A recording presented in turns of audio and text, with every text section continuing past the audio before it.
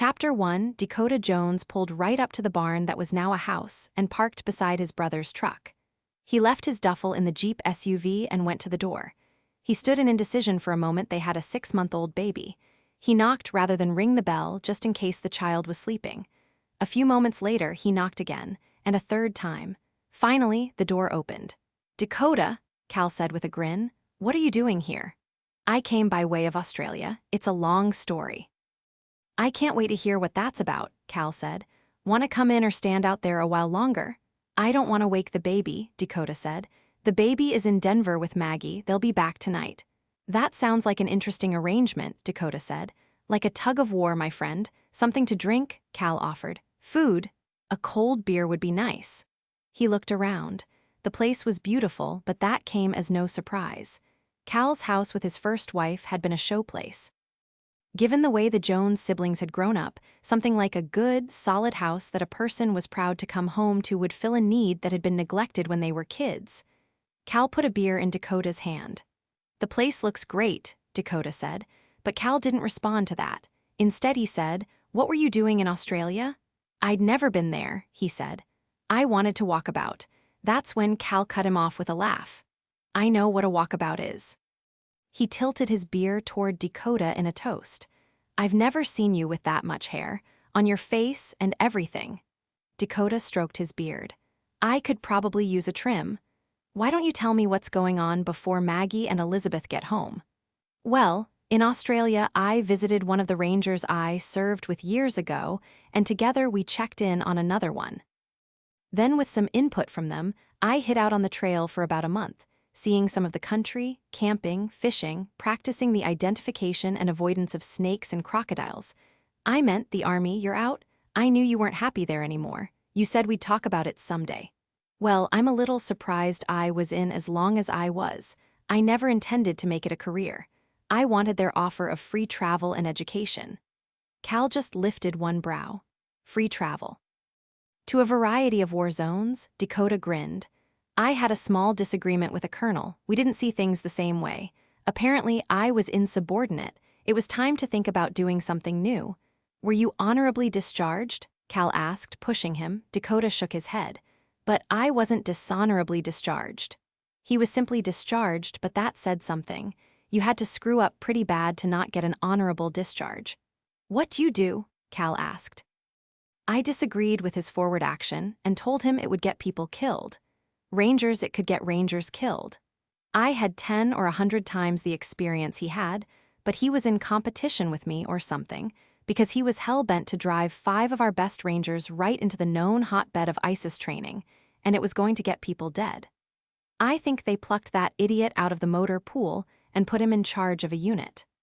I overrode his orders, and he threatened me with jail. I thought that was probably time for a career change. "They sent you home?" Cal asked. "You must have done something even worse than disagree for them to send you home," Dakota squirmed. "I was acting in the best interest of my men." "What do you do?" Dakota didn't answer. "You hit him or something?" "No, my guys wouldn't let me do that," he said. Then he hung his head briefly. "I let the air out of the tires until I could get in touch with another colonel I know who could try to intercede with the orders that would put us directly in harm's way." "Jeeps?" Cal asked. "No, MRAPs. MRAPs? Mine-resistant assault protective vehicles, the big ones." "Those big mammoth desert beasts with tires taller than I am?" Cal asked. "How the hell do you let the air out of those?" "With a .45, he said softly. "Or M16. You shot out the tires." "How is it you're not in jail?" "I was good behavior," he said, "and it was determined the colonel was incompetent and had done even worse things before.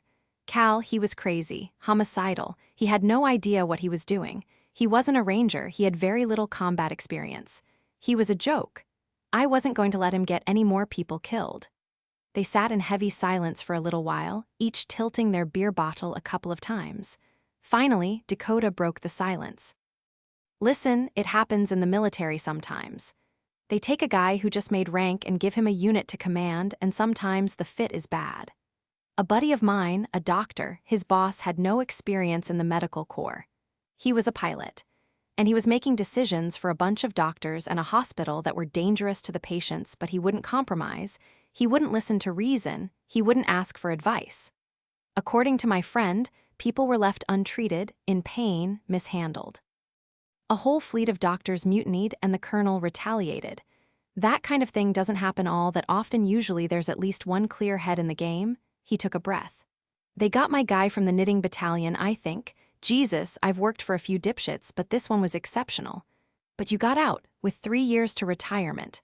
Yeah, I have plenty of time for my next career move, he said. Then he grinned. I'm still a kid. So, you went walkabout, Cal said with a laugh. Proving you're just like the rest of us? You did it after Lynn's death, and it worked. But why? That's my question.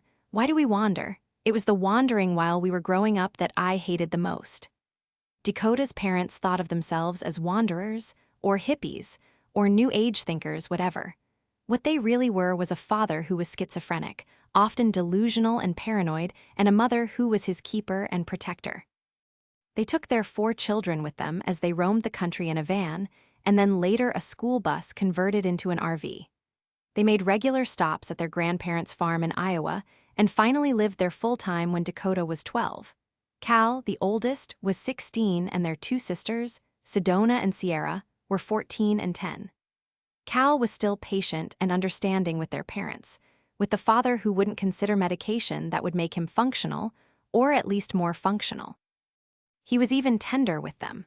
Sedona acted responsibly toward them in a kind but businesslike way, visiting regularly and making sure they weren't in need or in trouble. Sierra, the baby of the family, was mostly confused by how they chose to live. But Dakota, he'd spent much of his childhood not going to school, taking his lessons in a bus from his mother. The whole family worked when there was work, mostly harvesting vegetables with other migrant workers. When they did settle in Iowa on his grandparents' farm, he went to school full-time. He'd taken a lot of bullying in junior high and high school because his parents, Jed and Marissa, were so weird. Dakota was ashamed of them. They made no sense to him. Dakota was decisive and action-oriented and would have gotten old Jed on meds or kicked him out, but instead his mother coddled him, shielded him, let him have his way even though his way was crazy. So Dakota had been a loner. He'd had very few friends. Dakota left the second he could, right after high school graduation when he was 17. He enlisted in the Army and had visited his parents about 4 times since. Each time he went back to that farm in Iowa, they seemed more weird than the time before. He rarely called. They hardly noticed. He also protected himself against anyone getting too close while he waited to see if he was going to become mentally ill as well.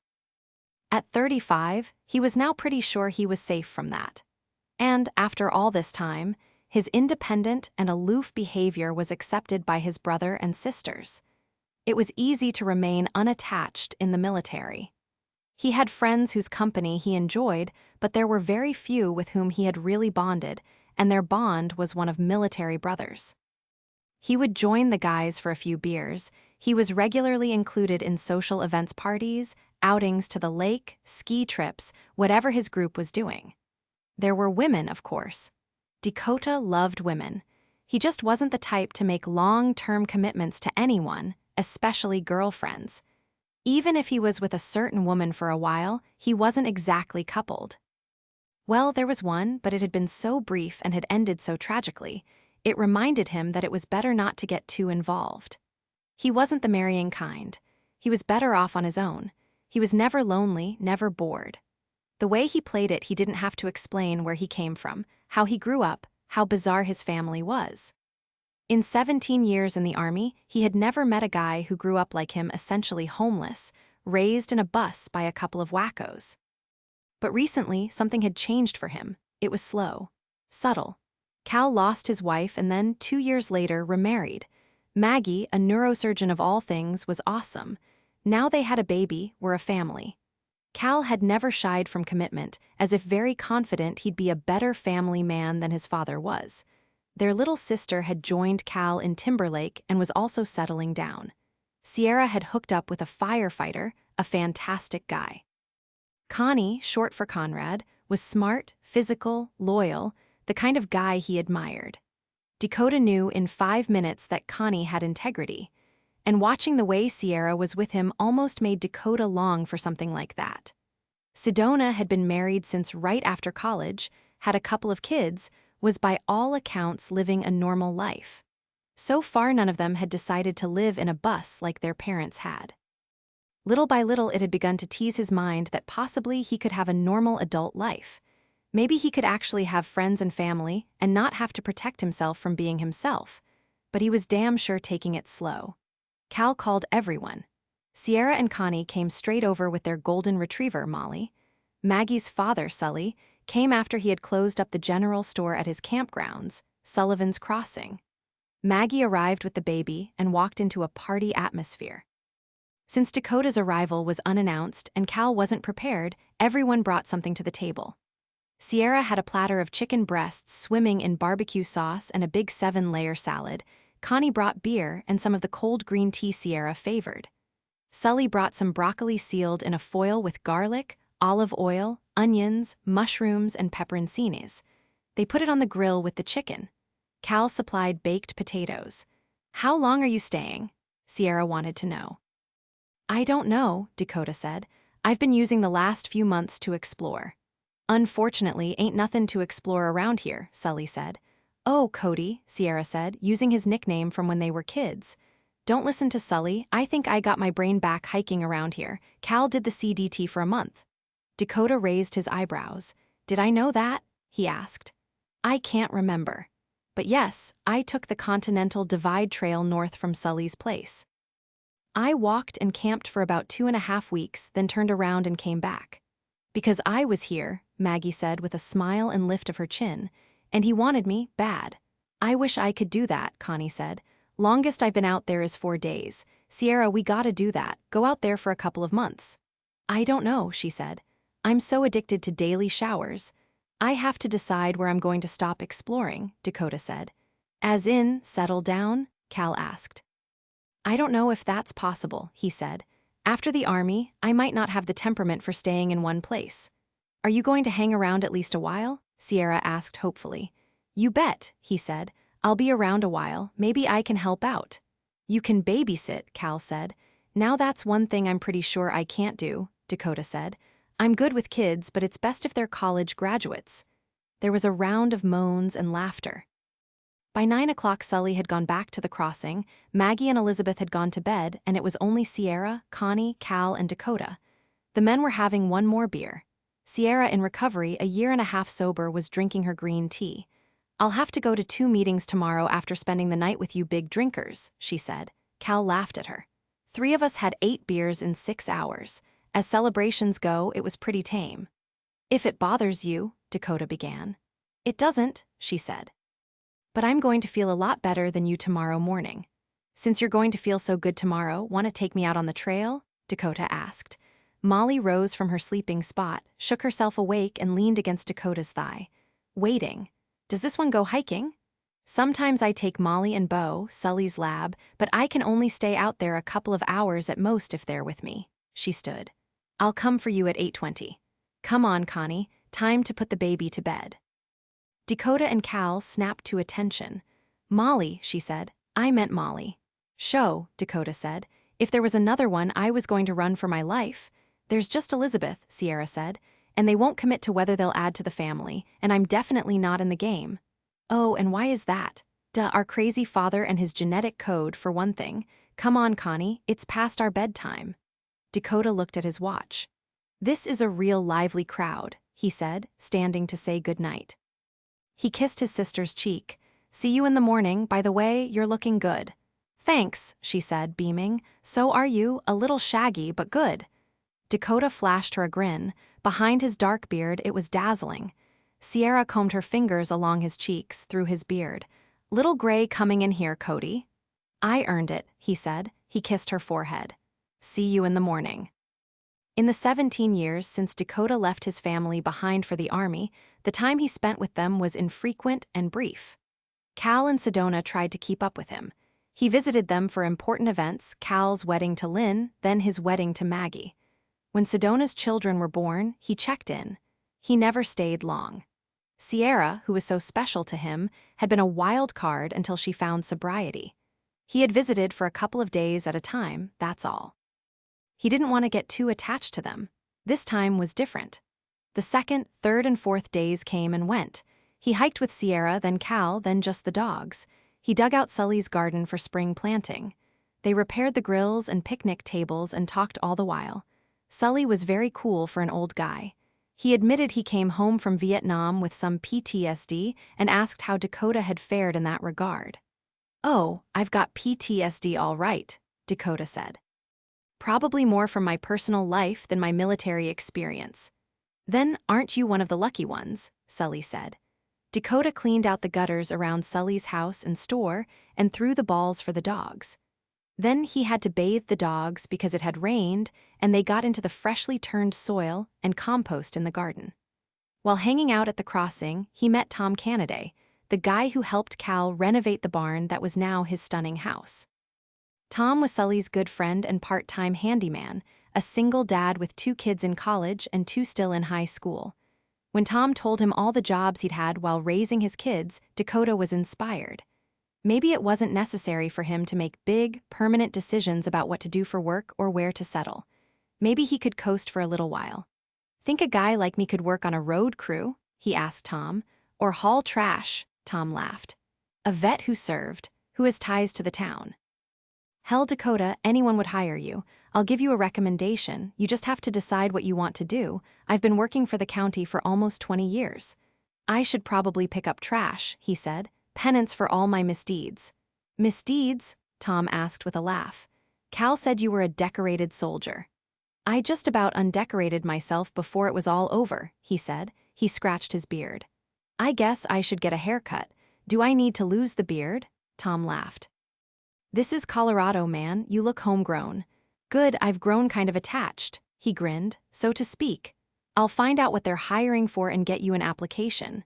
When he went home from Sully's after a productive day, he found Cal in his home office just hanging up the phone.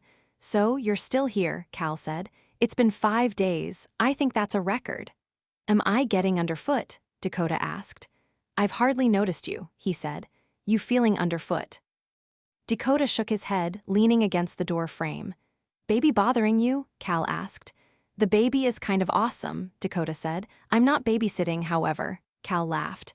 "We managed before you arrived, we'll continue to manage." "So what if I hung around?" he asked. "What if?" Cal returned. "Would that be weird for you?" "Nah, I actually like you, sort of." Then he sobered.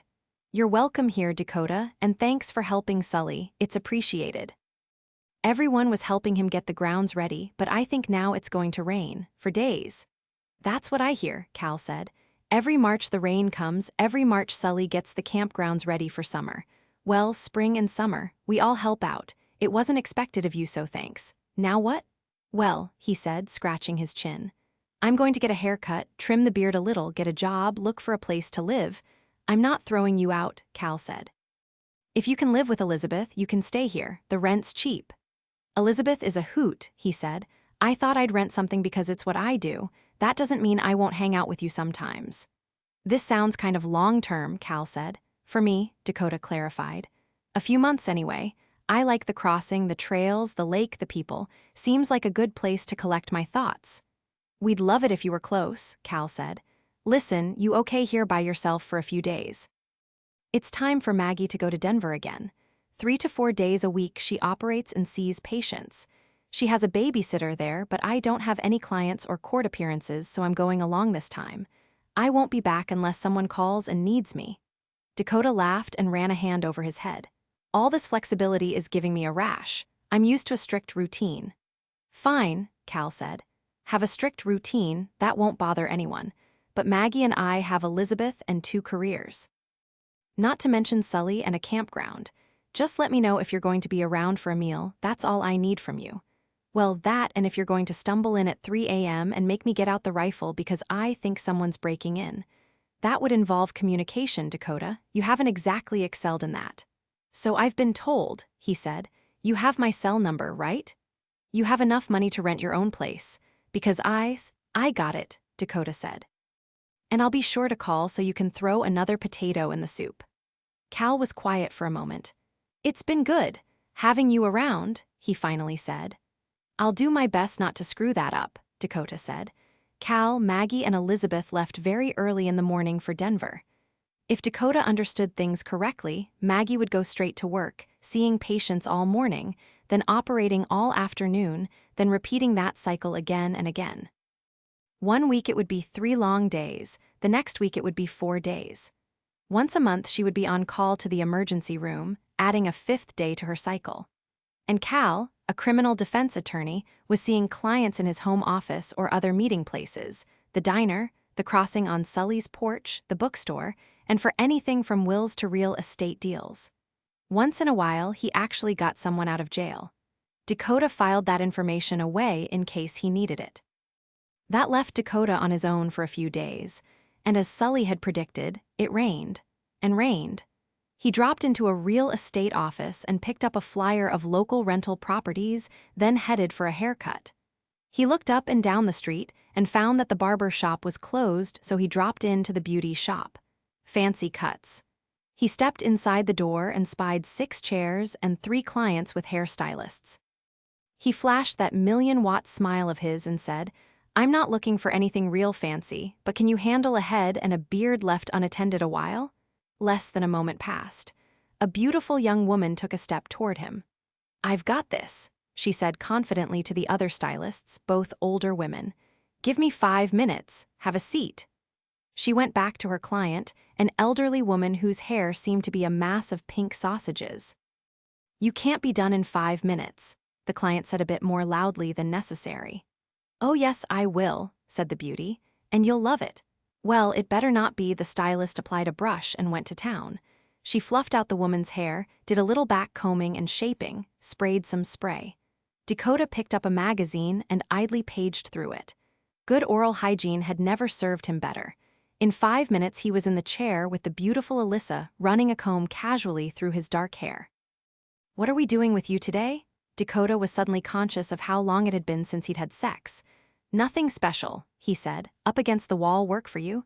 Just trim it up, and can you trim the beard? Not Hollywood, just not hillbilly." "I've got it," she said, showing him a brilliant smile of her own. "Let's start with a good shampoo, right this way." He didn't mention he'd already done that in his morning shower, but instead let her lead him to the back. While she massaged his scalp and quizzed him, he just let his eyes close gently. He had a brother not so far from here, he said. He was just out of the army and planned on exploring the country a little starting here. He liked to fish and hike. He wasn't making any plans for a while. He was deliberately vague. This was a small town. He didn't want to do or say anything that might reflect badly on Cal or Sierra and all those attached. Until he got the lay of the land, he'd be a little mysterious. But her fingers in his hair felt amazing. "You married Alyssa?" he asked in a soft, smoky voice. "Still waiting for the right guy, Dakota," she whispered back. "Do you have a lot of friends around here?" she asked, smothering his head with a towel and leading him back to her station. "My brother's friends," he said with a shrug. "A few nice people." "No girlfriend?" He met her eyes in the mirror. "No girlfriend." "I take that to mean there's no wife or fiancé either?" she asked. He shook his head, feeling like great sex could be minutes away. It was a feeling, not something he'd act on. This was Cal's and Sierra's town. Hit and run wouldn't work. The repercussions could make life difficult for people he cared about, and he wouldn't risk it. But this Alyssa, long-legged, beautiful, friendly, ready, this held great promise. He might have found himself a woman to pass the time with. It was worth considering. And it was worth slowing down and using caution. "You know your way around a pair of scissors," he said, looking in the mirror. The haircut was excellent, the beard was looking good. "You okay with the gray?" she asked. "Because if you're not..." "I think it's fine," he said. "I earned everyone." "That's good because I like it, it's very attractive." "Are you buttering me up for a good tip?" he teased. "You're kidding, right? Since you're new to the area, could you use someone to show you around?" "That might come in handy," he said. "Right now I have somewhere I have to be." "Maybe you'd trust me with your phone number?" "Sure," she said. She waited for him to get out his phone, then rattled off the digits. "I'd be more than happy to. This is a great little town, full of possibilities." "I can see that," he said. "Well, Alyssa, thanks for a good job. I'm sure we'll see each other soon." He paid in cash, the tip was excellent. He put on his jacket, turned the collar up and walked out into the rain. He went down the block and across the street to the diner. Sierra was working today. He'd have lunch and show her his flyer of rental properties. Dakota took a booth at the diner and let Sierra wait on him. He ordered a bowl of soup, half a sandwich, and a coffee. It wasn't long before Sierra slid into the booth with a slice of pie. "Is that for me?" he asked. She looked at it for a second. "Yes," she said. Then she went back behind the counter and got another slice of pie, making him laugh at her. "You're so thoughtful," he said. "I am," she said. "In the late summer, we have rhubarb pie and rhubarb cobbler. I think this year I'm going to learn to bake." "When are you going to learn to get married?" he asked. "Seems like 6 months ago Connie asked us all if we would give consent, and I guess I thought. Well, you old fogey, you," she grinned at him. "We keep meaning to plan something. Hey, Cal's gone, right? Connie's off tonight. It's going to be cold and rainy. We're having a fire and soup. Wanna come over?" "I don't know, is there any nightlife around here?" he asked. "Yeah, at our house. Fire and soup. Connie's cooking. It's amazing. Firemen are excellent cooks. Maybe if you're very good, we'll put on a movie or play a board game." He gave her a steady look. "I don't think it's going to take me long to get really bored. You coming?" "Sure." The Family Gathering by Robyn Carr, available now from Myra Books, copyright 2018, by Robyn Carr, ISBN 13. 9,780, 1,480, 8,034,756. A Virgin River Collection, Volume 2, copyright 2018, by Harlequin Books. Essay. The publisher acknowledges the copyright holders of the individual works as follows. Second Chance Pass, copyright 2009, by Robyn Carr. Temptation Ridge, copyright 2009, by Robyn Carr. Paradise Valley, copyright 2009, by Robyn Carr. Under the Christmas Tree, copyright 2009, by Robyn Carr. All rights reserved. By payment of the required fees, you have been granted the non-exclusive, non-transferable right to access and read the text of this ebook on screen. No part of this text may be reproduced, transmitted, downloaded, decompiled, reverse-engineered, or stored in or introduced into any information storage and retrieval system, in any form or by any means, whether electronic or mechanical, now known or hereinafter invented, without the express written permission of publisher Harlequin Enterprises Limited, 22 Adelaide St. West, 40th floor, Toronto, on M5H4E3 Canada. All characters in this book have no existence outside the imagination of the author and have no relation whatsoever to anyone bearing the same name or names. They are not even distantly inspired by any individual known or unknown to the author, and all incidents are pure invention. This edition, published by arrangement with Harlequin Books SA registered and TM, are trademarks of the publisher. Trademarks indicated with registered are registered in the United States Patent and Trademark Office, the Canadian Intellectual Property Office, and in other countries. www. Harlequin. Virgin River Collection, Volume 2, Second Chance Pass, Temptation Ridge, Paradise Valley, Under the Christmas Tree, Robyn Carr. Table of Contents. Second Chance Pass by Robyn Carr. Temptation Ridge by Robyn Carr. Paradise Valley, by Robyn Carr. Under the Christmas Tree, by Robyn Carr. Under the Christmas Tree, Robyn Carr. Contents. Chapter 1, Chapter 2, Chapter 3, Chapter 4, Chapter 5, Chapter 6, Chapter 1. During the Christmas holidays, a side trip through Virgin River was a must. The town had recently begun erecting a 30-foot tree in the center of town, decorated in red, white, blue, and gold, and topped with a great big powerful star. It dominated the little town, and people came from miles around to see it.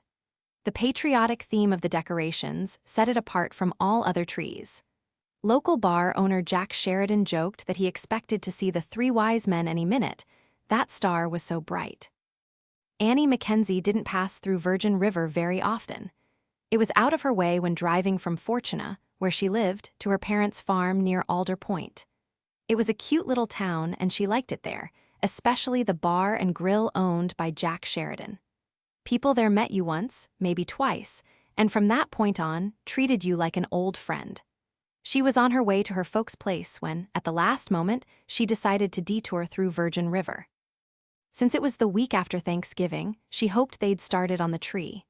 It was a calm and sunny Monday afternoon and very cold, but her heart warmed when she pulled into town and saw that the tree was up and decorated. Jack was up on an A-frame ladder straightening out some trimmings, and standing at the foot of the ladder looking up was Christopher, the 6-year-old son of Jack's cook, preacher. Annie got out of her truck and walked over. "Hey, Jack," she yelled up. "Looking good." "Annie, haven't seen you in a while. How are your folks?" "They're great, and your family?" "Good." He looked around. "Uh-oh, David," he called. Then he looked at Christopher as he climbed down the ladder. "Chris, you were going to help keep an eye on him. Where did he go, David?" he called again. Then Chris called, "David, David." They both walked around the tree, checked the bar porch and the backyard, calling his name. Annie stood there, not sure whether to help or just stay out of their way, when the lowest boughs of the great tree moved and a little tyke about 3 years old crawled out. "David?" Annie asked. He was holding something furry in his mittened hands, and she got down on her knees. "Whatcha got there, buddy?" she asked. And then she yelled, "Found him, Jack." The child was holding a baby animal of some kind, and it looked awfully young and listless. Its fur was black and white, its eyes were closed, and it hung limply in little David's hands. She just hoped the boy hadn't squeezed the life out of it. Boys were not known for gentleness. "Let me have a look, honey," she said, taking the creature out of his hands. She held it up and its little head lolled. Unmistakably a puppy, a brand new puppy. Jack came running around the tree. Where was he? Under the tree. "And he came out with this," she said, showing him the animal very briefly before stuffing it under her sweater between her t-shirt and her wool sweater, up against the warmth of her body. Then she pulled her down vest around herself to hold him in place. Poor little thing might be frozen or almost frozen. "Ah, David, where'd you find him?" David just pointed at Annie. "My boppy," he said. "Yeah, he's right," Annie said. "It's a puppy, but it's not very old. Not old enough to have gotten out of a house or a yard. This little guy should have been in a box with his mom." "David, hold Chris's hand," Jack ordered. And David said something in his language that could be translated into "I want my puppy." But Jack was on his belly on the cold ground, crawling under the tree. And from under there, Annie heard a muffled "aw, crap." And then he backed out, pulling a box full of blackened white puppies. Annie and Jack just stared at each other for a moment. Then Annie said, "Better get him inside by the fire. Puppies this young can die in the cold real fast. This could turn out badly." Jack hefted the box. "Yeah, it's gonna turn out badly. I'm gonna find out who would do something so awful and take him apart." Then he turned to the boys and said, "Let's go, guys." He carried the box to the bar porch and Annie rushed past him to hold the door open. "I mean, there are animal shelters, for God's sake." The fire was ablaze in the hearth, and there were a couple of guys dressed like hunters at the bar, sharing a pitcher of beer and playing cribbage. She patted the place by the hearth, and Jack put down the box. Annie immediately began checking out the puppies. "I'm gonna need a little help here, Jack. Can you warm up some towels in the clothes dryer? I could use a couple more warm hands. There's not enough wriggling around in this box to give me peace of mind." Then suddenly, she herself began wriggling. She smiled a big smile. "Mine's coming around," she said, patting the lump under her sweater. Annie kneeled before the box and David and Chris squeezed in right beside her. She took the wriggling puppy out from under her sweater, put him in the box and picked up another one. At least there was a blanket under them and they had their shared warmth, she thought. She put another one under her sweater. "Whatcha got there?" someone asked. She looked over her shoulder. The hunters from the bar had wandered over to the hearth, peering into the box. Someone left a box of newborn puppies under the Christmas tree. They're half frozen. She picked up 2 more, made sure they were moving and handed them over. "Here, put these 2 inside your shirt, warm 'em up, see if they come around." She picked up 2 more, checked them and handed them to the other man. The men did exactly as she told them, and she stuffed 1 more under her sweater. Then she picked up a puppy that went limp in her palm. "Uh-oh," she muttered. She jostled him a little, but he didn't move. She covered his tiny mouth and nose with her mouth and pushed a gentle breath into him. She massaged his little chest gently, rubbed his extremities, breathed into him again, and he curled up in her palm. "Better," she murmured, stuffing him under her shirt. "Did you just resuscitate that puppy?" one of the hunters asked. "Maybe," she said. "I did that to an orphan kitten once and it worked, so what the heck, huh?" Man, there are 8 of these little guys, she said. Big litter. At least they have fur, but they are so young. Couple of weeks, I bet, and puppies are so vulnerable to the cold. They have to be kept warm. Boppy, David cried, trying to get his little hands into the box. Yup, you found a box full of boppies, David, Annie said. She picked up the last puppy, the first one she'd warmed, and held it up to the hunters. Can anyone fit one more in a warm place? One of the men took the puppy and put it under his arm. You a vet or something? She laughed. I'm a farm girl. I grew up not too far from here. Every once in a while we'd have a litter or a foal or a calf the mother couldn't or wouldn't take care of. Rare, but it happens. Usually you better not get between a mother and her babies, but sometimes, well, the first thing is body temperature, and at least these guys have some good fur. The next thing is food. She stuck her hand into the box and felt the blanket they'd been snuggled on. It's dry. No urine or scat, which is not so good. Besides being really cold, they're probably starving by now, maybe getting dehydrated. Puppies nurse a lot, and they were obviously taken from the mother's whelp box. Jack reappeared, Preacher close on his heels. Preacher was tall enough that he was looking over Jack's shoulder into the empty box. What's up? Preacher asked. Dad. David found a box full of puppies under the tree. They're freezing cold, they could be dying. Christopher informed him desperately. We're warming 'em up, Annie said, indicating her and the hunter's lumpy shirts. About half of them are wriggling, and we'll know about the other half in a little bit. Meanwhile, we need to get some fluids and nourishment into them. They shouldn't be off the tit this young. Infant formula and cereal would be ideal, but we can make do with some warm milk and watered-down oatmeal. Formula? Jack asked. I bet I can manage that. You remember my wife, Mel? She's the midwife. She'll have some infant formula on hand.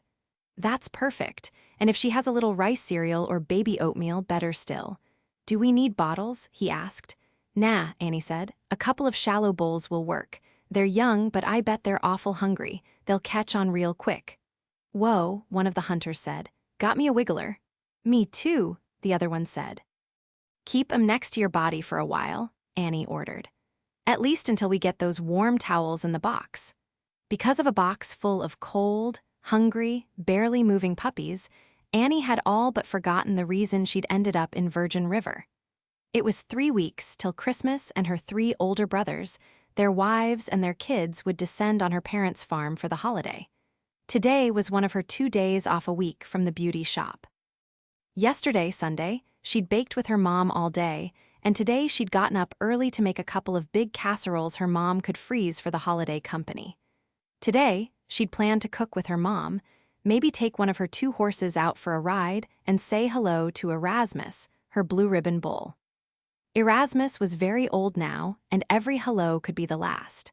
Then she'd planned to stay for dinner with her folks, something she did at least once a week. Being the youngest and only unmarried one of the Mackenzie kids, and also the only one who lived nearby, the task of looking in on Mom and Dad fell to her. But here she was, hearthside, managing a box of newborn puppies. Jack rustled up the formula and cereal and a couple of warm towels from the dryer. Preacher provided the shallow bowls and mixed up the formula. She and Chris fed a couple of puppies at a time, coaxing them to lap up the food. She requisitioned an eyedropper from the medical clinic across the street for the pups who didn't catch on to lapping up dinner. Jack put in a call to a fellow he knew who was a veterinarian, and it turned out Annie knew him, too. Old Doc Jensen had put in regular appearances out at the farm since before she was born. Back in her dad's younger days, he'd kept a thriving but small dairy farm. Lots of cows, a few horses, dogs and cats, goats, and one ornery old bull. Jensen was a large animal vet, but he'd be able to at least check out these puppies. Annie asked Jack to also give her mom a call and explain what was holding her up. Her mom would laugh, knowing her daughter so well. Nothing would pry Annie away from a box of needy newborn puppies. As the dinner hour approached, she couldn't help but notice that the puppies were drawing a crowd. People stopped by where she sat at the hearth, asked for the story, reached into the box to ruffle the soft fur or even pick up a puppy. Annie wasn't sure so much handling was a good idea, but as long as she could keep the little kids, particularly David, from mishandling them, she felt she'd at least won the battle if not the war. This bar has needed mascots for a long time, someone said. 8 of them, Donner, Prancer, Comet, Vixen, and whoever. Which one is Comet? Chris asked. Dad, can I have Comet? No, we operate an eating and drinking establishment, Preacher said. Aw, Dad, come on, please, Dad. I'll do everything, I'll sleep with him. I'll make sure he's nice, please. Christopher, please, I never asked for anything before. You ask for everything as a matter of fact, Preacher corrected him, and get most of it. Boy shouldn't grow up without a dog, someone said. Teaches responsibility and discipline, was another comment. It's not like he'd be in the kitchen all the time. I run a ranch. Little hair in the potatoes never put me off. Laughter sounded all around. 4 of the 8 pups were doing real well. They were wriggling around with renewed strength and had lapped up some of the formula thickened with cereal. 2 were trying to recover from what was certainly hunger and hypothermia. Annie managed to get a little food into them with an eyedropper. 2 others were breathing, their hearts beating, but not only were they small, they were weak and listless. She dripped a little food into their tiny mouths and then tucked them under her shirt to keep them warm, hoping they might mistake her for their mother for now, all the time wondering if old Doc Jensen would ever show. When yet another gust of wind blew in the opened front door, Annie momentarily forgot all about the puppies. Some of the best male eye candy she'd chanced upon in a long while had just walked into Jack's bar. He looked vaguely familiar, too.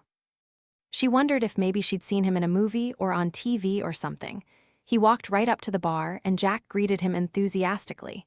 Hey, Nate, how's it going? You get those plane tickets yet? I took care of that a long time ago. He laughed. I've been looking forward to this forever. Before too long, I'm going to be lying on a Nassau beach in the middle of 100 string bikinis. I dream about it. One of those Club Med things? Jack asked. Nah, he laughed again. A few people from school. I haven't seen most of them in years. We hardly keep in touch, but one of them put this holiday together, and since I was available, it sounded like an excellent idea. The guy who made the arrangements got one of those all-inclusive hotel deals: food, drinks, everything included except activities like deep-sea fishing or scuba diving for when I'm not just lying on the sand, looking around at beautiful women in tiny bathing suits. Good for you, Jack said. Beer. Don't mind if I do, Nate replied. And then, like the answer to a prayer she didn't even know she'd uttered, he carried his beer right over to where she sat with the box of puppies. Hello, he said. She swallowed, looking up. It was hard to tell how tall he was from her sitting position, but certainly over 6 feet. Annie noticed things like that because she was tall. His hair was dark brown, his eyes were an even darker brown and surrounded with loads of thick black lashes. Her mother called eyes like that bedroom eyes. He lifted his brows as he looked down at her, then he smiled and revealed a dimple in one cheek. I said hello, he repeated. She coughed herself out of her stupor. Hi, he frowned slightly. Hey, I think you cut my hair once. Possible, that's what I do for a living. Yeah, you did, he said. I remember now. What was the problem with the haircut? She asked. He shook his head. Don't know that there was a problem, he replied. Then why didn't you come back? He chuckled. Okay, we argued about the stuff you wanted to put in it. I didn't want it, you told me I did. You won and I went out of there looking all spiky. When I touched my head, it was like I had meringue in my hair. Product, she explained. We call it product, it's in style. Yeah, I'm not, I guess, he said, sitting down on the raised hearth on the other side of the box. He reached in and picked up a puppy. I don't like product in my hair. Your hands clean? She asked him. He gave her a startled look. Then his eyes slowly wandered from her face to her chest and he smiled slightly. I think you're moving, he said, or maybe you're just very excited to meet me. And then he grinned playfully. Oh, you're funny, Annie replied, reaching under her sweater to pull out a tiny squirming animal. You make up that line all by your little self. He tilted his head and took the puppy out of her hands. I'd say at least part border collie. Looks like mostly border collie, but they can take on other characteristics as they get older. Cute, he observed. Plenty of pastoral breeds around here. Those 2 are the weakest of the bunch, so please be careful, I'm waiting for the vet. He balanced 2 little puppies in one big hand and pulled a pair of glasses out of the pocket of his suede jacket. I'm the vet. He slipped on his glasses and, holding both pups upside down, looked at their eyes, mouth, ears, and pushed on their bellies with a finger. She was speechless for a minute. You're not old Doc Jensen.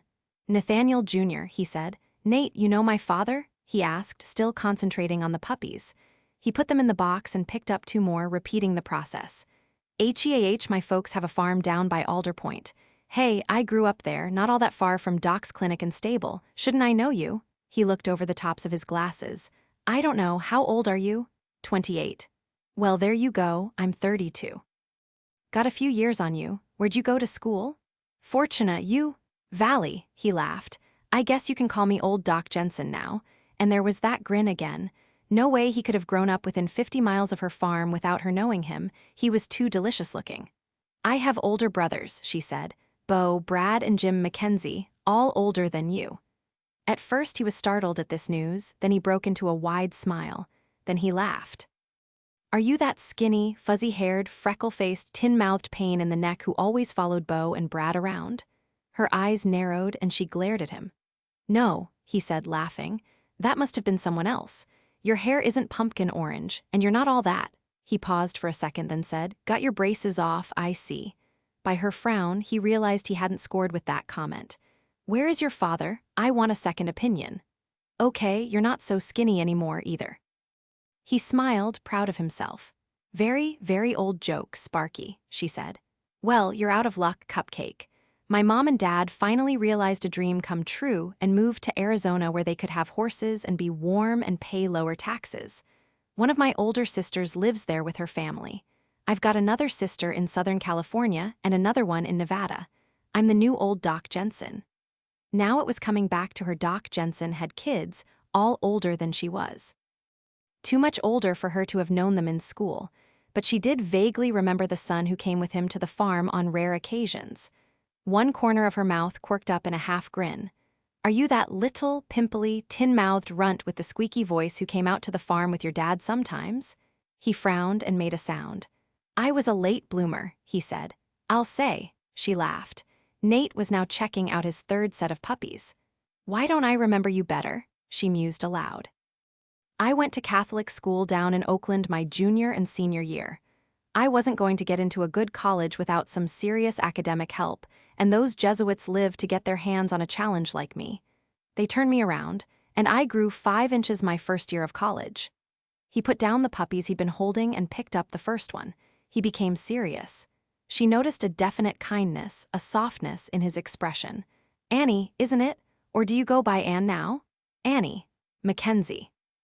Well, Annie, this little guy is real weak. I don't know if he'll make it. A very sad look came into her eyes as she took the puppy from him and tucked him under her sweater again. Nodding at her, Nate said, As much incentive as that is to live, I don't know if it'll do. How long were these guys outside before someone found them? No one knows. Probably since before sunrise. Jack was in and out all day, fussing with the tree, and he never saw anyone. His little boy crawled under the tree and came out holding a puppy. That's how we found them. And what's the plan now? I don't know, she said, shaking her head. Want me to drop them off at a shelter for you? Then you don't have to witness the bad news if 1 or 2 don't make it. No, she exclaimed. I mean, that's probably a bad idea. Some of the shelters over on the coast are excellent, but you know what it's like this time of year. All those people adopting cute puppies for Christmas presents and then returning them in January. And returning them is the good scenario. All too often they're neglected or abused. Wouldn't it be better to take care of them until reliable homes can be found? Who, Annie? He asked. Who's going to take care of them? She shrugged. I have a small house in Fortuna and I work all day. What about the farm? He asked.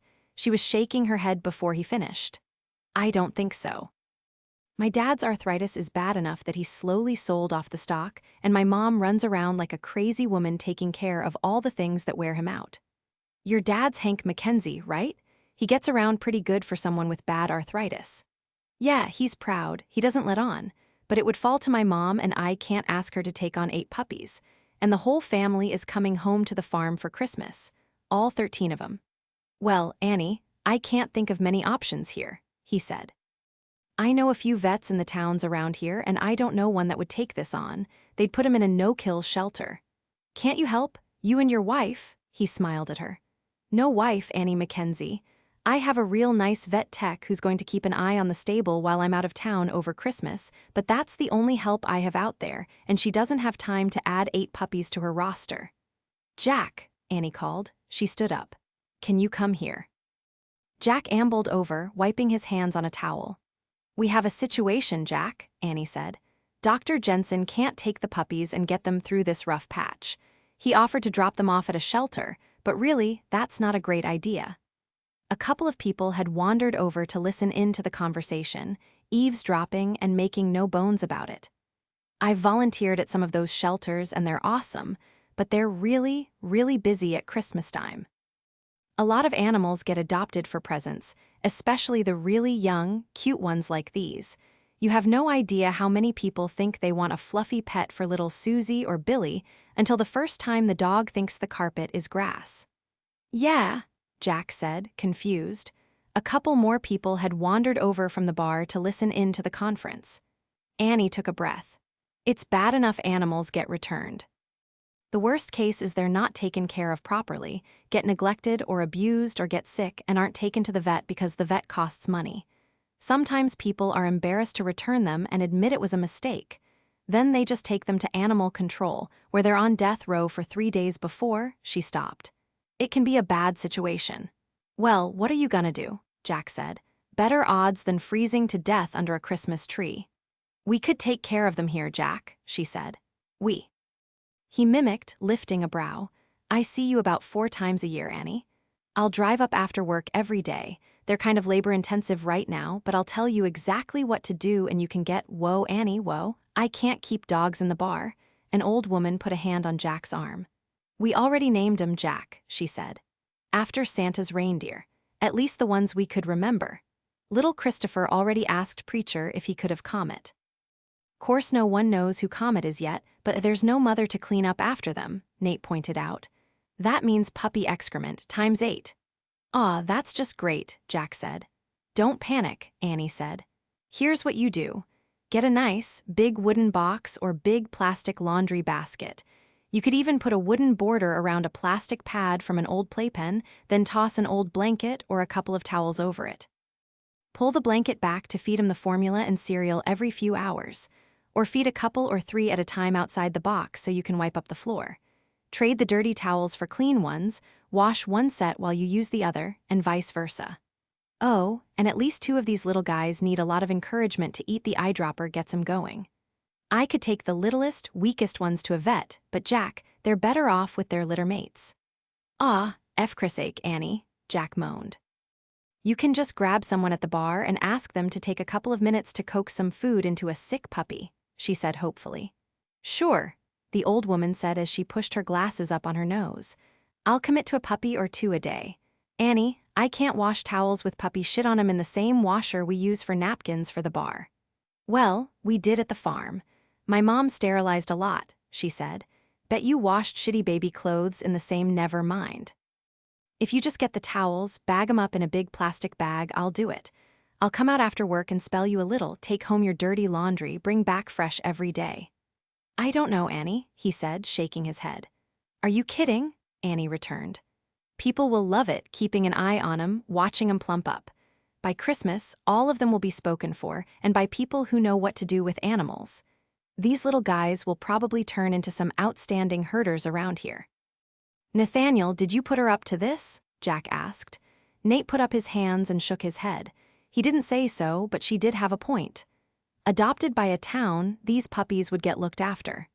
I can't say yes or no without Preacher, Jack said, going off to the kitchen. Annie smiled crookedly as she listened to the people who had followed Jack to the hearth, muttering to each other that, sure, this plan could work. They wouldn't mind holding a puppy every now and then, maybe donating a blanket, getting a puppy to eat, wiping up the floor here and there. When Preacher trailed Jack back to the box of puppies, his 6-year-old son was close on his heels. Jack tried to speak very softly about what all this would entail, but Christopher didn't miss a syllable. He tugged at Preacher's sleeve and in a very small voice he said, Please, Dad, please. I'll help every day. I'll feed and hold and clean up and I won't miss anything. Preacher pulled his heavy black brows together in a fierce scowl. Then, letting out an exasperated sigh, he crouched to get to eye level with the boy.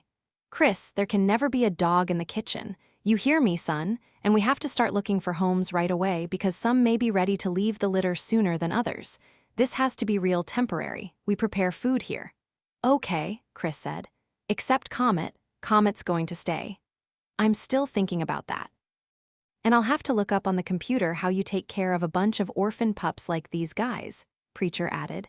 Annie let a small laugh escape as she plucked the smallest, weakest puppy from under her sweater and put him back in the box. Well, my work here is done, she said with humor in her voice. I'll try to cut my day as short as I can at the shop, Jack. I'll see you tomorrow.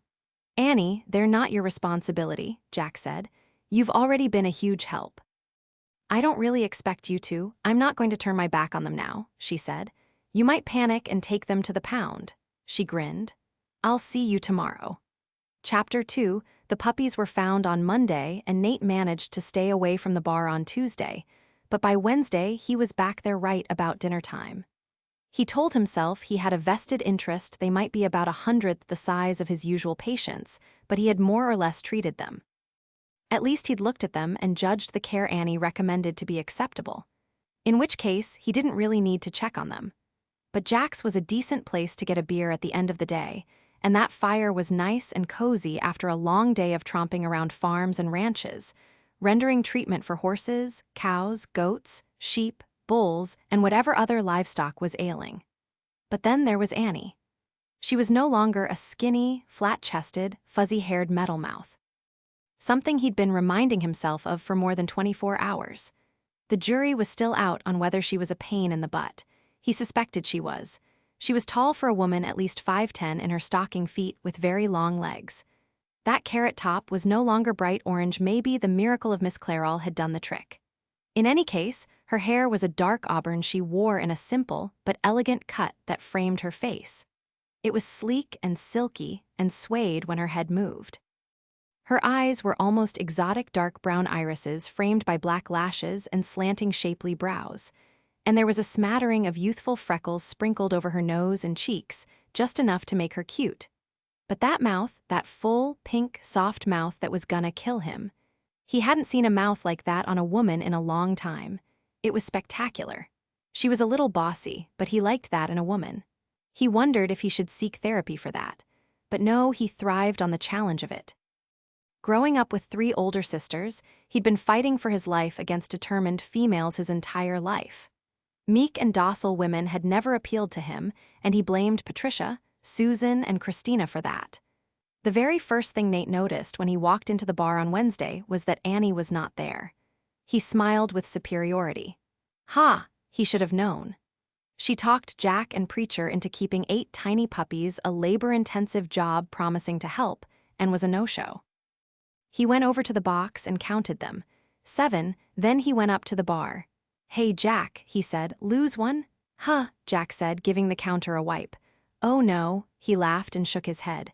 Annie took one back to Preacher's laundry room for a little fluff and buff. He mussed his diaper, if you get my drift. It's the littlest, weakest one. Oh, Nate responded, almost embarrassed by his assumption. He hanging in there? Oh, yeah. And wouldn't you know Christopher has decided that that one is his Comet. Annie tried to talk him into falling in love with a stronger, hardier pup, but the boy's drawn to the one most likely not to make it. Nate just laughed. It was that way for me, he said. I was older, though. We had the most beautiful Australian Kelpie chocolate brown, silky coat, sweet face, ran herd on everything. My dad had her bred and promised me a pup. Out of her litter of 6, I picked the runt and practically had to hand-feed him for weeks. The other pups kept pushing him off the tit. I was 15 and probably not coincidentally also small for my age. I named him Dingo. He was big and tough by the time I was through with him, and he lived a long life for a hardworking Kelpie. We lost him just a few years ago. He lived to be 15. Course, he spent his last 4 years lying by the fire. You'd think a boy would pick the strongest in the pack. Nah, Nate snorted.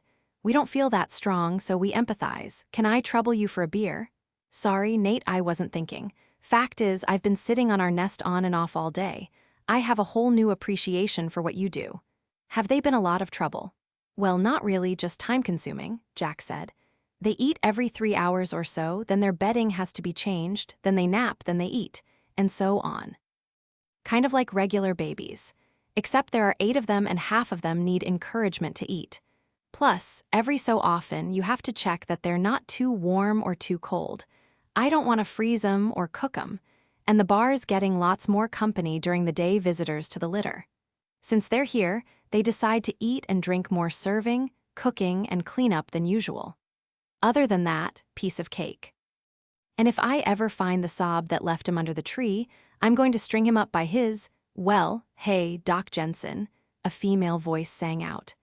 Nate turned to see Annie come out the back of the bar, Christopher trailing so closely that if she stopped suddenly, he'd have crashed into her. She carried a furry ball of black and white that fit perfectly into her palm. Looking at her, he realized he hadn't remembered her quite accurately, or rather, quite enough. Tall, curvaceous, high cheekbones, soft dark auburn hair swinging along her jaw, long delicate fingers, she was beautiful. And her figure in a pair of snug jeans and turquoise hoodie with a deep v-neck just knocked him out. Where the heck had this girl been hiding? And why was he, a man who could appreciate cleavage and tiny bikinis, suddenly seeing the merits in jeans, boots, and hoodies? Then he remembered she'd been hiding in a little hair salon in Fortuna, under a pink smock. He picked up his beer and wandered over to the hearth. Christopher and Annie sat on opposite sides of the box, which left no place for him, so he stood there in the middle. Annie passed Chris the puppy. "Hold him for just a minute, then snuggle him back in with his brothers and sisters," she said. "It's good for him to be part of his family. They give him more comfort than we can right now." "A little maintenance?" Nate asked. Annie looked up at him and smiled. "This is the part that gets to be a bother without a mother dog to change their diapers and keep them clean. By the end of the day, they're looking a little worse for wear. Some of them actually needed washing up. My dad always used to say a little poop never hurt a puppy, but you let that go long enough and it will. Gets them all ugly and matted and sick." "You bathed him. 4 of them without dunking them," she said. "Can't let them get cold." Preacher's wife loaned her blow dryer to the cause. "Okay, Chris, he's been away from home long enough now." She reached into the box and pushed some puppies aside to make room, and Chris gently put his puppy into the pile. "They'll be ready to eat again in about an hour. Why don't you get back to your homework or dinner or chores or whatever your folks have in mind?" "Okay, Annie," he said, and Nate fought a smile as Chris vacated his place on the hearth. But before he sat down, he asked Annie, "Can I buy you a beer or something else?" She tilted her head and smiled at him. "I wouldn't mind a beer, thanks." He was back with a cold one for her in just moments and sat down opposite her. "I think they're doing okay here," she said to him. He wasn't a hard-hearted guy, but he only pretended interest in the pups, picking one up and then another, looking at their little faces. He'd rather be looking at her, but didn't want to seem obvious. "Were you here yesterday?" he asked, studying a puppy rather than her. "Uh-huh," she said, sipping her beer. "Ah, that's very nice, thanks. You planning to come every day?" he asked. "If I can swing it," she said. "I kind of made a deal if they wouldn't hand them over to some shelter, I'd do my part. These little guys are just too cute and vulnerable.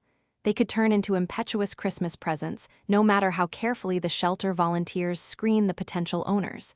And look at their markings, I'd say Australian Shepherd and Border Collie mix. Outstanding herders. They should find good homes around here, and they'll be glad to work for a living." Nate lifted his eyebrows. "Good guess," he said. "You get off work before 5?" he found himself asking. "Not usually. I have a small shop in Fortuna, 6 chairs. It's a franchise, my franchise. So I'm responsible, plus I have a large client list, and it's Christmas time. But I'm moving appointments around the best a few of my clients will take another stylist in a pinch. And I've been training an assistant manager, so she's getting thrown into the deep end of the pool because of these puppies. And I'm doing my puppy laundry and paperwork at midnight." "What kind of paperwork?" he asked. "The kind you have with a small business receipts, receivables, bills, payroll. Jack and Preacher are managing real well during the day when it's sort of quiet around here, but when it gets busy at the dinner hour, they need a hand.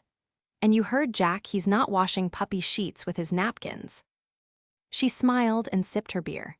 "We should all take comfort in that, I guess." "I guess," he smiled. "How'd you end up with a beauty shop?" "Oh, that's not interesting. I'd rather hear about what you do. I grew up around animals and being a vet is my fantasy life. You're living my dream." "Then why didn't you pursue it?" he asked. Well, for starters, I had exactly 2 years of college and my GPA was above average, but we both know it takes way more than that to get into veterinary college. Isn't it harder to get into veterinary college than medical school? So I hear, he said. So, after 2 years of college? She laughed and sipped her beer. One of my part-time jobs was grooming dogs. I loved it. Loved it. The only thing I didn't love was going home a grimy, filthy mess and not exactly getting rich. But I saw the potential and needed to make a living. I couldn't focus on a course of study in college, so I went to beauty school, worked a few years, hit my folks up for a loan to buy a little shop, and there you have it. I do hair on two-legged clients now, and it's working just fine. And your love of animals? I stop by this little bar every evening and babysit a bunch of orphan puppies for a few hours, she said with a laugh. I still have a couple of horses at the farm. My dad got rid of the livestock years ago except for Erasmus, a very old, very lazy, very ill-tempered bull who my dad says will outlive us all. They're down to 2 dogs, my mom keeps some chickens, and their summer garden is just amazing. But it was once a thriving dairy farm, plus he grew alfalfa and silage for feed. Why isn't it still a thriving farm? He asked. No one to run it. Your brothers don't want the farm life? Nope, she said. One's a high school teacher and coach, one's a physical therapist in sports medicine, and one's a CPA. All married with kids and working wives. All moved to bigger towns, and the closest one lives a few hours away. What about you? He asked. Me. Yeah, you sound like you love the farm, you love animals. You still have a couple of horses at your parents' farm. She smiled. I'd be real happy to take on the farm, but that's not a good idea, not the best place for me. Why not, if you like it? She cocked her head and smirked. Single, 28-year-old woman living with mom and dad on the farm, building up the herd and plowing the fields. Picture it. Well, there's always help, he said. Hired hands for the rough stuff, she laughed. Rough stuff doesn't scare me, but I can't think of a better way to guarantee I'll turn into an old maid. My social life is dull enough, thanks. There are ways around that, he pointed out. Trips, vacations, visitors, that sort of thing. Something to break up the isolation a little. That's right, that's what I heard. Before I knew who you were, I heard Jack ask you if you had your plane tickets yet, and you said something about Nassau, a Club Med vacation and lots of string bikinis. Right. For some reason he couldn't explain, that embarrassed him slightly. No, I don't know anything about that Club Med stuff. A buddy of mine, Jerry from vet school, set up a get-together over Christmas with our old study group. We've only been in touch by email and haven't been together since graduation. The Nassau part is fact, the string bikinis part is fantasy. I'm planning to do some scuba diving, snorkeling, some fishing. I haven't been away in a while, he laughed. Frankly, I haven't been warm in a while. You don't get together with your family over the holidays? She asked. Oh, they were gracious enough to invite me to join them all on a cruise. All of them, he stressed. My folks, 3 sisters and brothers-in-law, 4 nephews and 2 nieces. It's going to be hell to give up all that shuffleboard, but I'll manage somehow. Do they ever come back here? She asked. You know, to the old homestead, where you all grew up. Frequently. They move in, take over, and I move out to the stable and take up residence in the vet tech's quarters. You and the tech must be on very good terms. He grinned at her. She's married and lives in Clear River, but we keep quarters for her for those times we have cases that are going to need attention through the night. She was my dad's assistant before he retired. She's like a member of the family. Then he studied her face. Was that relief? The family was all home for Thanksgiving, he went on to explain. It was great to see them all, and boy was I glad when they left. It's madness. I have really good brothers-in-law, though. At least my sisters did that much for me. She sipped her beer. You must be looking forward to your vacation. When do you leave? The 23rd, till the 2nd of January. I plan to come home tanned and rested. And with any luck, he thought, sexually relaxed. Then he instantly felt his face grow hot and thought, why the hell did I think that? He wasn't typically casual about sex. He was actually very serious about it. Annie peered at him strangely. Dr. Jensen, are you blushing? He cleared his throat. You don't have to be so formal, Annie. Nate is fine. Is it a little warm by this fire? I hadn't noticed, but have you eaten? He asked. No, I hadn't even thought about it. Let's grab that table right there close by before anyone else gets it. I'm going to tell Jack we want dinner. How about that? Fine, she said. That sounds fine. By the time we're finished, Chris will be back, ready to feed his puppy. Through the rest of that first week, the puppies seemed to do just fine, thrived in fact. So did Annie, and she hoped it didn't show all over her face. There was no particular reason for Nate to show up day after day. The pups weren't sick, didn't need medical care, and he hadn't made the commitment to help that she had. Yet he returned on Thursday, Friday, and Saturday. She'd love to believe he was there to see her, but it seemed such a far-fetched idea. So highly unlikely that she could interest a man like him through this odd doggy daycare in a bar that she wouldn't allow herself to even think about it.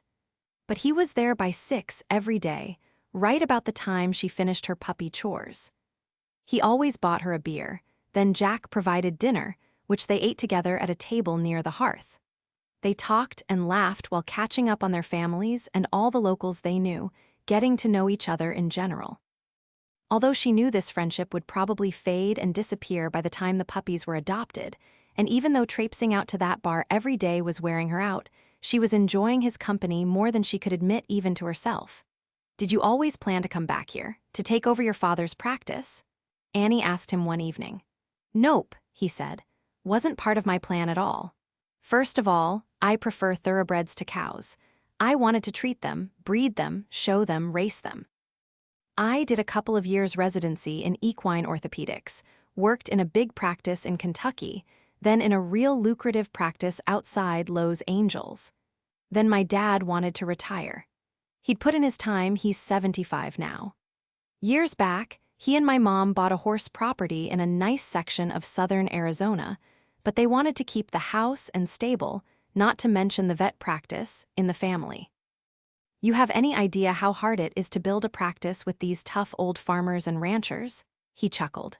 "The name Nathaniel Jensen goes a long way around here, even though I am the upstart." "So here you are back at the family practice?" she asked. But she was thinking that he'd been rubbing elbows with big-money horse people. Society people whom she'd seen at a distance at certain competitions and fairs, but knew none of. She'd been riding since she could walk, took lessons, and competed in dressage, and so was more than a little familiar with the kind of wealth associated with breeding, racing, and showing thoroughbreds. The well-to-do could send their daughters to Europe for lessons, fly their horses to Churchill Downs in private planes, and invest millions in their horse farms. Humboldt County farm girls couldn't compete with that. She swallowed, feeling not a little out of her league. "I said I'd give it a chance. My plan was to put in a year or two, save some money, maybe break in a new guy with an interest in the stable and practice. But I haven't gotten around to that, and it's been 2 years. "I see," she said. "You're still planning to leave? I don't have to tell you what's great about this place." He smiled. "And I think I don't have to tell you what's missing. It's kind of a quiet life for a bachelor. Remember that dull social life you mentioned?" "How could I forget?" she threw back at him. "You seeing someone?" He asked suddenly, surprising her. No, not at the moment. You?" "No, date much?" he asked. Startled, she just shook her head. "Not much, now and then." She thought for a moment and then said, the vacation. Getting away to see if you can start your social life a little bit." He just smiled. "Couldn't hurt. And it'll be nice to catch up with friends. We were real tight in vet school. We got each other through a lot of exams." "How many of you are going?" she asked.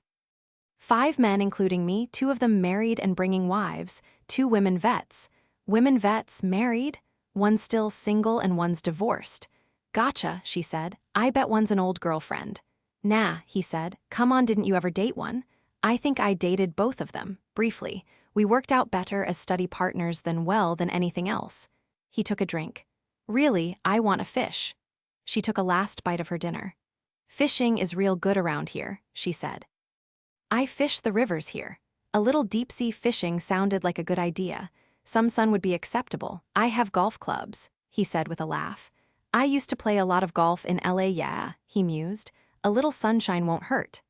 After a moment, she reminded him with a smile, "And soon you'll be lying on a beach in the middle of 100-string bikinis." "Maybe you're right," he said with a grin. "Maybe I should do more fishing around here if I want to catch the big one." By the time Sunday rolled around, Annie was back at the farm. She went early in the day so she could drop by the bar later that afternoon. Today, so close to Christmas, she was baking with her mother all day breads, pastries, cookies to be frozen for the barrage of company, but she would have her dinner at the bar. Because of the puppies, of course. "You're very quiet, Annie," her mother said. "I think you're letting this adventure with the puppies wear you out. You've always had such a tender heart." "I am tired," she admitted, rolling out cookie dough. "I'm getting up extra early, starting at the shop earlier so I can leave earlier, staying up late to finish work. And I won't leave my house alone. I'm decorating for Christmas. I've been doing a little here and there, before and after work." "Then you shouldn't be out here 2 days a week," Rose Mackenzie said. "Really, I appreciate the help, but I'm not too old to do the holiday baking." "I count on our baking as gifts," Annie said. "So I'm glad to help. I didn't realize we had a new and improved Doc Jensen," she went on, changing the subject. "I thought it was still old Doc Jensen who came for the horses and Erasmus when you needed a vet. But when he stopped to look at the puppies, he explained he was Nathaniel Jr. You never mentioned." "Oh, sure we did, honey. His coming home was good gossip there for a while. He had some woman living with him, but she took off like a scalded cat. I don't think we talked about anything else for months." "A woman? When was that?" "A couple years ago, some fancy young Hollywood girl," Rose said with an indulgent laugh. "We ran into them a few times at the fair, the farmer's market, here and there." Her mother was kneading dough as she chattered. "You don't run into people that often around here. They could have been here a year before anyone met her, but Nathaniel had her out and about, probably trying to help her get acquainted. But it didn't work too well, I guess." "I'm sure I would have remembered, Mom. I don't think you ever mentioned it." Rose looked skyward briefly, trying to remember. "That might have been about the time you were preoccupied with other things, like buying the clip and curl shop. And then there was Ed and that ordeal with Ed. You might had other things on your mind." "Ed. Yes, Ed. She hadn't exactly been engaged, thank God, but they'd been an item for about a year and she'd expected to be engaged. They had talked about marriage," she laughed humorlessly. "That could have distracted me a little," Annie agreed. "The bum," Rose Mackenzie muttered, punching dough more aggressively than necessary. "He's a pig and a fool and a liar and a bum." Loving it, Annie laughed. "He's really not a bum. He works hard and earns a good living, which it turned out he needed for all the women he had on a string. But I concede to pig, liar, and fool, and I'm certainly not missing him. The louse," she added. "I can't remember now. Why was it we didn't let the boys shoot him in the head?" "I can't remember exactly either," Rose said. "I knew all along he wasn't right for you." "No, you didn't," Annie argued. "You had me trying on your wedding dress about once a month, asking me constantly if we talked about a date. You expected him to give me a ring." "I just thought if." Ed was in farm equipment sales and had a very broad territory in Northern California, a job that had him on the road most of the week. Then she learned that for the entire time they dated, Ed was involved with another woman in Arcata.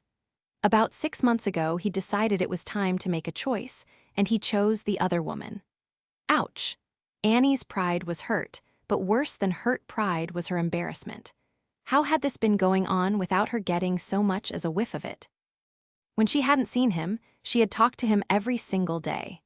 He never betrayed the slightest hint that she was not the only female in his life, and it made her furious to think he'd been with another woman while he was with her. She even drove to Arcata to sneak a look at her, but she couldn't figure out, based on looks, just what it was that won her the great prize that was Ed. Before she could ponder that for long, that Arcata woman found her, looked her up, informed her they weren't the only two. Ed, as it happened, was quite the dabbler. He had at least one other steady girlfriend to spend the nights with. Her tears had turned to fumes. She threw out everything that reminded her of him. She bought all new bedding and towels, went to the doctor and got a clean bill of health. But at the end of the day, when she grieved, it wasn't so much for Ed as for the idea of Ed. She had invested a year in a man she thought would give her the stability of marriage and family, a settled life, the dependence of love. Security. When she thought about Ed, she wanted to dismember him. She wanted her brothers to go after him and beat him senseless.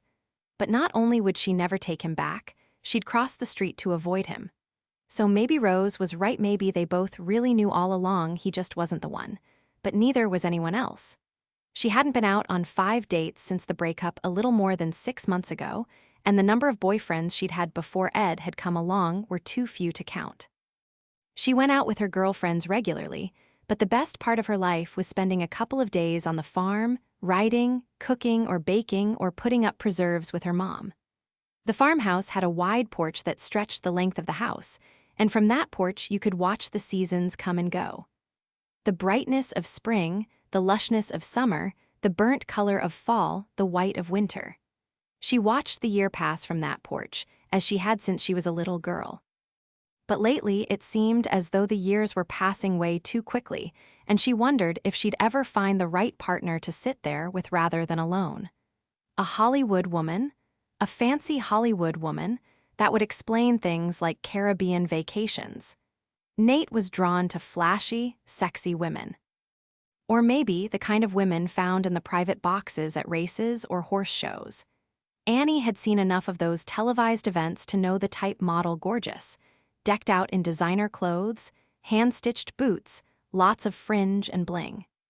Or the type seen at the fundraisers and society events attended by the wives, daughters and sisters of thoroughbred breeders, the kind of women whose horses were entered in the Preakness. Or perhaps he preferred medically educated women, like another vet who could appreciate his professional interests, the kind of women who also rubbed elbows with the well-to-do because of their profession. But probably ordinary, sensible shoes farm girls didn't do anything special for a man like Nate. Annie's thoughts were broken when her father walked into the kitchen and refilled his coffee cup. He put a hand on the small of his back and stretched, leaning back, rolling his shoulders. "Are you limping, Dad?" "Nah," he said. "Got a little hitch in my giddy-up is all. As soon as I'm through with this puppy project, I'll make it a point to get out here more often to help." "The doctor says the best thing is for him to keep moving," Rose said. "You do enough to help already." "You don't remember that fancy Hollywood woman?" Hank asked, going back to the conversation he had overheard. Without waiting for an answer, he added, "Breeze would have blown her away. Skinny thing. Could see her bones." Not at all right for Nathaniel. He took a sip of coffee and lifted his bushy brows, looking at her over the rim of his mug. "You'd been more his speed, I think. Yeah, better Nathaniel than that son of a so-and-so you got yourself mixed up with. I didn't even know Nate Jensen was here until a few days ago, remember?" Annie pointed out. "And before that, I was with the so-and-so, and Nate was taken. Yeah, Uday had to kill that skinny thing, but she looked near death anyhow." Then he grinned at her and left the kitchen. "Will Nathaniel have his family for Christmas?" Rose asked.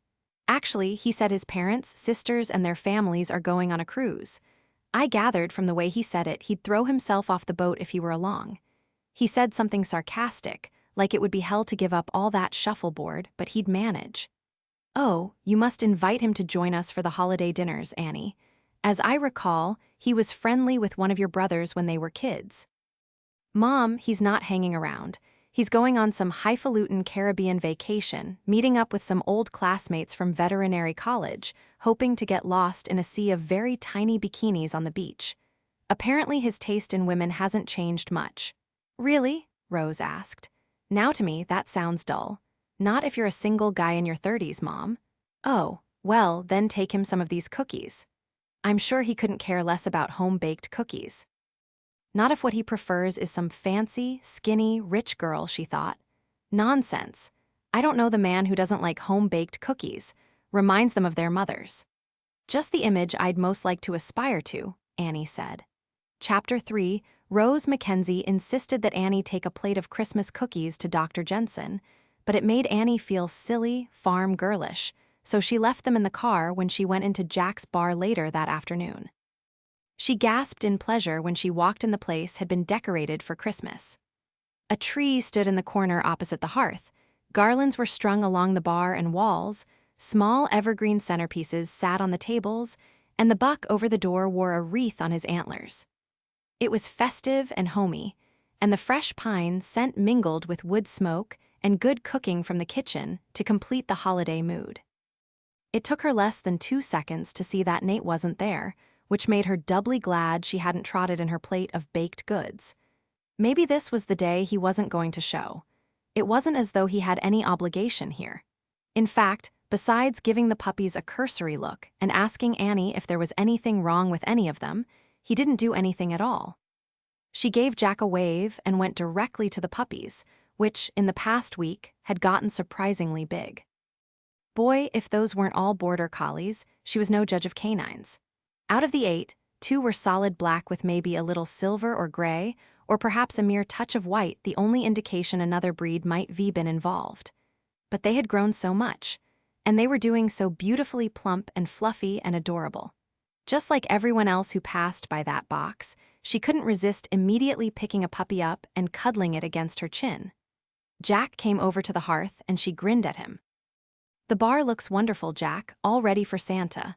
Yeah, the women got it ready for their hen party. Cookie exchange tomorrow at noon, you should come. Nuts, I'll be at work, but tell them the decorations are beautiful." "Sure," he said. "Annie, we've got a situation. We're going to have to come up with another plan here."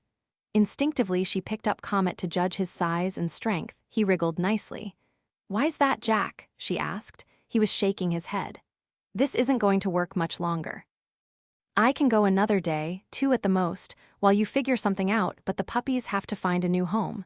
They're getting bigger, more energetic, and giving off the kind of odor reminiscent of a box full of puppy shit. This is an eating and drinking establishment, Annie." "Are people complaining?" she asked. "Just the opposite," he said, shaking his head. "We're drawing a nice crowd on account of the big tree and the cute little puppies. But you know puppies, Annie. They're wetting on a lot of laps while they're being held and snuggled. This is going to go from cute and fun to a big problem real soon." "Oh," she said, helpless. "Oh." Well, it wasn't as though she had trouble understanding. It was different when the litter was in your downstairs bathroom or under the laundry sink in a home, or when there was a mother dog around tending the nursery.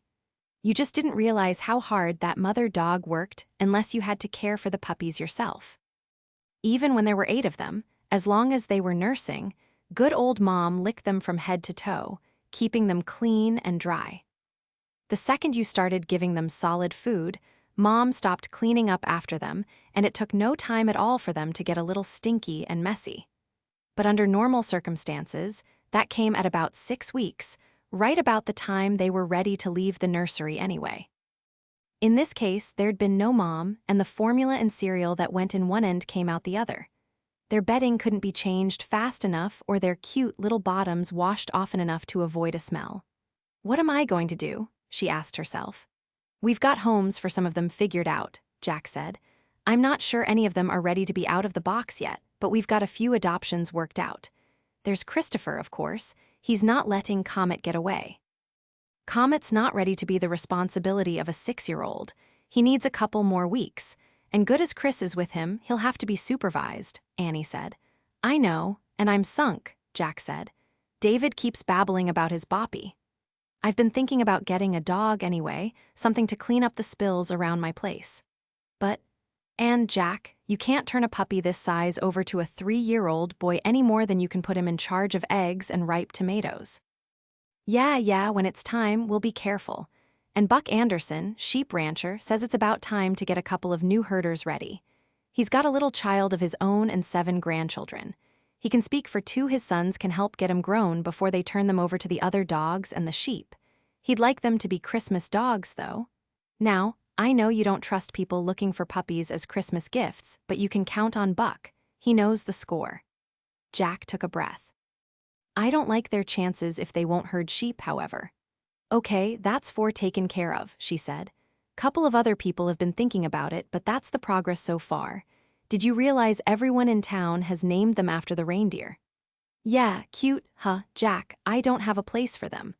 I guess I could take them to my house and run home between haircuts to make sure they're fed and watered, but to tell the truth, I don't have that kind of time. At Christmas time, everyone wants to be beautiful, and I try to spend as much time at the farm as I can the whole family's coming. Maybe we need to rethink that shelter idea. Couldn't they just look after them for a couple of weeks? Then we'll take at least a few off their hands." Just then Nathaniel blew in with a gust of wind. He pulled off his gloves and slapped them in his palm. He looked around the recently decorated bar and whistled approvingly. "Hey," he said to Annie and Jack. "How's everything?" Silence answered him. "Something wrong?" Annie stepped toward him. "Jack can't keep the puppies here anymore, Nate. They're starting to smell like dogs. It is a restaurant, after all." Nate laughed. "I think you've hung in there pretty well, Jack. Lasted longer than I predicted. Sorry, Nate. If Annie hadn't been so convincing, these guys would have gone to a shelter right off the bat, or someplace way worse. At least we've figured out homes for a few when they're old enough and strong enough to leave the litter.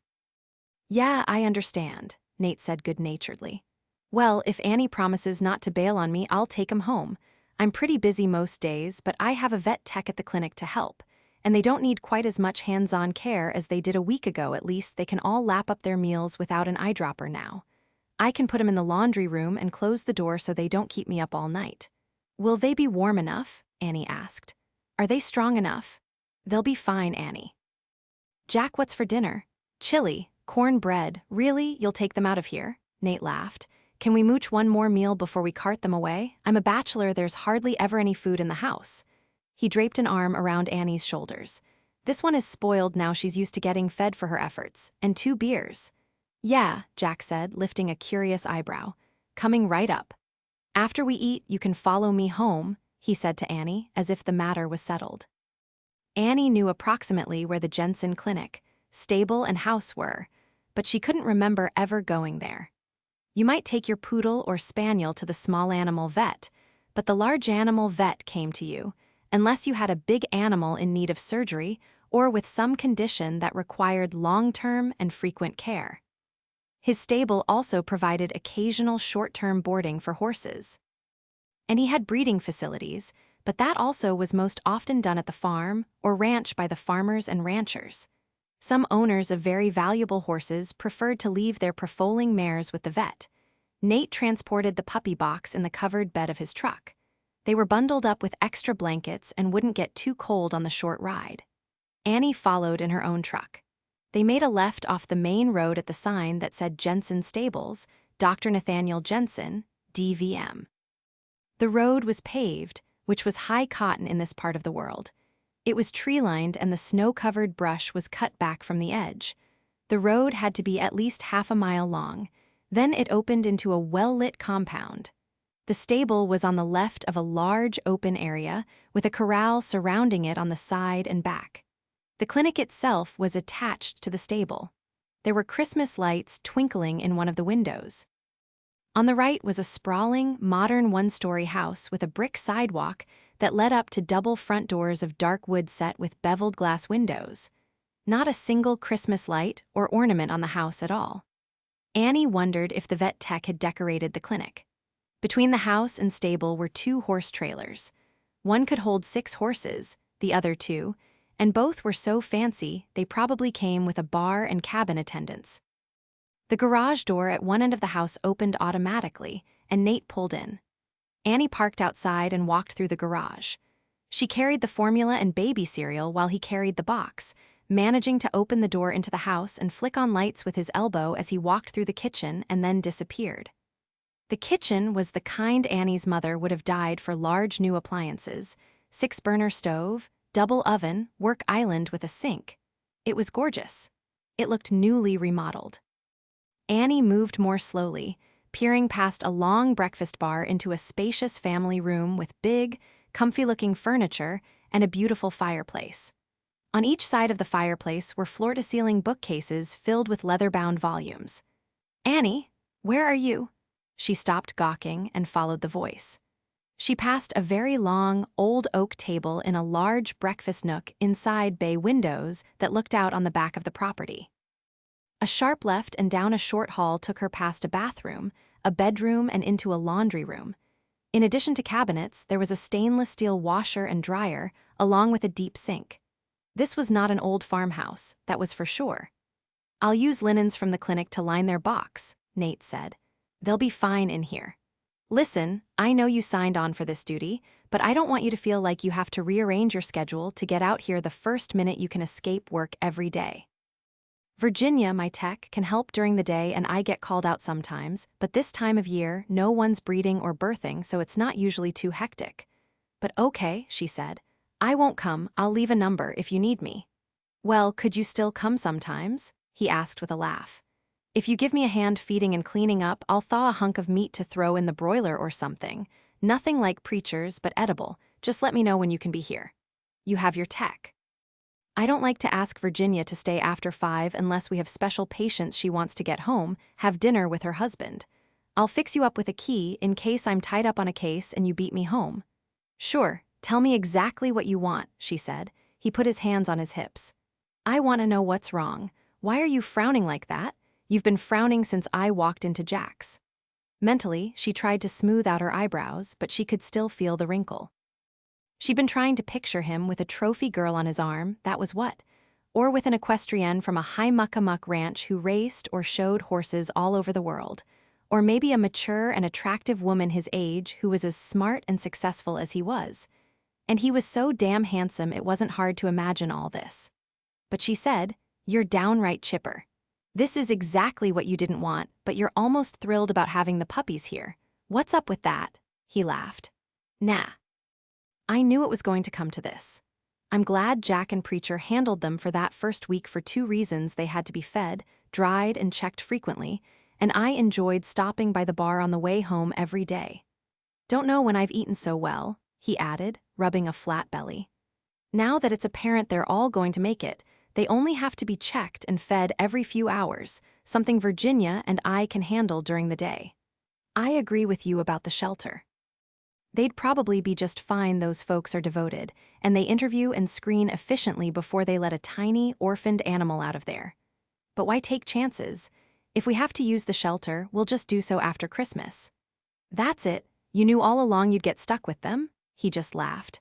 Come on, I'll show you the house I grew up in. We'll put on some coffee, feed the pups, and put 'em down for the night. How about that? You don't have to show me the house. I'm not going to be poking around in here. He grabbed her hand. I'm not worried about you poking around. Come on, he said again, pulling her back through the kitchen. He took her through a spacious great room where he said, "Many fights between my sisters happened here. When I grew up, there was old, floral, ratty furniture in here, but once everyone got educated and off Mom and Dad's payroll, new things began to appear around the house. Things got updated and remodeled." He pulled her down the hall, showed her where the master bedroom and 3 others were located. I got the bed and bath on the other side of the kitchen, kept me away from the girls. Then he took a right turn off the great room. Formal living room, used only on family holidays like Christmas, and dining room, used for overflow at big family dinners. And then they were back in the huge kitchen. It's enormous, she said breathlessly. It's very beautiful. What must it have been like to grow up in a house so large? I probably took it for granted, like any kid would, he said with a shrug. It's still my parents' house, though I doubt they'll ever move back here. Come on, I'll put on coffee. You don't have to entertain me, Nate. Maybe I'm entertaining myself. I don't have much company out here. The moment they had the coffee poured, Annie remembered. Damn, she said. Don't move, I have something for you. She dashed out the garage door to her car, retrieved the cookies, and brought them in. In typical country fashion, they were arranged on a clear, plastic plate with plastic wrap covering them. For you, she said. They should be warm, but now they're nearly frozen. My mother insisted. She baked them for me? He asked, surprised, as he peeled off the wrap and helped himself. Well, kind of. Kind of? We baked together today, all day. We do that for the holidays. Stuff for the freezer, gifts for neighbors and for my girls at the shop. We bake on my days off for weeks right up to Christmas. You bake? He asked, looking mesmerized, maybe shocked. She smirked. All farm girls bake. I also know how to quilt, garden, put up preserves, and chop the head off a chicken. I couldn't butcher a cow by myself, but I know how it's done and I've helped. Wow. She was not flattered by his response. She'd hardly led a glamorous life, and she'd much rather have told him she'd gone to boarding school in Switzerland and dressage training in England. I bet I remind you of your mother, huh? He chuckled. Not exactly. Do you fish, hunt? I've been fishing and hunting, but I prefer the farm. Well, I shot a mountain lion once, but that was a long time ago and I wasn't hunting. The little bastard was after my mother's chickens, and the boys had already moved away, so how old were you? He asked. She shrugged. I don't know, 13 or 14, but I'm not crazy about hunting. I like to ride. I miss the cows. I love the calving. Ice cream made from fresh cream, warm eggs right out from under the chicken. I have more 4-H ribbons than anyone in my family. Erasmus, that mean old bull, he's mine. Blue Ribbon State Fair. I was 15 when he came along. He's an old guy now, and the father of hundreds. I have a green thumb like my mother. I can stick anything in the ground and it grows. I once grew a rock bush. He threw her a shocked expression and she rolled her eyes. He recovered. Just one of those plain old farm girls, size 10 boot and taller than all the boys till I was a senior in high school. My dad calls me solid, steady, not the kind of girl men are drawn to. I attract puppies, that's what. He smiled hugely, showing her his bright white teeth and that maddening dimple. Is that a fact? Not your type, certainly. I've never had a string bikini. I wouldn't know what to do with one. Floss your teeth. Is that what you do? He laughed. There are sexier things than string bikinis, he said. Really? She asked. The minute I heard you describe being lost in the middle of 100 string bikinis, I got a picture in my mind that I haven't been able to get rid of. It's like having a bad song stuck in your head. Oh, Jesus, don't you just have a giant bug up your ass, he said, amused. I have no idea what you mean, she said, though she knew exactly. She was a terrible liar. I didn't even know you weren't your father, you know. I had no idea you were the vet until you showed up at Jack's. And today while we were baking, my folks told me that when you came up here to take over the practice, they'd talked about nothing else for months. I guess you brought your girlfriend with you. A beautiful, fancy Hollywood woman. Shock widened his mouth and eyes. Get out of here, he said. Then he erupted into laughter. Is that what they're saying? A little embarrassed, she shrugged. I don't know that anyone's saying anything anymore, and I don't know who besides my folks saw it that way. He laughed for a long time, finally getting himself under control. Okay, look, she was my fiancée, okay? But it was my mistake bringing her up here because she was far too young. I must have been out of my mind. She wasn't ready to get married. Thank God. And she wasn't a Hollywood woman, although she really wanted to be. Maybe she is by now, for all I know. Susanna was from Van Nuys. The only thing she knew about horses was that they have 4 legs and big teeth. She was 24 to my 29, had never lived in a small town and really didn't want to. And thin, Annie added, very thin. He put his hands in his pockets, rocked back on his heels, lifted expressive dark brows, and with a grin he said, well, not all over. Oh, that's disgusting, she returned, disapproval sounding loud. Well, it's not nice to talk meanly about past girlfriends. I bet she looked great in a string bikini, Annie said with a snort. Just unbelievable, he said, clearly taunting her. Now, why would you be so jealous? You don't even know poor, thin Susanna. For all you know, she's a sweet, caring, genuine person, and I was horrible to her. And he said all this with a sly smile. I am certainly not jealous. Curious, but not jealous. Green as a bullfrog, he accused. Oh, bloody hell. Listen, I'm shot. Long day. Gotta go. She grabbed her purse and jacket and whirled out of the kitchen, and got lost. She found herself in the wide hall that led to the bedrooms. She found her way back to the great room, then to the kitchen. Where the hell is the door? He swept an arm wide toward the door that led to the garage, still wearing that superior smile. What an egomaniac, she thought, heading for the door. When she got to her car, she thought, well, that was perfectly awful. What's more, he saw right through her. She was attracted to him, and because she knew there had probably been many beautiful women in his past, she'd let it goad her into some grotesque and envious remarks about the only one she knew of, Susanna. The child woman who obviously had a little butt and nice rack. Why in the world would she do that? What did she care? It probably had something to do with touring a 4,000-square-foot custom home, beautifully furnished, across the compound from a spacious stable with a couple of horse trailers her dad would have killed for. Well, what was one to expect from a veterinary practice that served so many over such a wide area? And not a new practice either, but a mature one probably 40 years old. Established. Lucrative. She'd grown up in a 3-bedroom, 100-year-old farmhouse. Her 3 brothers shared a bedroom and never let her forget it for a second. They all shared one very small bathroom.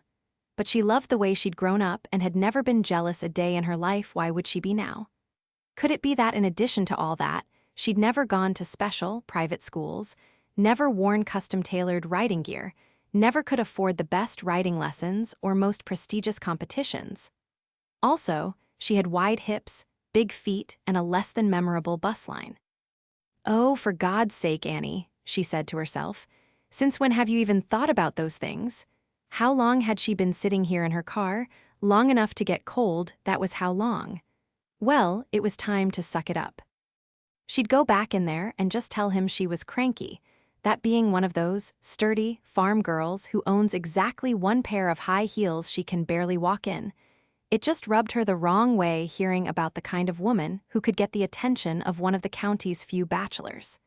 Not that she wanted his attention, but just the same she'd apologize and promise never to act that way again. She wasn't usually emotional. Or irrational. She walked back into the still-open garage, up to the back door and gave a short tap. It flew open. He reached out and grabbed her wrist, pulled her roughly into the house, put his arms around her, pressed her up against the kitchen wall just inside the door, and kissed her. His mouth came down on hers so fiercely, with such dominance and confidence, her eyes flew open in shock.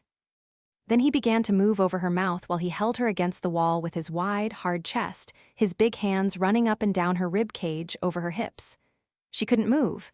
She couldn't raise her arms or let her eyes drift closed or even kiss back. She held her breath. What the hell? He finally lifted his lips off hers and said, "You like me, I knew it." "I don't like you that much." "Never do that again," she said. "You want me," he said, smiling. "And I'm going to let you have me." "You're conceited, I do not want you."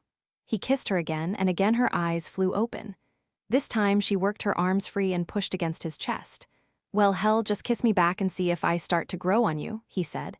"No, because you think this is funny. I came back in here to apologize for being crabby. I don't care about that skinny woman. Girl, I'm just a little tired." "You don't have to apologize, Annie. I think it's kind of cute, but you don't have to be jealous of Susanna. She's long gone and I hardly even missed her. We weren't right for each other, at all." "That's what my dad said." "Hank said that?" She nodded.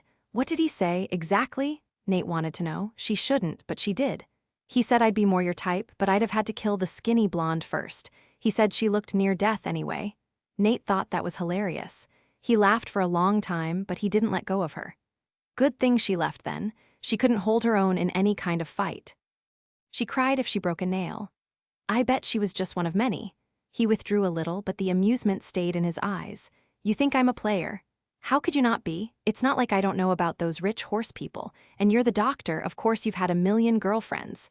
The smile finally vanished.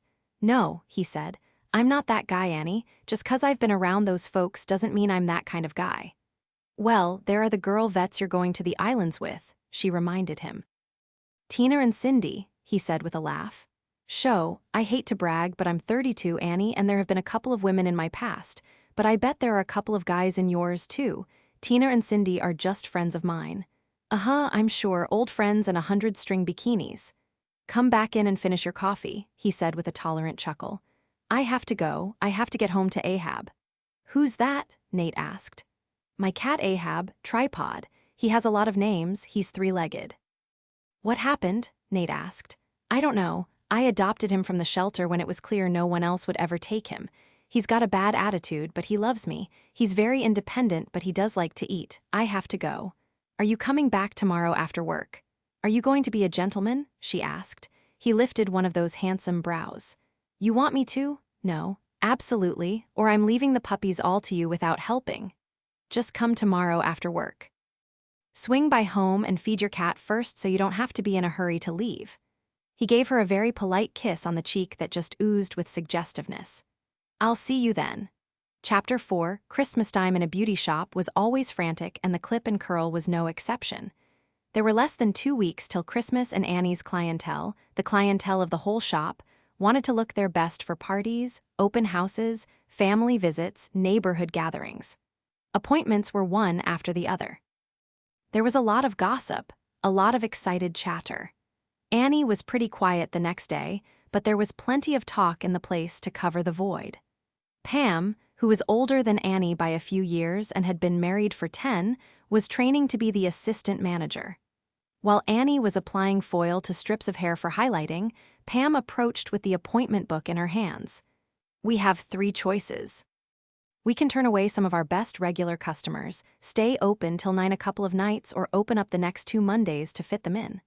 "Why don't people schedule ahead of time?" Annie asked. "As you taught me, they expect to be accommodated, and we can either do that or lose them to another shop." Staying late is hard for me and you have a family. I don't want to stick you with that duty, Annie said.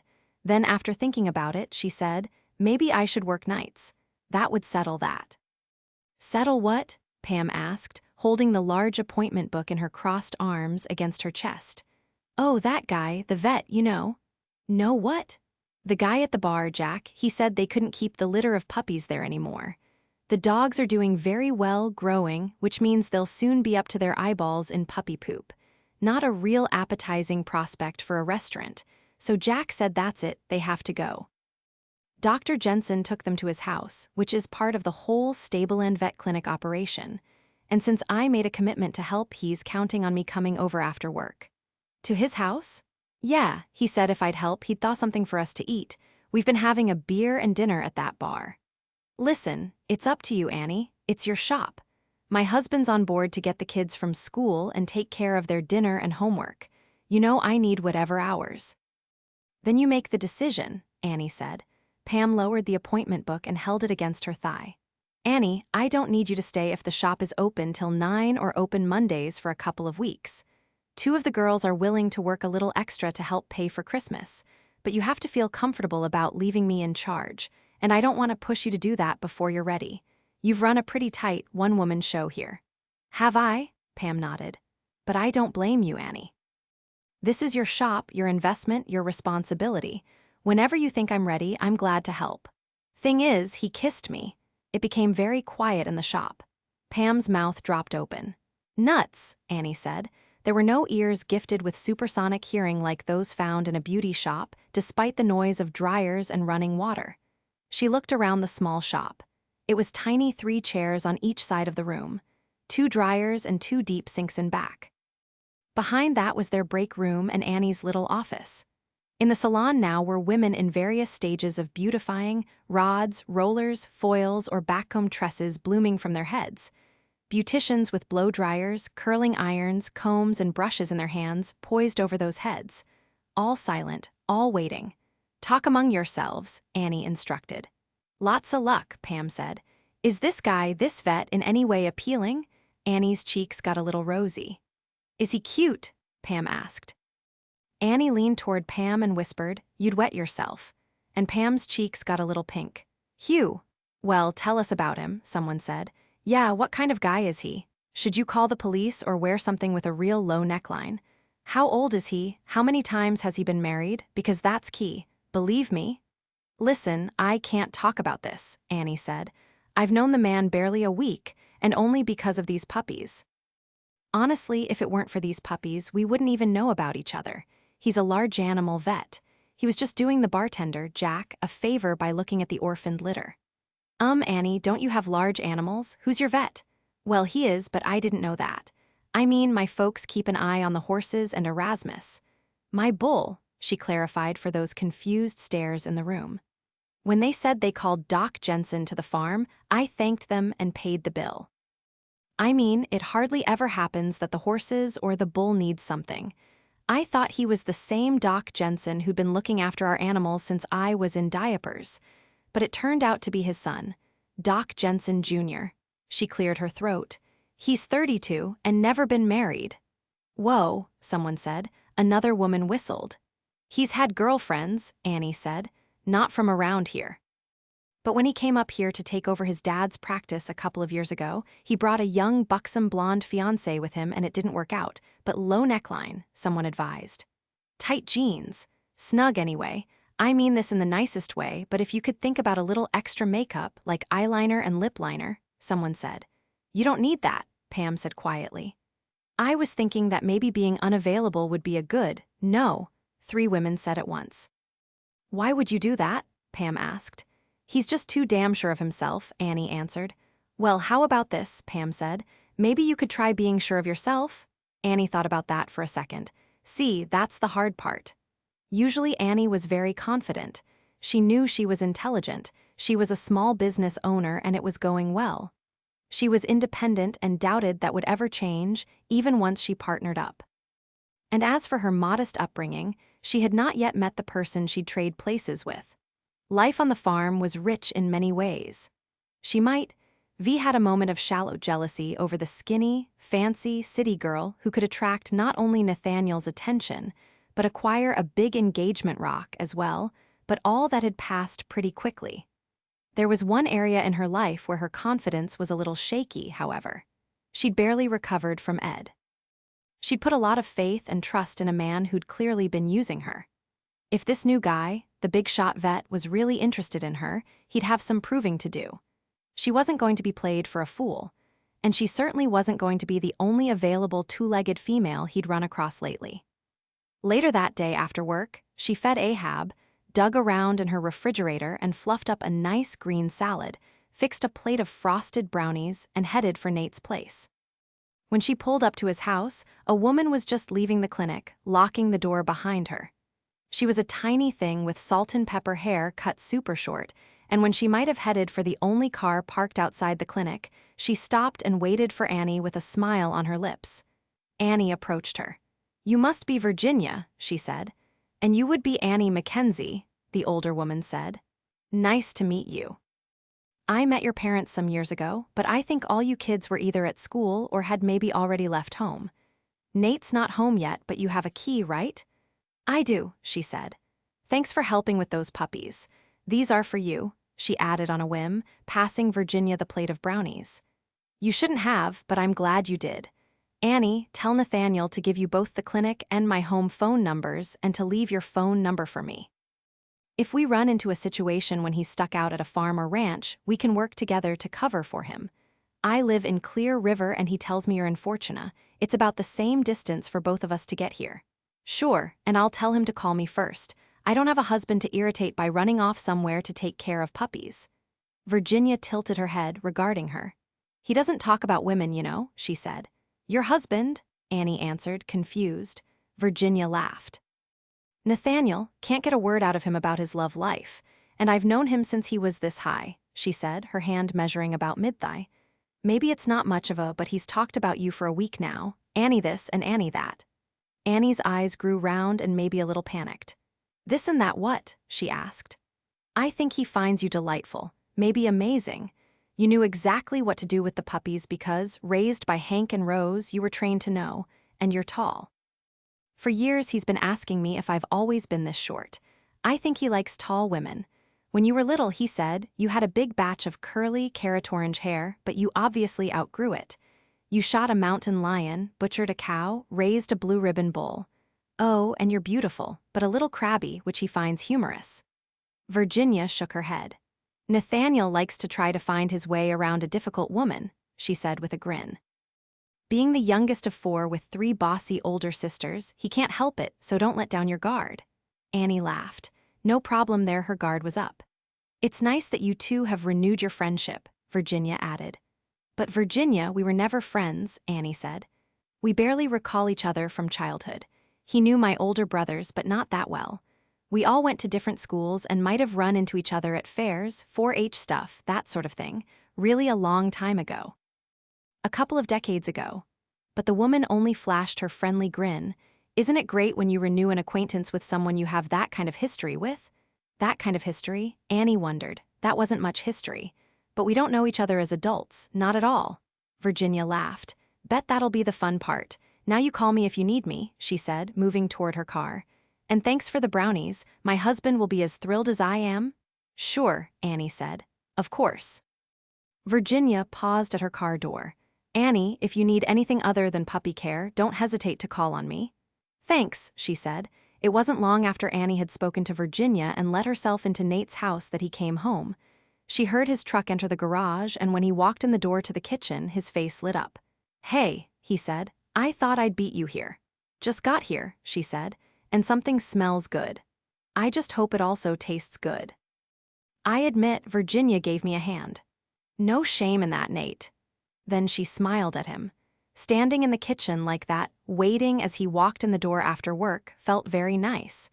And then she told herself not to fantasize. Just one day at a time. They fed the puppies, and while a roast simmered in the crock pot, complete with potatoes, carrots, onions, and whole mushrooms, they let the puppies loose in the family room. They sat on the floor with them, a roll of paper towels handy, and laughed themselves stupid trying to keep track of the little animals, which escaped under the sofa, down the hall, behind furniture. They kept grabbing the puppies, counting, losing count, temporarily misplacing one. Nate estimated they were just over 4 weeks old because they were starting to bark, and every time one did, he or she fell over. It was better than television for entertainment. After the puppies were put away again, dinner eaten, dishes cleaned up, Annie made noises about leaving, and Nate talked her into sitting down in the family room. "It's early," he said.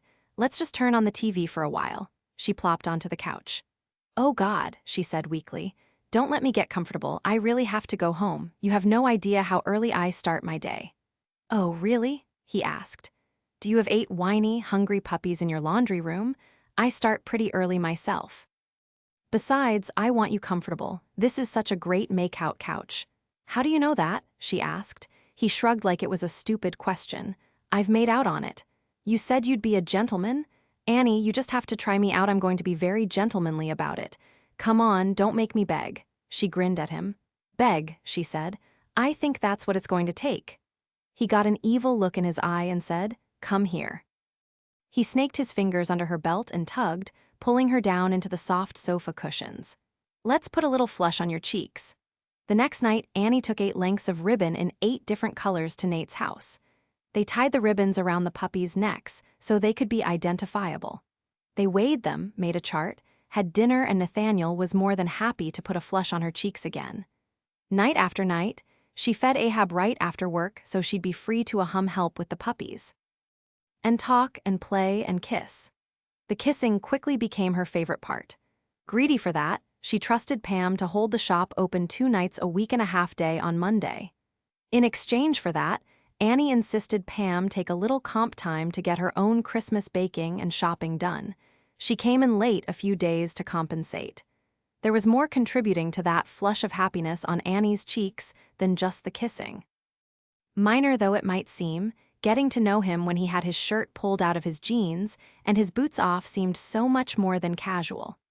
Of course her boots were off also, and while they necked, their feet intertwined and they wiggled their toes. They wiggled against each other, too. It was delicious. When they were feeding or cleaning up after puppies, preparing a meal together, they were also getting to know each other. Annie had never really thought about it before, but that was what courtship was all about, figuring out if you had enough in common after the spark of desire to sustain a real relationship. Nathaniel had wanted to work with thoroughbreds since he was a kid. He owned a couple of retired racehorses, good for riding. "One good stud can set you up for a great side business," he said. The initial investment, however, could be major. "In the next year or 2, I'm going to invest. See what I can do." "Why not show horses?" she asked. "That's good too, but I like the races." "I love horses," she said. "You knew that, but did you know this? I've competed in dressage events all over the state. When I was younger, of course. Eventually it became too expensive for me. The best training was never in my neighborhood, and the biggest competitions, including for the Olympics, were out of my reach. But if I could ever do anything, I would teach beginner dressage, maybe even intermediate." She told him she had thought about inviting him out to the farm to meet her parents and horses, but realized he already knew them. He knew them before he knew her, in fact. So she invited him to see her little Fortuna house, and she made him dinner there. "I don't have a great make-out couch, however," she warned him. "Doesn't matter anymore," he said. "I needed that couch to get you going, but now that you're all warmed up, we can do it anywhere. The floor, the chair, against the wall, the car." "I was so right about you. You're just arrogant." He was also sentimental. Nathaniel was charmed by her 2-bedroom house with a detached garage. The decorating was not prissy like a little dollhouse, but dominated by strong colors and leather furniture. The best part was, she had it completely decorated for Christmas, a garland over the hearth, lights up on the outside eaves. She had drizzled glitter on her huge poinsettia, had a Christmas cactus as big as a hydrangea bush, lots of what his mother had always called gewgaws. Ribbons, candles, potpourris, a Santa collection, and of course a tree. A real tree, decorated to match the house in burgundy, green, cream, and gold. "And you're not even spending Christmas at home," he said. "But I live here," she reminded him. "It just doesn't make sense for me to put up decorations," he said. Mother left a ton of them in the garage cabinets, but I'm leaving before Christmas, and I didn't think anyone would be around to see them. I do it for myself, she said. I'm having holidays, too. I'll spend nights here since it gets so crowded at the farm. In years past, I've been known to loan the house to one of the brothers and sisters-in-law and kids and just take the couch. Brad brings an RV, which the teenage boys pretty much commandeer. During summer visits, the kids stake out the barn and front porch. Sounds like fun. I think I would have liked that growing up, he said. When they all get here, will you let me meet them or re-meet them? I haven't seen the boys since junior high. Sure, but you have to be prepared. For what? They're going to treat you like you're my boyfriend. He smiled and pulled her against him. What makes you think I'd have a problem with that? I don't think we're in that place, she informed him. I think we just eat, talk, take care of puppies, and kiss. Annie, he said as if disappointed, what do you think a boyfriend is? I never really. Tomorrow is Sunday, your day at the farm with your folks, he said. Get done with whatever it is you do by early afternoon. Come for a ride with me. Let me show you my spread. It's so peaceful in the snow. Bring a change of clothes so you can freshen up before we have dinner. I can do that, she said. I'd like that. Annie had seen herself as plain and sturdy, until she'd been under the lips and hands of Nathaniel Jensen, because he was so much more than she'd ever reckoned with. Handsome, smart, funny, compassionate, independent, strong, sexy, the list was endless. And he made her feel like so much more than a solid, dependable farm girl. When he kissed her, dared to touch her a bit more intimately than she invited, pulled his hands back when she said not yet, she felt sexy and pretty and adored. This was a man she looked forward to exploring, and she was taking him in slowly with such pleasure. So she told Rose she had a date to go riding with the vet and was, of course, excitedly excused from Sunday baking and dinner at the farm. Please don't get all worked up, Annie told her mother. This isn't anything special.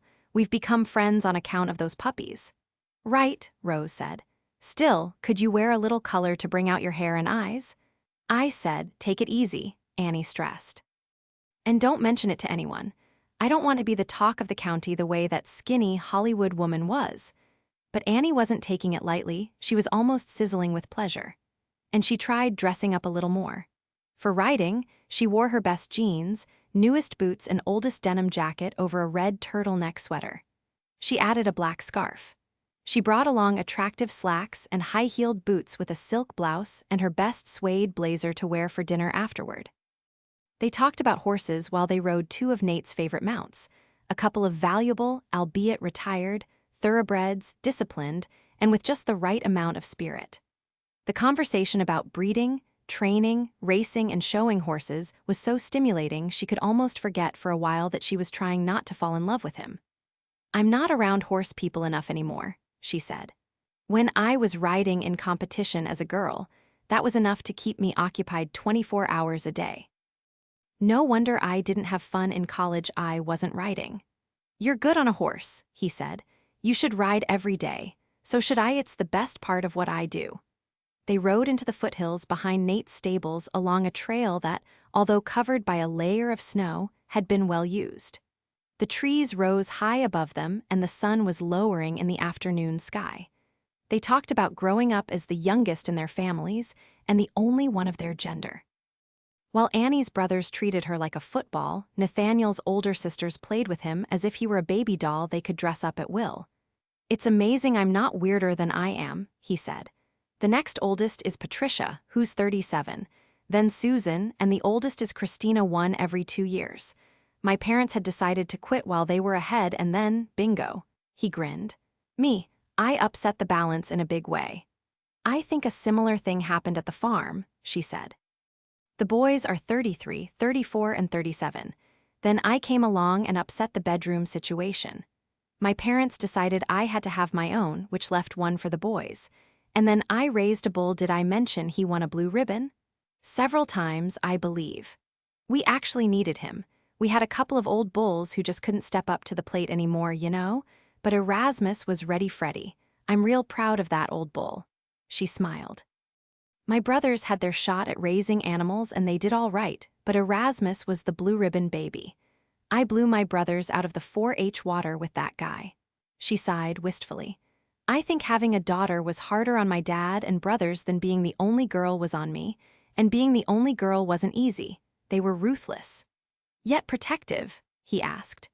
It's an uncomfortable place sometimes, to be tossed around like a beanbag and hovered over like a china doll. Did they make it hard on your boyfriends? He asked. There weren't very many boyfriends, she said. I don't believe you, he replied with a grin. You're lying to make me feel better. So she told him about Ed. She hadn't planned to, but this was a perfect segue to explaining that she might have an issue or two with trust. Not only had the man in the only really serious relationship of her adult life cheated on her horribly, but she had never had a clue. That bothered her. After it was over, it was so obvious, but while it was going on, she was oblivious. Not good. They were headed back toward the stables when she told him. She expected him to be sympathetic and sweet. Instead, he was fascinated. Are you serious? He had about 3 women going at once, scattered around, telling each one he was in love with only her? Really? Really, she said, annoyed. How in the world did he manage that? Nate asked. Well, a lot of phone calls while he was working. He talked to each one of us every day, sometimes several times a day. But with very few exceptions, we were assigned certain nights. We thought those were the days he didn't have to leave town. I should have known where I stood in the line. I was getting Mondays and Tuesdays. The woman he decided was the real one in his life was getting the weekends Saturdays and Sundays. She dumped him, of course, when she discovered Ms. Wednesdays, Thursdays, and Fridays. 3 days a week must be the trump, huh? Holy cow, Nate said. He didn't even need a house or apartment. He had all his nights covered. You know, I'm not impressed by his ability to pull it off. Of course you're not, Nate said. But if you just think about it, he had quite a scam going. Did he take you lots of places, buy you nice things? He couldn't do either, she explained. First of all, he couldn't risk being seen out and about with a woman, since one of the other women or their friends might run into him. So he said he was so tired, and after a week of being on the road and eating in restaurants, he enjoyed staying home. Where you could cook for him, Nate stated. She pursed her lips, narrowed her eyes, and nodded. He did buy me a hot water heater when mine went out, she admitted. He might have needed that hot shower, she muttered. The man's a genius, Nate said. Then upon studying her face, he said, Oh, he's a bastard, but you have to give him some credit for all the planning and subterfuge that— I give him no credit, she said harshly. He grabbed her hand then, pulled her closer and said, Of course not, no credit, he should be killed, but I'm glad he didn't choose you. What if he'd chosen you? Can you imagine? We'd never meet and fall in love. She was so stunned that she pulled back on the reins and stopped her horse. Are we in love? She asked. I don't know about you, but I'm just getting started here. There's lots of potential. And he doesn't deserve you. I, however, deserve you and will take you anywhere you want. And I'm going to hold your hand the whole time. I'll feed you cookies and kiss your neck in public. People will think I'm your girlfriend. That's what I want people to think. I'm going to start right away. We're going to go out. We'll drive into town to look at Christmas decorations, go to Virgin River to check out the tree and have some of Preacher's dinner, and then I'm going to take you to a nice restaurant on the weekend, and anything else you feel like doing. Why? She asked. I want everyone to know you're with me. I want everyone to know you're not Sundays and Mondays, you're every day. Again, she pulled back on the reins and stopped her horse. What's sexier than a string bikini, Nathaniel? Are you kidding me? He reined in beside her. His voice grew quiet and serious. He rubbed a knuckle down her cheek, over her jaw, gazing into her dark eyes. Denim turns me on. Long legs in jeans and boots astride a big horse, making him dance to subtle commands. A rough work shirt under a down vest, feeding a newborn foal with a bottle because the mare isn't responding. He threaded his fingers into her hair and said, Silk instead of cotton candy. A fire on a cold, snowy night. A woman in my arms, soft and content, happy with the same things that make me happy. Help making homemade pizza that turns me on. A woman who knows how to deliver a calf when there's trouble that blows my horn. A woman who can muck out a stall and then fall into the fresh hay and let me fall right on top of her. I'd like to try that real soon. Her eyes clouded a bit. Are you just leading me on? Because when Ed pulled his trick, my brothers wanted to kill him, but I wouldn't let them. You. If you're lying, I'm going to let them. You'll suffer before you die. I'm not lying, Annie, and you know it. Well, okay, then answer this if you like me. Why haven't you liked someone before me? Because these hills are full of girls just like me, sturdy farm girls who have pulled their share of foals from the dams, fed them and kept them warm and— No, there aren't, he said. I've been looking. Just like you, I haven't had a whole lot of dates because there really wasn't anyone like you. You're one of a kind, Annie Mackenzie. I'm sorry you don't seem to know that, but now that I've found you, we need to date and a whole lot more. Be warned, she said. I'm not casual about this stuff.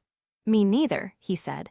After they put up the horse's tack and brushed them down, when it was time to change for dinner, he suggested they share a shower. I don't think so, Nate. Not yet, she said. Does my door lock? And he laughed at her.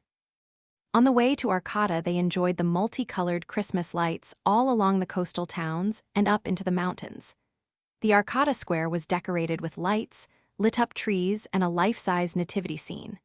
Many of the shop windows were also decorated and filled with Christmas ornaments, gaily dressed mannequins, and animated toys. Just as he'd promised, he held her hand everywhere they went. He had chosen an Italian restaurant on the square, and as it happened, it was one of her favorites. It boasted homemade pasta, robust red wine, and excellent tiramisu. When are your brothers and their families arriving? He asked over dinner. Tomorrow, she said. By the way, you're invited to dinner. Please be cool around my brothers and don't give anything away. They haven't grown up at all since you knew them, despite the fact they have sons of their own. I'll be cool, all right, he promised. Don't you worry. And then he grinned.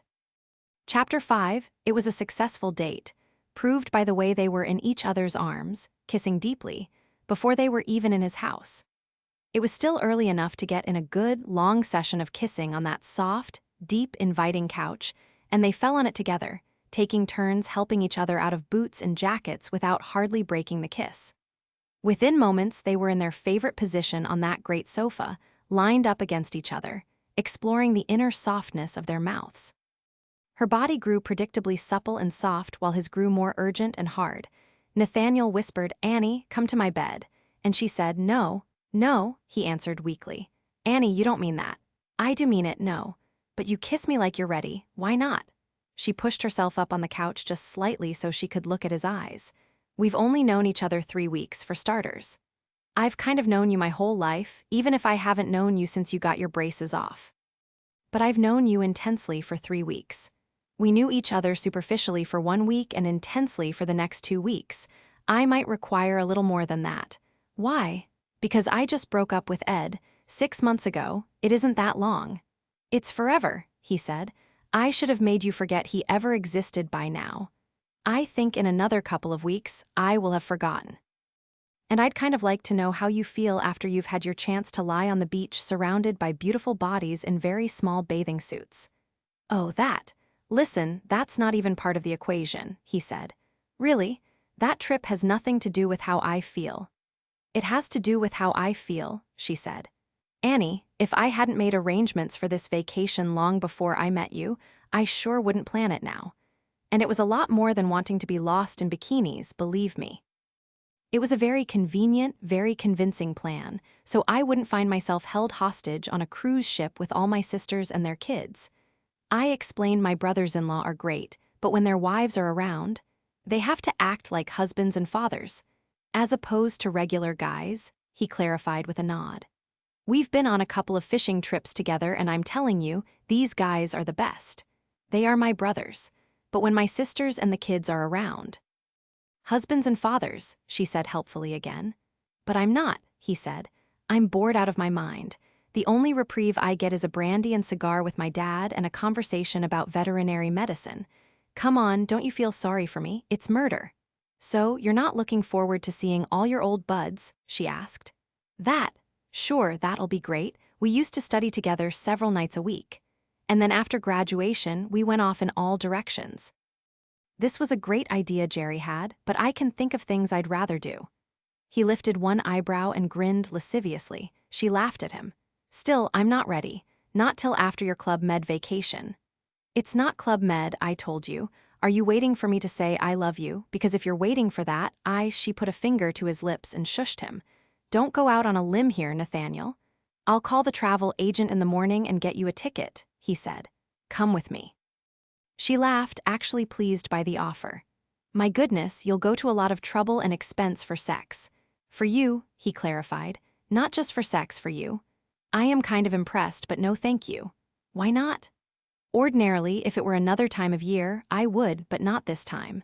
Plus, I don't get to be with the whole family that often. The boys have it worked out that they do either Thanksgiving or Christmas with our side, the other holiday with their wives' side. So it's been a couple of years since we've all done Christmas together, and I love that. My mom and I knock ourselves out to make it great. He kissed her deeply. He pressed her down into the sofa with his body and held her hands at her sides, entwining his fingers with hers. How about if I decide not to go on that vacation that you've paid for to see your old best friends from school? Don't be ridiculous. Then come with me. No, then I won't go, he said. You have to go. This is important, Nathaniel. You should get away, broaden your horizons. You've probably forgotten how much you miss your friends, how much you'd like to see 100 tiny bikinis on perfect women. You have to go. I'm kind of interested in what you'll be like when you come back. He thought about this for a few seconds. Okay then, he whispered. A compromise. I'll go to the stupid beach without you, my virtuous girlfriend. You'll have Christmas with your family, and tonight you come to my bed. She laughed.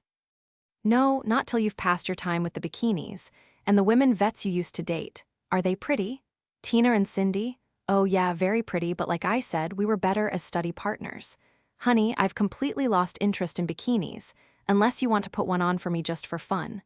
I don't know that that will ever happen. Annie, I'm not interested in bikinis. Not now, I'm only interested in you. Hey, this doesn't have anything to do with skinny Susanna, does it? Because I'm not all weirded out by Ed, who's really much stranger than Susanna. She shook her head. The only thing about Susanna that I still have to get over is that she was beautiful, feminine, small except for her apparently exceptional boobs and fancy, while I'm flat-footed and can cut the head off a chicken. But I'm working on that. They weren't real, he said. She bought herself a pair for her 21st birthday. I'd much rather touch smaller, real ones. She kissed him, a short one on the lips. Well, Nathaniel, if this works out, I like your chances. Then she grinned at him. He was quiet for a moment, and his eyes were serious, burning into hers. You know, if I hadn't already paid for the whole damn thing, I'd cancel that trip. It's not what I want right now. Hey, I want you to go, and you'll have a good time. I'm not really worried about the bikinis, not that much. He pressed himself against her, proof that he was still all turned on. It turns out 3 weeks is enough time for me, he said. I'd rather just not go. She put a hand against his cheek and smiled at him. Even a grand gesture like that wouldn't get you lucky tonight. He shook his head. I don't want to be away from you for 10 days. I barely found you. What if stupid Ed comes around and somehow proves to you that he's worth another chance? Can't happen, she said. I hardly remember what he looks like. I'll be right here when you get back. What if I get so lonely and distraught I make love to some big-breasted nymphomaniac while I'm down there and come back to you all innocent, lying about it, just to teach you a terrible lesson? I'd know. You didn't know with Ed, he reminded her. I know. I've been thinking about that a lot because it's been a real issue with me that somehow I didn't know. I think Ed wasn't that important to me, or I would have been upset we had so little time together and I wasn't. Wouldn't I have known something was off if he'd meant more to me? I don't think I cared as much as I wanted to. Lord, I think I would have married him even knowing he'd only spend 2 nights a week with me. She took a breath. Maybe I would have married him because he'd only spend 2 nights a week with me. She ran her fingernails through the hair at Nate's temple.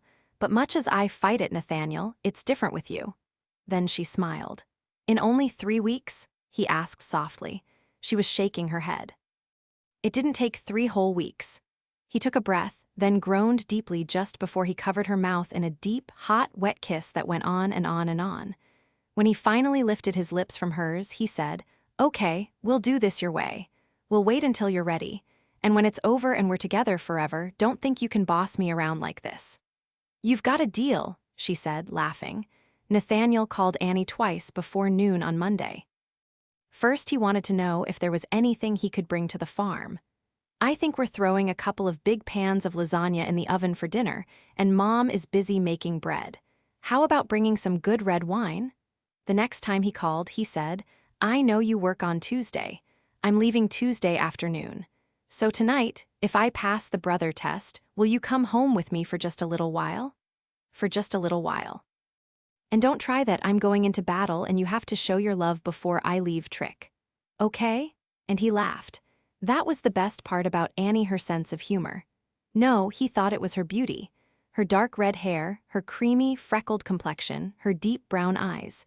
But then a smile came to his lips as he recalled how good she was on a horse, an accomplished equestrienne. And while she would not find the term sturdy at all complimentary, he admired that about her. Fortitude had always appealed to him. Sometimes when he was holding her, he felt like he was clinging to her as if she anchored him to the ground. She had no idea how unattractive flighty, timid, weak women were to him. Did such women make some men feel strong and capable? Because for Nathaniel, to be chosen by a woman of strength and confidence met needs he didn't even know he had. He had calls to make, ranches to visit, patients to see, inoculations to administer, a couple of cows who had a fungus to look in on, breeding animals who would deliver early in the year to check. He phoned the vet from Eureka who would cover for him while he was away, paid a visit to a local winery to select a few bottles of good red, and finally made his way to the Mackenzie farm. When he pulled in, the place almost resembled a fair in progress. Not one but two RVs were parked near the back of the house, which probably eliminated the need to borrow Annie's house for the family. There were also trucks and snowmobiles on trailers. A bunch of cross-country skis leaned up against the back porch. The Mackenzies were here to play. Kids ran around while several sat on the top rail of the corral. Inside the corral, Annie had a couple of young children mounted on her horses. She held the reins and led them around the corral while they held the saddle pommels. 4 men, her brothers and father, leaned on the rail, watching. Nate wandered up to the fence and leaned his forearms on the top rail with the rest of them. "So," he said, "I'm here for the inspection." The man next to him turned and his mouth split into a huge grin. "Hey, man," Bo Mackenzie said, "I heard a rumor you were dating my sister. Good to see you, buddy." He stuck out his hand. "This true, you and Annie, because I can tell you things that will give you ultimate control over her." "Nathaniel Jensen," the next man said. Brad Mackenzie stuck out his hand. "I don't think I've seen you in 20 years. You finally made it over 5'6", good for you." "Yeah, and beat the acne," Nate laughed. "How you doing, pal?" "Jim, any chance you remember this clown?" Bo asked his oldest brother. "I just remember this squirt from football," Jim Mackenzie said, sticking out a hand. "Couldn't tackle worth shit, but you sure could run." "I had to run," Nate said. "If anyone had caught me, I'd be dead. I was the smallest kid on the team." "You take steroids or something? You caught up." "Nah, I just got old like the rest of you," he said. "Thanks for letting me invade the family party. Annie's been looking forward to it so much." "This is true, then?" Bo asked, Brad and Jim and even Hank looking on with rather intense gazes. What had she said? That he'd have to be cool. Maybe she expected him to joke around the way they did. One side of his mouth tilted up in a sly smile. He supposed it wasn't cool, but could they beat him up for being honest?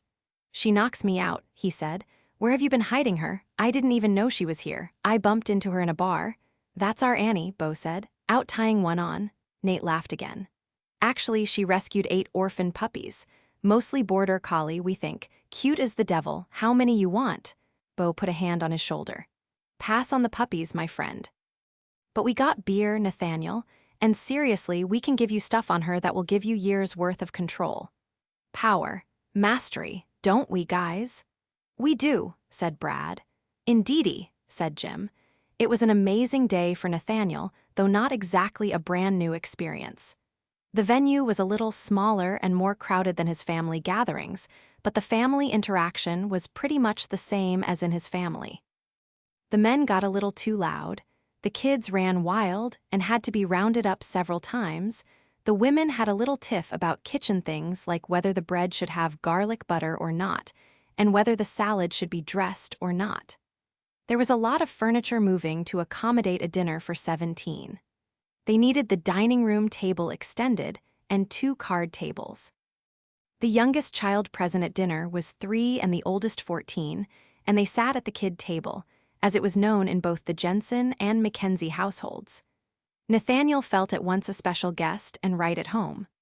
The Mackenzie boys had married well, their wives were attractive, fun, energetic, and there was a lot of family rapport which always helped. The kids were mostly well-behaved, just a couple of small problems that the mothers foisted off on the fathers. Mrs. Mackenzie fussed over Nate in a welcoming fashion, maybe a hopeful fashion, showing her approval. Mr. Mackenzie, whom Nate had only known as Hank for the couple of years he'd been practicing here, handed Nate his jacket and took him out to the front porch during the after-dinner cleanup. Hank gave him a cigar. None of the brothers joined them, so Nate knew this was the father and man in his daughter's life talk. Hank lit Nate's cigar. "I don't have a whole lot to say about this. Always got along with you just fine, so I don't have any basic complaint," Hank said. "That's good," Nate said, puffing, coughing. He smoked about a cigar a year and never remembered to take it easy. "Just a couple of things I want to say. I'm ready." "I like Annie," her father said. "She's good people." He puffed. "Now that might not seem like much of a recommendation, but in my book it's the best there is. She's just plain good. She'd never in a million years hurt a soul. But don't get lazy on her, because she's nice but she's tough. She can hold her own if there's some injustice, and she's not afraid of a fight. And smart? She could have run this dairy farm single-handed. She's that smart, that strong-willed. I offered it to her, too. Boys didn't want it, so I said, 'Annie, you could do it just fine, even if I dropped dead tomorrow,' and she said, 'Dad, if I stick myself out here with the cows, I'll never leave and never do anything else, and I think maybe there's got to be more to my life. At least more people in my life.' That's what she said. So that's how it was. She bought that beauty shop and I sold off the Holsteins. You better be nice to her." "Yes, sir," he said. "Don't even think about hurting her, Nathaniel. I can handle about anything but seeing my girl, who I admire and respect, hurt." "I promise," Nate said. "Because if you do—" "You'll shoot me?" Nate asked. "Aw hell, why would I do that? I'm not a violent man. I'll just spread the word that as a vet, you're not worth a crap." Nate couldn't help it. He burst out laughing. "The boys, though," Hank went on, "they're a tad violent. When it comes to Annie, so be nice." Nate hadn't had a lot of dates in the past couple of years, but in the past 10 he did quite a few. When he was tending thoroughbreds in Kentucky and then in Los Angeles County, plenty of women were attracted to him. Socialites, daughters of rich breeders, women he'd met at parties, on ranches, at races. He'd never been talked to by a father, however. Not even Susanna's, not even when he'd given her a rock and carted her up to Humboldt County with the misguided notion of marrying her. As father talks went, Hank's hadn't been stunning, but Nate liked it. It made him feel like a man with a job to do. "It's probably way too early to talk about intentions," Hank said. "No, sir, it's not," Nate replied. "I like Annie even more than you do. It's my intention to treat her very well while we're dating, and I think it might be a good match for both of us. I also think we might have a future, me and Annie. But you know what? She's a smart, stubborn girl. It's going to be up to her." "Yeah, I reckon," Hank said. "So, could you at least wish me luck?" Nathaniel asked. "You bet," Hank said, sticking out his hand. "Best of luck there, Nathaniel. Try not to screw this up." "You bet, sir. Nice cigar, by the way." "Yeah, not bad, huh? Have no idea where I got 'em. One of the boys, probably." Nate wasn't sure, but he didn't think his own father had ever had one of these talks with his brothers-in-law, or he would have heard about it. But right there, right then, he decided that if he ever had a daughter, he was going to do that. It was a good idea to take the young man aside, expound on the girl's wonderful qualities, threaten his life a little. It had merit. A few minutes later, Bo joined them, clipping off the tip of a cigar. Then Brad, then Jim. Nate leaned close to Bo's ear. "How'd you know he was done with me?" Nate asked. "If he wasn't done, you weren't going to work out," Bo said with a shrug. "Just out of curiosity," Nate asked, "has he had many of these talks?" "I think you're the first." "What about that loser, Ed?" "Ah, Ed, I don't think Annie brought him around all that much. From what we heard, he was very busy. I met him once, I think, and not on a holiday. He did sell a couple of things to my dad, though. Farm things, before he and Annie hooked up. Dad, we didn't like Ed much, did we?" Hank just snorted and said something derisive under his breath. "Just out of curiosity, why didn't you like him?" Nate asked. "He swindled me on a hay baler," Hank said. "Said he had the best price in the county. Took me about a month to find all kinds of better deals."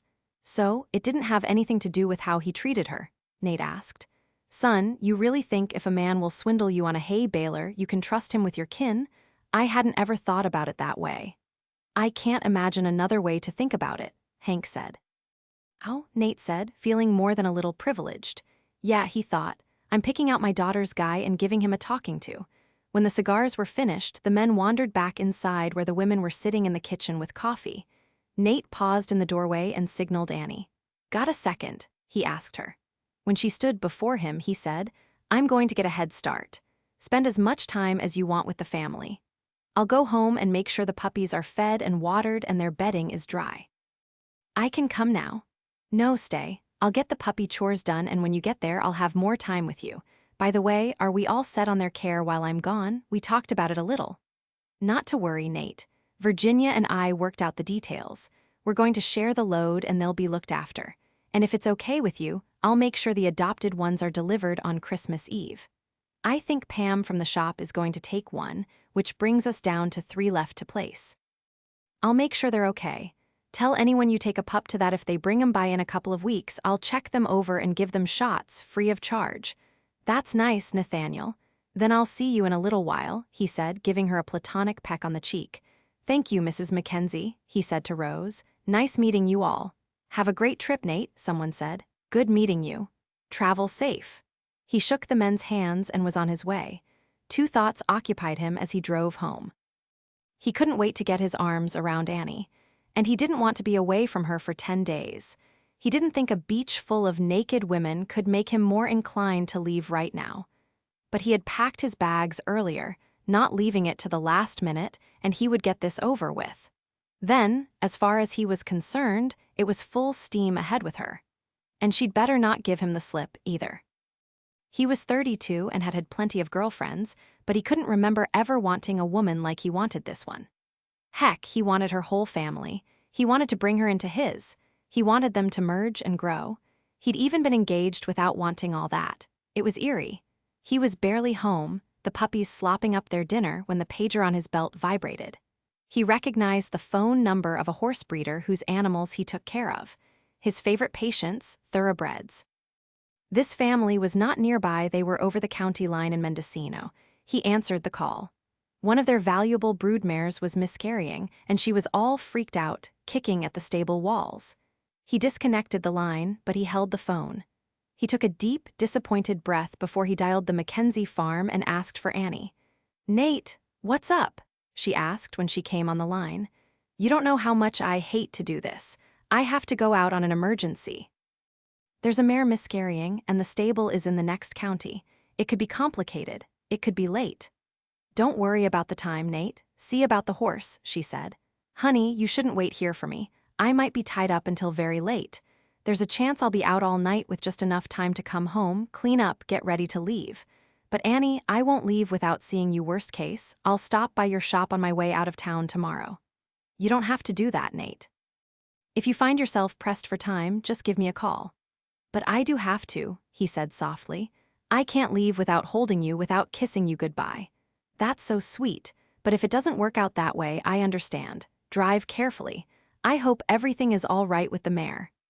Despite Nate's warning that he might not make it home until very late, she went to his house anyway.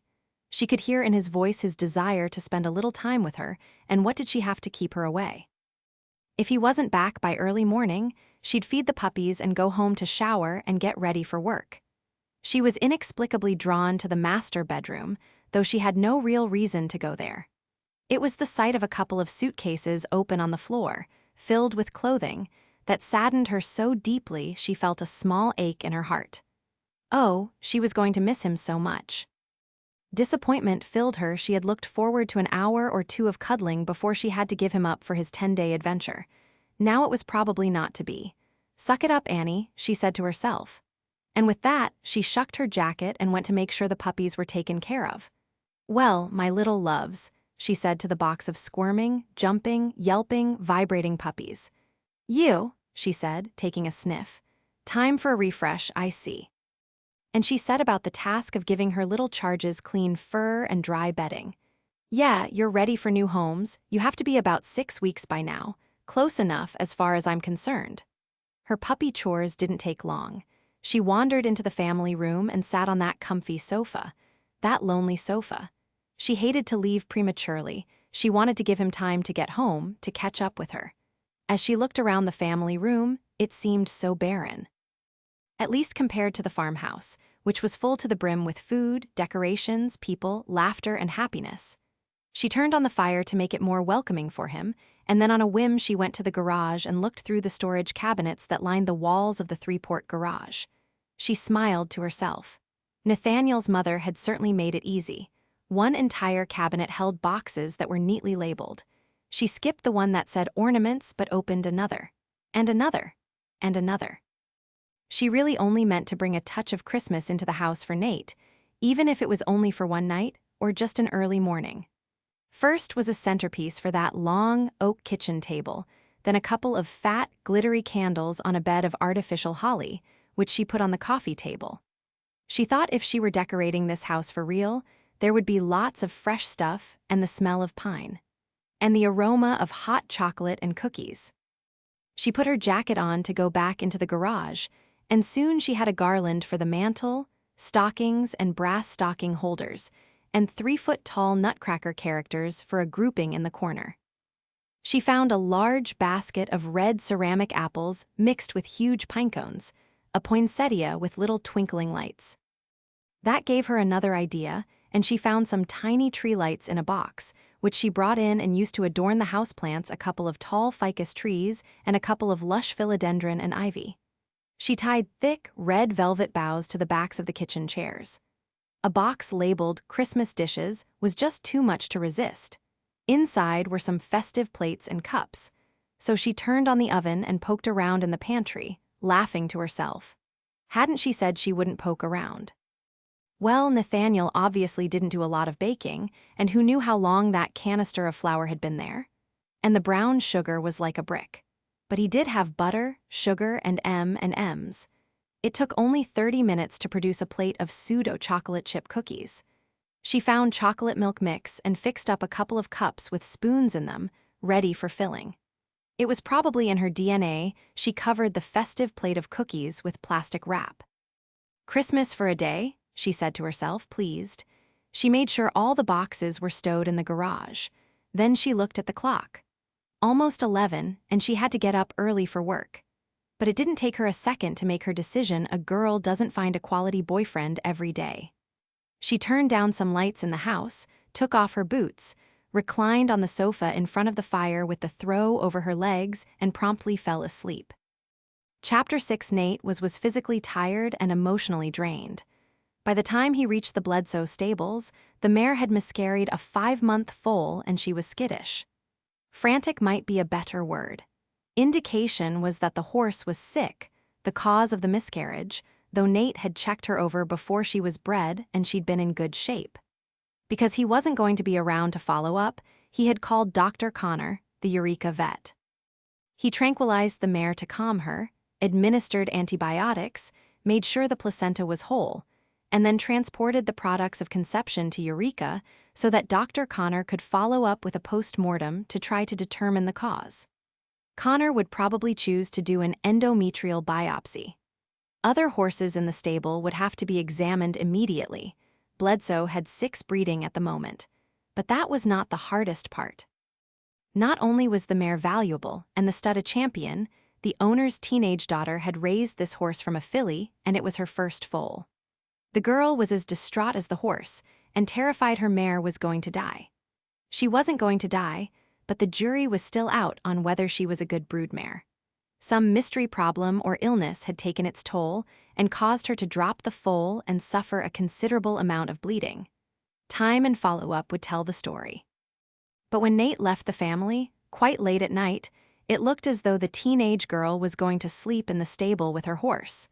Now that was something he could see Annie doing. And to speak of the devil herself, when he pulled up to his house, it was dimly lit from inside and her truck was parked out front. The clock on the car console said 2:15. Lord, what was she doing? Half of him was so grateful he could burst.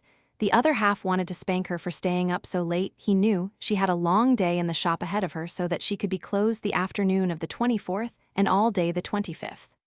Annie, he had learned, was not afraid of hard work. He entered the dimly lit house quietly. His first reaction was surprise, but pleasure quickly followed. On the breakfast bar, a thick red candle flickered beside a plate of cookies and a couple of cups. There was chocolate powder in the cups, ready for hot milk to be added. Bows on the chairs, garlands strung around, table decorations, twinkling lights everywhere, and his girl asleep in front of a fire. He chuckled to himself. Well, hadn't she been busy? It was like really coming home. Holidays meant a lot to her. Her sense of love and family spilled over to everyone around her, and he felt so embraced inside, like it was his first Christmas. He smiled to himself. In an important way, it was. He took off his boots, belt, and jacket in the kitchen. He blew out candles, turned off all but the twinkling tree lights and fireplace, and knelt down by the sofa, softly kissing her beautiful lips. She murmured, half waking. You're home, I must be fallen asleep. You were probably exhausted, digging through the storage, he said with humor in his voice. I'll put it all away before you get back, she whispered. I should go, now you're home. Are you crazy? He asked. He slipped one arm under her knees, the other behind her back, and stood with her in his arms. We're going to get some sleep. It's almost morning anyway, and this couch isn't going to do it. I want to hold you. I want to fall asleep with you in my arms. Now close your eyes and your mouth. She hummed and snuggled closer to him. Everything all right with the mare? She asked. It'll get sorted out. I'll tell you about it in the morning. He carried her to his bedroom and laid her gently on the bed. Do you need the alarm? He asked her. I can set it for you. Nah, I haven't slept past 7 in my life. Good, he said. He pulled back the comforter and crawled in, jeans and all, and she did the same. Come close, he said. All I want in life is to feel you against me. Just like that. Annie, my Annie. Suddenly he knew that even as exhausted as he wasn't going to sleep. He had a stunning thought. This is what it feels like when you actually fall in love. He thought that whole falling in love thing was some girl story that guys didn't experience. He was familiar with being attracted. Oh ho, was he familiar with that? And of course he had known desire in all sizes, from warm to boiling. Wanting a woman, yes, that was a fairly regular occurrence. But this was all those things mixed together, and yet something completely different at the same time. He wanted to be only with Annie. If he were allowed one friend for the rest of his life, he would choose her. He wanted to come home to the kind of warmth she could bring to a room. He wanted to crawl in beside her and feel the comfort of her body, which fit so perfectly against his. He didn't want to be away from her, he wanted her for life. He began unbuttoning her blouse. In spite of the fact that she seemed to be asleep, he was undressing her, knowing he shouldn't. But then he felt her fingers working away at his shirt buttons, and he sprang to life, hard and ready. His hands went to the snap on her jeans while hers worked at his. Like choreography, they were slipping each other's jeans down and off, and he pulled her hard against him, his shorts to her dainties.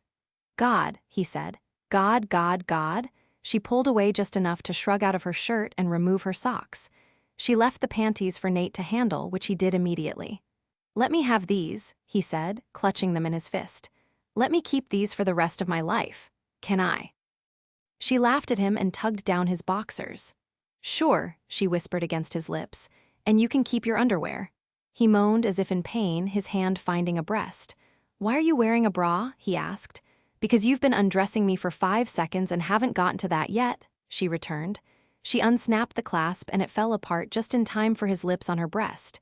He rolled on top of her, probing. Condom, she whispered. Condom, Nate? Right, he said. Got it. And he leaped out of bed, raced unceremoniously to the master bath, running back to the king-size bed with a packet in his hand, ripping it open as he went. He flopped on the bed and pulled her close. Then he froze. All motion stopped. Their thighs were pressed together, their lips straining toward each other, their hands pulling their bodies closer, and he said, Annie, are you ready for this? She didn't say anything, and he couldn't see her face in the darkness of the room. She took his hand and captured the foil packet.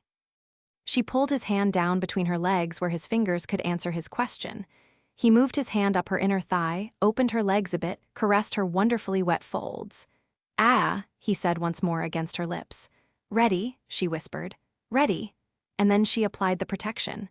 You know what, Annie, he said. Coming home to you, making love to you, it feels like the one thing I've always been ready for. Then let's not waste any more time, she said. He fell asleep while still inside her, holding her close. Sometime in the night, they roused just enough to make love again. When he awoke in the morning, he was alone. There was a little puppy, whimpering, faint and distant. He found her note in the kitchen, Nate, you were so tired, you slept through puppy breakfast, which was noisy. I decided you should sleep. I want you to have the most wonderful time of your life on your trip. I'll take care of everything while you're gone and I'll put away the decorations. And thank you for last night. It was perfect. Love, Annie. He picked up the note and read it again and again. It's awful hard to leave you, Annie, he whispered. Especially at Christmas. Nathaniel booked his flights to coordinate with the rest of the group. They were all meeting for breakfast in Miami. From there, they would fly together to Nassau. He had to take a commuter from Santa Rosa to San Francisco. That meant a 2-hour drive south to pick up the first leg of his trip. From San Francisco, he would take a non-stop red-eye to Miami. He would be there in early morning. He'd have breakfast in the airport with his old gang. It brought to mind the breakfasts they'd had together after all-night study sessions, right before a big exam. Then they'd get to the Bahamas early in the day to begin their 10-day vacation. He didn't mind driving, which was a good thing, since his practice had him running around the mountains and valleys of 3 counties looking after livestock. The drive from Humboldt County to Santa Rosa was beautiful and calm, but rather than enjoy the rolling hills and snow-covered pines and mountains, all he thought about was Annie. Before he left Humboldt County, he had called her at her shop. "I'll be leaving in a couple of hours. Sure you want to let me go without you?" he had asked. "This is your trip, Nate, not mine," she said. "You planned it, you've looked forward to it, you paid for it, now go and enjoy it. I have family things to do, and puppy things. When you get back, all the decorations will be put away, the puppies will be distributed to their new homes, and you'll be tanned and rested. And it will be a whole new year. I hear cell reception is terrible there, but I'll try to call you while I'm gone," he said. "I want to see if you have any regrets about turning down an all-expense-paid vacation. And there's a note for you on the kitchen counter, my hotel info. Call me if you need anything at all." When he said that, he had been thanking me. Call if you need me. Call me if you miss me, but Annie had laughed cheerfully. "Now, Nate, what are you going to do if I need something? Catch a flight home, you'll be on the other side of the country, and you'll be with your friends, a reunion, Nate. Now stop worrying about stuff you can't do anything about, just have fun. Besides, I can manage just about anything." A few weeks earlier, Nathaniel had been looking forward to this vacation with such enthusiasm. He'd built a few fantasies about girls in bikinis and low-cut sundresses. He saw himself inviting a beautiful woman out to dinner. Maybe he'd be taking some lovely young thing sailing. He envisioned staying up late with his buddies, laughing, drinking, and smoking cigars. He figured he'd be needed to rub suntan lotion on a bare female back. None of those mental images were working for him now. Now all he could think about was how long the next 10 days were likely to be. He hoped he'd at least catch an impressive fish or two. That's what he'd like to take home to her, a big, mounted sailfish. Maybe they'd hang it over the bed and remember their first Christmas, and their last one apart. Annie had laughed brightly while on the phone with Nate, but melancholy stole her laughter away the moment she hung up. She supposed it was a combination of being a little bit tired and sad that he'd be away. She'd been up late decorating his house and baking him those awful-tasting cookies. He just didn't have the right ingredients on hand, and what he had was far from fresh. Of course she hadn't slept much in his bed. He'd kept her busy, and so satisfied. He was such a wonderful lover, but instead of leaving her sated, it left her wanting more of him. And then she had to get up very early. She had to go home, shower and dress for work, and arrange the Christmas gift baskets for the girls in the shop. She wondered if he had felt her lips press softly against his before she'd left him. Had he heard her say, "Goodbye, Nate, be safe, hurry home"? He hadn't stirred at all. She had been happy to hold him close, warm him, and put him to sleep. She wouldn't mind doing that every day for the rest of her life. She knew her mood had plummeted and she didn't want anyone in the shop noticing, so she grabbed up the appointment book and walked to her small office at the back of the little shop. But sure enough, Pam followed her. Pam stood in the doorway looking at her. "Don't worry, Annie, he'll be thrilled to get home to you," Pam said. "Sure, of course, I didn't say anything otherwise, did I?" "You didn't have to," Pam said. "You laughed and joked with him on the phone, but the second you hung up you got real sober. Serious, maybe a little worried." "Do you think it was a mistake to let him go?" Annie asked. "The time will fly by," Pam said. "It's nice to see you like this. You love him." "I love him," she admitted. Because he was sensitive but also very confident and strong, she thought. He was a sucker for a bunch of puppies even though they were such a pain to take care of. He didn't even have to think twice about whether to be out till 2 in the morning because someone had a problem with an animal. The way Annie had been raised, she'd come to accept that people who cared for animals had a special kind of soul, a precious gift. You weren't likely to get much back from animals except a lick on the hand or maybe a good performance in a competition. And in her family's case, the animals provided milk and meat, their roof, their very beds and clothes, their land and legacy. She had been raised with deep respect for animals and the physicians who cared for them. Those gifted doctors were men and women who knew the meaning of unconditional love. "I love him because he's tender and strong and smart," Annie said. She smiled sentimentally. "And he's so cute he makes my knees wobble. But Pam, I didn't tell him. I tried to show him, but I didn't tell him." Pam chuckled. "You'll have your chance very soon." Pam stepped really close to Annie and made her voice a whisper. "Sweetheart, you're beautiful and smart, and I bet you make his knees wobble too." She smiled at her friend. "Thank you, Pam, that's sweet. The sweetest part is it wasn't just a compliment, I know you meant it. Did I tell you he asked me to go with him?" "Ah, no. You might have failed to mention that, and you weren't tempted." "Sure, I was tempted, but it's his trip and I have family things going on. But after this, if he feels for me what I feel for him, it's the last time I'm letting him get that far away from me without him knowing how I feel." Pam gave her a fake punch in the arm. "Good plan. I've worked with you for 5 years, Annie, since before you bought the franchise on this little shop. Have you ever been in love before?" Annie let go a huff of laughter. "Don't be ridiculous, I'm 28. I've been in love plenty of times, starting with Dickie Saunders in the 2nd grade. But never like this," she thought. Nothing even close to this. She wanted to massage his temples when he was stressed or worried, wanted to curl into him and bring him comfort, wanted to trust him with every emotion she had. She'd go into battle for him if he needed that from her, or better still, laugh with him until they both cried. It would feel so good to stand at his side and help him with his work.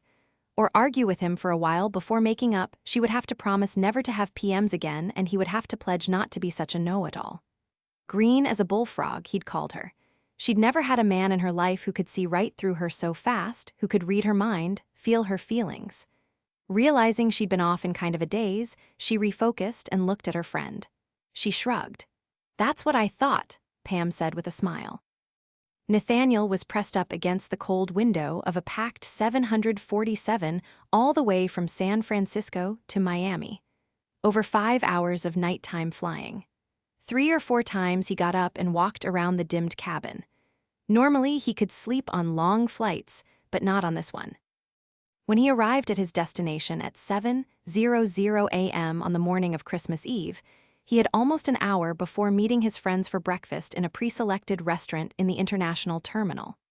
By the time he got to the restaurant, Jerry, Ron, Cindy, and Tina were there, surrounded by enough luggage to sink a cruise ship. Missing were Bob and Tom and their wives. Jerry spotted Nate first and called, "Hey, look who just dragged himself off the red-eye." "You look like hell, man," he said, grinning, sticking out a hand. "Get this man a Bloody Mary." Nate shook hands, hugged, accepted the drink, complete with lemon wedge and celery stalk, and raised his glass. "Great to see you guys," he said. "We can't keep meeting like this." "Beats not meeting at all." Jerry looked at his watch. "We have an hour and a half." He looked around and frowned. "Nathaniel, did you manage to get your luggage checked through?" "Nah, I left it with a skycap." There was some head shaking. "Always has been one jump ahead of us," Tina said. "Thing is I can't make it." "Sorry, guys." Confused stares answered him. Don't look now, buddy, but you're in Miami, almost at Bahama Mama heaven." Nate chuckled and took a sip of his Bloody Mary. "This was a good idea," he said of the drink. "I left my luggage at the airline counter with the skycap. They're working on a flight for me, but it looks bleak. Who would travel on Christmas Eve on purpose? Why are they booked solid?" "I'd never travel on Christmas Eve if I didn't have to, but I told them I'd take anything. I might end up eating my turkey dinner right here." "What the hell?" "It's a woman," Nate said. He was shaking his head and laughing at himself. "I gotta get back to a woman." Jerry clamped a hand on his shoulder. "Okay, let me guess, you got drunk on the plane? Why didn't you just bring her?" Cindy asked. "She couldn't come," Nate said. "She had all kinds of family stuff going on and she couldn't miss it." She's real close to her family, great family too, so I said I'd stay home, but she said no to that. She said I should have my vacation. She insisted, and I let her. All right, bud, keep your head here. Give her a call, tell her you're miserable without her and you'll be home soon. Hell, get a flight out in 2 or 3 days if you still feel the same way. I have to go, Nate said. I don't want to be sitting in a bar with you losers if they find a flight for me. He took another swallow of his drink. He stared at it. Really, this was a good idea. So was the trip. Anyone game to try this next year? I shouldn't have any complications next year that I can think of.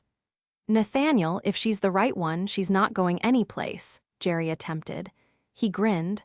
That's the best part. She's not going anyplace. But you have no idea how much Christmas means to Annie. She's like the Christmas fairy. He chuckled. Listen, I don't expect you to get this, but as much as I was looking forward to spending a few days with you guys, it hit me on the plane I'm going to feel alone without her. I'm going to be with the best friends I've ever had, and I'm not going to have much fun because she's not with me. He shook his head. I know where I'm supposed to be right now, and I better get there. Nathaniel, this will pass, Ron said. How long have you known this woman? Oh, geez, about 3 weeks. About 3 of the best weeks of my life. When you find the right one, you don't fly away and leave her wondering how you feel. See, Jerry, in case you ever find some brain-damaged female willing to throw her lot in with you, you'll want to remember this: you better not let her out of your sight, and you better not leave her without telling her you love her. Got that? Jerry looked confused. Isn't that why they invented florists? Don't you just dial up a big, expensive batch of flowers and Nathaniel, that is so sweet, Tina said. I had no idea you were so sweet. Didn't we date once?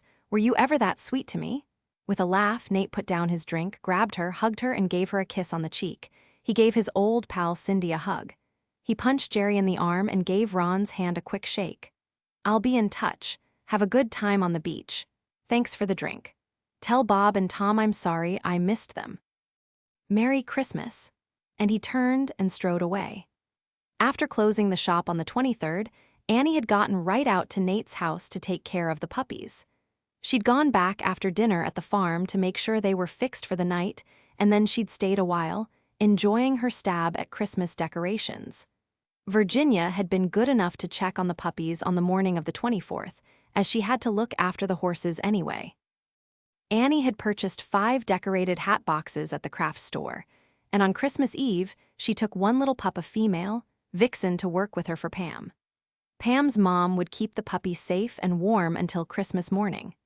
They closed the shop at noon, and Annie headed back to Nate's before going to the farm. There was a long-standing tradition on Christmas Eve at the farm. Hank covered a hay wagon with fresh hay, hooked up Annie's horses, and took the kids for a hayride while the women finished dinner. The winter sun was setting early, so they would have their hayride before dinner. The snow had begun to fall, so the wagon would have to stick to the farm roads.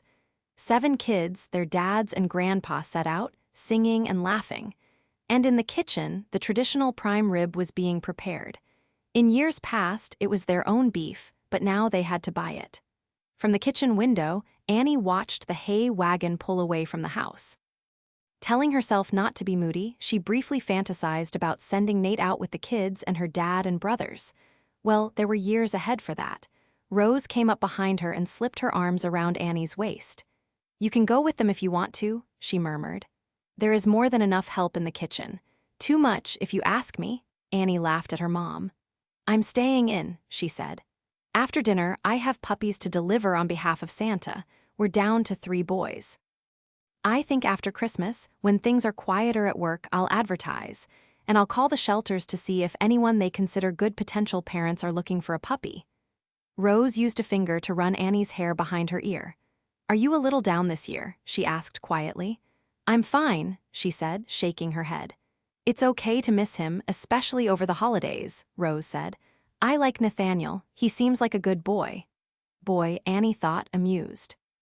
She couldn't tell her mother that he was all man, more man than she'd experienced in her adult life, and she hoped he pestered her as much when he came home as before he left. Let's get everything on the table, Mom. They'll be back and freezing before we know it. Of course, the kids didn't want the hayride to end until they were blue with cold. Hank pulled right up to the back of the house to let the kids off so their mothers could fuss over them, warming them. Then with the help of his sons, they unhooked the horses, took them to the barn and brushed and fed them. By the time everyone was inside, the house was bursting with noise and the smells of food, along with the scent of hay and horses. Stories from the ride, punctuated by laughter, filled the house while the meat was carved and dish after dish of delicious food was carried to the tables, then passed around. The hayride wasn't meant for pure enjoyment. It was calculated to wear out the kids who might otherwise stay up half the night. After the main course and dessert, the women headed to the kitchen for cleanup and coffee, while Grandpa, Annie's brothers, and the kids got out a variety of board games. That was when Annie took her leave. She had to go back to Nate's house, gather up her Christmas puppies, and make some deliveries. Bundled up and on the way to her truck, she wandered around the house to the back. The moon was so high and bright it lit up the farm. The weathered barn in rusty red stood quiet. She remembered when it was teeming with live cows, horses, goats, chickens, not to mention people. Every single one of the Mackenzie kids had had big parties at the farm. Her dad would dig a hole and fill it with hot coals to cook corn, hot dogs would be turned on the grill, and Rose would put out a huge bowl of potato salad and deviled eggs to die for. The kids who came to the farm from town would run wild through the pastures, barn, and woods. They'd swing from the rafters of the barn on a rope and fall into a pile of hay, ride the horses, chase the goats. She could remember it like it was yesterday as she looked over the rolling hills and pasture land. Someday, she thought, my own children and their friends will play here. She climbed up on the hay wagon and lay down in the sweet hay, looking up at the sky. It was clear, black, speckled with stars. At the moment, the house was throbbing with noise, but ordinarily it was so quiet in the country you could hear a leaf rustle 100 yards away. The sound of a car approaching caused her to sit up, and she recognized the Dixons' truck, their nearest neighbors. Another country custom people dropped in on each other, bringing homemade treats and staying for at least a cup of coffee. Of course, the Mackenzies didn't go visiting when the family was home. There were too many of them. A second truck trundled along behind the Dixons, looked like the whole famdamli was coming over. She plopped back down on the hay, hoping to be invisible. Once they all got inside, she'd take off. She wasn't feeling sociable. There was only one person she wanted to be with right now. She hugged herself and tried to pretend his arms were. "Annie, you out here?" Bo called from the back porch. "Don't answer," she told herself. "Annie?" But her truck was parked out front. "I'm looking at the stars, but I'm leaving in a second." "What?" "I just wanted to know where you are," he yelled back. "Well, go away and leave me alone, you're scaring the stars." And then more quietly she muttered, "Pest." Seconds later she felt the wagon move, heard it squeak, and a large body flopped down next to her in the hay. "Aw, Bo, you jerk," she nearly yelled. She sat straight up, plucked straw out of her hair with a gloved hand, and looked at the body next to her. Not Bo. Nathaniel lay face down in the hay beside her. "What are you doing here?" she asked in confusion. He turned his head to one side. "I came back to sweep you off your feet, but I've been either flying or driving or hanging around airports so long that I'm too tired to roll over, much less sweep you anywhere. And I didn't get much sleep the night before I left, either." He grinned. "Thank you very much." "You didn't go?" she asked. "I went. I made it all the way to Miami." "And came back," he yawned hugely. "I realized halfway there that I couldn't go to the Bahamas without you, but they wouldn't turn the plane around." She was quiet for a second. "You've lost your mind." "Tell me about it," he said. "What have you done to me?" "Like this is my fault, that you're a lunatic," he yawned again. "I was normal until 3 weeks ago," he said. "It's amazing how many people fly on Christmas Eve. I couldn't get a non-stop. I was up and down all day. I had to go from Miami to Lansing to Seattle to San Francisco. The last leg I had to ride in the bathroom." "You did not," she said with a laugh. She lay down in the hay beside him. "Then I had to rent a car and drive to Santa Rosa to get my truck, then drive home." "Hey," Bo called from the back porch. "You guys want the horses hitched up?" Annie sat up again. "No, thank you," she yelled back. "Can you please go away? You guys making out in the hay?" "Go away," they both yelled. "Geez." The back door slammed. Annie lay back down. "Now, what do you have in mind?" She asked him. "I had a plan," he said. I was going to tell you I love you, then seduce you, put a really nice flush on your cheeks, but I'm not sure I have the strength. I do love you, however, and a little sleep tonight might give me a second wind, so brace yourself." She giggled. "I have puppies to deliver," she informed him. "Aw, you haven't done that already? I was so hoping we could just go home and go to bed." "Why don't I take you home to your house, then you can sleep and I'll deliver the puppies. I don't think you should be driving if you can't roll over." "I'll be fine," he said, face down in the hay. "You'll see, any second now I'll perk right up." "You love me?" she asked. "What makes you think so?" He couldn't roll over, but he looped an arm over her waist and pulled her closer. "You are so under my skin, Annie Mackenzie. I'll never be a free man again. Pretty soon now you'll probably want to say you love me too." "Hurry up, will you? I'd like to be conscious for it." She laughed at him. "Say it, damn it," he ordered. "I love you too," she said. "I can't believe you came back in the same day. Why didn't you just call, or come back and tell me you had a miserable time? You could have had your vacation and then told me." "Because, Annie, I realized if I stayed away from you, I'd be lonely. No matter how many people were around, I'd feel alone if I wasn't with you." He pulled her closer. "I wanted you to know how important it was to me to be with you. I wanted you to know you were worth a lot of trouble. You aren't something I can put off till later. You're not the kind of woman I can send flowers to with a note to say how I feel you have to be in my arms. I'm not looking for the easy way with you, Annie. I want the forever way, and I don't think that's going to ever change. Now can we please deliver the puppies and get some sleep?" "Sure," she said, running her fingers through the short hair over his ear. "Merry Christmas, Nathaniel." "Merry Christmas, baby. I brought you something, a diamond." "You brought me a diamond?" she asked, stunned. He dug in his pocket and pulled out a plastic diamond about the size of a lime, attached to a keychain. "Our first Christmas Eve together, and I shopped for your present in an airport gift shop. By the way, when I get the real diamond, I don't think it's going to be this big." She laughed and kissed him. "You will never know how much I like this one." "Wanna show me?" he asked, hugging her tight. "I will," she promised, "for the next 50 years. "Works for me, Annie. I love you like mad." "You make my knees wobble," she said. "Let me take you home so you can start wobbling them some more." "My pleasure." He kissed her with surprising passion for a man dead on his feet. "Let's go home." Complete your Virgin River collection with this classic Christmas novella from one New York Times best-selling author Robyn Carr. There's no better gift than the thrill of a holiday romance. With snow falling over the redwood forests, secluded Virgin River is the ideal place to spend the holidays. Each year, the close-knit community gathers in the town square to decorate and light a massive tree. Carols are sung, hot chocolate is shared, and this time a surprise is left under the Christmas tree. When the folks of the town discover a box of adorable puppies abandoned under the tree, they call on local vet Nathaniel Jensen for help. The puppies are the talk of Virgin River, but it's Nate's budding romance with Annie McCarty that really has tongues and tails wagging, originally published in 2009. A thought-provoking look at women, and the choices they make when they realize their lives aren't exactly what they expected or thought they were. Kirkus reviews on 4 friends looking for more compelling and insightful stories by one New York Times best-selling author Robyn Carr. Visit Sullivan's Crossing, a rustic campground at the crossroads of the Colorado and Continental Divide trails that welcomes everyone, whether you need a weekend getaway or a whole new lease on life. What we find any day now, and don't miss the 3rd installment of this heartwarming series, coming soon.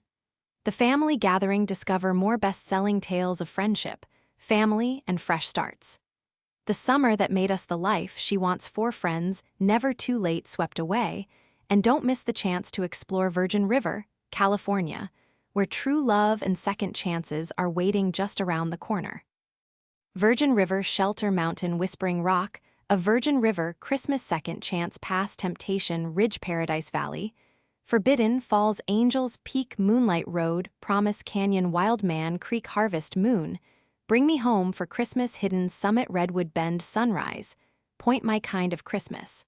Robyn Carr writes books that touch the heart and the funny bone. One New York Times best-selling author Debbie Macomber joined Robyn Carr in Thunder Point, Oregon, where you'll fall in love with the cast of unforgettable locals who call it home.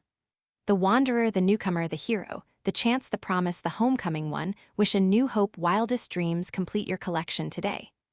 Did you know that Harlequin My Rewards members earn free books and more? Join www.harlequinmyrewards.com today to start earning your free books. Connect with us on www.harlequin.com for info on our new releases, access to exclusive offers, free online reads, and much more. Other ways to keep in touch: Harlequin.com newsletters, Facebook.com/HarlequinBooks, Twitter.com/HarlequinBooks, Harlequinblog.com. Keep reading for a special preview of what we find: a story of fresh starts and budding relationships, the first novel in the new Sullivan's Crossing series from one New York Times best-selling author Robyn Carr. Available now from Myra Books. Chapter 1. Maggie Sullivan sought refuge in the stairwell between the 6th and 7th floors at the far west end of the hospital, the steps least traveled by interns and residents racing from floor to floor, from emergency to emergency. She sat on the landing between two flights, feet on the stairs, arms crossed on her knees, her face buried in her arms. She didn't understand how her heart could feel as if it was breaking every day. She thought of herself as much stronger. "Well, now, some things never change," a familiar voice said. She looked up at her closest friend, J.C. Kent. They had gone to med school together, though residency had separated them. J.C. was an OB and Maggie, a neurosurgeon, and they had hidden in stairwells to cry all those years ago when med school life was kicking their asses. Most of their fellow students and instructors were men. They refused to let the men see them cry. Maggie gave a wet, burbly huff of laughter. "How'd you find me?" Maggie asked. "How do you know you're not in my spot? Because you're happily married and have a beautiful daughter? And my hours suck, I'm sleep-deprived, have as many bad days as good, and..." JC sat down beside Maggie. "And at least my hormones are cooperating at the moment. Maggie, you're just taking call for someone, right? Just to stay ahead of the bills." "Since the practice shut down," Maggie said, "and since the lawsuit was filed. You need a break. You're recovering from a miscarriage and your hormones are wonky. You need to get away, especially away from the emergency room, take some time off, lick your wounds, heal." "He dumped me," Maggie said. JC was clearly shocked. "What?" "He broke up with me. He said he couldn't take it anymore. My emotional behavior, my many troubles. He suggested professional help." JC was quiet. "I'm speechless," she finally said. "What a huge ass." "Well, I was crying all the time," she said, sniffing some more. "If I wasn't with him, I cried when I talked to him on the phone. I thought I was okay with the idea of no children. I'm almost 37, I work long hours, I was with a good man who was just off a bad marriage and already had a child." "I'll give you everything but the good man," JC said. "He's a doctor, for God's sake. Doesn't he know that all you've been through can take a toll? Remove all the stress and you still had the miscarriage. People tend to treat a miscarriage like a heavy period, but it's a death. You lost your baby. You have to take time to grieve." "Gospel," Maggie said, rummaging for a tissue and giving her nose a hearty blow. "I really felt it on that level. When I found out I was pregnant, it took me about 15 minutes to start seeing the baby, loving her, or him. Not to beat a dead horse, but you have some hormone issues playing havoc on your emotions. Listen, shoot out some emails tonight. Tell the ones on the need-to-know list you're taking a week or 2 off. No one knows about the pregnancy but you and Andrew. You don't have to explain. Everyone knows about your practice, your ex-partners, the lawsuit. Frankly, your colleagues are amazed you're still standing. Get out of town or something. Get some rest." "You might be right," Maggie said. "These cement stairwells are killing me." JC put an arm around her. "Just like old times, huh? The last 7 or 8 miles to Sullivan's Crossing was nothing but mud, and Maggie's cream-colored Toyota SUV was coated up to the windows. This was not exactly a surprise. It had rained all week in Denver, now that she thought about it. March was typically the most unpredictable and sloppiest month of the year, especially in the mountains.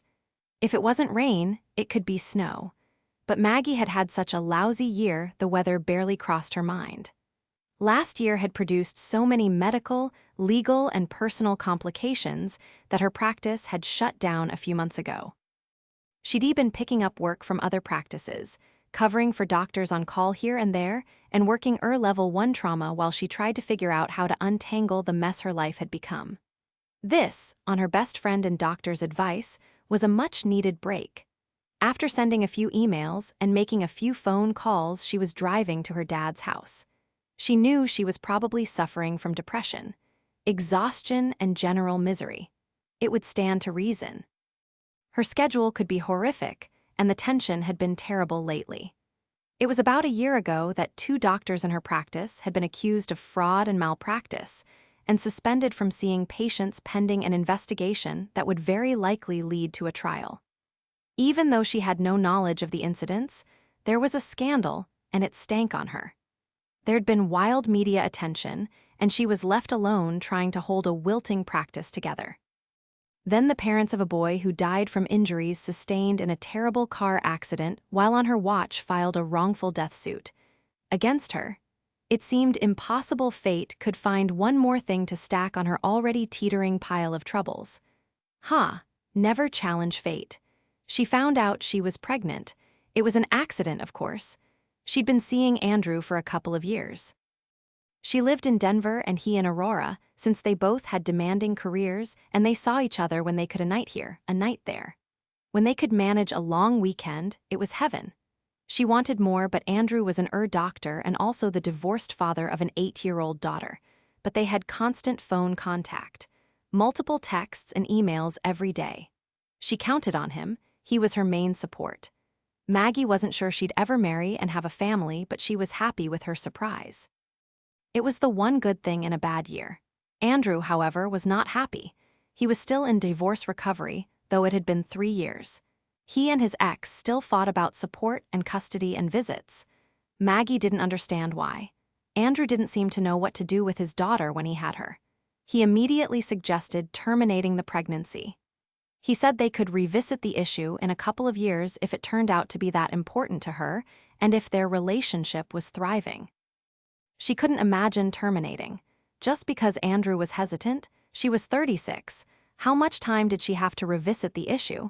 Although she hadn't told Andrew, she decided she was going to keep the baby no matter what that meant for their relationship. Then she had a miscarriage. Grief-stricken and brokenhearted, she sank lower. Exactly 2 people knew about the pregnancy and miscarriage: Andrew and JC. Maggie cried gut-wrenching tears every night. Sometimes she couldn't even wait to get home from work and started crying the second she pulled the car door closed. And there were those stairwell visits. She cried on the phone to Andrew, cried in his arms as he tried to comfort her, all the while knowing he was relieved. And then he said, "You know what, Maggie? I just can't do it anymore. We need a timeout. I can't prop you up, can't bolster you. You have to get some help, get your emotional life back on track or something. You're sucking the life out of me and I'm not equipped to help you." "Are you kidding me?" she had demanded. "You're dropping me when I'm down, when I'm only 3 weeks beyond a miscarriage." And in typical Andrew fashion, he had said, "That's all I got, baby." It was really and truly the first moment she had realized it was all about him, and that was pretty much the last straw. She packed a bunch of suitcases. Once she got packing, she couldn't seem to stop. She drove southwest from Denver to her father's house, south of Leadville and Fairplay, and she hadn't called ahead. She did call her mother, Phoebe, just to say she was going to Sully's, and she wasn't sure how long she'd stay. At the moment, she had no plan except to escape from that life of persistent strain, anxiety, and heartache. It was early afternoon when she drove up to the country store that had been her great-grandfather's, then her grandfather's, now her father's. Her father, Harry Sullivan, known by one and all as Sully, was a fit and hearty 70 and showed no sign of slowing down and no interest in retiring. She just sat in her car for a while, trying to figure out what she was going to say to him. How could she phrase it so it didn't sound like she'd just lost a baby and had her heart broken? Bo, her father's 4-year-old yellow lab, came trotting around the store, saw her car, started running in circles barking, then put his front paws up on her door, looking at her imploringly.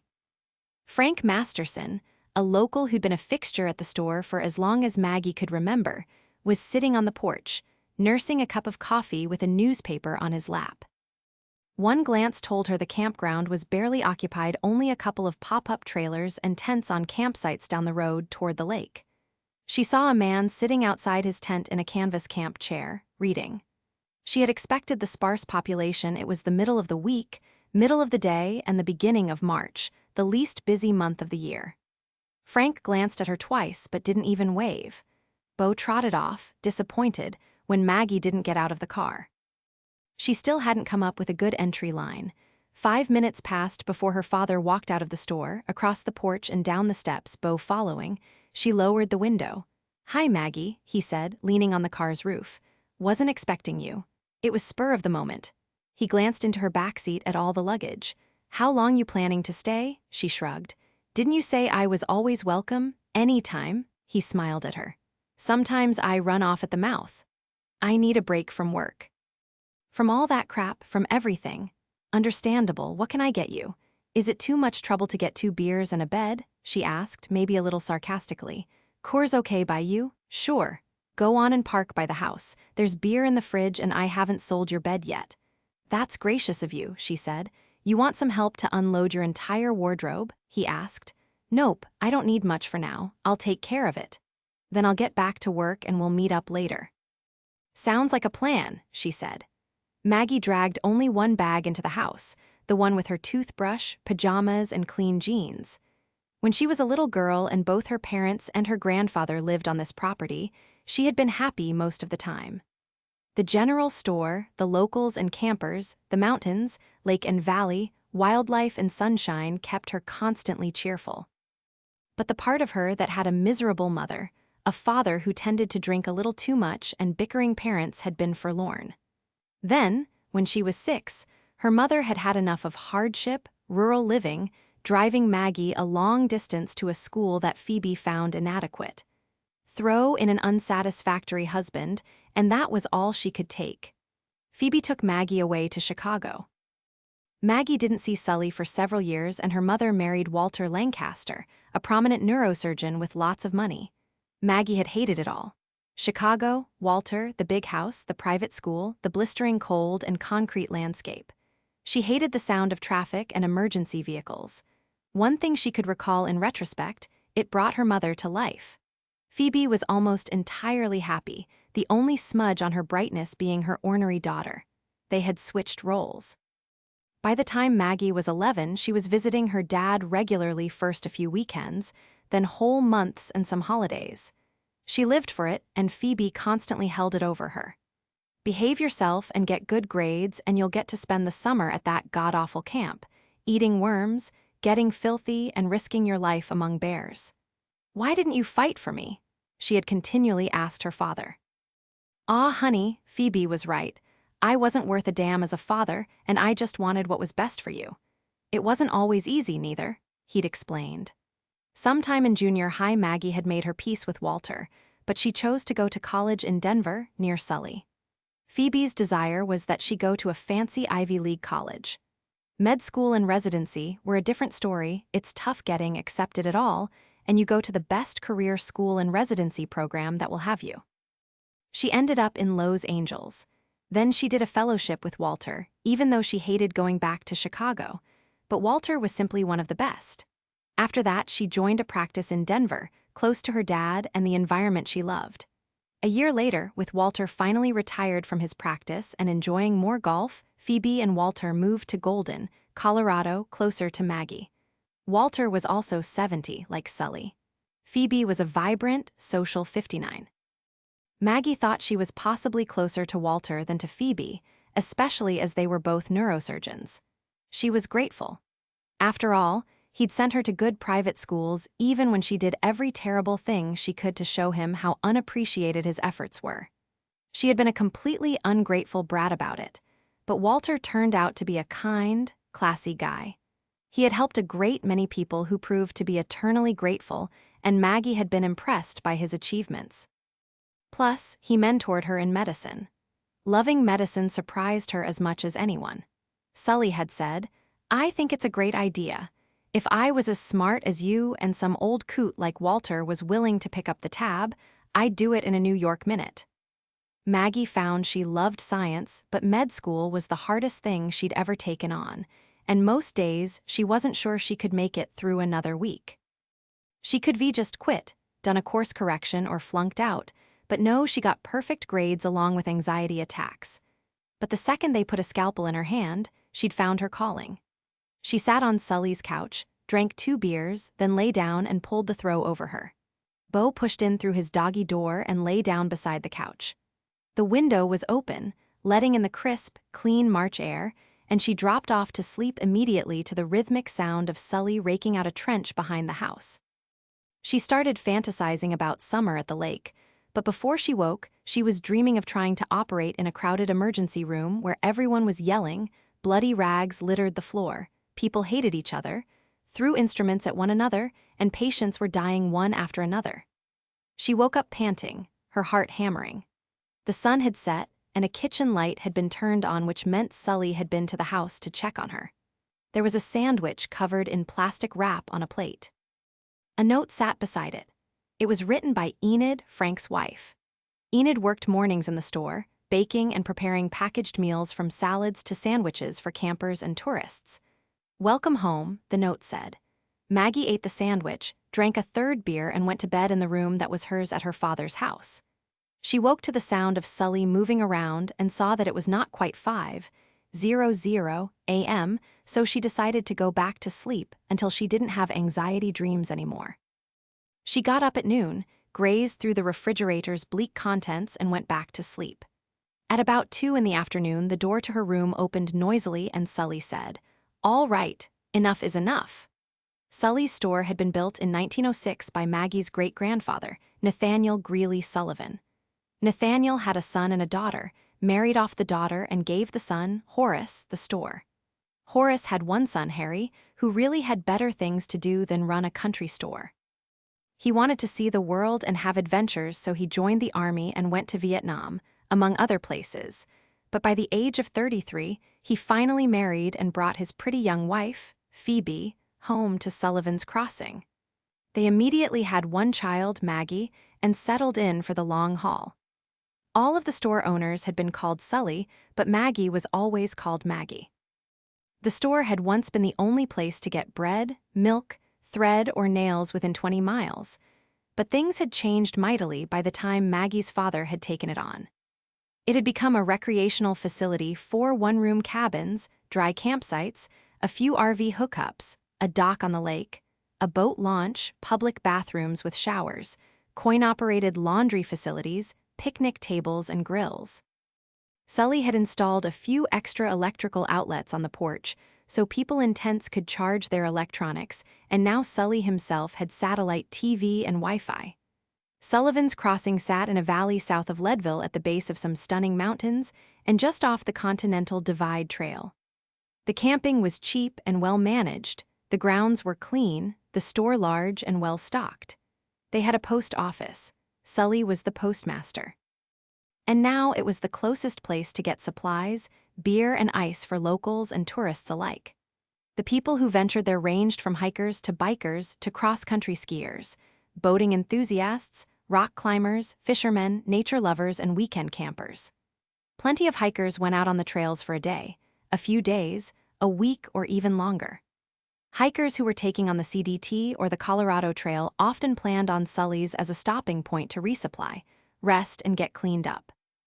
Those hardies were called the through hikers, as the Continental Divide Trail was 3,100 miles long, while the Colorado Trail was almost 500, but the two trails converged for about 200 miles just west of Sully's.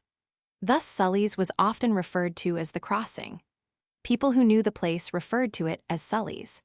Some of their campers were one-timers, never seen again. Many were regulars within an easy drive looking for a weekend or holiday escape. They were all interesting to Maggie: men, women, young, old, athletes, wannabe athletes, scout troops, nature clubs, weirdos, the occasional creep. But the ones who intrigued her the most were the long-distance hikers, the through hikers.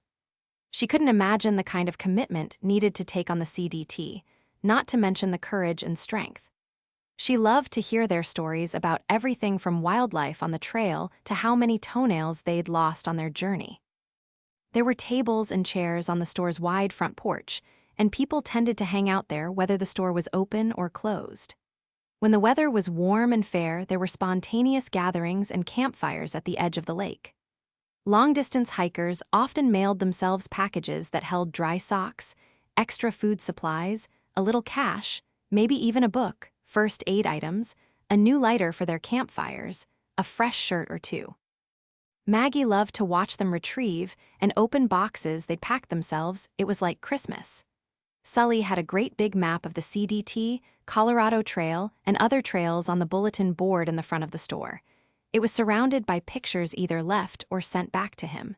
He'd put out a journal book where hikers could leave news or messages. The journals, when filled, were kept by Sully and had become very well known. People could spend hours reading through them. Sully's was an escape, a refuge, a gathering place or recreational outpost. Maggie and Andrew liked to come for the occasional weekend to ski. The cross-country trails were safe and well-marked. Occupancy was lower during the winter months, so they'd take a cabin, and Sully would never comment on the fact that they were sharing not just a room but a bed. Before the pregnancy and miscarriage, their routine had been rejuvenating. They'd knock themselves out for a week or even a few weeks in their separate cities, then get together for a weekend or few days, eat wonderful food, screw their brains out, get a little exercise in the outdoors, have long and deep conversations, meet up with friends, then go back to their separate worlds. Andrew was shy of marriage, having failed at one and being left a single father. Maggie, too, had had a brief unsuccessful marriage, but she wasn't afraid of trying again and had always thought Andrew would eventually get over it. She accepted the fact that she might not have children, coupled with a man who, right up front, declared he didn't want more. But then there was one on the way, and does he step up? She muttered to herself as she walked into the store through the back door. He complains that I'm too sad for him to deal with. The bastard. Who's the bastard, darling? Enid asked from the kitchen.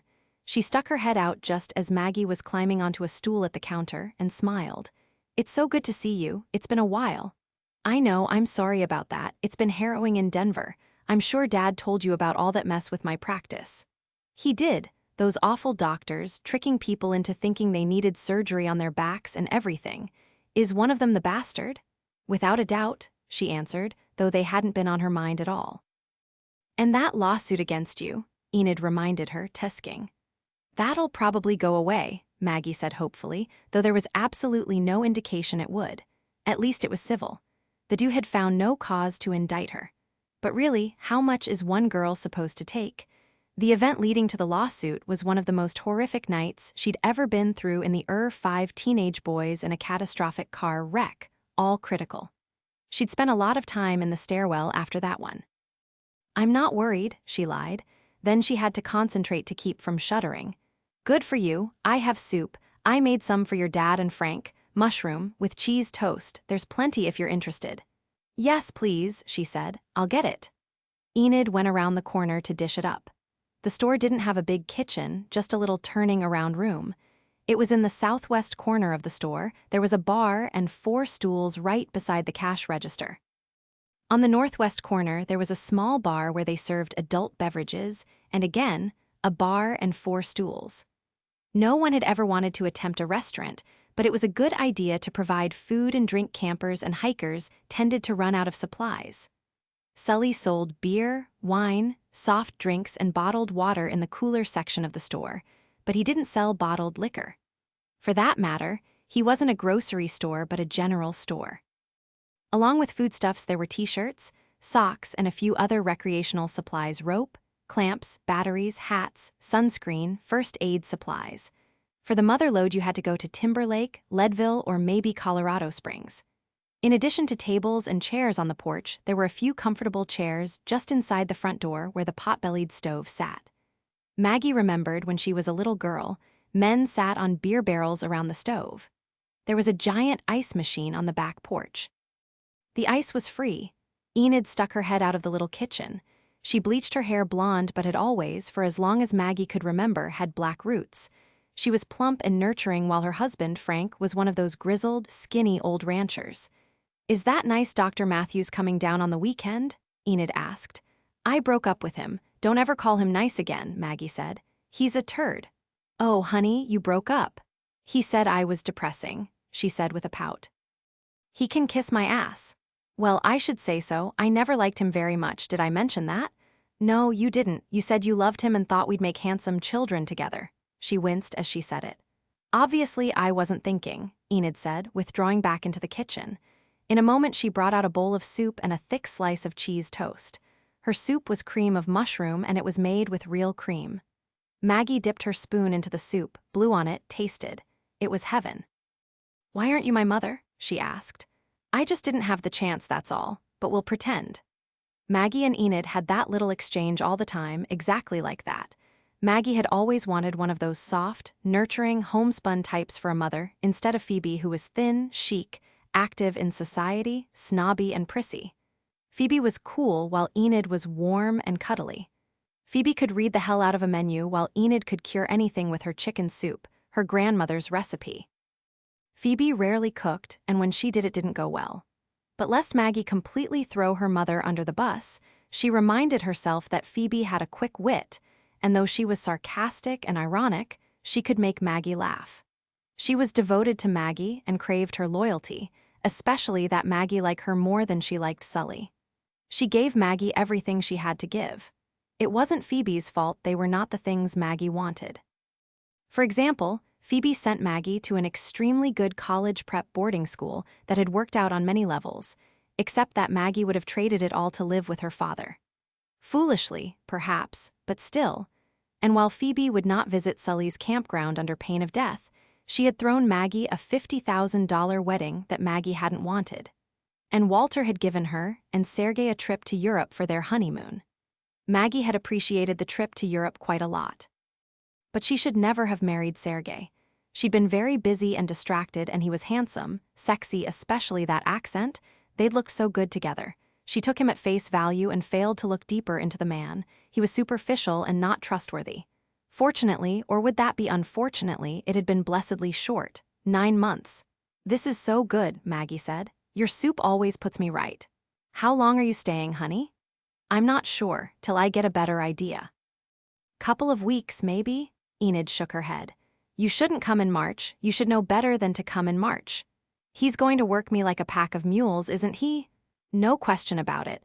Only person who isn't afraid to come around in March is Frank. Sully won't put Frank to work." Frank Masterson was one of Sully's cronies. He was about the same age, while Enid was just 55.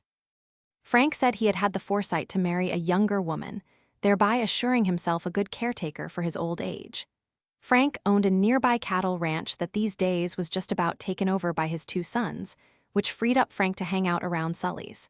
Sometimes Sully would ask, "Why don't you just come to work with Enid in the morning and save the gas, since all you do is drink my coffee for free and butt into everyone's business?" When the weather was cold, he'd sit inside, near the stove. When the weather was decent, he favored the porch. He wandered around, chatted it up with campers or folks who stopped by, occasionally lifted a heavy box for Enid, read the paper a lot. He was a fixture. Enid had a sweet, heart-shaped face to go with her plump body. It attested to her love of baking. Besides making and wrapping sandwiches to keep in the cooler along with a few other lunchable items, she baked every morning sweet rolls, buns, cookies, brownies, that sort of thing. Frank ate a lot of that and apparently never gained an ounce. Maggie could hear Sully scraping out the gutters around the store. 70 and up on a ladder, still working like a farm hand, cleaning the winter detritus away. That was the problem with March, a lot to clean up for the spring and summer. She escaped out to the porch to visit with Frank before Sully saw her sitting around and put her to work. "What are you doing here?" Frank asked. "I'm on vacation," she said. Damn fool time of year to take a vacation. Ain't nothing to do now. Dr. Matthews Common? No, we're not seeing each other anymore. That why you're here during mud season? Licking your wounds? Not at all, I'm happy about it. Yup, you look happy, all right. I might be better off cleaning gutters, she thought. So she turned the conversation to politics because she knew Frank had some very strong opinions and she could listen rather than answer questions. She spotted that guy again, the camper, sitting in his canvas camp chair outside his pop-up tent trailer under a pull-out awning. His legs were stretched out and he was reading again. She noticed he had long legs. She was just about to ask Frank how long that guy had been camping there when she noticed someone heading up the trail toward the camp. He had a big backpack and walking stick and something strange on his head. Maggie squinted. A bombardier's leather helmet with ear flaps. "Frank, look at that," she said, leaning forward to stare. The man was old, but old wasn't exactly rare. There were a lot of senior citizens out on the trails, hiking, biking, skiing. In fact, if they were fit at retirement, they had the time and means. As the man got closer, age was only part of the issue. "I best find Sully," Frank said, getting up and going into the store. As the man drew near, it was apparent he wore rolled-up dress slacks, black socks, and black shoes that looked like they'd be shiny church or office where once the mud was cleaned off. And on his head, a weird WW2 aviator's hat. He wore a ski jacket that looked to be drenched, and he was flushed and limping. Sully appeared on the porch, Bo wagging at his side, Frank following. "What the hell?" "Yeah, that's just wrong," Maggie said. "You think?" Sully asked. He went down the steps to approach the man, Maggie close on his heels, Frank bringing up the rear, and Enid on the porch waiting to see what was up. "Well there, buddy," Sully said, his hands in his pockets. "Where you headed? Is this Camp Lejeune?" Everyone exchanged glances. That would be in North Carolina, son," Sully said, though the man was clearly older than Sully. "You're a little off track. Come up on the porch and have a cup of coffee, take off that pack and wet jacket. And that silly hat, for God's sake. We need to make a phone call for you. What are you doing out here, soaking wet in your Sunday shoes?" "Maybe I should wait a while, see if they come," the man said, though he let himself be escorted to the porch. "Who?" Maggie asked. "My parents and older brother," he said. "I'm to meet them here." "Bet they have some real funny hats, too," Frank muttered. "Seems like you got a little confused," Sully said. "What's your name, young man?" "That's a problem, isn't it?" "I'll have to think on that for a while." Maggie noticed the camper had wandered over, curious. Up close he was distracting. He was tall and handsome, though there was a small bump on the bridge of his nose. But his hips were narrow, his shoulders wide, and his jeans were torn and frayed exactly right. They met glances. She tore her eyes away. "Do you know how you got all wet? Did you walk through last night's rain? Sleep in the rain?" Sully asked. "I fell in a creek," he said. He smiled, though he also shivered. "On account of those shoes," Frank pointed out. "He slipped 'cause he ain't got no tread." "Well, there you go," Maggie said. "Professor Frank has it all figured out. Let's get that wet jacket off and get a blanket. Sully, you better call Stan the man." "Will do. Anyone need a hand here?" Maggie heard the camper ask. "Can you grab the phone, Cal?" Sully asked. Sully put the man in what had been Maggie's chair and started peeling off his jacket and outer clothes. He leaned the backpack against the porch rail, and within just seconds Enid was there with a blanket, cup of coffee, and one of her bran muffins. Cal brought the cordless phone to the porch. The gentleman immediately began to devour that muffin as Maggie looked him over. "Least he'll be reglar," Frank said, reclaiming his chair. Maggie crouched in front of the man, and while speaking very softly, she asked if she could remove the hat. Before quite getting permission, she pulled it gently off his head to reveal wispy white hair surrounding a bald dome. She gently ran her fingers around his scalp in search of a bump or contusion. Then she pulled him to his feet and ran her hands around his torso and waist. "You must have rolled around in the dirt, sir," she said. "I bet you're ready for a shower." He didn't respond. "Sir, anything hurt?" she asked him. He just shook his head. "Can you smile for me? Big, wide smile." She asked, checking for the kind of paralysis caused by a stroke. "Where'd you escape from, young man?" Sully asked him. "Where's your home?" "Wakefield, Illinois," he said. "You know it?" "Can't say I do," Sully said, "but I bet it's beautiful, more beautiful than Lejeune for sure." "Can I have cream?" he asked, holding out his cup. Enid took it. "Of course you can, sweetheart," she said. "I'll bring it right back." In a moment, the gentleman sat with his coffee with cream, shivering under a blanket while Sully called Stan Bernosky. There were a number of people. Sully could have reached out to a local ranger, state police, ACA, highway patrol, even fire and rescue. But Stan was the son of a local rancher and was the police chief in Timberlake, just 20 miles south and near the interchange. It was a small department with a clever deputy who worked the internet like a pro, Officer Paul Castor. Bo gave the old man a good sniffing, then moved down the stairs to Cal, who automatically began petting him. Sully handed the phone to Maggie. "Stan wants to talk to you." "He sounds like someone who wandered off," Stan said to Maggie. "But I don't have any missing persons from nearby. I'll get Castor looking into it. I'm on my way. Does he have any id on him?" "We haven't really checked yet," Maggie said into the phone. "Why don't I do that while you drive?" Here's Sully." Maggie handed the phone back to her dad and said, "Pass the time with Stan while I chat with this gentleman." Maggie asked the man to stand again and deftly slid a thin wallet out of his back pocket. She urged him to sit and opened it up. "Well now," she said. "Mr. Gunderson? Roy Gunderson?"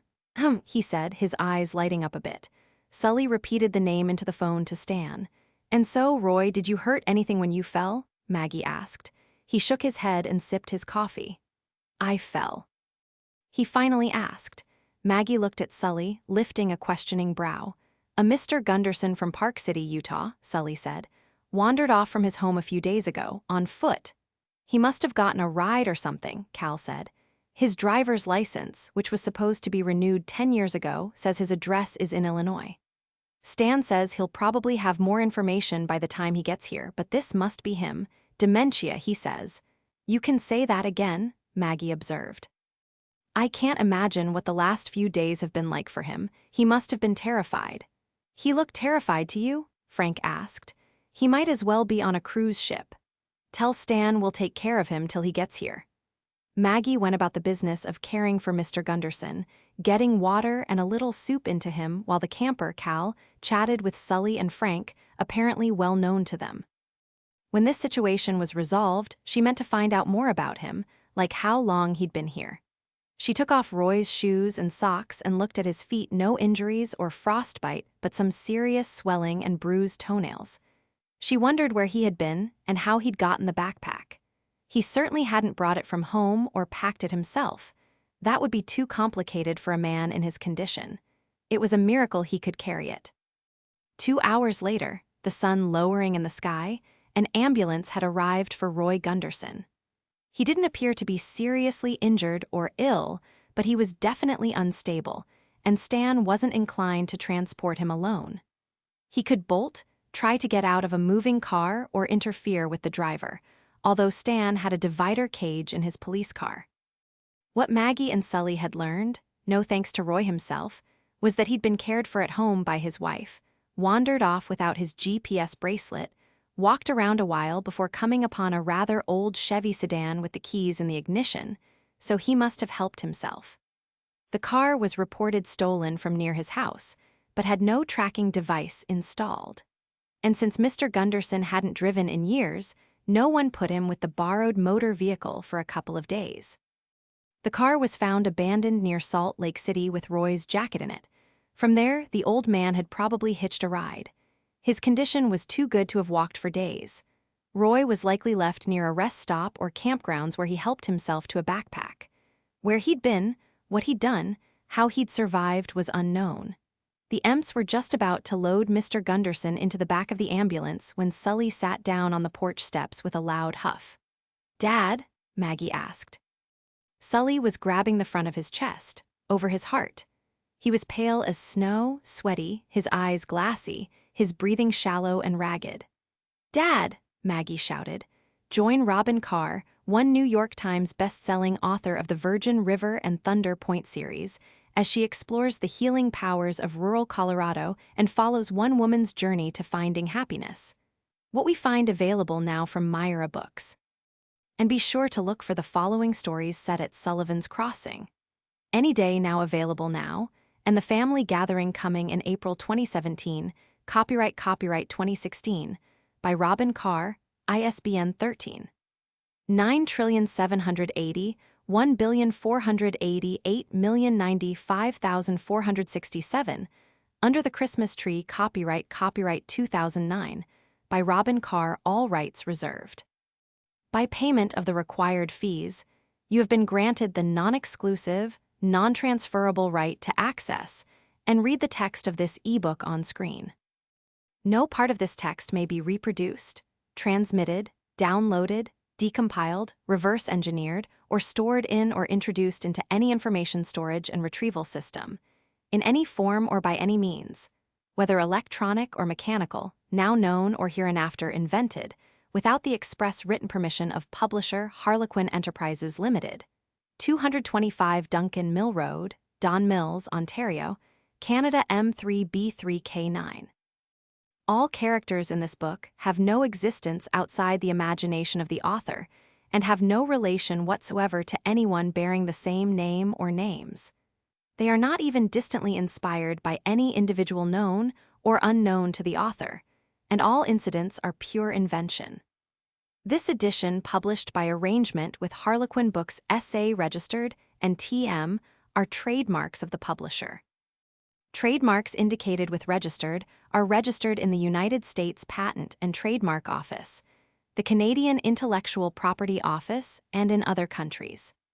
www.harlequin.com. Welcome back to Virgin River with the books that started it all. The community of Virgin River saw Vanessa Ruttle through her darkest days. Now she's looking to a bright future. In the space of a few months, Vanessa buried her husband, Matt, and gave birth to their son, breaking her heart while filling it with a whole new kind of love. But the one man she longs to share this love with now acts as if she doesn't exist. Paul Haggerty lives by the Marine motto, Semper Fi. Ever faithful to his best friend, he's done right by Matt's widow as best he can, considering he's been secretly in love with her for years. Now, just as he's about to make his move, another woman has staked her claim on him, a claim that will be tough to escape. With courage, humility, and not a little meddling from the good folks of Virgin River, Vanny and Paul might just get a second chance to have the love they both desire and deserve. Second Chance Pass. Robyn Carr. Contents: Prologue, Chapter 1, Chapter 2, Chapter 3, Chapter 4, Chapter 5, Chapter 6, Chapter 7, Chapter 8, Chapter 9, Chapter 10, Chapter 11, Chapter 12, Chapter 13, Chapter 14, Chapter 15, Chapter 16, Chapter 17, Chapter 18, Chapter 19. Prologue. Paul Haggerty was finally back in Grants Pass after almost 6 months in Virgin River, and there was an ache in his chest he just couldn't ease. The last 6 months had been hell. Paul had gone to Virgin River back in the autumn to help finish Jack Sheridan's new house. Much to his surprise, he discovered Vanessa Rutledge was living in Virgin River with her father and younger brother, while her husband, Matt, served in Iraq. She was pregnant with Matt's baby and looking more beautiful than ever. Seeing her had reminded Paul of the serious thing he'd had for Vanessa since first laying eyes on her all those years ago. But his best friend was the one she had married. Then life went into fast forward. Just before the baby was born, they all had a video conference with Matt. The call was mostly for Matt and Vanny, as it was the first time in 6 months they'd seen one another. Then everyone else got to say a quick hi, and when it was Paul's turn, Matt had said to him, "If anything goes wrong over here, look after Vanny." It couldn't have gone more wrong. Matt was killed in an explosion in Baghdad the first week in December. It had been a terrible time, and Vanny had asked Paul to stay until the baby came another 2 months. Of course he agreed, and all that time he held it together so Vanny could lean on him. But the strain of the situation, his secret love for Vanny and his grief for his best friend ate him alive. He thought going home to Grants Pass would ease the pain or at least distract him from it, but instead the pressure continued to build. A night out drinking with some of his construction crew and getting painfully loaded only added a miserable headache to his breaking heart. He felt like a dead man, slogging through the days, tossing through the sleepless nights. Without thinking too much about it, he called a woman he'd been out with a couple of times. Terry. He needed the distraction of someone who wasn't already caught up in his drama. What qualified Terry was that their friendship had been easy. There was no clinging, no expectations. Plus, she used to make him laugh. She was simply a nice young woman, 29 years to Paul's 36. Terry was the only woman he'd been out with in a couple of years, and he hadn't talked to her in 6 months. That, if anything, should have told him something, but he hadn't been paying attention. He started out the conversation with, "Hey, Terry, long time." He asked her to dinner, but first confirmed that she wasn't in a relationship he didn't want to complicate her life. She laughed at that. "I wish," she said. "No boyfriend, Paul. In fact, I've hardly gone out in the past few months. Let's go someplace quiet and low-key, just catch up." This was just the response he'd been hoping for, and he'd been so grateful. Paul rang her doorbell, and when she came to her apartment door, he realized he had forgotten how pretty she was. Small of stature with shoulder-length dark brown hair and large eyes, she flashed him the bright, sexy smile that first got his attention a year ago. She laughed that wild laugh of hers and threw her arms around his neck. "God, it's great to see you. I can't wait to hear your excuse for disappearing for months. Hey, remember Rosa's? That hole-in-the-wall Mexican place? How about we go there? Love it, she said. Paul stared straight ahead as he drove them to the restaurant, his jaw locked. He tapped his fingers on the steering wheel and shifted in his seat. Maybe this wasn't such a good idea, he thought. When they walked in the door, Terry pointed to a dark, corner booth and said, "Back there." And when they sat down, she said, "You're not a real talkative guy, Paul, but it's obvious something's wrong." "I just got back to town from California. I'm a little behind on everything." She was shaking her head. "No, it's more than that. You're upset and nervous, and I wasn't going to say anything, but you have dark circles, like you're not sleeping. Since I haven't seen or heard from you in a long time, I know it isn't anything I did. You act like you just got out of prison. Go ahead, I'm a good listener." That was all it took. He ordered himself a beer and a glass of wine for Terry and let it spill. Best friend dead, best friend's wife pregnant, him hanging around, trying his best to hold her up. "Good God," she said, shaking her head. "You could have called me, you know." "I mean, going through something horrible and not having anyone to talk to can make things so much worse." "I feel like a real jerk dumping on you now," he said. "Well, save it. I'm a girl. Girls talk about their tragedies and heartaches. And if you don't get it out, it's going to eat a hole in you." "That's how it feels," Paul admitted. "Like I swallowed acid. Matt and I became best friends in junior high. I have 2 brothers, but Matt was an only child, so he spent more time at my house than his own. We served in the Marine Corps together. He stayed active while I went to the reserves. I think my mom and dad were hit as hard by his death as I was. But his wife, Terry, I've never seen anything so painful. Here she was about to have their first child, and she would cry until she was weak and dry. All I could do was hold her. But it was worse at night when the only sound in the house was Vanny sobbing in bed." Terry reached for his hand. "Paul," he held her hand while he talked. "When the baby came, she wanted me with her. Because Matt couldn't be, I guess. It was the worst and best thing I've ever done, seeing that baby being born. It made me so proud to hold Matt's baby." He looked away and blinked back emotion. On his headstone, they put Matt Ruddle, beloved husband, father, brother, son, friend. That brother part that was for me, for us, the brothers in arms. It just doesn't feel like he's gone. But he's so gone and I just can't seem to get over it. And if I'm feeling this way, then Vanny must be torn to pieces. Right then the food was delivered, but they didn't eat much. Paul had another beer and told her stories of growing up with Matt, playing football, driving their parents' cars too fast, trying to hustle girls with little success, enlisting in the Corps after 2 years of college and Matt's parents going absolutely, totally, cosmically nuts. "My parents weren't happy, but Matt's were out of their minds. Matt's mother was convinced that I'd talked Matt into it, but the truth is, that's what he wanted. Period. I went along because I didn't want him going in alone, or maybe I didn't want to stay behind without him. My mom used to say we were joined at the hip." Their plates were taken away, and they lingered over coffee while Paul continued to reminisce. Pretty soon they'd been in that corner booth for a couple of hours. "I've never lost anyone that close," Terry said, her eyes liquid. "I can't imagine how hard it must be. You should have called me, Paul. You shouldn't have shouldered that alone, without support." He squeezed her hand.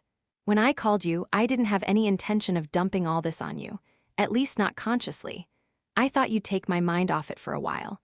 But talking to someone who isn't in the middle of it helps," he said.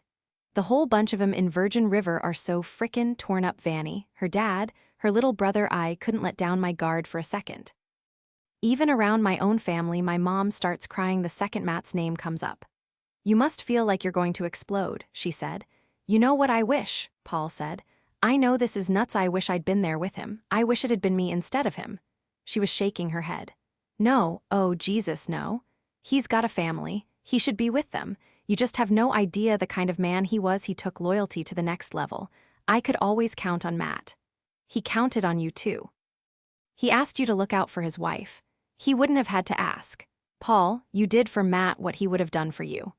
Paul was reflective for a few moments, realizing that this woman he'd been out with a few times, slept with a couple of times on a mutually agreed to friends with privileges status, could bring him this degree of comfort and understanding. "I owe you, Terry," he said. "I didn't realize how much I needed to talk to someone about this."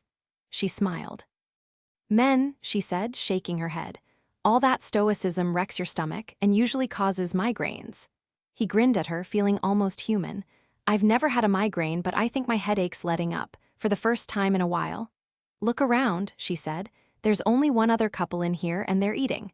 Let's get out of here before they start putting the chairs upside down on the tables and mopping the floor. Yeah, he agreed. I've put you through enough, and thanks for listening. When he walked her up the stairs to her second-floor apartment, she turned and asked, "Would you like to come in?" He shook his head immediately. Terry had done a lot for him tonight, just giving him a place to unload. He wasn't about to take advantage of that. I don't think so, but thanks. She smiled up at him. She pulled on his hand, drawing him into the apartment. I'd better not, he said again, but he said it more softly. And when the door closed, he found his hands were on her waist, his mouth seeking her mouth. And just like the last time he'd been with her, she was up on her toes to reach him, circling his neck with her arms, leaning into him. No, he said against her mouth. I'm all screwed up, tell me no. She pressed against him, tonguing his lips apart. I would hate doing that. And he was gone. Brain freeze took over. He had no judgment, no willpower. He was all raw need and pain and gratitude. This was as unburdened as he'd felt in months, and he was weak from having carried that grievous load for so long. Before a whole minute had passed, he had Terry down on the couch, kissing her, touching her, hearing her say, yes, yes, yes, yes. He had one moment of sanity before he slipped his hand under her knit shirt. Terry, this isn't a good idea. I didn't call you for this. I didn't plan on this. I didn't either, she whispered, letting her eyes fall closed. God, I missed you.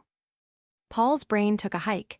He was all physical sensation. He was hard, she was soft. He was desperate, she was hot and willing, and beneath him she seemed as needy as he felt. He ground against her, her bare breast in his hand, his tongue licking its way along her neck. Her hands were on his belt buckle, then his zipper. His hands were tugging at her clothes while she squirmed and moaned. His lips were on her nipple, her hand wrapped around him, and he almost lost it. He grabbed for his pocket, pulled an old condom from his wallet, and in a hoarse, desperate whisper he asked, You have your side covered? The pill, remember? She answered breathlessly. Oh God, oh God, oh God. Paul felt his pulse slow just slightly. The gentleman in him had to be sure she wasn't left hanging, so he took a moment, slid a finger along that erogenous knot in her very center while his lips tugged at her breast, and when her sighs turned into near cries, he entered her, pumped his hips, waited for pleasure to lock her hips against him and steal her breath away, and he let months of misery spill out of him. The first thing he felt, while he panted and tried to catch his breath, was overwhelming relief. Basic, primal, physical relief, as potent as a narcotic. The next thing he felt was regret. He shouldn't have done that. Even though they had an understanding, he could sense that she cared about him. Why else would she listen to him with such sensitivity, draw him inside and welcome this encounter? But he loved someone else. Haggerty, you are a brainless fool, he thought to himself. But he put a hand against the hair at her temple and brushed it back over her ear while she drifted slowly back to earth and her eyes opened. Okay? He asked. She nodded and smiled. God, I missed you so much. He gently kissed her lips. I shouldn't have let that happen. I'm too messed up, but thank you. She put a palm against his cheek. My pleasure, she said softly, smiling. He held his weight off her, and even though he felt stupid and guilty, he managed to smile at her. When a respectable length of time had passed, he said, I'm sorry, but I can't stay. I'd better get going. I know, but maybe it won't be 6 months until you call me again. It won't be, he said. He would call her again, take her out for a drink, and try to explain that even though he didn't have any reason to be optimistic, his heart was tied up elsewhere. And as long as that was the case, it was wrong for him to be intimate with Terry. She was a good person. She deserved better. Chapter 1, Vanessa Rutledge stood in front of her husband's grave, her coat pulled tightly around her against the crisp March breeze, red hair billowing in the wind. I know this is going to seem like a strange request, but I just don't know who else to ask. Matt, you know I love you, that I'll always love you, that I see you in your son's eyes every day. But darling, I'm going to love again, and I need your blessing. If I have that, I'd like you to give the man who is to be my future a little nudge. Let him know it's all right. Please, let him know he's so much more than Vanessa. Her father was standing out on the deck behind the house holding the baby away from himself, like he'd just pooped on his mess dress. It was past time to leave. Little Matt had been born 6 weeks ago, and this morning they were both seeing Mel Sheridan for their first checkup since his birth. Her father, retired General Walt Booth, was acting as chauffeur so that he could watch the baby while Vanessa had her exam. "Coming, Dad," she called. She looked back at the grave. "We'll have a real conversation about this later," she told the headstone. She blew a long kiss in that direction and hurried down the little hill, past the stable and up to the house. The last place Vanessa ever expected to find herself was in a tiny mountain town of 600. When her father chose this property a couple of years before his retirement from the Army, she and Matt had taken a look at it. Matt fell in love with it at once. "When I go," he had said, "plant me on that little hill under that tree." "Stop it," she had laughed, slapping his arm, neither of them realizing how prophetic his words would be. There was a time, years before she met Matt, that Vanny had envisioned herself as a high-powered news anchor, using her degree in communications. She decided to take a year before pursuing an 80-hour-a-week career path and, on a whim, went to work as a flight attendant. 1 year turned into 5 because she loved the job, the travel, the people. She'd still been working for the airline when Matt left for Iraq. It was her loneliness and advancing pregnancy that had sent her packing to Virgin River. She had thought it would be temporary. She'd have the baby, wait for her husband's return from war, and move on to his next assignment with him.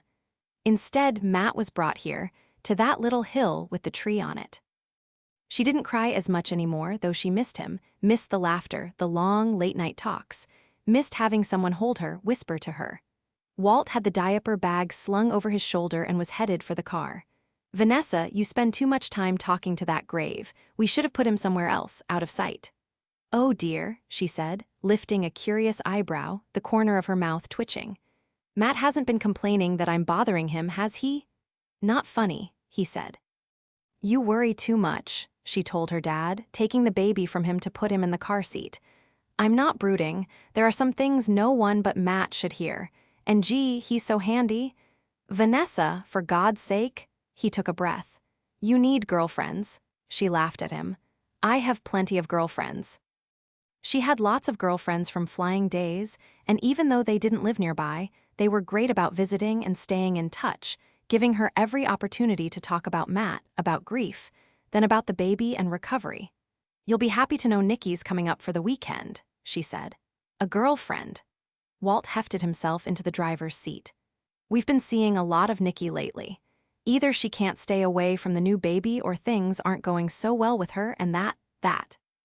Walt couldn't seem to finish. "She can't stay away from the baby and no, things aren't going well with Craig." "I smell a split coming," Vanessa said. "I never liked him," Walt said with a grunt. "No one likes him. He's an ass," Vanny said. Her best friend, too sweet for her own good, wanted a husband and children, but instead was stuck with a live-in arrangement that had gone flat years ago, leaving her almost as alone as Vanny. Vanny had other friends besides fellow flight attendants. She'd begun to grow close to some of the women in town: her midwife, Mel Sheridan; Paige, who worked alongside her husband in the only bar and grill in town; Bree, Mel's sister-in-law. Still, there were some things only Matt would understand. When you live in a place like Virgin River, where the doctor's office only makes appointments on Wednesdays, it's a pretty good bet there won't be any waiting around. Sure enough, Mel was standing in the reception area right inside the door waiting for them to arrive. Her face lit up in delight as they walked in and she immediately reached for the baby. "Ooh, come here," she sang. "Let me look at you." She lifted him as if weighing him, then she cuddled him close. "He's looking good, Vanny, getting nice and fat on the breast." She looked at Walt. "How's Grandpa doing?" "Grandpa could use more sleep," Walt grumbled. Vanessa made a face. "There's no reason in the world he has to get up. He certainly can't help me nurse the baby. I wake up, that's all. And if I'm up and Vanny's up, I might as well see if she needs anything." Mel smiled at him. "That's a good grandpa," she said. "He'll be sleeping through the night before you know it." "When did David sleep through the night?" Vanny asked of Mel's 1-year-old. "The first time or the last time?" Mel asked. "You might not want to ask that. We have sleeping issues at our house, and now Jack lets him in the bed with us. Take my advice, don't start that." Vanessa peered at Mel's growing tummy. David had just turned a year, and their second baby was due in May. I hope you have a really big bed, she said. There will be plenty of room when I kick Jack out of it. Come on, let's look at Maddie first and take care of his shots. Mel carried the baby back to the exam room with Vanessa following behind. Mel had delivered little Matt right in Vanessa's bedroom, and their bond had grown deep and strong. It didn't take long to determine the baby was at a good weight and in excellent health. I'll take him out to Walt while you get into a gown, how's that? Thanks, Vanny said. A few minutes later, Mel was back. Your dad took the baby over to Jack's for a cup of coffee, and some male bonding, I suppose. Vanny had taken her place on the exam table, and Mel checked her heart, blood pressure, and got her in position for a pelvic. Everything looks great. You had a wonderful delivery. Vanny, you're in excellent shape. And boy, did you lose weight quickly. Isn't breastfeeding a miracle? I'm not back in my old jeans yet. I bet you're close. Go ahead, sit up, Mel said, offering a hand. Anything we should talk about? Lots of things. Can I ask you something personal? You can always ask, Mel said while writing in the chart. I know that before you married Jack, you were widowed. Mel stopped writing. She closed the chart and looked at Vanny with a sympathetic smile. I've been expecting this conversation, she said. How long was it? Vanny asked, and Mel knew exactly what she was referring to. I met Jack 9 months after my husband's death. I married him 6 months later. And if you confer with the town historian and gossips, you'll learn that I was at least 3 months pregnant at the time, closer to 4. We have a town historian? About 600 of them, Mel said with a laugh. If you have anything you'd like to keep secret, you should consider moving to another town. Matt's only been dead a few months, but he's been gone almost a year, Mel. He wasn't on a business trip. He was in combat, out of touch. I talked to him a total of 3 times, saw his face once on live video cam. The letters were short and sparse. It's been a really long time since Mel touched Vanny's knee. There's no rule of thumb on this, Vanessa. Everything I've read, and I've read a lot about widowhood, says that when people enter new relationships relatively soon after losing a spouse, it indicates they had happiness in their marriage. Being married was a good experience for them. She smiled. I didn't even know for sure I was pregnant when Matt left for Iraq last May. I'm not thinking about another marriage, of course, Vanny said. But I am thinking about, well, what I'm thinking is that I don't want to be alone forever. Of course you shouldn't be alone forever. You have a lot of life to live. Vanny smiled. Should I be thinking about birth control? We can talk about that. You wouldn't want to be as unprepared as your midwife, especially with having a baby to take care of, believe me. She took a breath and ran a hand over her big belly. I wouldn't let myself think ahead. I remember when my sister said, I know widows who have remarried and are happy. I almost took her head off. I was appalled. I wasn't at all hopeful life could go on. It sure went on for you, Vanny said. Boy howdy. I came here absolutely determined to live out my days lonely and miserable, but that damn Jack, he ambushed me. I think I fell in love with him the minute I met him, but I fought it. As though I might somehow be unfaithful to my husband's memory by moving on, which was absurd. I had the kind of husband who would have wanted me to have love in my life, and I bet you did too. You don't send a man off to war without talking a few things through. My parents taught me that. One of the first ways Tom and I figured out the general was headed for a possible deployment was when the paperwork came out. Wills, trusts, etc. Not just in case something happened to him, but what if he was away in some jungle or desert war zone and something happened to Mom? She smiled a bit wistfully. Matt didn't dwell on the worst-case scenario, but he was quick and to the point. He said I wasn't the type to wallow and he'd be disappointed in me if I did. He had a few requests where he wanted to be buried, what to do with his favorite personal items, to make sure his parents got regular visits, especially if we had children. And if a good man showed his face, I was not to hesitate. She took a breath. My requests of him were almost identical. She straightened. If I'm lucky enough to run into another man half as wonderful as Matt, I should be ready. Absolutely. It's not at all impossible, even in little old Virgin River. Let's get you something reliable while you're considering all this. You want a pill you can take while breastfeeding?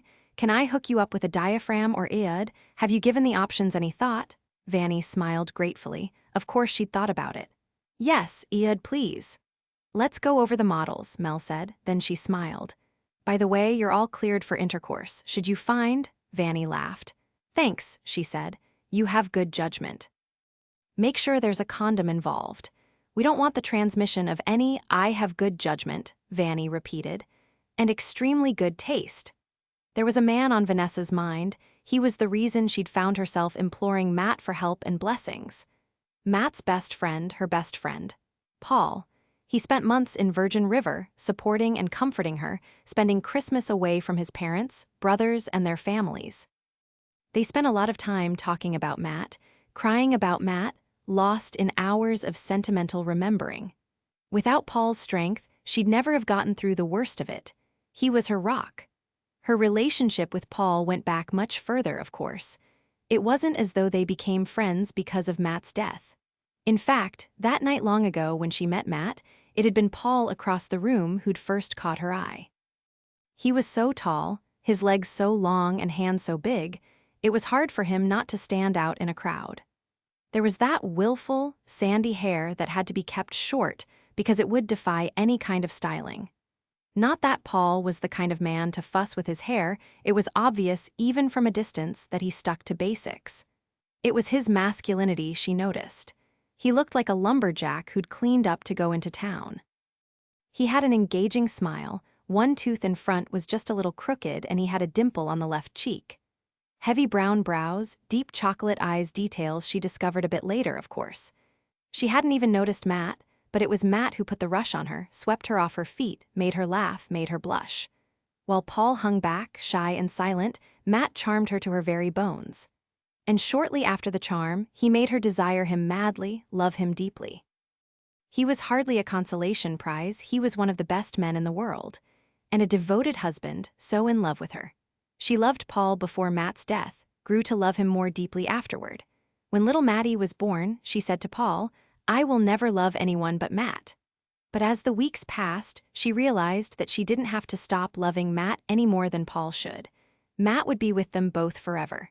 And it was like the natural order of things that Paul should step in now. But there was no indication from him that he felt anything more than a special friendship. She had no doubt that Paul loved her, loved little Matt, but it didn't appear to be the kind of love that could warm her on cold nights. She'd called him several times since he'd returned to Grant's Pass, polite and entertaining conversations about the baby, the town and his friends here, about her dad and brother, even sometimes about Matt. "The baby's gained 1.5 pounds already," she told him. "He's already changed so much." "Who does he look like?" Paul asked. "Is his hair still dark or does he have a patch of fire on his head like his mom?" "Still just a little Matt," she said. "I want you to see him, hold him." "Hold me? I'll have to try to get down there." He hadn't visited yet, and he never betrayed any longing. Not a whiff of desire came through those phone lines. She felt like a fool for even wanting him. But there was no denying it, she missed him so much. And not the way a young widow misses having a man in her life. The way a woman longs for a man who stirs her, moves her. When Mel walked Vanny out to the clinic's waiting room, Vanny spied her younger brother's girlfriend waiting there. "Brenda," Vanny said, going to her, giving her a hug. "I guess if there are only appointments on Wednesdays, there's a good chance you'll run into all your friends here," she said with a laugh. "I guess." Brenda shrugged, blushing a little. "I have to rescue my dad before he runs into a messy diaper. He's got the baby at Jack's. I'll see you later, probably tonight at dinner." "Sure," Brenda said. "Later." Vanny blew out the door and Brenda sank into her chair. The waiting room had been the old house's front room and was decorated exactly so. Heavy cream-colored velvet draperies covered the front windows. They were pulled back with sashes and always remained open. An ancient sofa and settee, upholstered in burgundy velvet, were flanked by 2 wing chairs with curved wooden legs. The fabric on the chairs was yellow brocade that had long ago lost its luster. A few Geisel chairs with cane seats were spotted around the room, which itself was rarely full. There was only Mel and Doc Mullins to see patients, so unless someone wandered in, the appointments were spaced comfortably apart. Brenda had an elbow on her knee and her forehead rested in her hand. "Hugh," she said weakly, "of course I'd have to run into Vanessa." "Crap." Mel grabbed Brenda's chart. She just chuckled and went to her, pulling her to her feet. Don't worry about that. Come on, let's check you out. But it's Tommy's sister. What if she asks me why I was here? Brenda, that's not going to be a problem. Mel pulled her along to the exam room. While Brenda stood by the door, Mel stripped off the disposable paper from the exam table and refreshed it. Then she handed Brenda a gown. Mel flipped open the chart and said, "So you're here about concern over heavy periods." "Yeah, but I know," Mel said. "Except they're fine." "Fine," Brenda said shyly. "I need birth control pills." She looked down and Mel just lifted her chin with one finger. "Sure, I know," Mel said. "But if Vanessa ever asks you why you were here, you just say you were concerned about your periods and I checked you, told you everything was just fine. How's that?" "Really?" "I don't talk about patients' business," Mel said. "Put on the gown, we'll have a checkup, we'll talk about why you're really here, and Brenda, everything is going to be fine." "My mom doesn't know I'm doing this," she said. "She thinks it's my periods." "Okay," Mel said, but she knew Sue Carpenter was pretty sharp. Chances were good she knew exactly what was going on. After all, Tommy and Brenda had been steadies since the start of school, and there was no question they were real serious. "I'll be back in 5, Mel said, leaving the room. Few 17-year-old girls felt comfortable discussing birth control with even the closest of mothers. When Mel returned and Brenda was gowned and ready, she said, "I'll need to update your PAP, and if you don't mind, I'd like to do a check on you for STDs to be sure there's nothing we should treat. Should we talk about emergency birth control?" "Huh. Have you recently had unprotected intercourse?" "No," she said. "Thing is, Tommy won't come near me without my own birth control, even though he has, condoms," Mel supplied. "Yeah, he says that's not good enough." "Well, God bless him," Mel said. This darling girl, a gifted student who would very likely get lots of offers for full-ride scholarships, had been the victim of a sexual assault less than a year ago, before Tom had moved here. She'd gone to a beer party in the woods with a bunch of teenagers, intending to have one sneaky beer, and 3 months later, discovered she was pregnant without having the first idea how that could have happened. If that wasn't bad enough, Brenda had had a raging case of chlamydia, which may have contributed to a spontaneous miscarriage. Mel performed her examination, did some tests, gave her a 3-month supply of contraceptives and a prescription and said, "I want to commend you for taking care of your health, Brenda. I know it can be scary to ask for this kind of help when you're young, but you're wise to take precautions. What if my mom asks you about this? She probably won't, but if she does, I'll tell her that you're doing just fine. You think that'll do it?" "Oh, honey, I've gotten very, very good at not telling things." "Ask Jack," she added with a laugh. "You can start taking these right now, but they won't be effective for 2 weeks.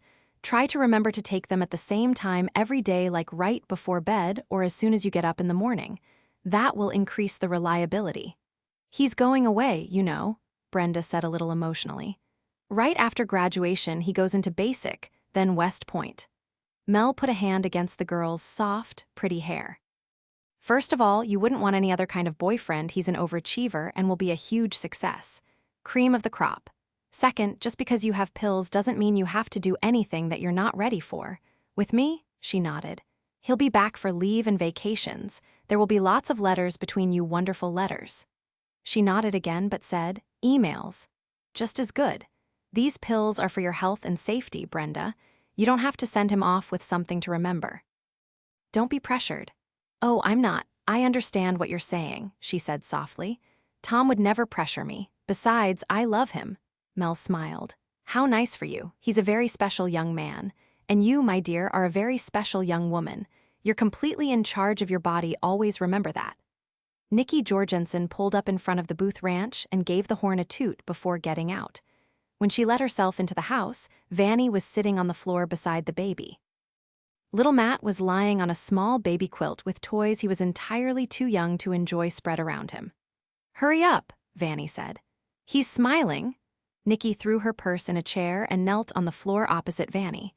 They were so unalike, Vanny being a statuesque redhead and Nikki small and dark, her black hair falling down her back almost to her waist in a straight, silky sheath. Vanny was bold. Nikki was quiet and hated confrontation. Nikki liked to say that while she was studying the latest hairstyles in high school, Vanny, the military brat, was learning to pack a house in 6 hours and navigate customs in foreign countries. They spent a few minutes making faces at the baby until Vanny finally said, "I can't wait to tell Paul he's smiling for real." And that alone plunged them into silence. "Have you heard from Paul?" Nikki finally asked in a gentle voice. Vanny shook her head, looking away.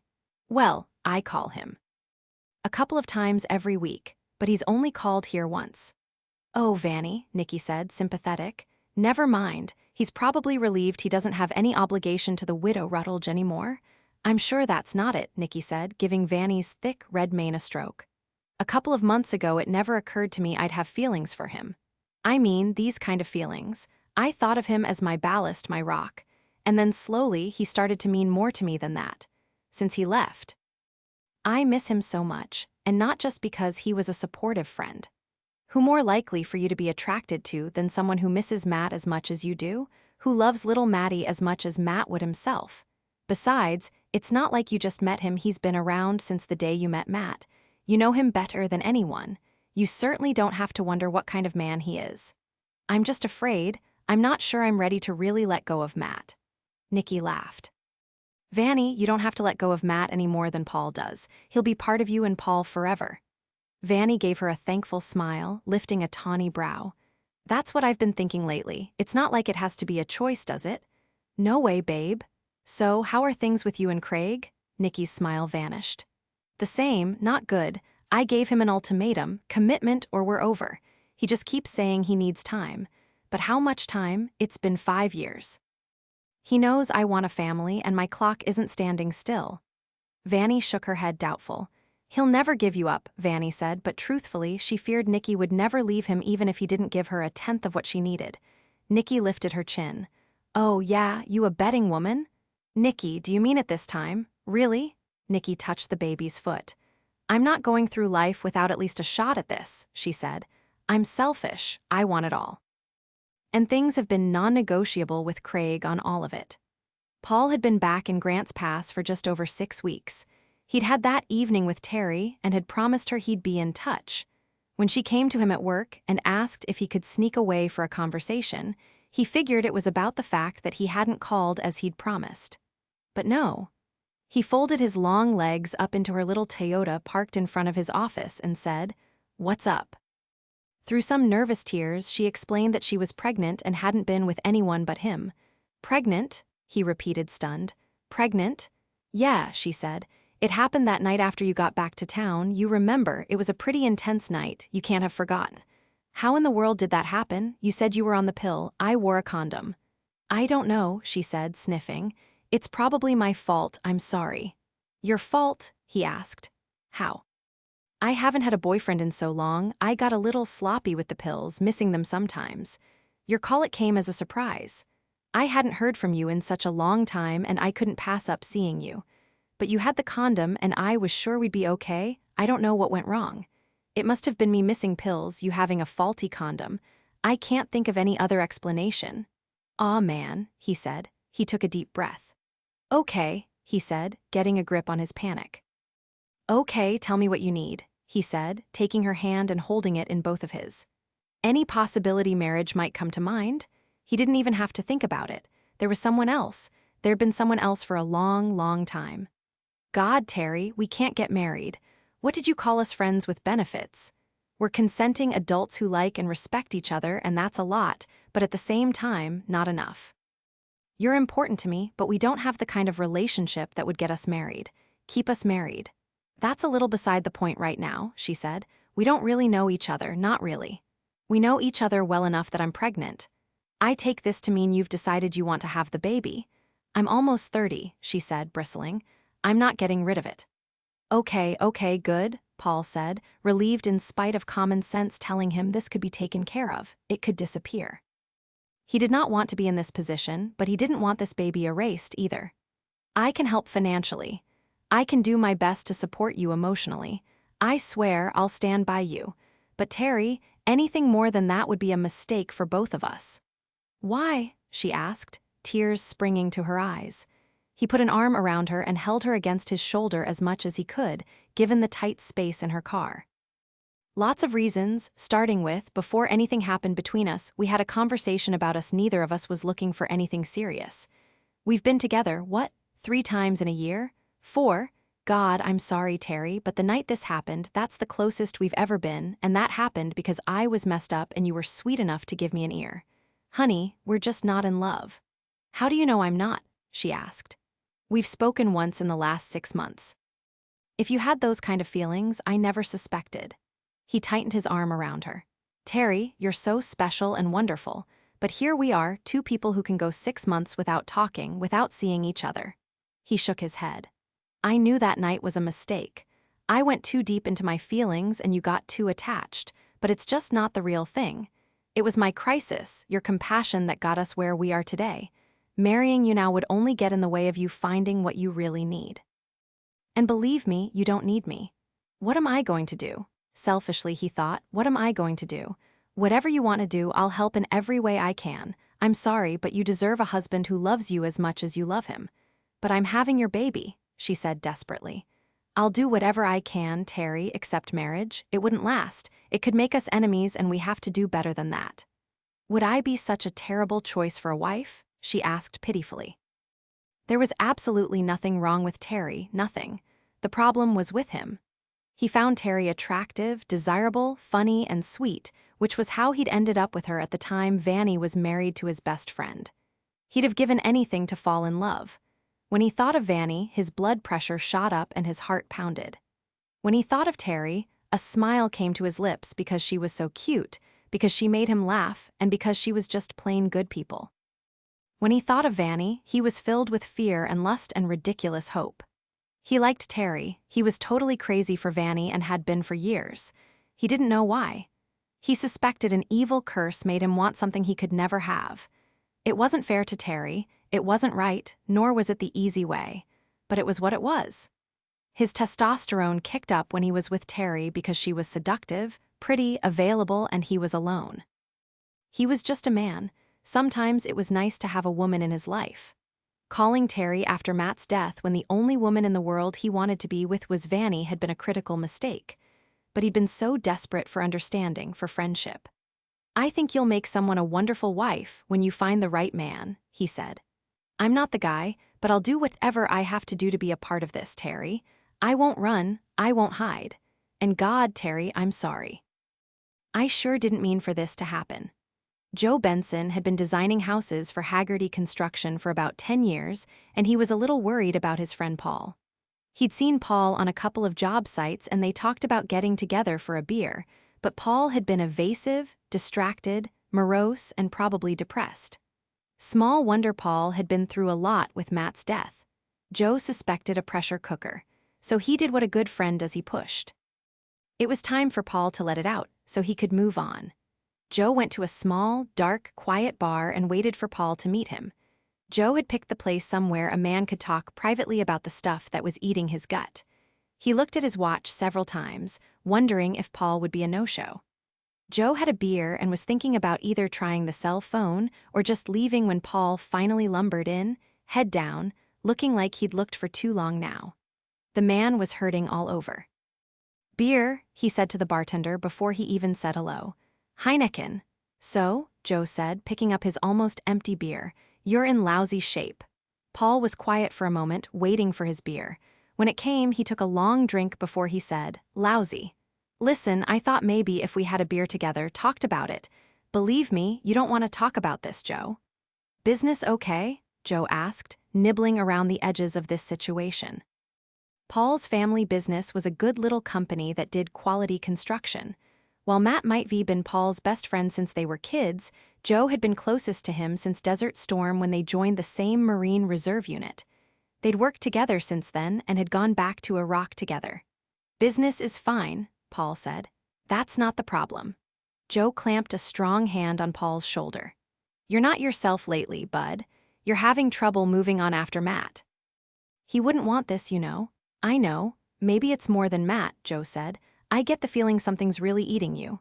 Yeah, he asked with a somber laugh. Jesus, you're psychic. He took another long drink of his beer. Any chance you could just go ahead and get it out where we can look at it? Because if you're gonna drink that fast, you'll leave me in your dust pretty quick. Paul shook his head. I fucked things up pretty bad, Joe. I got myself in a mess I'm not gonna get out of. Joe stared at him a long moment. Then he banged his glass on the bar, and when the bartender came over he said, "Gimme another one of these, huh?" While he was waiting for a new brew, he turned to Paul and asked, "You have any idea how confusing you are right now?" "Yeah, you should find more stable people to drink with." "Well, until I do." It was a moment before Paul finally said, "I got someone pregnant." "No," Joe said, stunned. "No, you're too smart for that," Paul laughed. "I guess I'm not." "Maybe I should sue Trojan, huh?" "Oh, Jesus," Joe said. "Oh God, someone special, I hope." "Nice girl," Paul said with a shrug. "But it wasn't aw man, it was we aren't shit. It was just one of those things, you know? I've known her about a year, but I've only been out with her a few times. We really didn't have anything going on except—" "Oh Jesus," Joe said again. Paul turned toward Joe. "While I was in Virgin River last fall, I didn't talk to her once during that time. That's how casual. I came back here all the time to check on the company, my dad and brothers, but I never even called her, and she didn't call me. But I came home with my gut in a knot after everything that had happened in Virgin River, and I called her. On instinct, probably, and guess what happened?" "Oh damn," Joe said. "What are you gonna do?" "What are my choices?" Paul asked, hanging his head. "I'll take care of her, of my kid. What else do you do?" He shook his head sadly. "I want it," he said. "I know it's stupid. I should probably try something like buying her off or something. Get her to make it go away, but if I have a kid coming, I want a part of that. I'm nuts, right?" Joe smiled patiently. "I don't know, maybe you're not nuts about that, but what about the mother?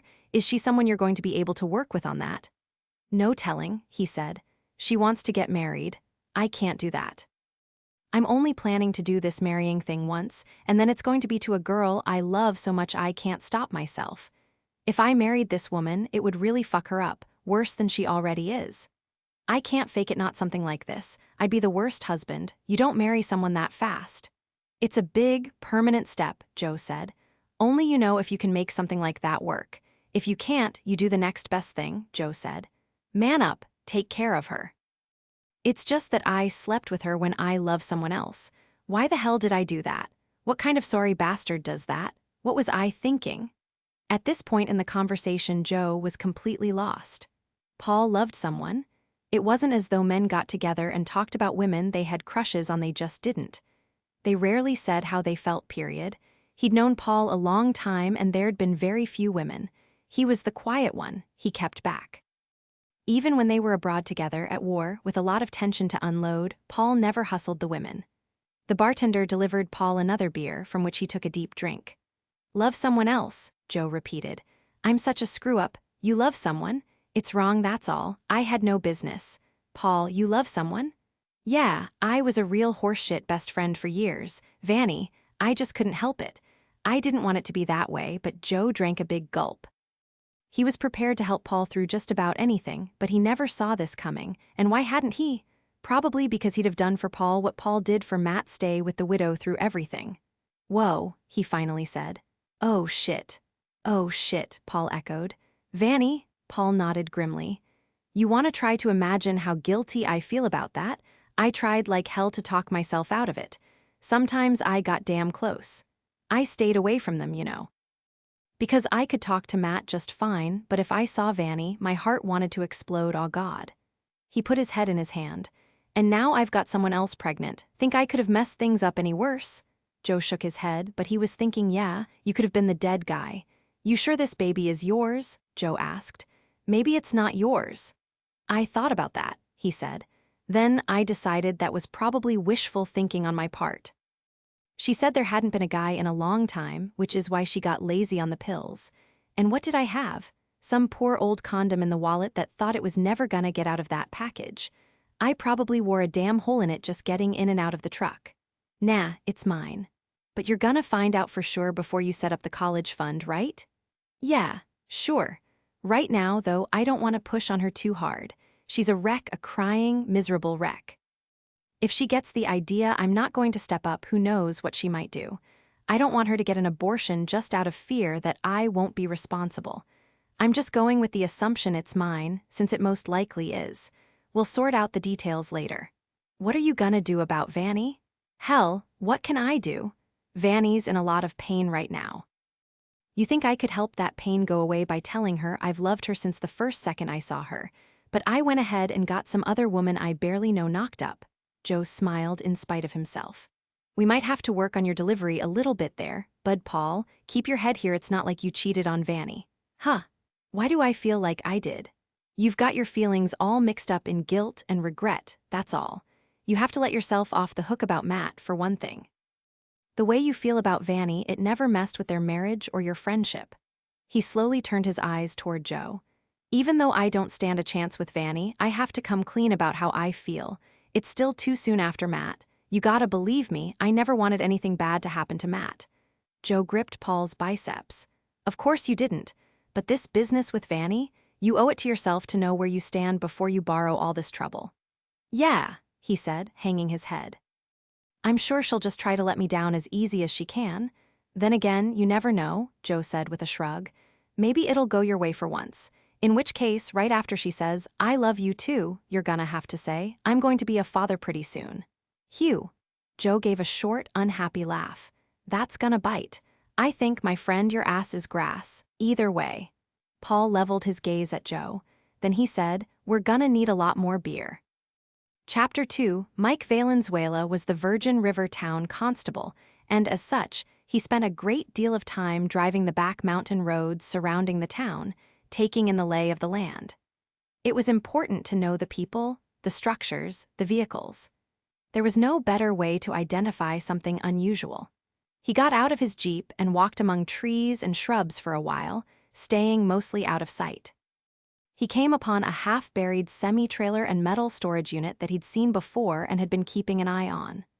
There was a generator between the building and the trailer, and camouflage netting stretched over the tops, strung between the trees, which identified it as a cannabis operation, but he'd never seen any activity around it. Mike kept his distance, they were sometimes booby-trapped.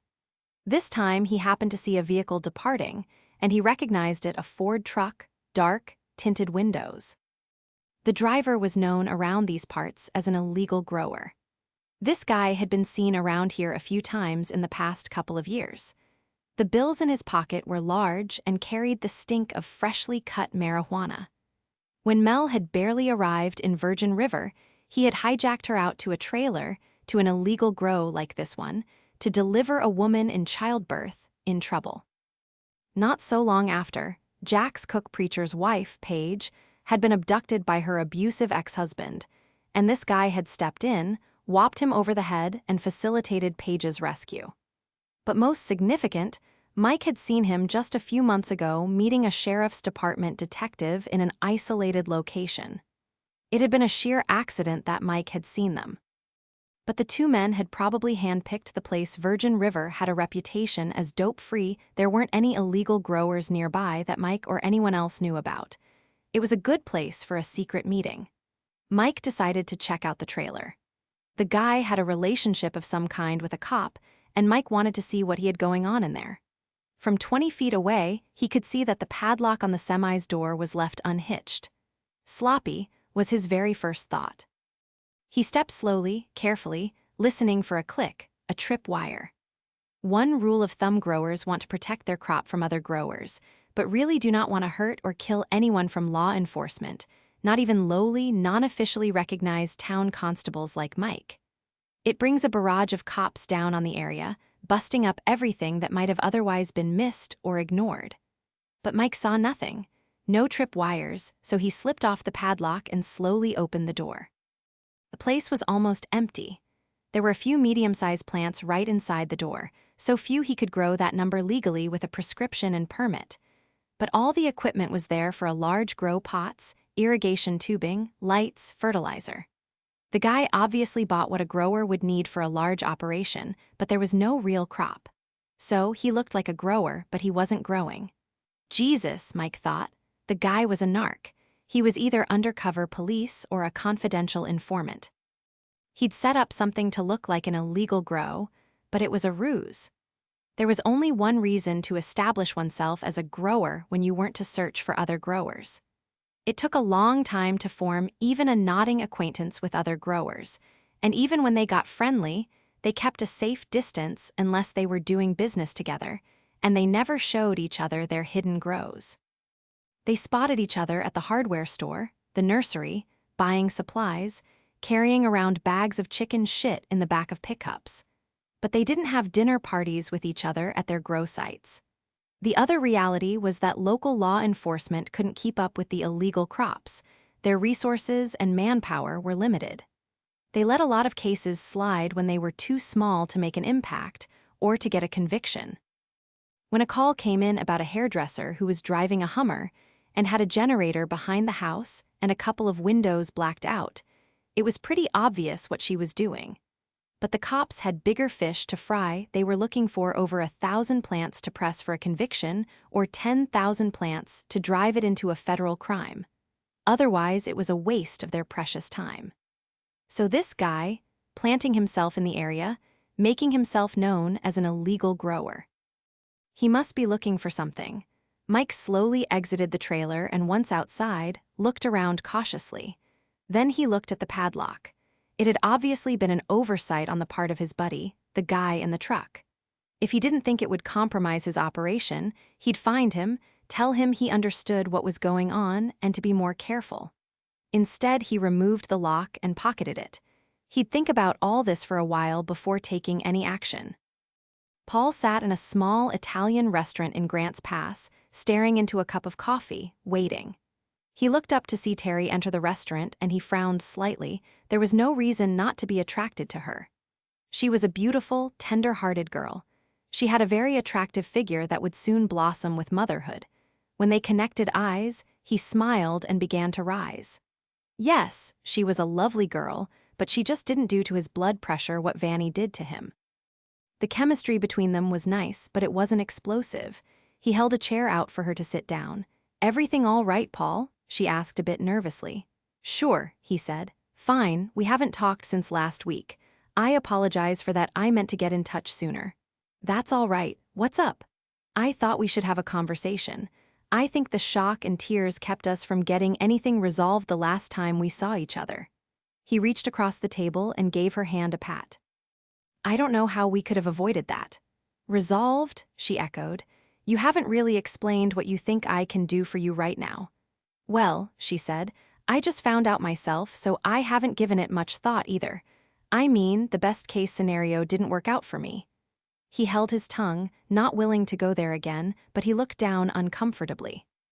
Even if things never worked out with Vanny, which was what he feared, he didn't have the kind of passion for Terry that was required to take on marriage. It would rob them both. Yet, he was going to end up committing most of a lifetime to her because of the child. How about insurance benefits? Financial obligations? "I have a good job, Paul. My benefits will see me through the pregnancy, though I haven't told my boss yet. I don't think that's the kind of help I'm going to need." "How are you feeling?" he asked. "Good," she said. "Excellent." A waiter came to their table, offered menus, took drink orders, disappeared again. "Go ahead," Paul said. "Take a look, see what you feel like for lunch." "I'm, not real hungry right now," she said. "Well, you have to eat, Terry. You're supporting more than one body. One of them's growing." And then he smiled kindly. "I know I'm a little nervous, too. I think we're going to have to try to get past the jitters if we're going to make this work." "Sure," she said, looking into her menu.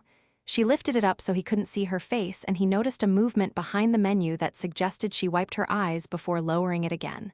"I'll just have a salad," she said, and then the waiter was beside them with water and iced tea. "I'll have lasagna," Paul said, "and bread, and bring the lady a minestrone soup with her salad." When the waiter had gone, he said, "Don't worry, Terry. This will get easier." "I don't know about that." "Have you told your parents yet?" She looked down. "I told my mom. She and my dad are divorced and I haven't had that much contact with him." She looked up shyly. "She'd like to meet you sometime." "Sure," he said, sitting back in his chair. "When we've had some time to sort things out a little, huh?" And she nodded. This woman was a far cry from the little pistol he'd met a year ago. She was subdued, self-conscious, and submissive today. He didn't know her well, but at the moment, it was as if he didn't know her at all. As much as he wished this wasn't happening, he couldn't help but see it was harder for her than him. She'd been so good to him, he hated that he'd hurt her. "Have you told your parents?" He laughed a little. "No," he said. "I think I might hold off on that a while." "Will they freak out?" He chuckled again. "Oh, I think it'll surprise them.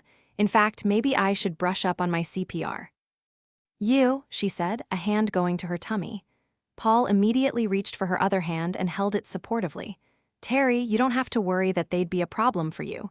My parents are real decent people. Even if they were thoroughly disappointed in me, they'd treat you and your child with kindness, respect." "Our child," she said softly after a moment of silence. He was quiet, not responding to that. He might get there eventually, but he wasn't there yet. He kept thinking of this as her baby or his baby, but not their baby. "You've seen the doctor?" "Just once, to confirm what I already knew. I'm not very far along, you know." He knew exactly how far along, almost to the minute. "And you're due? November, the 20th. Are you happy with the doctor?" "She's nice." Terry shrugged. She was recommended. To Paul's great relief, the food arrived. He waited for Terry to take a couple of bites before he started on his. He found himself watching her to be sure she was eating. They sat in uncomfortable silence. After a few minutes, he pulled a card out of his shirt pocket, turned it over to be sure it was the right one, and slid it across the table. "My home, work, and cell phone numbers," he said. "I have your home phone, but I don't know where you work. Secretary, isn't it?" She nodded. "Legal secretary." "I'm thinking about applying for a paralegal course." "Hey, that's great," he said. "Well, I was thinking about that before." He liked that she had goals for herself, something to look forward to since he wasn't giving her much in that department. And she would improve her earning potential, he thought, because she was going to be a working mother, or maybe she shouldn't have to work. His head started to spin. "Listen, it's hard to make long-term plans when you have a short-term complications, but if that's something you really want to do, don't give up on the idea. Not yet. Things always seem to work out the way they're supposed to. You'd be surprised. Right now it's a little hard to figure things out. Things like that. What other things have you concerned?" he asked. "Well, I live in a one-bedroom, upstairs apartment. It's a nice apartment, you've been there. Single women like the upstairs, it's safer. Fewer means of entry, for one thing, but single mothers probably have a hard time with things like that. Babies come with a lot of gear. You know, stroller, diaper bag, car seat, swing, porta-crib, etc. He'd spent years watching his brothers tromp into their parents' house, hauling all the baby stuff. The stairs to her apartment were steep. She should live in a house, he thought, in a safe neighborhood. He thought he felt a migraine coming on, the first one of his life. "I don't have any savings," she said. "I make a decent living, not a great one. My office has paid leave for 6 weeks and optional time off without pay up to 6 months. I already feel like 6 weeks isn't enough. Not for a new baby. And then what about childcare? I haven't even felt this baby move, and I'm already worried about leaving him with some stranger. Or her. Him or her." Paul smiled kindly. "Try not to worry about things like that yet, Terry. You're not going to have to make those decisions alone. Don't let it keep you up nights. I'll be pitching in." "Pitching in how?" "Well, financially and hopefully with child care. Helping me pay for child care, is that it?" "And with actual child care," he said, smiling. "You thinking of sticking your mother with a baby?" "I'm pretty good with babies," he said. "I was thinking of having my time with him or her." "Oh," she said. "Thanks, that's nice of you." Nice of me, he thought shamefully. She was talking like she expected to go it alone if he wouldn't marry her, and that almost made his cheeks flame. He had at least as much responsibility here as she did. She might have been lazy about those pills, but he'd used a condom he'd been carrying around for months, rubbing it thinner every time he slid into a chair. "I told you you're not in this all alone. Can you think of anything I can do to help right now? To tell the truth, just having you show a little interest helps a lot. Moral support, you know." And then for the first time since they sat down, she smiled. "Ah," he said, "there it is. I know you don't think you have that much to smile about right now, especially where I'm concerned. I'll do whatever I can. It'll help if you tell me what you need. Right now, I want my baby to have a father, a good father. I just need someone to care. I care about what's happening with you and the baby. I'm kind of clumsy with words, Terry. I might have been a little too shocked to give you the kind of comfort you needed when I first found out. I'm sorry about that. Here's how I feel. I think it would be a mistake for us to try to make a marriage out of a very nice friendship. But if I'm having a child, I'm committed to the child. For life. I'll do my part because I want to. You can rest easy about that." "How will your parents feel about that?" she asked. "They'll feel the same way," he said. "Terry, I'm 36. I'm past asking my parents for approval. What we're going to have to do here is find a way to work together. He swallowed. We have to put the needs of the child first, she sighed. God, she said, tears sparkling in her eyes. I never expected you to act like this. I thought you'd take off or deny it. But you're a good man, Paul. A real good man. If I was worth a damn, you wouldn't be unmarried and pregnant, he thought. I'm sure I'll fall short a lot, but I'm going to do my best. Thanks, she said. You have no idea how much that means to me. When their lunch was over, he walked her to her car and she hugged him. Just having you nearby, that's very reassuring, she said. I thought I'd never hear from you again. Sometimes this feels so lonely. Then she looked up at him and said, although I might not have a husband, I feel like I have a partner. Thank you, Paul. Yeah, we'll work together on this, make sure everything is covered. Her arms still around his waist, looking up at him with those large, sad eyes, she said, maybe I could make you dinner this weekend. He was shaking his head before she even finished. We have to keep this in perspective, Terry. We're going to be parents together, I guess. But that relationship we had, such as it was, we're not going to have that relationship anymore. We can't. It'll only complicate a situation that's already complicated. Her face fell. She looked down. I see, she said. He put a finger under her chin, lifting her face so their eyes met. We're in this together, but we're not a couple. We never were. She took a breath. If I'm going to carry the baby, it would be nice if I also had some affection. He put a small kiss on her brow. You have that, as the mother of my child. You're absolutely sure nothing could grow between us, as we have this baby together? Terry, my intention is to be good to you and be a good father. But if there was something more between us, we both would have known before now. I think what we can be is good friends, good parents. Let's shoot for that, huh?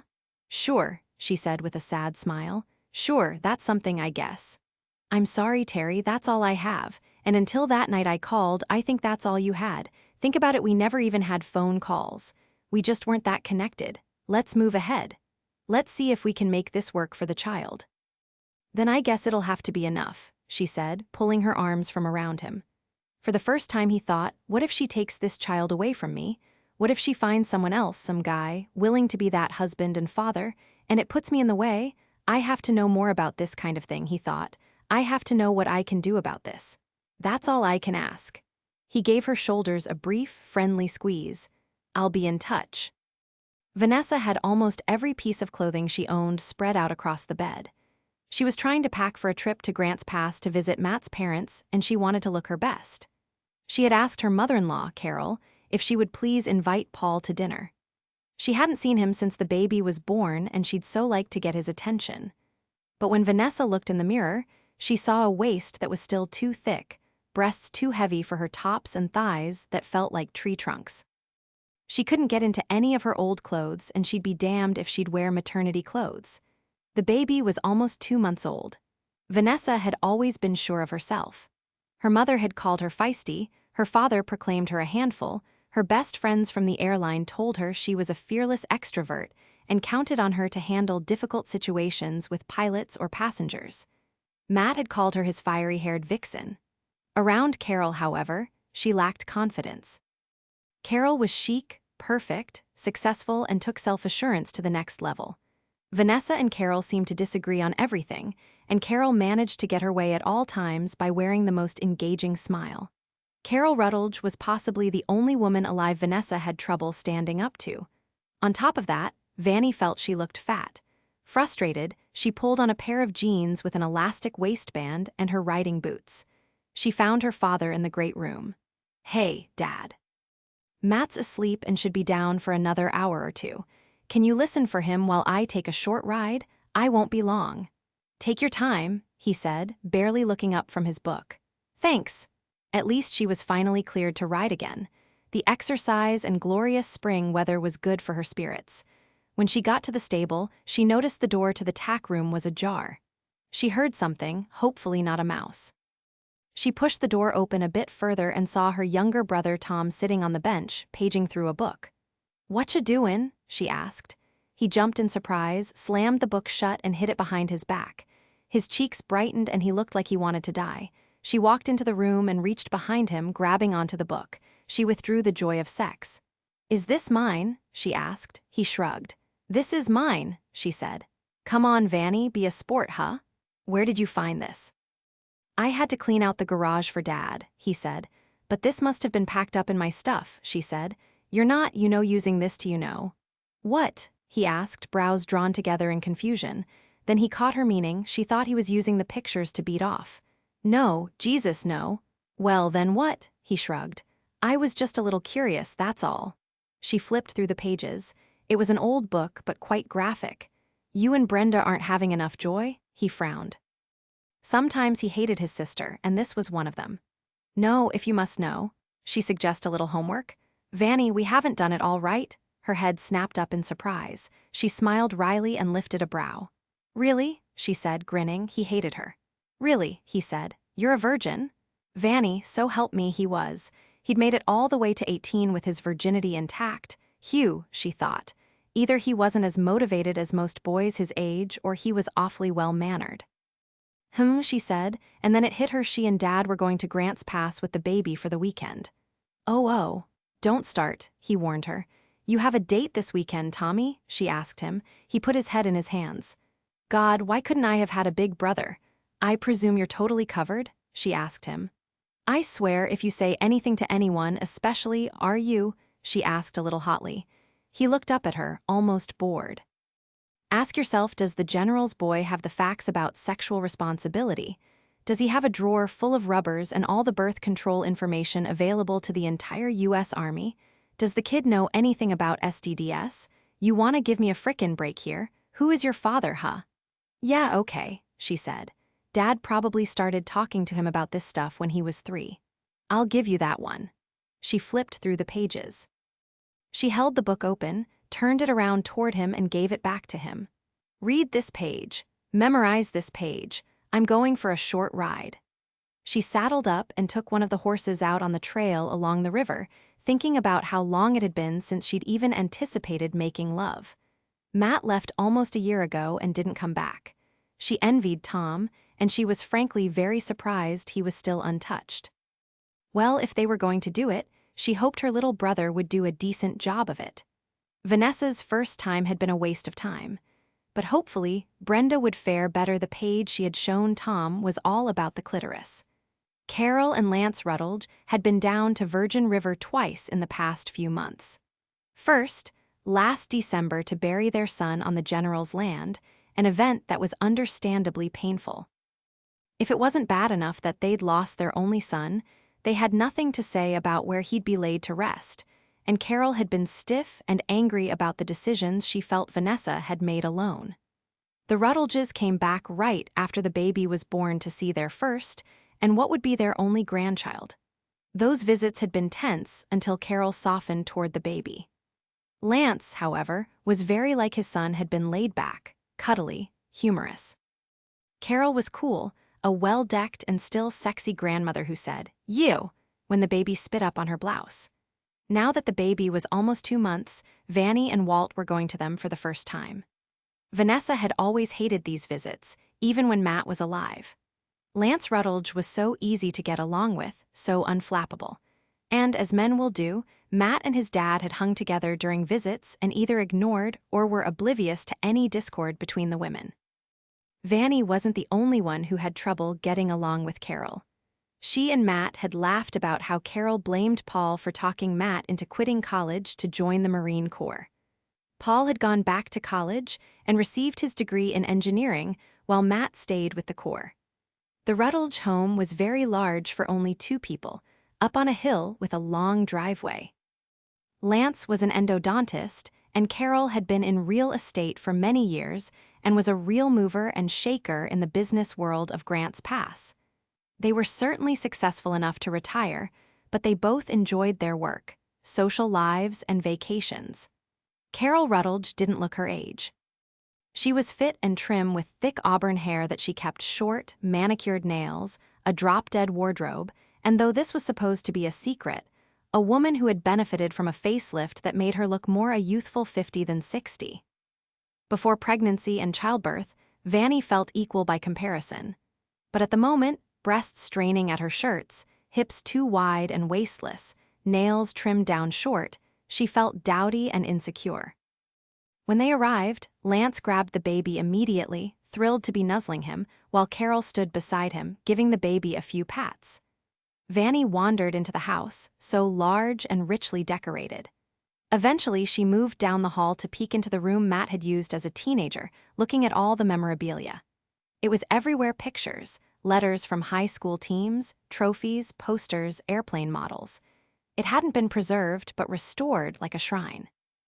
A small framed picture of the baby now rested on the bureau, as though Matt would be back directly. It almost made Vanny cry. That evening, as Lance turned steaks on the grill with Walt and the women keeping him company on the deck, Vanny learned that Carol had at least one surprise in store for her. "I've invited another guest to dinner tomorrow night, Vanessa," Carol told her. "A friend of ours, a young doctor I met through work. His name is Cameron, and he's just darling." "Carol, you're not fixing me up, are you?" "Of course not, but I didn't think it was too soon for you to meet someone. If you two get along, maybe sometime in the future." "She's fixing you up," Lance said. "That's what it sounds like," Walt agreed. "Oh God," Vanny said miserably. "Stop it, all of you. We've had Cameron to dinner before, and he's charming. I happen to like him. But Carol, Paul will be here too." "I know, honey," she said brightly. "I'm sure they'll hit it off. I know if Matt were with us, he'd like Cameron." How could she do that so well?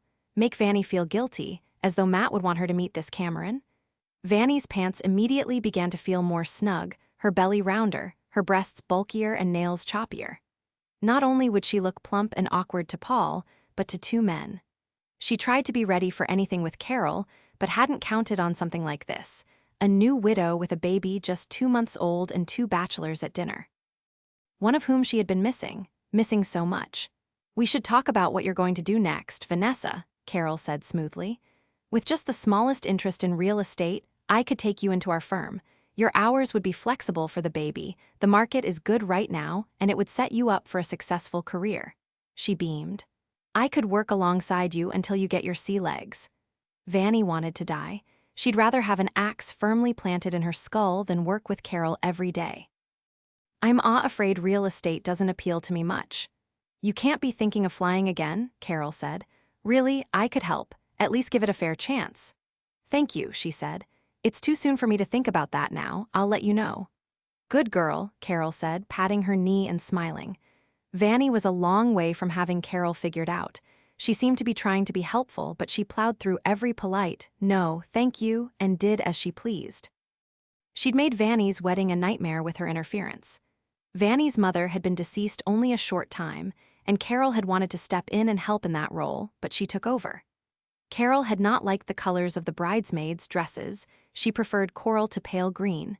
She thought that by getting a consensus from the bridesmaids and paying for the ones she liked, the problem was solved, but Vanny had hated them. When she had appealed to Matt, he had said, "What's wrong with orange or whatever that is? They look nice and the girls like them." "They clash with my hair," Vanny had tearfully argued. "There will be pictures." "Look," said Matt, the peacekeeper. "She doesn't have a daughter, why not let her have her way about some small things?" So Vanny let it go, and Carol changed the flowers from Vanny's favorites of calla lilies to white roses and baby's breath. She added 100 names to her guest list and presided over the parties and wedding reception as though it was her wedding, cracking the whip over caterers and florists like an Egyptian pharaoh. "Try not to worry about little things," Matt had said. "Really, she's only trying to help. She just wants everything to be beautiful for us." It left Vanny in the uncomfortable position of fighting it out with her future husband or future mother-in-law. As for Saturday night's dinner, Cameron arrived a good half-hour before Paul for drinks. Vanny suspected Carol had told Cameron 6 and Paul 6:30, and because of that, Vanny didn't give Carol any credit at all for coming up with a perfectly nice man in her attempted setup. But the man who stood before Vanessa had absolutely no excuse for being 35 and single. He was so good-looking, he could make a woman pee her pants. He was 6 feet with dark hair, heavy, expressive brows, sexy dimples in his cheeks when he smiled, and teeth so white that they almost made you gasp when he grinned. And he grinned hugely when he met Vanessa. "You're a doctor, I'm told," Vanny said. Pediatrician," he answered, and she thought Carol has outdone herself. What is sexier than that? Gorgeous, hot, and loves kids. And yet you don't have children. I couldn't work that in. but now that I can, all the good women seem to be taken. But hey, I still have time to father children. Don't you think? Grin. Oh yeah, she thought. He could probably father them like Mad Carol directed them to a pair of chairs in the living room, soft, comfortable chairs that faced each other at angles, separated by a side table, where they could sit and get to know each other. Walt and Lance resumed their positions on the deck after initial introductions, so the couple that was not being fixed up could have this intimate little session to themselves. Carol delivered them drinks and then pleaded business in the kitchen, leaving them alone. So Vanny had what turned out to be a very pleasant conversation with Cameron Michaels. She would have taken him for a doctor at once, though he was broad-shouldered and nicely muscled. He was dressed like an ad for GQ. But a children's doctor? He should have some spit up on his shoulder or poop on his shoe to be convincing. He worked with a group of pediatricians in town and had just bought his first real house through Carol, of course. It was much too big for just him, but he couldn't resist it. And he didn't think it was too late to fill it with family if the right woman came along. He asked about Virgin River and the baby and was fascinated by her home birth with a midwife. She relented to herself that there was nothing about him not to like when the doorbell rang and she began to rise. Carol flew out of the kitchen like a rocket, aimed at the door. "Stay put, I've got it. That will be Paul. Cameron, you're going to love Paul," she said on the fly. Vanny looked around. This pair of chairs was isolated from the rest of the room, a cozy little corner. There was no place for Paul to sit and join them, and again she thought, I always underestimate my mother-in-law. She has everything worked out. She must plan to shuffle Paul out onto the deck with Walt and Lance right after introductions. But that's not what Vanny had in mind. She stood. "Excuse me," she said to Cameron. She walked toward the door just as Paul was coming in. The minute she saw him, she felt more alive. Paul was not as pretty as Cameron, nor even Matt, for that matter. Paul had rougher good looks. He was probably 6'2", his arms so strong thanks to years of physical labor in home construction, thick sandy-colored hair still cut short in that military fashion. He was tan, had big, gentle hands, a strong jaw, and when he saw her his dark eyes sparkled. She nearly ran to him, hugging him close. He lifted her off the ground. "God," he said, "it's so good to see you." He put her on her feet. "Let me look at you. Aw, Vanny, you look fantastic. It's like you never had a baby." "You're such a liar," she laughed. "Can I see him?" "You bet," she said, grabbing his hand and dragging him right down the hall, leaving Carol standing at the door, her greeting ignored. Although little Matt was asleep, she picked him up and presented him to Paul. "Here you go," she whispered. Paul didn't hesitate. He took the baby into his arms, holding him close. "He's so big." Then he met Vanny's eyes. "He looks just like him, doesn't he?" "He does," she smiled. "I've compared their baby pictures and it's just a little Matt all over again." Carol's head popped in the room. "Come on, you two," she said cheerily. "We have company." Then she quickly withdrew, clearly expecting them to follow as ordered. Paul questioned with his eyes and Vanny sighed. "Carol's trying to fix me up," she whispered. "Really?" Paul said. "How do you feel about that?" "Not thrilled, but it's not the guy's fault and he seems like a perfectly nice guy. Still, just not ready?" he asked. "Not for him," she said, frowning. "Come on, we'd better be social or we'll be punished." "Paul," she said, touching his arm, "I've missed you so much. Tommy misses you too. You have to come to Virgin River soon. Will you?" "Sure," he said with a smile. She took the baby from him and put him back in the crib, then, pulling him by the hand, took him to the living room. When they got there, Cameron stood. Carol intercepted Paul, taking his hand out of Vanny's to pull him forward. "Cameron, this is Paul Haggerty. He was my son's best friend. He and Vanny are like brother and sister." The men shook hands, but there was obvious and instant reticence in the postures of both. Carol wasn't fooling either one of them. Vanny took it upon herself to drag a chair across the room so that Paul could join them, catching her mother-in-law's frown out of the corner of her eye. And when they were all called to dinner, Carol seated them according to her plan. She and Lance occupied the heads of the table. Paul sat beside Walt, Vanny beside Cameron. And that's how they remained. Another of Carol's talents was to grease the conversation, and she got people talking quickly so that there was no tension at her table. She might as well have had a notebook beside her with specific questions and topics for each person at her table. so that each one had his turn to talk. She did drop into the conversation several times that Paul was Matt's best man. Paul and Vanessa had been friends for years. Paul worked construction, and oh, yes, Cameron was a doctor. One topic Carol couldn't control was Virgin River, and at her table were 3 people who loved it there and extolled all its virtues from redwoods, mountains, valleys, and rivers, to the little bar and grill run by Jack and frequented by friends and neighbors, reuniting Marines, playing host to hunters and fishermen. After dessert and coffee, Paul was the first to leave, which Vanny thought must thrill Carol. But that was all right because Vanny walked him outside. They hugged. "I don't think of you as a brother," she said. He laughed. "And I don't think of you as a sister. I wish she hadn't done that. Carol does as she pleases, she always has, we understand that," Paul said. "I wanted to spend more time with you. How are you really?" "I'm doing okay. And you, really, how are you doing with missing him?" "I'll always miss him. I miss him as much as you do, Paul." "Yeah," he said, hanging his head for a moment. "Can't really help that, can we?" "But I don't cry about him so much anymore. Matt wouldn't want that and he said so he made me promise. Plus, Maddie takes a lot of energy and gives me so much joy. I'm writing again, which is a wonderful diversion. Come down, Paul, for a weekend. Soon, ride with me, play with the baby." Carol stuck her head out the front door. "Vanessa, I think I hear the baby." Vanny took a breath. "Well, Carol, you can pick him up if he's crying, or you can tell my dad he knows what to do." "Oh," Carol said, "sure, but you'll be in soon?"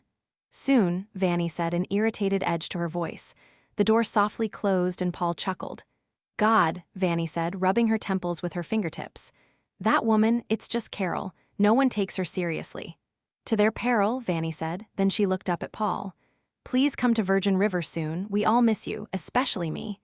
"Yeah, I should do that, so what do you think of that guy? At least she found you a doctor." She laughed. "She should get credit for that, huh?" She shrugged. "He seems pretty nice and it's not his fault he got fixed up with someone who isn't interested. You'll be ready one of these days." "I'm ready now," she wanted to say. He kissed her forehead. "I'll give you a call. We'll set something up, get together soon." "Please," she said, very conscious of the fact that she had been the one calling him since the baby's birth. And then she watched him go. "So I may not think of him as a brother, but he still thinks of me as his best friend's wife." She feared that might never change.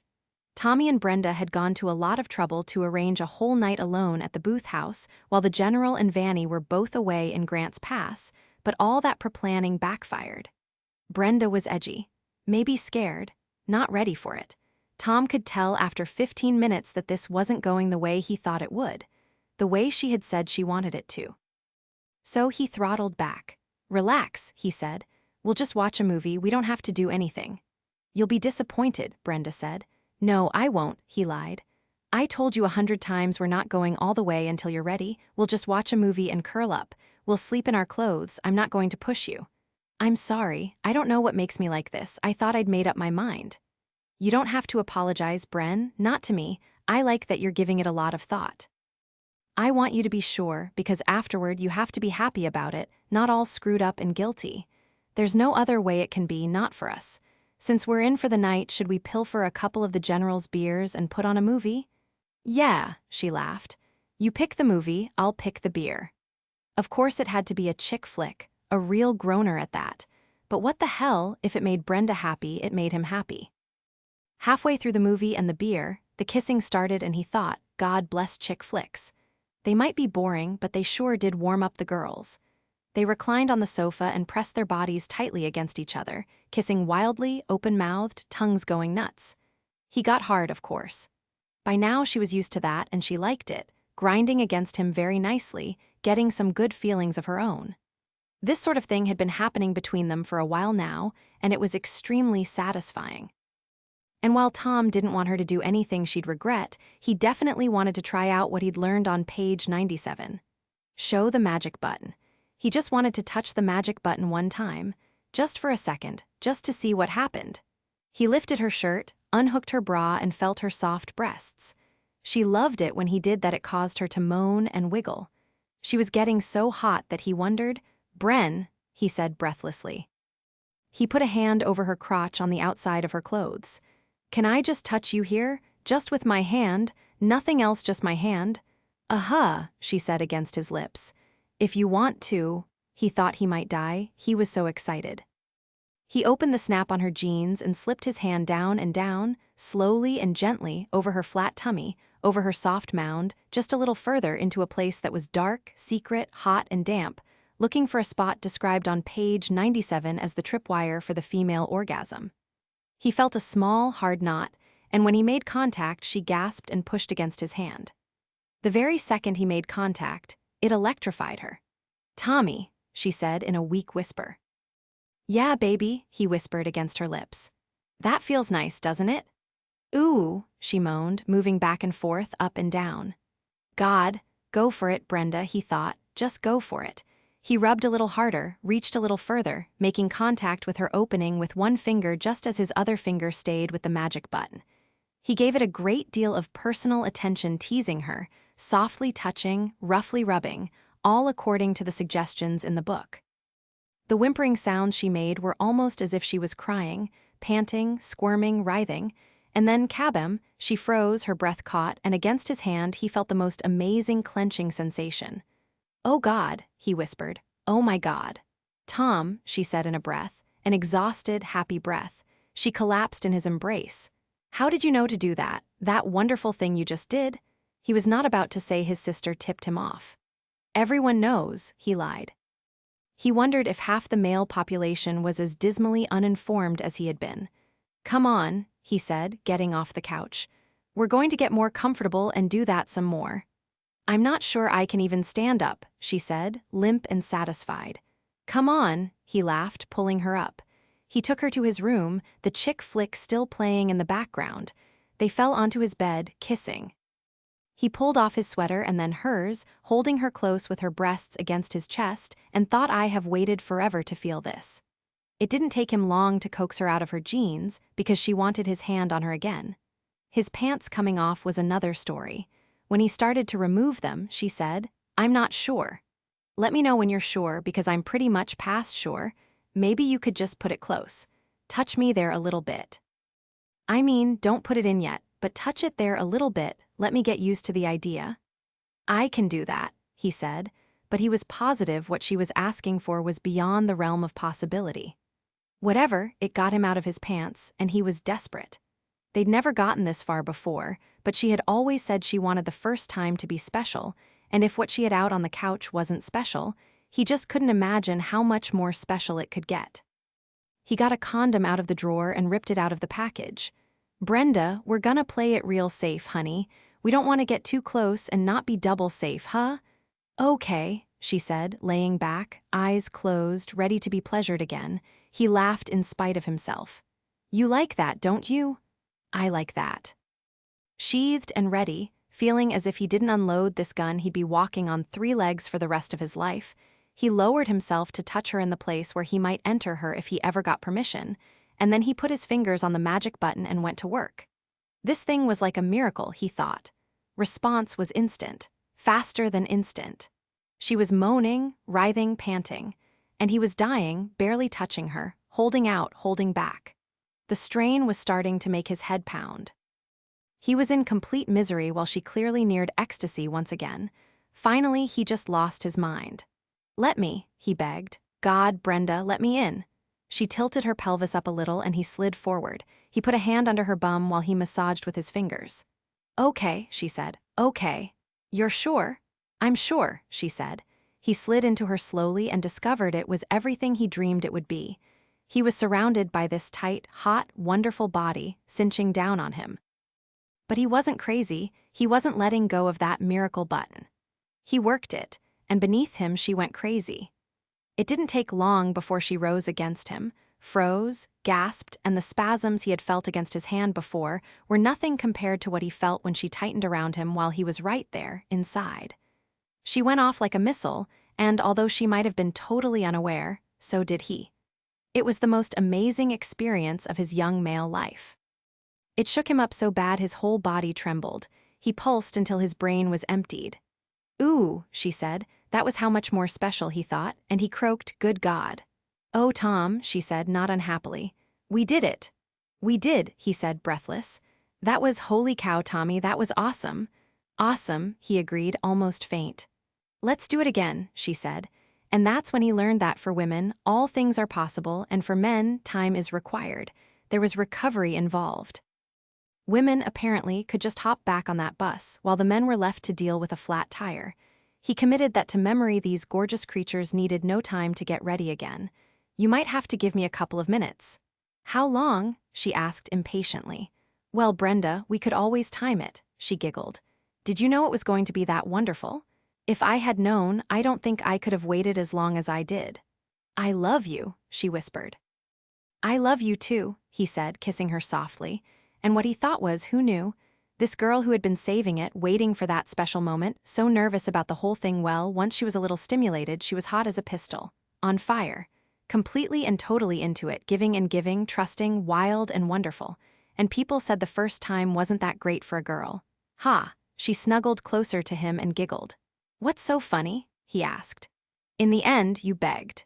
He sighed. I begged. I'm sorry, I swore to you I'd never beg. I'm okay with it now, she laughed. I don't think you'll have to beg again. That's a relief. He kissed her again. I want to tell you something. He brushed her hair back from her face. When I go into the army, I'm planning to be faithful to you while I'm away. Until you tell me you want to be free of commitment or have somebody else or something, I'm going to be thinking that you're my girl. Ah, Tom, are you sure you want to do that? Baby, I'm totally sure. I was sure a long time ago. I didn't just say that to get into you, Brenda. I think you know I'm not the kind of guy who wants to screw around. This means something to me. I love you a lot. I want to be your girl, she said. I love being your girl. Maybe someday, when we're older, when we've finished school, maybe it'll be more than that. Maybe I'd like that. She smiled. I was going to save this for a surprise, but what the heck? I've been applying for scholarships and university admissions. I'm applying mostly in New York. Near the academy? I don't want to be away from you, Tom, not any more than I have to.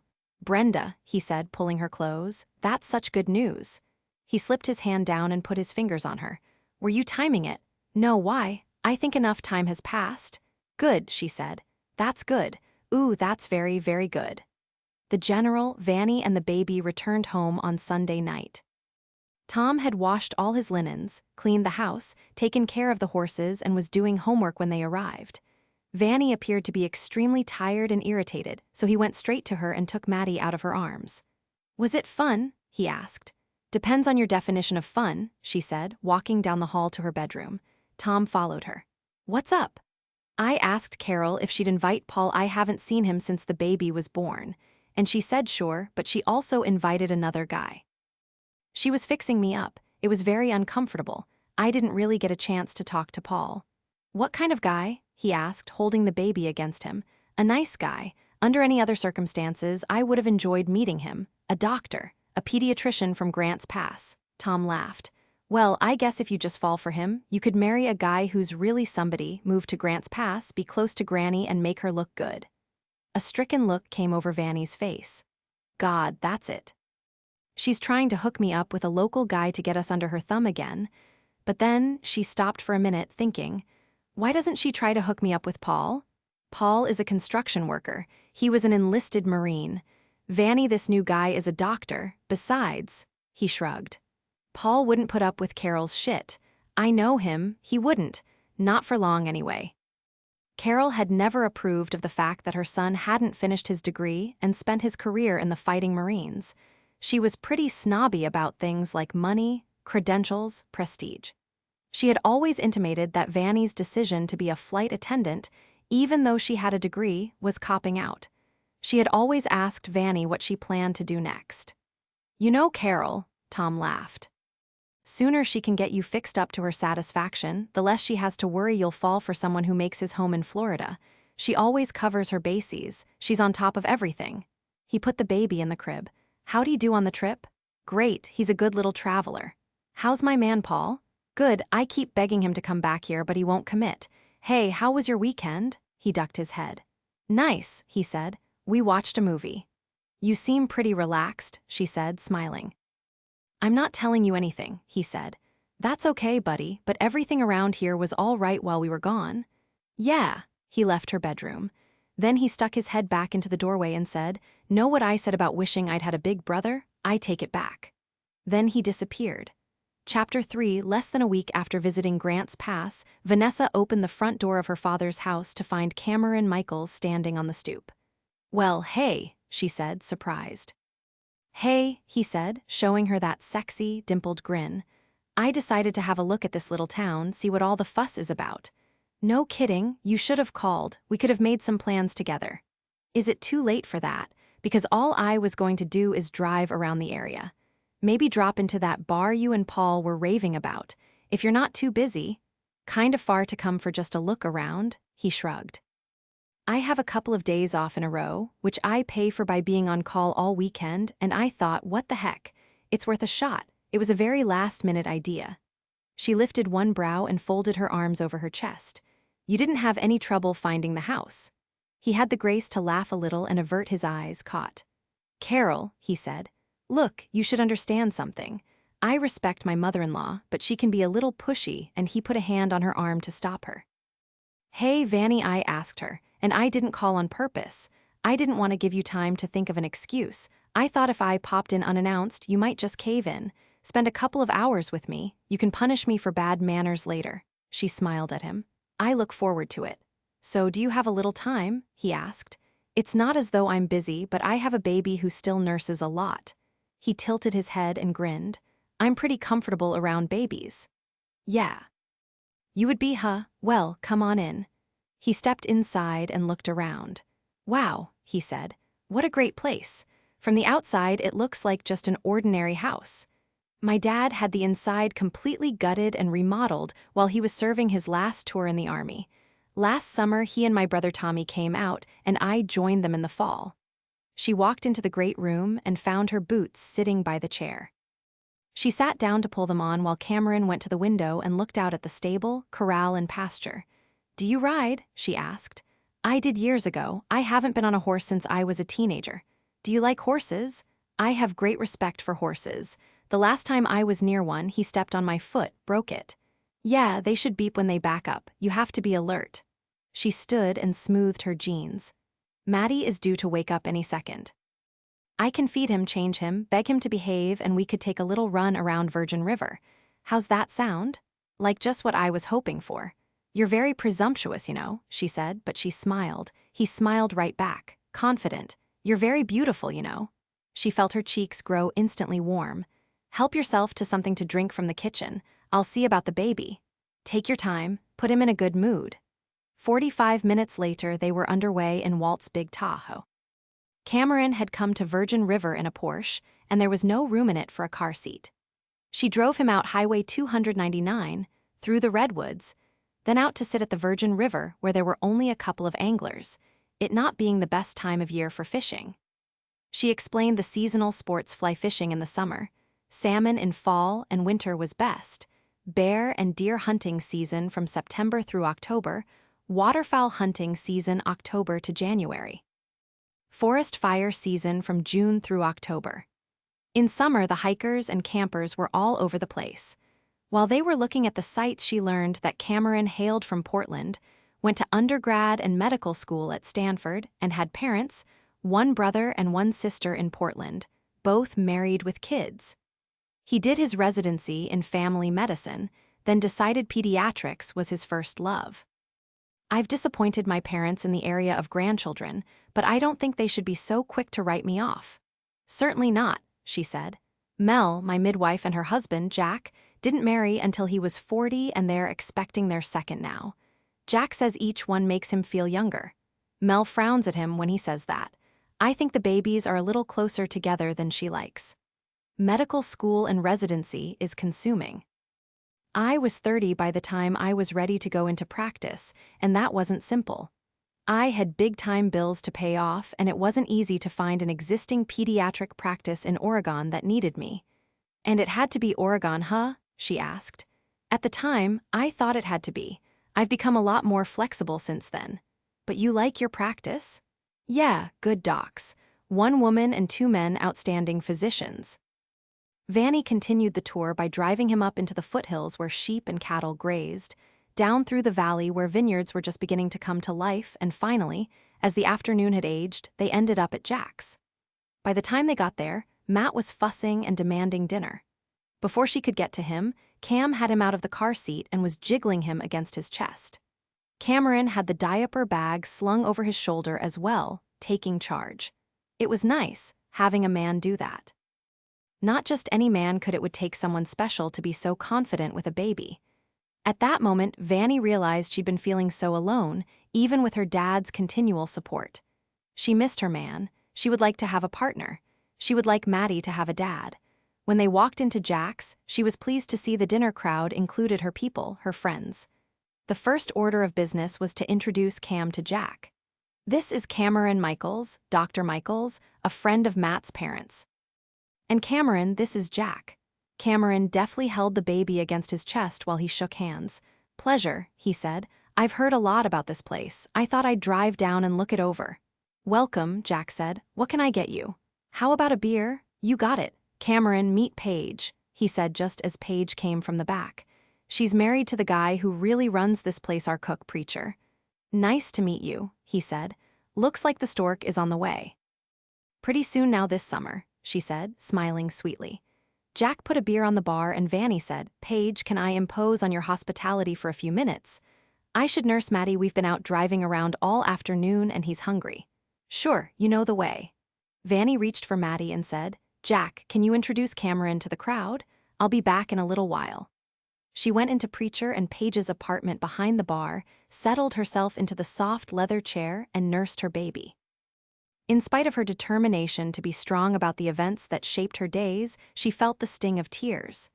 This guy had driven all the way from Grants Pass on the chance he might see her. She'd had a lovely time with him. But where was Paul? She'd give anything to see him, but he didn't even call. Because, she reminded herself, I'm not a woman to him. I'm his best friend's wife. He loves me like a sister, whether he'll admit it or not. Hadn't it always been like that? Cameron was introduced to Preacher, who was very welcoming, if a little distracted by the dinner he was working on. With him in the kitchen was Christopher, who he introduced as his son, except the boy called him John. Then there was Mike Valenzuela and Jack's sister, Bree.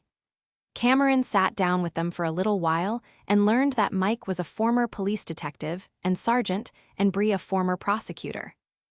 He hadn't imagined he'd be meeting professionals with such sophisticated educations and experience in a little place like this. He was offered dinner of pork loin, garlic mashed potatoes, and green beans, but he chose to wait for Vanessa to finish with the baby. And while he waited, a beautiful young pregnant woman came in, followed by an old man carrying a young child. The woman leaned across the bar to kiss Jack, and then Jack took immediate charge of the child. Cameron was soon introduced to Doc Mullins and Mel Sheridan. A couple more tables were pushed together, and they joined the group while Jack, with his son on his hip, fetched the high chair from the kitchen. Mel, I'm fascinated by your work. You deliver most of the town, I'm told, Cameron said. I don't know about that. I do for the women who don't have a lot of insurance, or for special cases like Vanny. She doesn't look it, but she's kind of granola natural. She wanted to give birth at her father's house, and she did a fantastic job, textbook. In fact, we had a wonderful birthing party. A birthing party? Cameron asked. It kind of fell into place. When I was called out, Jack let it slip that she was in labor, so Preacher and Paige packed up dinner from the kitchen and closed the bar. Mike and Bree came out in case any of the children needed tending. With the General and Tommy, Jack and Davy, and of course Paul helping with the delivery, we were a full and happy house. It was great fun. Wasn't it a little melancholy, it being Vanny's late husband's child? That's the thing about babies, Cameron, they give you such hope, such joy, that's why I love this business. He laughed and said, You obviously take it personally. She rubbed her swollen middle. Not much longer. Jack promises we're going to take a break after this one. And I've promised that if he doesn't keep his word, I'm going to shoot him in his sleep.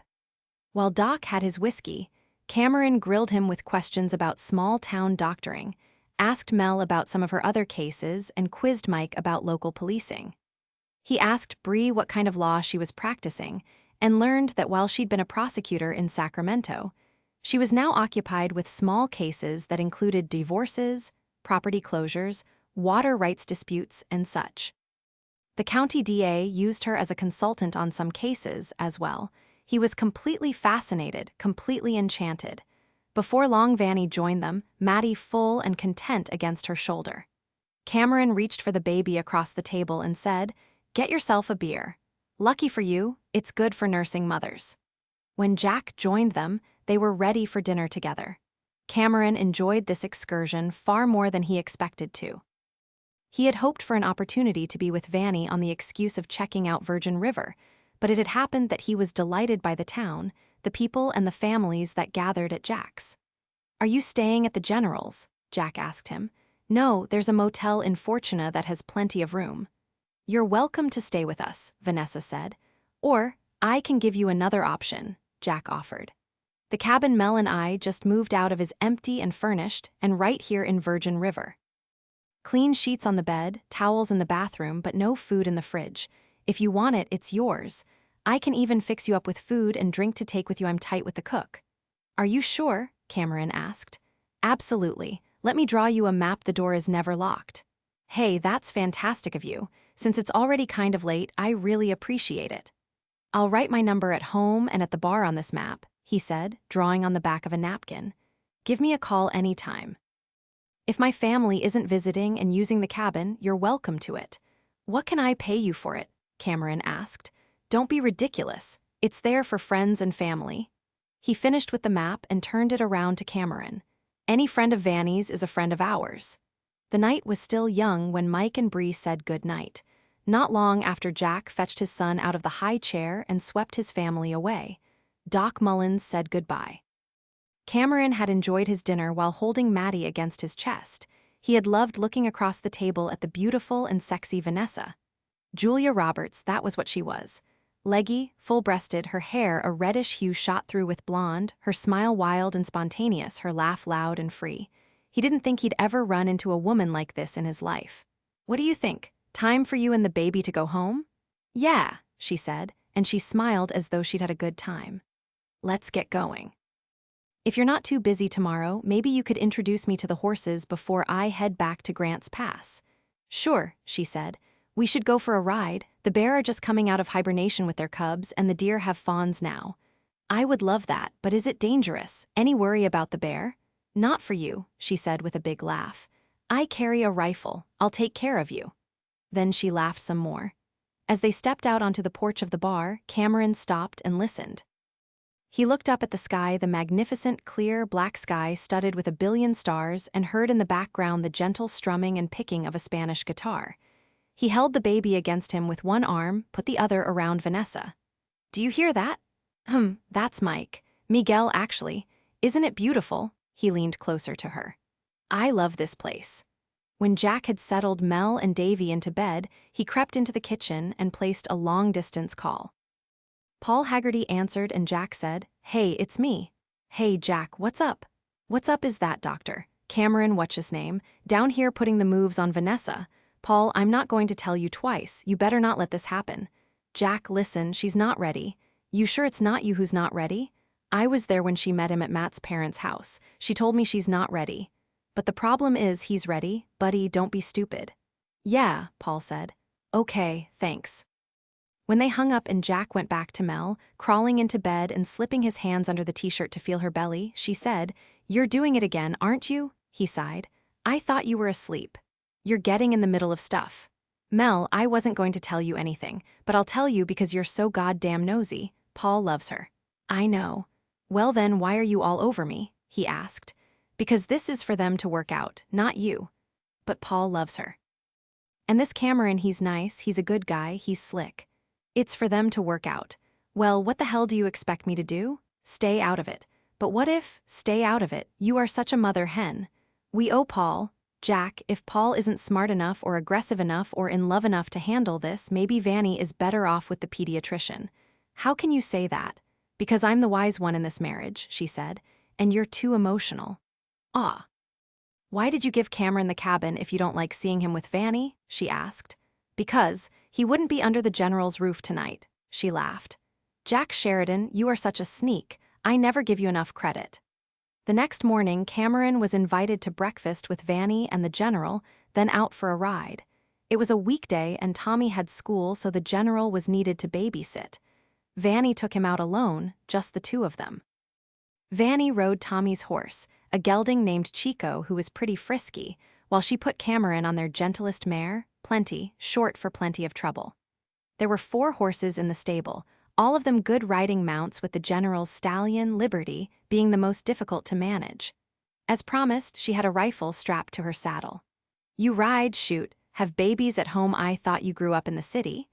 When you grow up with the general, you learn lots of interesting things. And my mom was a farm girl. When did you lose your mom? He asked. A few years ago. She was a real amazing, strong, beautiful woman. She did so many things besides riding and hunting with my dad. She was also a licensed pilot and followed Dad all over the world. When both my brother and I were born, Dad was off in one conflict or another. For some of the most important times in our family, he was missing, and she never once complained or ragged on him. She admired him, respected the work he did. They were true partners. She was the strongest woman I've ever known. She took a breath. She was killed in a traffic accident in D.C. Such a waste, such a loss. I'm sorry, Cameron said. You take after her, don't you? I hope I do. That would be the highest compliment you could give me. They rode along the river for a while, enjoying the crisp air, the spring foliage. Ponderosa, fir and pines spattered with sequoia rose high above them, covering the foothills. You're doing pretty well, she observed. If this old girl doesn't make any fast moves, I can hang in there. The river trail opened up into a field and Vanny stopped. Look, she whispered. On the other side of the field was a small herd of deer, 2 bucks, several doe, and their babies. It's not even the best time of day to see them. A gentle breeze caressed her. She removed her hat and lifted her hair off her neck to take advantage of the cooling. What's not to love about this place, huh? Fantastic, he agreed. Can we take a break, get off and walk around? Sure, she said, dismounting. She led Chico toward the river edge and he lowered his head to drink. Cameron did the same with Plenty. Vanny gazed off at the deer. She could feel Cameron move up behind her. The warmth of his body was right there, though he didn't touch her. Then one hand caressed her upper arm while the other pulled her hair away from her ear. This is the first time I've ever driven 200 miles to see a woman I've barely met, Vanessa, he whispered. Vanny bit on her lower lip. She'd been sleepless last night thinking. She knew Cameron was interested in her, but that wasn't enough. Her mind was on Paul. She turned around. I'm very vulnerable, Cameron, she said by way of warning. I know, I'll treat you carefully. You're going to have to treat me patiently, she said. I'm not prepared to be any more than friends right now. He laughed and shook his head. I'd sure like to see where this could go. Friends, she said, or nothing at all. He cocked his head and smiled. Do friends kiss just to see if there's a chemistry? She shook her head. They do not yet. Yet is a much more encouraging response than nothing at all. I guess friends kiss when they've gotten to know each other and there's trust. Do I have that right? She sighed deeply. If not for Paul, she might be attracted to Cameron. He was handsome, sexy, sweet. It's too soon. My mother-in-law jumped the gun, introducing us, and nah, it's not Carol's fault. I'm jumping the gun because, he shrugged. Because you're beautiful and fun, so shoot me. She smiled at him. I don't think your life is in danger for calling me beautiful and fun. That's very nice, but I'm not getting involved with you right now. You said we'd be friends, he argued, and he reached out to stroke her hair. Behave like a friend, Cameron, like a Boy Scout. He laughed at her. You're asking way too much. I'll behave, but let's keep this in perspective. I'm a man, you're a damn sexy woman. Do I have to worry you won't mind your manners? She asked, lifting a brow. Absolutely not, he promised. You're in charge. Then no touching until no touching. He put his hands in his pockets. Whatever you want, Vanessa. I'm just going to, at that very moment, Plenty whinnied, backed away from the stream and bolted. Shoot, Vanny said. That little troublemaker. She pushed Cameron away, grabbed the reins of the gelding, leaped into the saddle and said, I'll be back. She directed her horse after Plenty. Don't go away, she yelled, laughing as if he could go anywhere, stranded as he was. She whipped at Chico's rear flank with the end of the rein. Vanny took off at a gallop and burst into a dead run, leaning low in the saddle and urging the horse with her heels, going after the mare. The deer lifted their heads and headed for the trees while Plenty ran across the meadow, clearly enjoying her freedom. But Plenty was no match for Chico, who was the second fastest horse in their stable. On the other side of the meadow, Vanny caught up with her, leaned out of her saddle to grab a trailing rein, pulled back on the runaway, and slowed her down. She trotted back toward Cameron, delivering his horse, laughing in spite of herself. "I forgot to mention, she's a runner. She sneaks off." That was no sneak. That was bold-faced. "Yeah," she laughed, "you gotta love a woman with nerve." Vanny had known for a long time that her best friend Nikki was in a troubled relationship and that it wasn't going to last. Cameron had barely departed, headed back for Grant's Pass, when the phone rang and Nikki said, "It's over." "Oh, honey," Vanny commiserated. "Something major must have happened. Big fight." Through her tears, Nikki said, "It started out as the usual fight, me saying I needed a relationship with a future, and him saying he wasn't ready because of his short, terrible marriage years before we met. Then he dropped the big bomb. A couple of years ago, without telling me, without talking to me about it, he had a vasectomy." "What?" Vanny asked. "But how could he do that without you knowing?" "I was gone on a couple of trips for a little over a week. He only needed a few days to recover completely." "I never suspected." She sniffed into the phone. "Craig was afraid I'd stop taking my birth control pills and try to sneak a baby out of him. He said he was sorry, but he didn't want a family and was tired of fighting about it." Vanny sank into the chair by the phone. "This is just unbelievable. He said that if what we have isn't good enough just like it is, then it would probably be better for both of us if I just made good on my threat." "Vanny," she said with a whimper. "When did he become that kind of man?" Vanny grimaced. It was tempting to say he'd always been like that selfish, insensitive, and egotistical bore who took a lot more than he gave. But Nikki's heart was breaking, so all she said was, "Oh, honey, I'm so sorry, the creep. My dad helped me move out. All my things are in my parents' garage.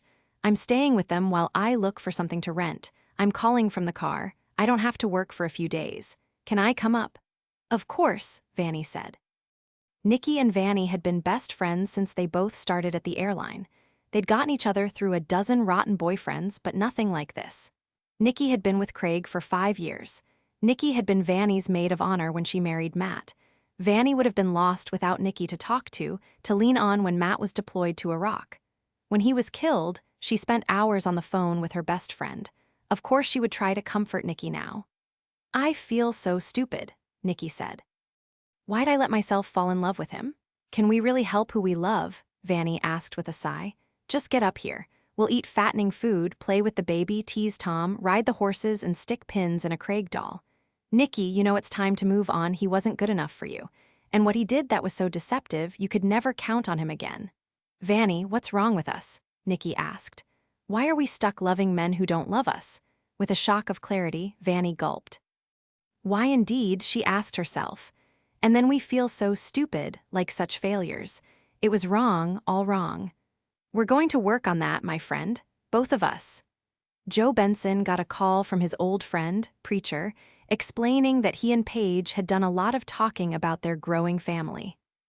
Right now, they were housed in Jack's old apartment behind the bar, a small L-shaped bedroom living room built for a single man, while Paige's son, 4-year-old Chris, was sleeping in the bedroom above the kitchen that had once been Preacher's. With a baby coming and maybe more in their future, they had to do something. They thought about buying a larger house, but in point of fact, Paige and Preacher loved living right where they worked. As far as either of them could foresee, Preacher would always be the cook and manager at Jack's bar with Paige as his right hand. Preacher had talked to Jack about allowing him to enlarge their quarters. Jack thought it was a fine idea. It would at least double the value of the property. He made Preacher a deal. If Preacher would build on, Jack would get together a contract to make him a full partner and half-owner. If the bar and grill and attached home was ever sold, the proceeds would be split. Before any further discussion could occur, an architect would have to be consulted to see if building on was feasible. There was room. The property on which the bar sat was comfortably large. Preacher wanted to find a plan that would give them plenty of space and wouldn't disrupt business too much during renovation. That's where Joe came in. If Joe thought it was a good idea and could draw up some plans, Preacher could begin to look for a builder. Joe loved an excuse to spend a day or two with Jack and Preacher. And it made him feel good when his buddies asked him for help. He always gave them a deal on the designs. So Joe said, "I'll have to see the space and the structure, do some measuring. It's not raw land, Preach. An add-on is a little complicated. The basic structure has to support additional square footage. Tell you what, I'll drive down tomorrow, stay overnight. Tomorrow? Oh man, that's great of you. For you and Paige, Preach, it's an honor. And that's what he had done. When you're an architect with your own small firm, you make your own hours. Design at 3 in the morning sometimes, if that's when the inspiration hits.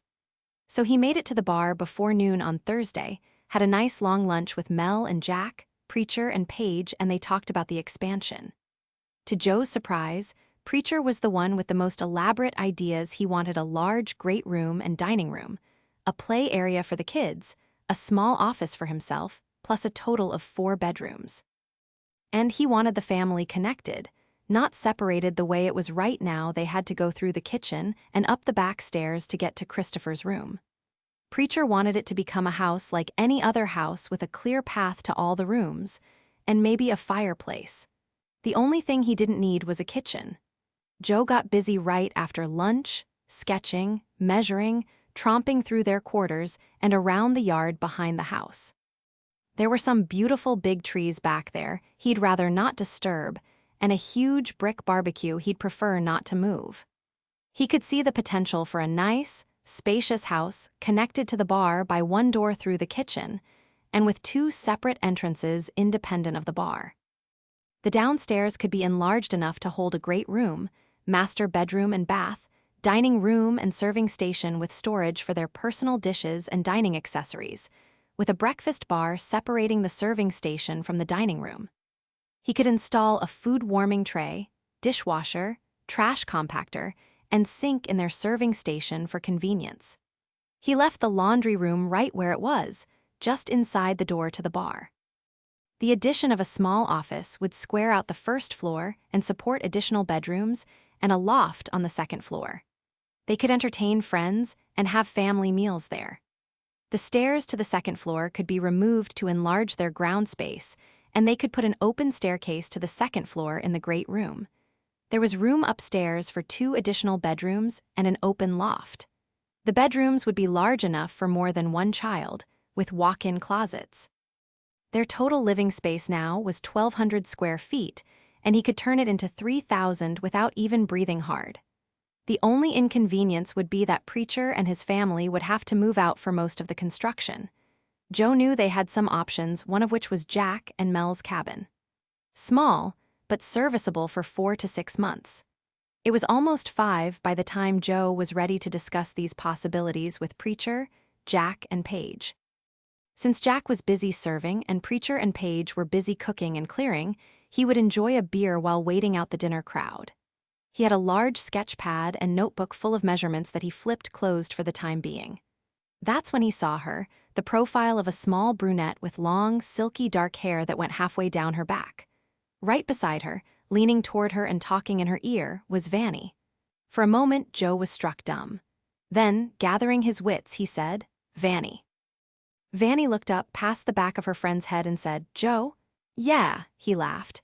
She immediately left her beer and her friend and came over to him. Of course, they'd met more than once, the last time being at her husband's funeral. Joe knew Matt. He'd met him in Grants Pass when he'd been home on leave. They'd been introduced by Paul. "What are you doing here?" she asked, embracing him. "A little design work for Preacher and Paige," he said. "They want to enlarge their home. You know, to accommodate the baby and then some." The thought that immediately came to mind was the conversation he and Paul had had a couple of weeks ago. Paul was in love with this woman and had messed it up so bad, he probably didn't stand a chance. Joe peered around Vanny at the woman with her, but he saw only her profile. She was exquisite, beautiful beyond words. "Nikki," Vanny called. "Come here." When Nikki approached, her smile very small and maybe shy, Vanny made introductions. "Meet Joe, a friend of Matt's and Paul's. Joe, meet my best friend, Nikki." He put out a hand and she laid hers in his. "Nice to meet you," he said. "A pleasure," she said, but then she glanced down. "Gee, this is terrible," Vanny said. "If I'd known you were coming, I'd have made plans to do something special for you. I would have cooked dinner or something." "I'd be glad to buy you a little of Preacher's dinner if you'll stay," he offered. "I'd really enjoy that." "Thanks, that's sweet. But I've left my dad babysitting for a while and I had Preacher pack us up something to go. I'm still nursing, my escapes are very brief. I could get Preacher to add to it if you'll come out to the house. I wish I could, but I have to discuss building plans with these folks tonight. Doggone it, Joe. Next time, please let me know you're coming. I'd like to spend some time with you, too. It's a promise, he said, and I'll be back, guaranteed. But will she be back? Joe wondered. Nikki. He wouldn't forget that name. Right at that moment, Paige came out with a big sack holding their dinner. Vanny fished for her wallet and Joe said, "On me, sweetheart. Amends for not calling you ahead, a mistake I'll never make again." He pulled a couple of 20s out of his pocket, peeled them off, laid them on the bar, and reached for the takeout sack to pass to her. "Enjoy the best food you'll ever eat," he said to Nikki. Nikki gave her head a small nod while Vanny said, "Gee, thanks. I sure didn't expect that." Then she leaned toward Joe and gave him a kiss on the cheek. "That's very sweet." "Enjoy," he said. "Nice meeting you, Nikki," he said, wishing that he'd had a little cheek press from her. But what he got instead was another small nod. They left and he went back to his beer. It was quite a while before Jack was freed up enough to walk down to his end of the bar, wiping his hands on a dish towel. "How'd you do there?" he asked, glancing at the sketch pad. "I think I have some good ideas here," Joe said. "With the right builder, this could work out nicely." "The right builder is the problem. When I was finishing my house, I couldn't find squat around here. That's why I called Paul." "Well, I know some people," Joe said. "I might be able to help you with that. First, we have to see if you three like my ideas. And, by the way, who was that woman with Vanny?" "Girlfriend from the flight attendant days." "I gather they're best friends who flew together for years and she's up here to visit." "Jesus," Joe said. "She's incredible." "Based in San Francisco," Jack said with a smile. "She's going home tomorrow." "Well, so am I," he lifted his beer. "Here's to another close call." Jack laughed. Joe took a long drink, Jack wandered away, and Joe thought, "I've been to San Francisco 5 times in the past year and I never saw anyone like that. Why not? This is a town of 600. I shouldn't see anyone that amazing here. I should see 10 or 20 so gorgeous in the city." Jack came back with his coffee cup. Joe merely looked up at him and said, "This place, it's kind of scary." "Tell me about it," Jack said, taking a sip of his coffee. "I found Mel here. That stuff isn't supposed to happen." Chapter 4. Paul knew that Jack was right. He'd have to make his presence felt in Virgin River soon. He couldn't let the doctor be the only one there when Vanny came out of mourning and was ready to get on with her life. So he called the general and asked if it would be all right to come down for a weekend visit to see the family and the baby. He got up early on Saturday morning and made the drive in record time. He pulled up in front of the house, and what he saw from the driveway gave him pause. Vanny was dressed in well-worn jeans, chambray shirt with the sleeves rolled up, boots and a Stetson, standing out in front of Matt's grave. She pulled the hat off her head and shook her hair down her back. Then she wiped at her eyes. "Damn it," he thought. "I told Jack she was still in that dark place." He left the truck, and rather than going to the front door, he went out to the grave. As he came up behind her, she heard him and turned. Then she quickly turned back and wiped at her eyes with the back of her hand. He walked up behind her and put his arms around her waist. "Having one of those days?" he asked gently. "Yeah," she said. "Every once in a while I just get so lonely." "I know, Vanny, it's going to be okay. Dad's worried about me coming out here to tell Matt about it." She laughed uncomfortably. "He wishes I wouldn't do this." "It's okay to do this," he said. "I'm not brooding, really. Sometimes I can't think of anyone else to complain to." "You can always complain to me," he said. She turned around and looked at him. For a moment her eyes flashed. "And how am I supposed to do that? I hardly ever talk to you. I almost never see you." "I'm sorry, I meant to do better. I know I went missing for a while after leaving here. It's complicated, Vanny. I can explain." "Any more complicated than losing a husband?" she snapped. "Oh God, I'm sorry. I don't know what got into me just now. My God, you lost your best friend. I'm sorry. Paul, you don't have to explain." "Yeah, I think I do. After we buried him and I stayed on for Maddie, I was kind of like a grenade with the pin out. I hadn't unloaded, and man, I really needed to. I was a little out of my head, Vanny. I didn't use the best judgment. I had to take a time out, some space, a few weeks. I had to get a grip on things, you know? And I didn't want everything between us to be about grieving over Matt. There's a lot more between us than that." "There is?" she asked hopefully. "Well, Jesus, we delivered a baby together." He rubbed a thumb along her cheek under her eye. "Sorry, my hands are so rough." "No," she said. "No, your hands are fine. Do you have any idea how much I've missed you?" "Not half as much as I missed you. We've been through a lot together, you and me." He reached for her hand. He couldn't tell her now here, in front of Matt's grave with the general waiting right inside the house. "Go get cleaned up. Tom's probably got a big date tonight, but I'm going to take you and your dad out to dinner." She smiled. "Anywhere special?" she asked. "Your favorite bar and grill. I made a reservation." By the time Paul got the general, Vanny, and baby to the bar, the few customers were finishing up their early meals and leaving. Tables were pushed together and the usual crowd gathered around. The April nights were still cold, so the fire was lit in the hearth. Jack divided his time between the tables and his favorite spot behind the bar. Paul drifted back there and said, "Look at your wife, my man. She's almost more baby than woman, and she's got a kind of wild look about her. Her cheeks are awful pink." "I know," Jack said. "We just had a doctor's visit. John Stone said if we turn her upside down, we might see the color of Emma's eyes. Stand back. She's going to go early. I've been driving myself crazy trying to keep her still. I'd like to keep this one inside at least a couple more weeks. She's real animated, kind of like Vanny was that day she made me watch the childbirth movie. Yeah, I'm not experienced enough to know how early is too early. I thought about calling John." Then he smiled at Paul and said, "I see you made it right down here. Good thinking. You make any progress with Vanny?" That changed Paul's expression. "When I drove up to the house today, I caught her out at the grave, crying. I told you she's still on real shaky ground. My advice, which, by the way, Mel says I am not, under pain of death, allowed to give, is be sure you're around when the ground stops shaking. Jack, I should talk to you about a couple of things. This whole business with Vanny, it just keeps getting more complicated. Yeah, for one thing, I have some pretty stiff competition. Oh yeah, join the club, my brother. Yeah, that's right, Mel's husband was a doctor." "Yeah," he said, "an ER doctor. A saver of lives who, by all accounts, was also perfect in every other aspect of his life." He swallowed. "He was neat, smart, humorous, and probably great in bed. A fucking god." "You didn't stand a chance, intellectually speaking," Paul said. "I know it," Jack said. "And yet—" "I need to talk to you about a couple of things," Paul said. "Maybe you'll point me in the right direction." "Paul, you don't need my input. You just have to tell her how you feel." He hung his head briefly. "I don't think it's gonna be that simple. I think I might come by in the morning, so we can talk." "Come by the house then," he said.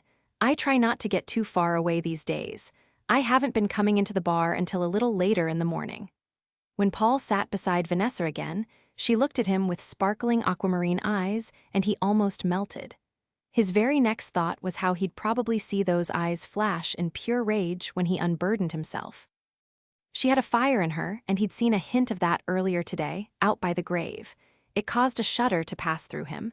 Then he noticed her hand was resting on her thigh, right next to him, and he reached for it, holding it under the table. It was still early when they got back to the general's house. Vanny took a little time alone with the baby, nursing him and settling him for the night. While she was busy, Walt built a fire. Then he went down the hall, leaving Paul alone in the great room.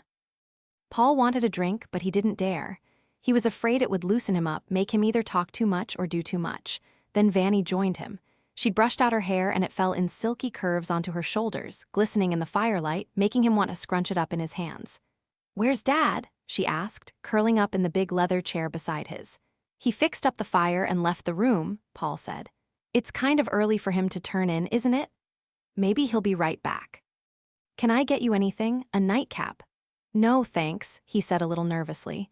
"So rumor has it the doctor was here last week," she smiled.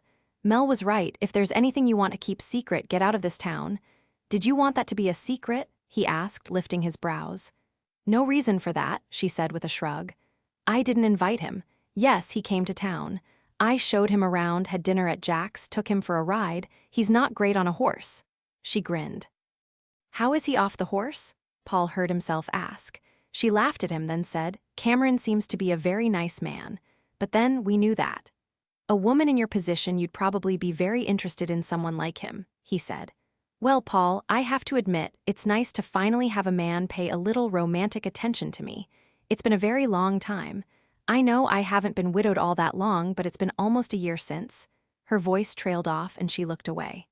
Since, he said, talking like a man who had had that drink. She let her gaze drift back with a mysterious half-smile on her lips. Vanny almost laughed, wondering how poor Paul would react if she said, "Since someone melted my bones with an orgasm?" A secret chuckle escaped her. Paul was sweet and affectionate, but far too taciturn. She reminded herself to treat him gently. He was very cautious with women. If he weren't, he'd have been married years ago with a flock of children by now. "Since anything, Paul," she said. "Anything at all." "Sorry," he said, dropping his chin. "I didn't mean to get so personal," she laughed at him. "Paul, you weren't this shy with me when I was delivering Maddie. What's going on?" He took a breath. Vanny, I have things to explain. Difficult things. I know I don't seem like the kind of guy who'd have complications in his life. I seem more like the kind of guy who has no life at all. But before I came down here to finish Jack's house, I went out sometimes, you know?" She laughed a little. "Paul, even though you never said anything, and I know you're kind of shy around women, I assumed—" "Stupid," he said, interrupting. "I'm mostly stupid around women. Uncertain maybe, but under the right circumstances—" "Exactly," he said, almost relieved. "Under the right circumstances, things can happen that you just don't expect." She frowned slightly. "Paul, I understand you went out with women. Why wouldn't you? You're a handsome, single man." "It's about me being a little absent since Maddie was born. I have a situation to work out." "A situation in Grants Pass?" she asked. "Yeah," he said, rubbing a hand across the back of his sweaty neck. He took a breath. "Before I came down here last fall, I went out with a woman a couple of times, just a casual thing, nothing serious. But then the whole goddamn world shifted. Matt was killed, Maddie was due, I stayed here with you, we got a lot closer during that time. It might have been all about Matt and the baby at first, but that's irrelevant. We got real close. You and me. As close as brother and sister," she asked him softly, hopeful about what could be coming. "A lot closer than that, Vanny, at least in my mind. Then I went back to Grants Pass and not that much had changed there. I had changed, boy had I changed, but things back home were—" "The same?" she asked. And she thought, there's a woman in Grants Pass. Someone who had perhaps become important to him. "That woman you went out with a couple of times, when did you meet her?" "Why?" he asked, perplexed. "When?" "God," he said, rubbing his sweaty palms on his jeans. "I don't know, about a year ago, I guess." "A year ago? Jesus, Paul, why didn't you just tell me?" "Tell you what? There's a woman, all this time there's been a woman." No, there was just this woman I saw a couple of times," and she stood up abruptly. "That wouldn't be complicated." He stood as well. "I had a few things to figure out, Vanny, that's why I wasn't in touch for a while. And now I have an unexpected situation at home I have to work out, but I'm going to get that under control and I'll be here a lot more, I promise." "Oh, for God's sake," she spat out. "Just say it. You're involved with someone and it doesn't work into your plans to spend time in Virgin River." "That's not it," he said nervously. "You know everything about me. Yet you couldn't even casually mention you were seeing someone at home? It's not like that. Listen, I just need some time on this, some patience. Because I really intend to do better by you than I have. I know I haven't been here for you like I meant to be, and stop," she said. "I haven't asked you for anything except to stay in touch. Stop whimpering." He scowled, his neck got red. "I'm not whimpering." "Well, you sure as hell aren't talking. Man up." "I'm trying." "But you're doing all the talking for me." She had a few more hot retorts, but bit her tongue against them. She pursed her lips. He had been in Virgin River for months, but he went back to Grants Pass almost every week for a day or two. He had said it was to check on the construction company he'd left in the hands of his father and brothers. And to check on her? It must have been pretty hard on her to be asked to understand he had to be away so much, tending to his best friend's widow. Imagine now being told he'd have to make frequent trips to Virgin River to make sure the widow and baby were doing all right. Talk about complicated. Well, she wasn't interested in that kind of relationship. "I think you're trying to tell me there's a woman back in Grants Pass who's counting on you. You have obligations there." "Yeah," he said weakly. "But Vanny, I have obligations here as well. You and Maddie, you're awful important to me." Being referred to as an obligation should have made her want to cry, but instead it made her furious. "Well, don't worry your little head. We're getting along just fine, better every day. You have a life in Grants Pass. I wouldn't want to get in the way of that." "You're not listening," he said, his voice raising to match hers. I want to be here with you as often as possible, he said. I'm doing my damn best. It sounds like you have other things, other people you'd better pay attention to. Listen, things can happen that you don't plan, don't expect. Oh, really? She asked sarcastically. Tell me about it, she said. She hadn't expected her husband to die or to fall in love with Paul. If there was one thing she knew about the men in her life, her father, her late husband, Paul, and all the guys who seemed to gather around him, they didn't make commitments lightly, and once a promise was made, they never broke an oath. I'm sure you'll get everything straightened out, she said. She tried to keep the angry edge out of her voice, but she was thoroughly unsuccessful. Please, you have no obligations here. We'll be fine. I don't know why you didn't just tell me a long time ago. Did you think I wouldn't understand you had to get home because there was someone there? Someone who was counting on you? It isn't like that. You could have just told me. Vanessa, for God's sake, Paul attempted. Walt walked into the room. He looked stricken, startled. Are you having an argument about something? No, they both said. Oh, Walt said. Poetry, I guess, some new kind of poetry. Vanessa hissed and Paul just shook his head. I hear the baby, she said, whirling out of the room. I hear something too, Paul said, leaving in the opposite direction, charging out the front door and letting it slam behind him. Walt was left alone in the great room in front of a blazing hearth. Well, he said to himself. Glad to know that wasn't an argument. Vanny cursed herself. She'd lost it. She hadn't given him much of a chance to explain, but then the time involved in him actually getting to the point might have taken a lifetime.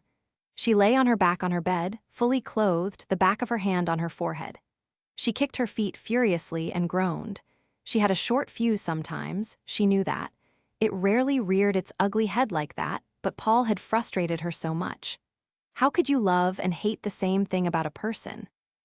She adored that he was kind of shy and reluctant, that a woman had to mean everything in the world to him for him to speak at all, for him to embrace, smile, kiss.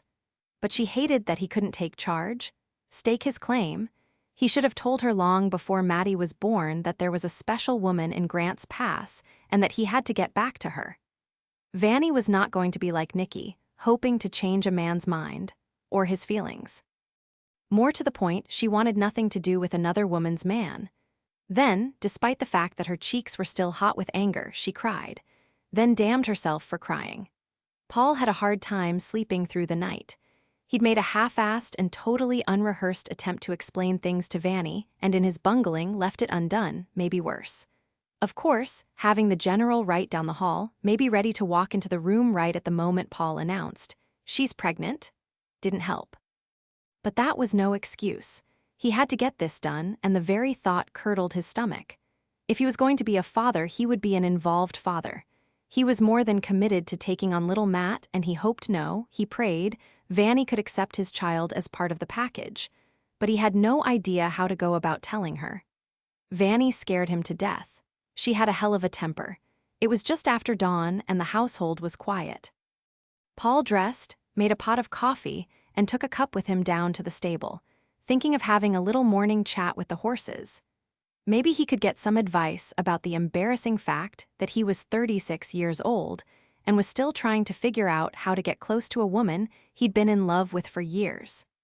Not to mention the fact that he had this little complication of another woman having his baby. He was leaning against a stall when he heard a sound. He turned around and saw that the tack room door was ajar. His first thought was that the general might be up, so he pushed open the door. There, seated on the bench, elbows on his knees and head down, was Tom. His jacket was tossed over the bench beside him and his shirt sleeves were rolled up. "Hey," Paul said. Tom lifted his head. His expression was troubled. "Hey," he said. "You been out all night?" Paul asked. "I was out late, yeah, then at Brenda's. I got home a couple of hours ago." "Have fun." Tom shuddered. It was unmistakable. "Yeah," he said in a breath. "Yeah. What's the matter, bud?" Paul asked. "Nothing," he said, "just thinking." "Yeah, maybe if you think a little louder, I can help." Tom studied him for a long moment. "I sincerely doubt it, Paul. Try me, I'm older, maybe I've been down this road." "If you have and you're still single at 36, I really don't want your advice," he said glumly. "Whoa," Paul said. "What the hell's this? Thinking about marriage at 18? Nah." Not quite that, it's just that Brenda, man, Jesus, I love that girl. I didn't think I could love a person this much. Doesn't sound exactly like a bad thing so far, unless she doesn't feel the same way. Hugh, Tom said. His cheeks got a little pink and he shook his head. She feels the same way. Hugh. So, you crossed that line, did you? Hugh, he said again. He stood up, turned around and ran sweaty palms down his pants. When he turned back to Paul, he said, "It should come with a warning, you know?" Paul put a foot up on the bench and forced himself to take a leisurely sip of his steaming coffee, trying to get mentally ready for just anything. He hoped to God he and Tommy didn't share the same problem. "Oh, yeah. Can I talk about this? Does it make me a real jerk to talk about this? Because I was always taught men don't talk about the women they. My dad always said a real man never talks about private things that happen with his girl." "It won't go any further. We're a long way from the locker room, Tom. I think I can be trusted." "It's just that. Well, damn, she took her sweet time, you know? And I was real patient, even when I thought I was going out of my mind. But I just wouldn't have felt right if she wasn't sure. We had all the ground rules in place, double protection. We did a lot of talking first. We're totally sure how we felt about each other. I promised I would be totally faithful to her, only her, unless she changed her mind, but I'm not changing mine. And she said the same thing to me. We love each other, Paul." "Yeah. I figured it would take a little time, you know, getting used to. I figured it would go real slow, maybe be a little clumsy. At first." "Yeah?" Paul asked, wondering what the hell this kid was getting at. He ducked his head, then made eye contact. "It wasn't." "Wasn't what?" "It didn't take any time at all." "It isn't clumsy. It's freaking incredible. She's freaking incredible." Paul shook his head in confusion. "Is there a problem in here somewhere?" "I'm leaving pretty soon," he said. "Right after graduation, I go to basic, then West Point. For years." Then he hung his head. "Ah," Paul said. So the boy had tapped the honey pot and found it sweeter than life. He wanted that to be a part of every day for the rest of his life. And West Point was going to lock him up for 4 years. You couldn't live away from the academy, couldn't graduate if you got married. "You won't be gone forever," Paul said. "It's going to seem like it." "I bet it will, but if she feels the same way you do, you have something very nice to look forward to, when the time's right." Paul took a sip of coffee. "Hey, man, even if you didn't have West Point, 18's just too young to do the forever thing. Does it ever happen? Do people like me and Brenda fall in love as kids and stay together?" "Happens more than you might think," he said with a shrug. "My buddy Zeke, firefighter from Fresno, married his high school sweetheart, and so far they have 4 kids. They managed to do that even with being separated by the Marine Corps for at least 2 years. Phillips and Stevens were married pretty young, have nice little families. And they're still so crazy about their women, it's almost ridiculous. You'd think they just met them." "I never expected this," Tom said. "I didn't expect it to be so natural, so awesome. Makes me feel like I can't live without her. Makes me feel sick to my stomach to even think about her ever being with another guy. I can't imagine ever being with another girl. It just has me torn up inside." Paul chuckled in spite of himself. "Tommy," he said, putting a strong hand on his shoulder. "You're talking about the thing that makes the bucks lock horns, makes bulls tear down barn doors to get to the cow. Men go into battle for less. Makes you think you'd risk anything, give up anything, lay awake at night in a cold sweat." "Show," he said. "I guess that's what they mean when they say love hurts," Tom said. "No, buddy, it doesn't. You just said so yourself. It feels wonderful to love someone and to make love. Keep your focus. Separation hurts, breaking up hurts, infidelity hurts, but love, man, that's what we live for, because it feels good." "Sounds like you know what you're talking about," Tom said, "but it doesn't look like you do." Paul frowned and gave that shoulder a squeeze. "I know, I just haven't worked out all the details yet." At 9, Paul threw his duffel in the back of his truck. He shook Tom's hand and told him to hang in there, shook the general's hand and thanked him for his hospitality, and after checking Vanny's eyes and seeing that she had softened and wasn't going to bite him or kick him, he slipped an arm around her waist, kissed her forehead and said, "I'm going to call you when I get back to Grants Pass tonight. We have some things to talk about, maybe without the yelling part." She turned her sparkling turquoise eyes up to his face and said, "I'll be here." Before heading up the highway to Oregon, Paul took a swing by Mel and Jack's. He knocked softly on the door and Jack answered, David still in his pajamas balanced on his hip. "Morning," Jack said. "Heading out of town?" "Yeah, but if you have a few minutes, I need to talk." "Sure, we can sit out here so we don't wake Mel. She was up half the night with her back hurting and she's sleeping in. I have coffee. Want a cup?"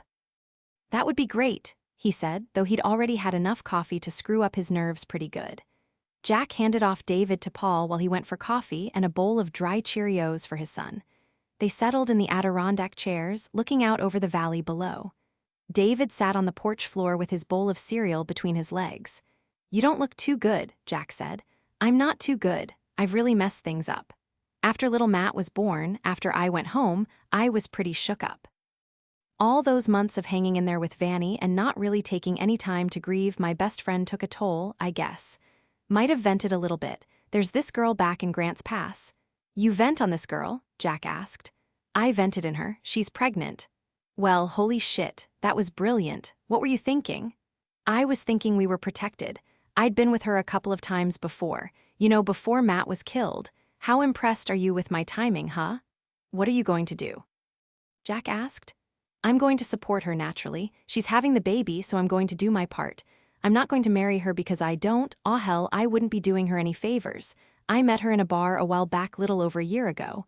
I wasn't seeing her regularly. I feel terrible about this."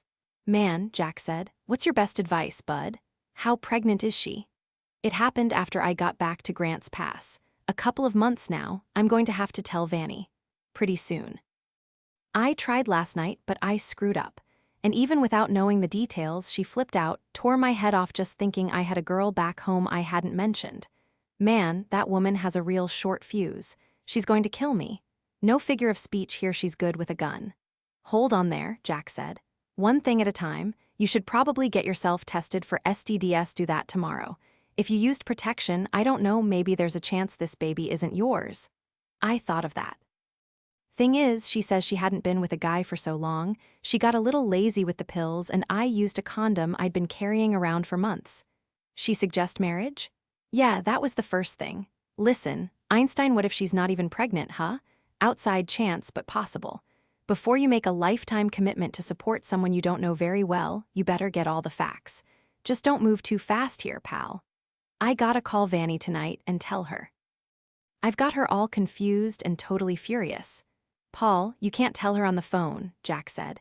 "But Paul, she's gonna hang up on you. And then the next time you show your face, she's going to put a bullet in your head. And Walt will help her line up her shot."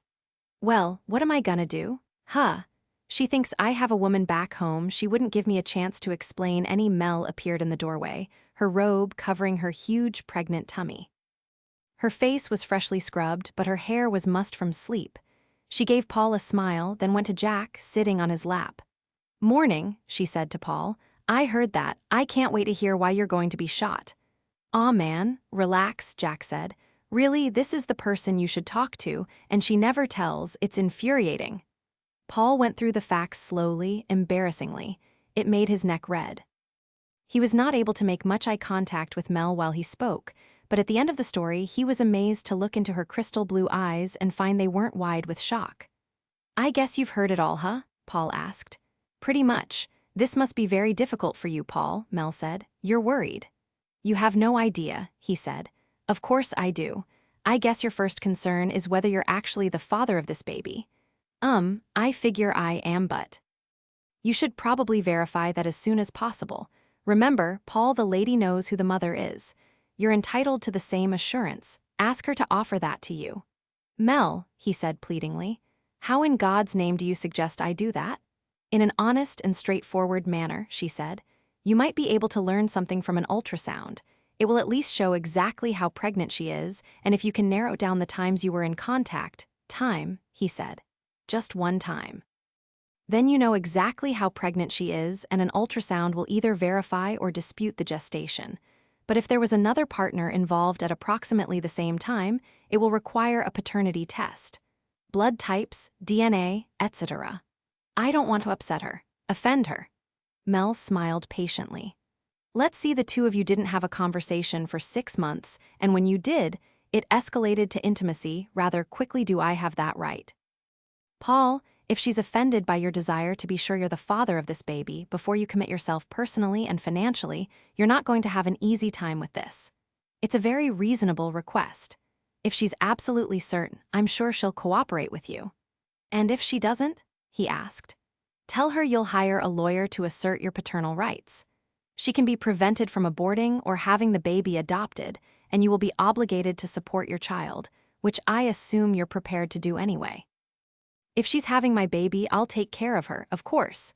Mel smiled. Of course you will. And Vanny? Paul asked. Oh, Mel said. She's not taking it well. She doesn't know.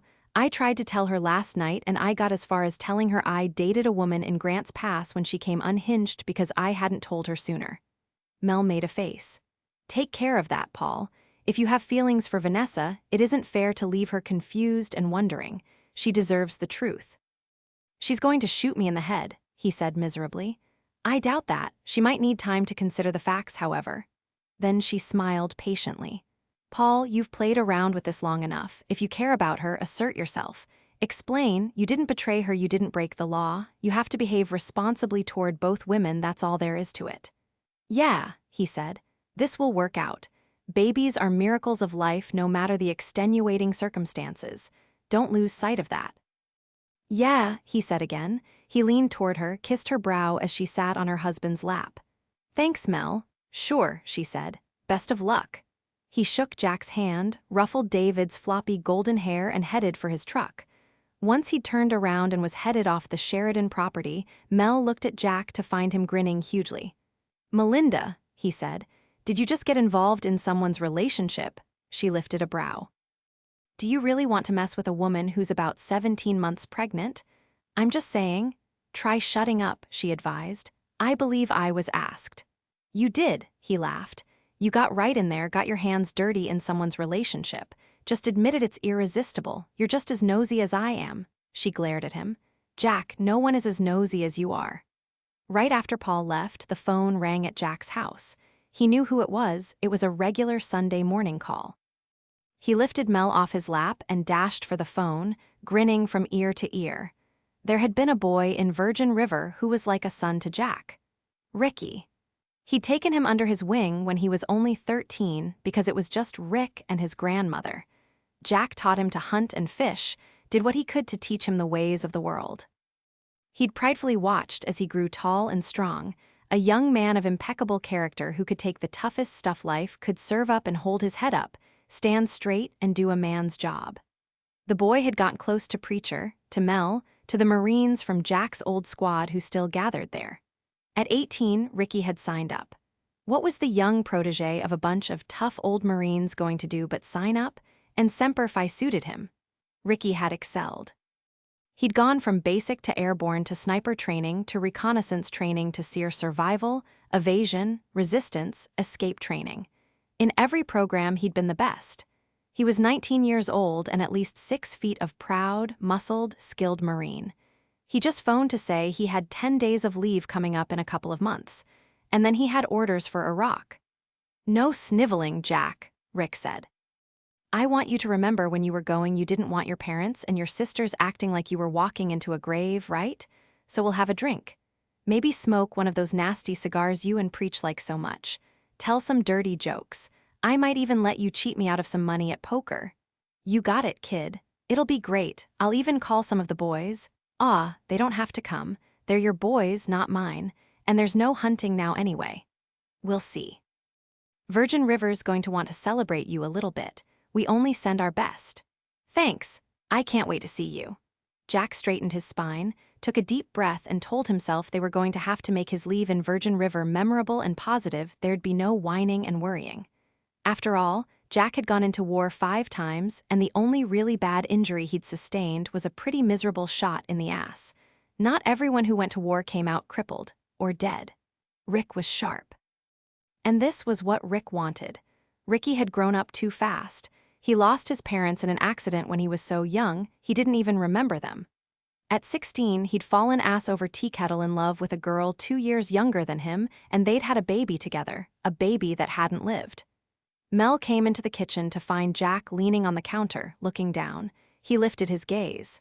Ricky's coming home in a couple of months, he said. He's got 10 days. Oh, she said, knowing something was bad about this. Then he's going to Iraq. She was quiet for a moment.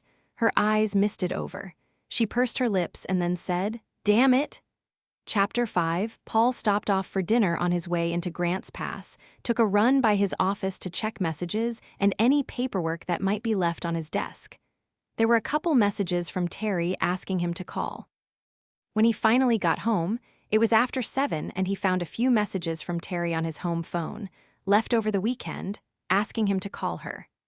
Then the last one all upset, full of tears and little gasping breaths, saying she couldn't stand feeling so ignored, so alone. She mumbled something about maybe it just wasn't worth it. The time of the last call on the caller ID showed the call came in only an hour ago. He dialed her number and there was no answer, so he flew out the door and drove to her apartment. "Ah, Jesus, don't do this," he was thinking all the way there. "Don't go crazy on me." She opened the door to his knock. Her eyes and nose were red, her cheeks chapped, like maybe she'd been crying all day. She took one look at him and turned, walking back into her apartment, leaving the door open with him standing there. He followed her and stood in her small living room as she whirled around, flopped on the couch, drew her feet up and cried into a tissue. "Terry, what's going on? Why didn't you answer your phone?" "I turned it off," she said. "Why would you leave me a message like that and then turn off your phone?" "Because," she said, blowing her nose. "I left a lot of messages and you ignored them all. I just couldn't take it anymore, waiting for the phone to ring. It was agony." "What's the point in giving me all your phone numbers if you weren't going to take my calls?" He sat down beside her on the couch, but he didn't get too close. "We had lunch last week," he said. "Everything was okay. Are you having problems with the pregnancy?" "Yeah, I'm having problems. As in, I have no one to talk to and it gets damn lonely." "I was out of town," he said. "I didn't call in for messages." "And your cell phone was turned off?" she asked hotly. "There's no signal where I went. I didn't even carry it with me. I left it in the truck all weekend.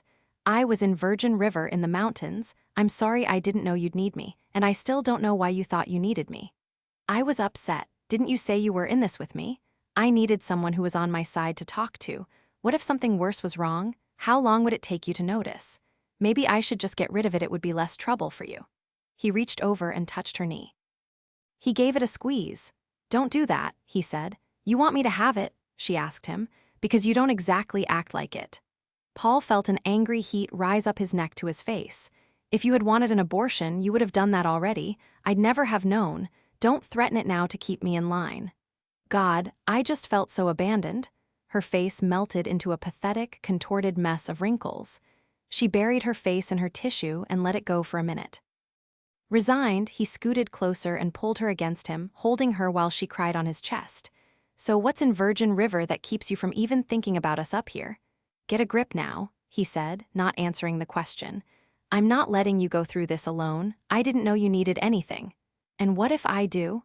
I'll do my best, but we'd better establish some boundaries. I'm not going to let you do this to me." "What are you talking about?" "You know what I'm talking about. I'm in this with you. I'll co-parent and pay support. I'm grateful you're willing to have the baby, but I'm not going to be manipulated." "What if I give it away?" "If you give it away, you'll be giving it to me." "To take to her?" "Who?" he asked, startled. "There has to be a woman, otherwise you'd give us a chance." He sighed. "It couldn't really be that simple, could it?" "Listen to me," he said. He grabbed her chin and turned her face so he could look into those swollen, wet eyes. "This has to do with me and you and the fact that even though we're not a couple, we're having a child together. We have to figure out how to make that work." "So there is," she said. "There is," he admitted. "But even if there weren't—" "But there is," she said. He took a breath. "There might not be after she hears about this. But that won't change anything between us.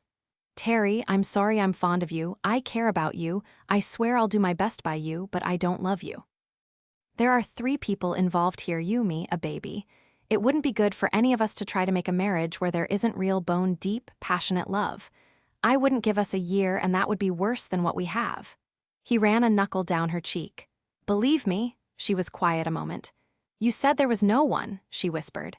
"When we met, you said there was no one in your life." "It's real complicated," he said. "But you cheated on her. When she finds out you cheated, she's going to, Terry, I didn't cheat on her, all right? I told you the truth. I wasn't with anyone. I don't understand. Did you just meet her? After we? Okay, listen to me. We weren't together. I knew I had real strong feelings for her, but we weren't together when I met you and I had no reason to hope we ever would be. She had no idea how I felt. I told you the truth. I wasn't with a woman and I didn't want a serious relationship. You said the same thing. You were unattached and liked it that way. She was quiet for a long moment, and now, he glanced away, things changed, lots of things changed. Oh God, she said, falling into a fresh round of tears. Oh God, your friend's wife, the one who just died. Oh, he thought, this is going to be so much worse than I ever imagined. I swear to God, I'm never having sex again. Don't come unglued on me like this, he said softly. Listen, there will be times I can't be there for you, times we're not in touch. There has to be someone you can talk to when you're upset and you can't find me. What about your mother? Is she someone you can talk to about this? Not really, she said with a sniff. She thinks I'm crazy to go through with this. She doesn't believe for 1 second you'll be a part of it. He took a breath. I'll go with you to meet her, help explain what I'm able to do to help. That might put her mind at ease a little bit. She lifted her head and looked up at him. Would you? Sure, after we've seen the doctor together. Why do we have to do that? She asked. I have some questions for the doctor. I want to make sure everything is going well, you know? What do you mean? We'll ask a few questions about your health, the baby's health, insurance, that sort of thing. Once you get through the early months, we'll see your mother and I'll reassure her that I'm going to support you. Who's your doctor? Why? We should make sure you have the best. Shrugged. Who? Charlene Weir. When's your next appointment? Not for a while, I just went, just before I told you.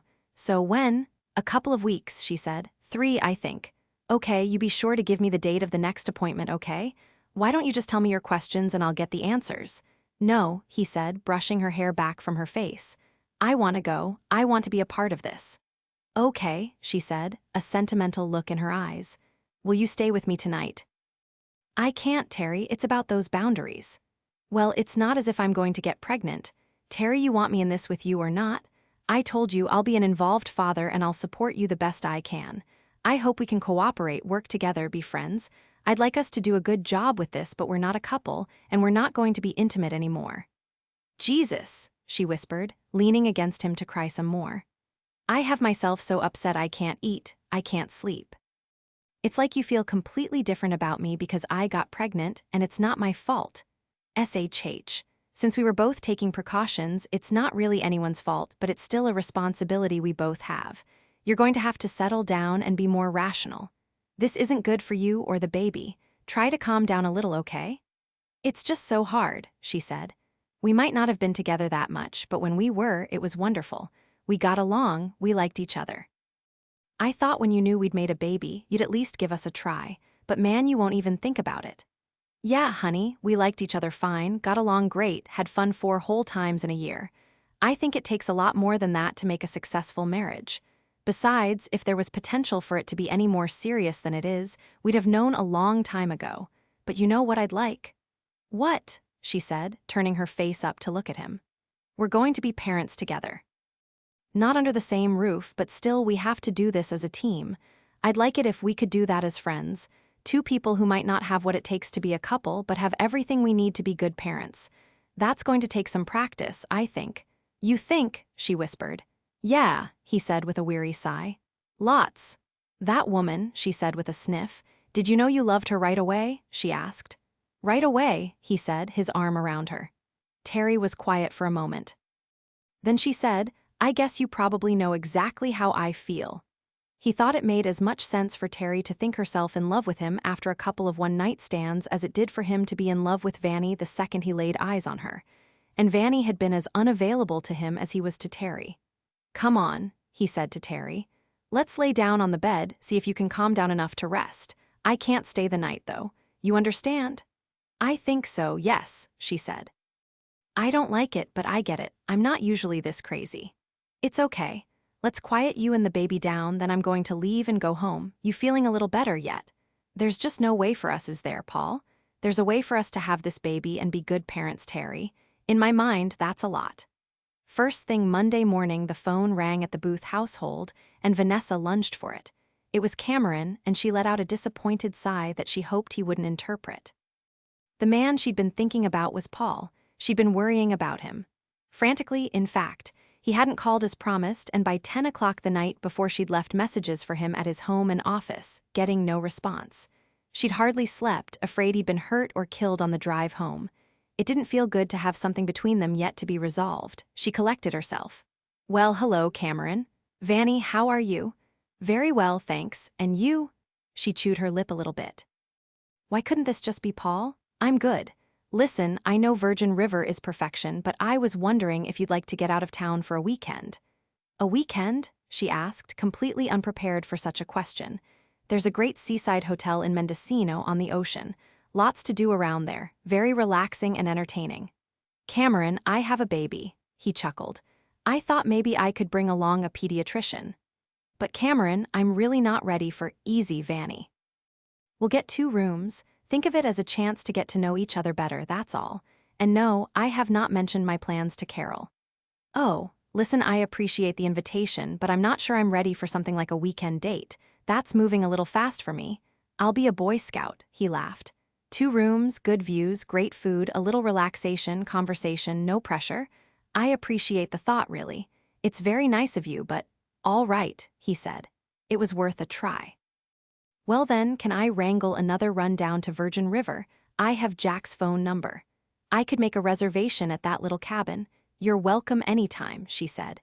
Maybe this weekend since I scheduled it off. Sure, she said without enthusiasm. Let me know if you decide to come down. It was another tense hour before the phone rang, and this time it was Paul. She nearly bit his head off. Where have you been? Vanny, I'm sorry. I didn't get your message until this morning. Forget the message. I didn't ask you to call. You said you were going to. I was afraid something terrible might have happened. I worried half the night. Something unexpected came up. I had to, just help out a friend with something. I was home too late to call you. I didn't even check the messages until this morning. She sighed heavily. It wasn't like her to panic, but she'd had far too many losses over the past few years, and Paul felt like one more. If you hadn't said, Vanny, I'm sorry. That will never happen again. Taking care of the widow again, she thought. He got home, got sidetracked by the woman in Grants Pass, and she was the last thing on his mind. How could he be any more clear? Still, she heard herself ask, what was the problem that sidetracked you until so late? It wasn't anything. Not as serious as it sounded at first. I'll tell you all about it, Vanny, but I'd rather do it in person. I'm so sorry I didn't call. I'm not your keeper, she said. You have a private life, as you tried to explain. Vanny, I don't want you to get the wrong idea here. I doubt I have the wrong idea, she said. Don't worry about it, Paul. I'm glad everything is okay. We'll catch up later. I'll talk to you this week, he said. I'll see you on the weekend. Sure, she said.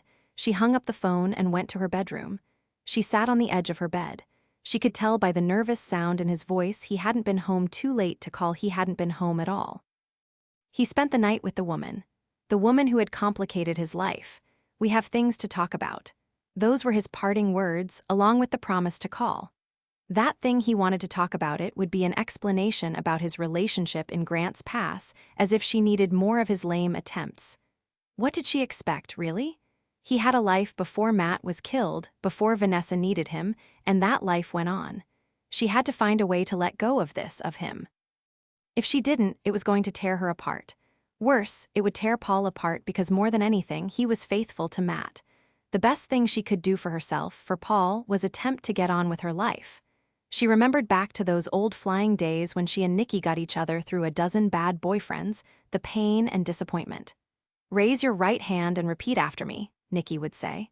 I will not be pitiful. I will not be pathetic. She checked little Matt to find he was still sleeping. She wiped at her eyes. It was so ridiculous to cry, it had been very clear for a long time. Paul was devoted to her, bonded with her in some special ways, probably her best friend. He was loving and affectionate and genuinely cared about her, but it wasn't romantic. It never had been. She'd better get over it.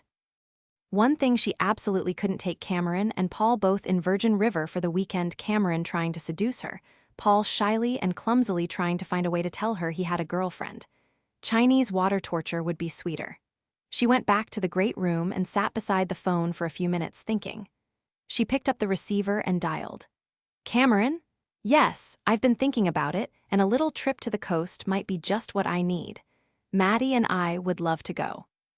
But it'll have to be 2 rooms, and only if you're sure you want to do this with no expectations. I don't want to disappoint you. I understand your position, Vanessa, he said. Let's just have a good time. That sounds so nice. Can we make it early on Saturday and home Sunday? Perfect. Good, I'll be ready, and she hung up. She looked at Walt, whose newspaper was folded into his lap. He stared at her over the top of his reading glasses. Vanessa, just what the hell's going on? I'm going on a little weekend trip with Cameron. I'll be taking the baby, of course.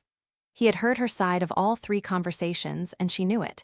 There seems to be a lot more to the story here, he said. Fighting with Paul, making a date with this doctor. It's really nothing, Dad, she answered.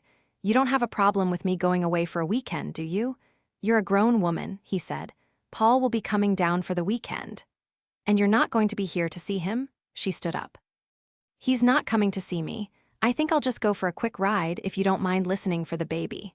Not at all, he said. Don't hurt the horse. If Cameron had hoped to impress and charm Vanessa, he certainly was on the right track. First of all, he borrowed his brother's SUV so that the car seat and stroller would fit. She had some misgivings about going away with him for the weekend, especially when her motivation was mostly to avoid Paul. But he entertained her with stories on their drive to the coast, growing up with a brother and sister, close to his age, fraternity pranks, med school horror stories that made her laugh in spite of herself. She was immediately comfortable, enjoying herself, and decided there were some perks involved in avoiding Paul. He took her to a motel that resembled a country inn. They entered rooms on the parking lot side, while the back of each room opened up onto a quaint, sheltered and private patio with table and chairs that faced the ocean cliffs. Lush pots full of geraniums sat around full green ferns and daisy beds that bordered the patios. In Vanessa's room, which was joined to Cam's, were fresh flowers and fruit. After lunch at a sweet little seaside restaurant, they put the baby in the stroller and walked along the cliffs above the ocean, finally spreading a blanket under a full, leafy tree. They talked about their youth, their pasts, their experiences, their likes and dislikes. You have a real way about you, Vanny said. I bet the mothers who bring their children to you fall in love with you all the time. I'm just waiting for the right one to fall in love with me, he said.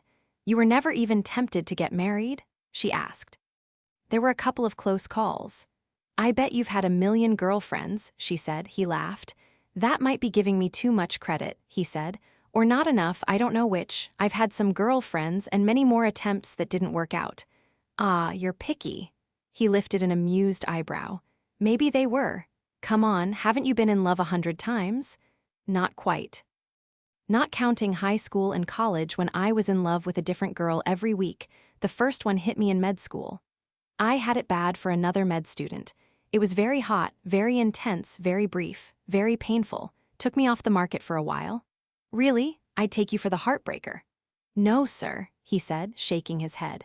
I realized that up to that point I'd been attracted, but not in love. I had my share of flings, but this woman I went to pieces over. I was all of 24 and I could have made the promises, all of them. She was with another guy before I knew what hit me, then another and another. I lost track of her during internship when I heard she was with the senior resident in her program. My pride suffered a major blow, not to mention my perspective. There were more, she asked. Oh, yeah, he admitted. I lived with a woman once, but not for long. I don't think we made it 3 months. That was my only attempt at that. He shrugged. I was 29 and it seemed like I ought to at least make an effort to have a stable, monogamous relationship. It was awful. Awful, what went wrong? First of all, it wasn't stable. She turned out to be crazy. Then he smiled. Really? I mean really? You just wouldn't believe it. A total loose cannon. She threw things at me and everything. I almost went deaf from her screaming. You moved in with her without knowing that? His cheeks took on a rosy stain. I probably should have guessed, but I was in denial. He laughed. Because she was really, he swallowed. Because she was very sexy. I thought I could handle anything if I could just. His voice dwindled away. What men will do, Vanny said, shaking her head. Yeah, guilty. Did you ever live with anyone? He asked. Never. The closest I came was when I was going with my husband. I traveled from San Francisco to Camp Pendleton to spend every weekend with him while he was still stateside. In college, he said. Who were you in love with in college? She laughed. Brett McDowell, captain of the football team, president of the debate club. I really expected him to be a senator by now. What is he doing? He sells used cars in Virginia. He makes sleazy, late-night commercials and wears his hair in some kind of weird pompadour. In college, he looked like he was going to take over the world. I was nuts about him. How'd he let you get away? A lot of girls were nuts about him. He had a very short attention span. What a dope, Cameron said. Yeah, well, I think I made a very slim escape there, she said, laughing. He reached out and covered her hand with his. Can you tell me about Matt? Is that too hard for you to do? It's okay. I like to talk about him, she said, and resisted the memory that made one of the things about her relationship with Paul so comfortable they could share memories. Matt was a wonderful man, a great friend. He was so funny, so full of energy. What snagged me immediately was his sense of humor. He made me laugh till I cried. And there were other things about him, like his commitment to the Marine Corps, his commitment to his buddies, his boys, as he called them, that filled me with admiration. His commitment to me, she added, somewhat quietly. He was single-minded when it came to the things he cared about, and he was strong not just physically. Emotionally strong, too, but you should have seen his arms and shoulders. He could do pull-ups and push-ups all day long. Big, like all those Virgin River men, Cameron said. Not really, she said. Broad-shouldered, but not even 6 feet. When I wore heels, we were the same height. Dark-haired like you, blue eyes like yours, tender and sensitive and easy to talk to. She got a little misty. Sometimes I really miss him. I'm sorry. He leaned toward her, sneaking up on her, and placed a soft kiss on her cheek. Never be sorry. It sounds like you had something special. You wouldn't want to not have had that, especially with the little guy. You're right, yes. I'm getting to the point where I can appreciate that I had him in my life, that I have his son.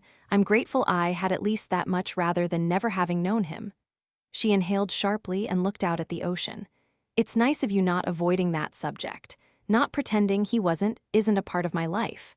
Vanessa, he's going to be a part of your life forever. Yeah. I don't know if I take comfort in that or not. She looked back at him and smiled. But I'm grateful, understand. For Matt, the baby, everything but the end. Let's go back, he said. I'd like a shower before dinner, and you could probably use a little time alone with your baby. Maybe a nap. She took a breath. That might be in order. What time is dinner? Drinks at 6:30, dinner at 7. Where? We're eating in. It's going to be special. In? She asked. Special. Once you get Maddie settled, we'll have a catered dinner on the patio so you'll be able to hear him if he wakes. Don't panic, he said, laughing.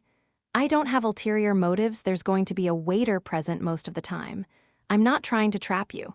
Impress you, yes. Trap you, no. Paul didn't see Terry at all that week, but he called her twice to ask her how she was, and he kept the conversations short. He'd been planning to go to Virgin River, but then he got a call from Joe explaining about Jack and Preacher's add-on and the need for a builder's opinion. This was perfect because it gave a professional purpose to the trip, but he knew Terry would realize there was more to Virgin River than a construction job. He promised to call her during the weekend to make sure she was doing all right, but he didn't give her the general's number where he could be reached. This time, he would call for messages. But she surprised him by saying, "Have a nice weekend, Paul." And he was so grateful that he suggested he might try to see her the following week, maybe for a lunch, and she said, "That would be nice, Paul." When he got to the general's house on Saturday, Vanny was not there and Walt was wearing a very annoyed expression. "She didn't mention she'd be away this weekend," Paul said. "No, she didn't, did she?" the general said. "Yet, I'm not sure why. You have any intel on that, son?" He shook his head. "I told her I was coming. I think she was angry with me for forgetting to call her." "She's gone away for the weekend with the pediatrician," Walt announced. "God damn, sir," Paul said. "I mean, I know exactly what you mean." Walt turned away from him. "Sir, maybe I can explain this misunderstanding," Paul attempted. The general waved him off. "I don't want to hear it," he said. "I've heard way too much already, and I don't want to be any more confused." "Seems about time you explained whatever it is to Vanessa, however." Yes, sir. I have to go into town, see Jack and Preacher about building onto that bar. How'd you like to come along?" He turned back. As a matter of fact, I'd like to do just that. By the time Paul and Walt got to the bar, the lunch crowd was finishing up. Both of them needed a beer, both for the same reason, though they didn't discuss it. Walt had no idea what was going on with his daughter, but he'd been real close to her for 30 years and he smelled a broken heart, yet she'd gone away with the doctor. As for Paul, he was sure his complete ineptness was causing him to lose her. Again. After Jack served them up a couple of cold drafts, Paul said, "Joe tells me you're planning some building."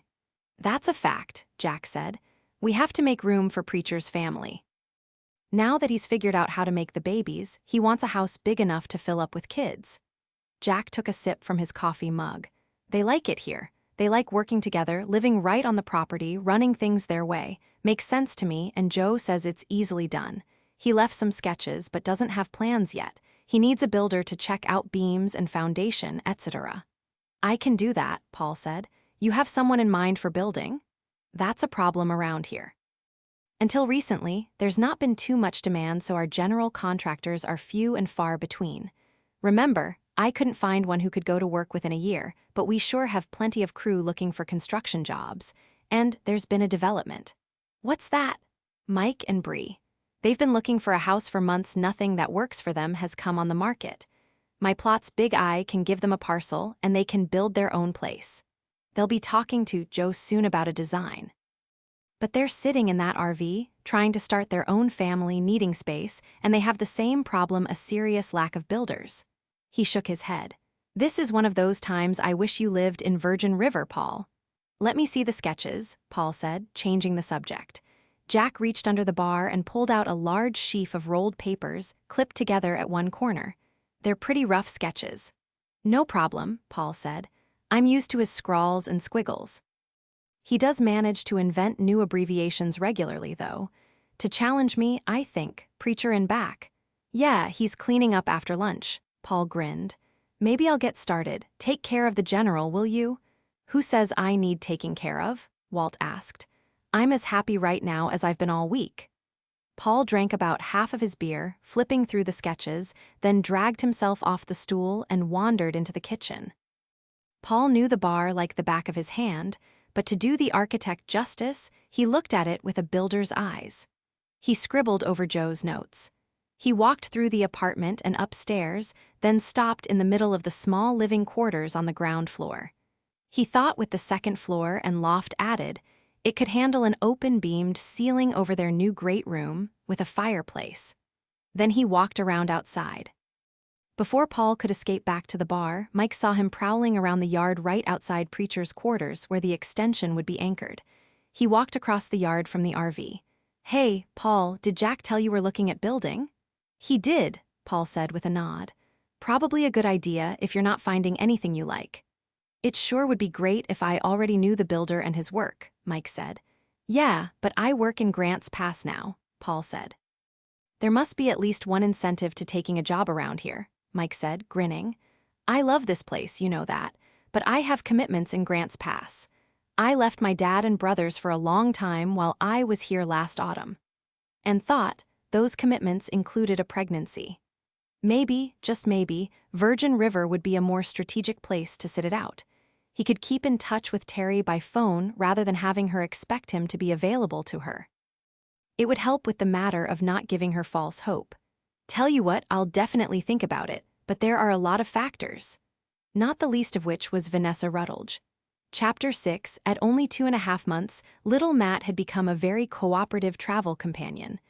After his stroll along the cliffs, he had a nice catnap with his mother, then a bath and a little playtime. Then a long, leisurely nursing, and back to sleep. Vanny had a shower, put on a lightweight sundress, primped and waited until she heard a soft tapping at the door that separated her from Cameron. "Is he asleep?" Cameron asked. "He is." Cameron crept near the portable crib and looked at him. He saw Vanessa's shawl on the bed and picked it up, draping it over her bare shoulders. "I was prepared for him to join us for dinner." He laughed. "We'll keep an ear turned his way." "Come here," he said, taking her hand. "I have drinks on the patio." He led her through his room onto his patio where a table had been set with china. He lifted a drink and put it into her hand. The sun was just beginning its downward path. He touched her glass with his. "To a weekend away from it all." Thank you, Cameron. I didn't realize how much I needed something like this. He pulled out a chair for her, turning it slightly to face the beautiful sunset. Sit down and enjoy the sunset. Are you warm enough? She pulled the wrap around her and nodded. Do you miss the flying Vanny? He asked her. I miss the girlfriends, she said. We're in touch and we visit a lot, but there were 4 of us who bid our schedules together, so every trip was like a 4-day pajama party. 2 of us lived in LA, 2 in San Francisco. We're still close. Will you go back to flying? No, that part of my life is over. I can't imagine leaving little Matt for days at a time. Half of my problem is not having any idea what's coming next for me. Sitting in my father's house, a single mother? She shook her head. I don't know about that. He laughed at her. Vanny, you're not going to do that. Carol said something about you joining her in real estate. It was her turn to laugh. She felt an overwhelming temptation to tell Cameron she'd rather have all her teeth pulled than work with Carol every day, but knowing their friendship preceded hers with him, she just said, no.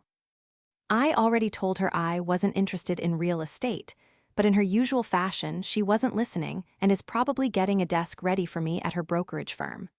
A formidable woman, he said, giving his head a shake. Being her daughter-in-law probably has its challenges, but I have to hand it to her, she got me my house at an irresistible price. She got the seller to bring the price way down without me even making an offer. She probably wore them down. She's worn me down a time or 2. I can only imagine. There was a knock at the door, and Cameron rose to admit a man dressed in waiter livery carrying a large tray. He was a friendly man in his 50s, delighted to be serving them. He chatted about the food as he prepared their plates, poured them wine and large glasses of water. He had a van backed right up to Cameron's hotel room door and went back and forth to bring in the meal, and once their plates had been served, he stood silent by the hotel room door, allowing them to talk and enjoy the meal, watching in case it was time to refill water or wine glasses. They were served salad, pasta, chicken marsala, crisp green beans with almonds, Chardonnay. Then came crème brûlée. This must have cost a fortune, she whispered across the table to him. It was worth every penny, Cameron said, taking a last bite of crème brûlée. The hotel manager hooked me up with a local restaurant and I talked to the chef. He recommended the menu, said he'd have it sent over and served, and I thought it made so much more sense to be here where we could hear the baby than trying to go to a good restaurant. And subjecting the other diners to a crying baby? She laughed. I'm sure they're all very grateful. Crying babies are pretty much a part of daily life for me, he said. And for me, she added, this was so thoughtful. I can't think of another thing you could have done to create a perfect getaway. Good, you've enjoyed it. Immensely, and on top of it all, you've been a real Boy Scout. I had my instructions, he said with a chuckle. The waiter returned to the table and offered them coffee. I'm not a nursing mother, Cameron said, and I'm not driving, I'm having another drink. How about you, Vanny? What would you like? Decaf, she asked, and it was provided. The dishes were cleared away, a carafe of decaf left on the table. Cameron sipped his drink slowly, and then the door softly clicked closed for the last time, leaving them alone, leaving them to talk and talk. They went over families, friends, places they'd lived, terrible apartments they'd rented, bad cars they'd purchased, trips they'd taken. They laughed and asked each other questions and became friends, something Vanny had said she wanted. But when she said it, she was only trying to keep him from pursuing her romantically. She was a bit surprised to realize how much she liked him and hoped he could be her friend. She glanced at her watch. Over 3 hours had passed. The day had been nearly perfect. It had taken her mind off all sorts of things and had proven an ideal escape with a wonderful gentleman. It's almost time for little Matt to make himself heard, she said. Does he still wake in the night? Cameron asked. A couple of times, but he eats and goes back to sleep. People keep telling me he's an easy baby. Thank God, it's the only thing that's been easy lately. I'm glad you didn't draw the fussy card, you just never know. She pushed her chair back and stood. I'm going to turn in. I know it's still early for you, but after Maddie's next meal, I'll go to bed. He stood as well. I'm right here if you need anything. And then he walked her to their adjoining door. She turned and faced him. Really, I don't know how to thank you. The day was wonderful, the evening was perfect, and you're exceptionally well behaved. She grinned at him. Don't give me too much credit, it's all part of a devious plan. Oh, absolutely. If I can show you a good time, make you feel safe and comfortable, then maybe when you're ready, I'll have a chance. He smiled at her. She tilted her head and looked at him with a sweet smile and glowing eyes. You're absolutely wonderful. He shied a bit at the compliment and dropped his gaze, laughing softly. Well, I've never had an interest in a widow with a baby before, and I'm finding it has its difficult points. Oh, he threaded a hand under her hair and around her neck. Oh, yeah, for one thing, you just smell so damn good. If your situation was different, you might have to beat me off with a club. I have a giant crush on you. Maybe I shouldn't have done this, she said, but she didn't pull away from his hand. I'd hate to lead you on. Come on, it's not your fault if I have a crush and a desperate need to try to impress you. Don't you have enough baggage without taking on mine? Well, I'm impressed, she said softly. She leaned toward him and put a gentle kiss on his cheek. I just don't want to let you down. Their eyes locked, and for a moment they were suspended there. And then he slowly pulled her toward him. He was going to kiss her, and she was going to let him. But then the baby started to snuffle in the crib and whimper. She pulled back with a smile.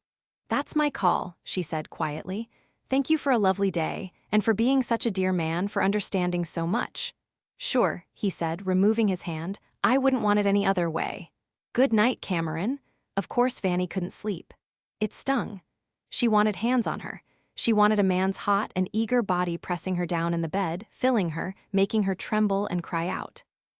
She hadn't been touched or physically loved in so long. After Matt's death, after the baby, when her body began to come back to life, there was only one man whose touch could tempt her, really tempt her. Matt's best friend, her best friend. Oh, it made her so furious, tears came to her eyes.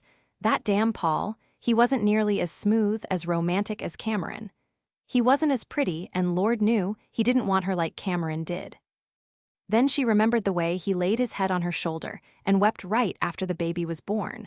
The way he slipped his arms around her waist when she cried at Matt's grave.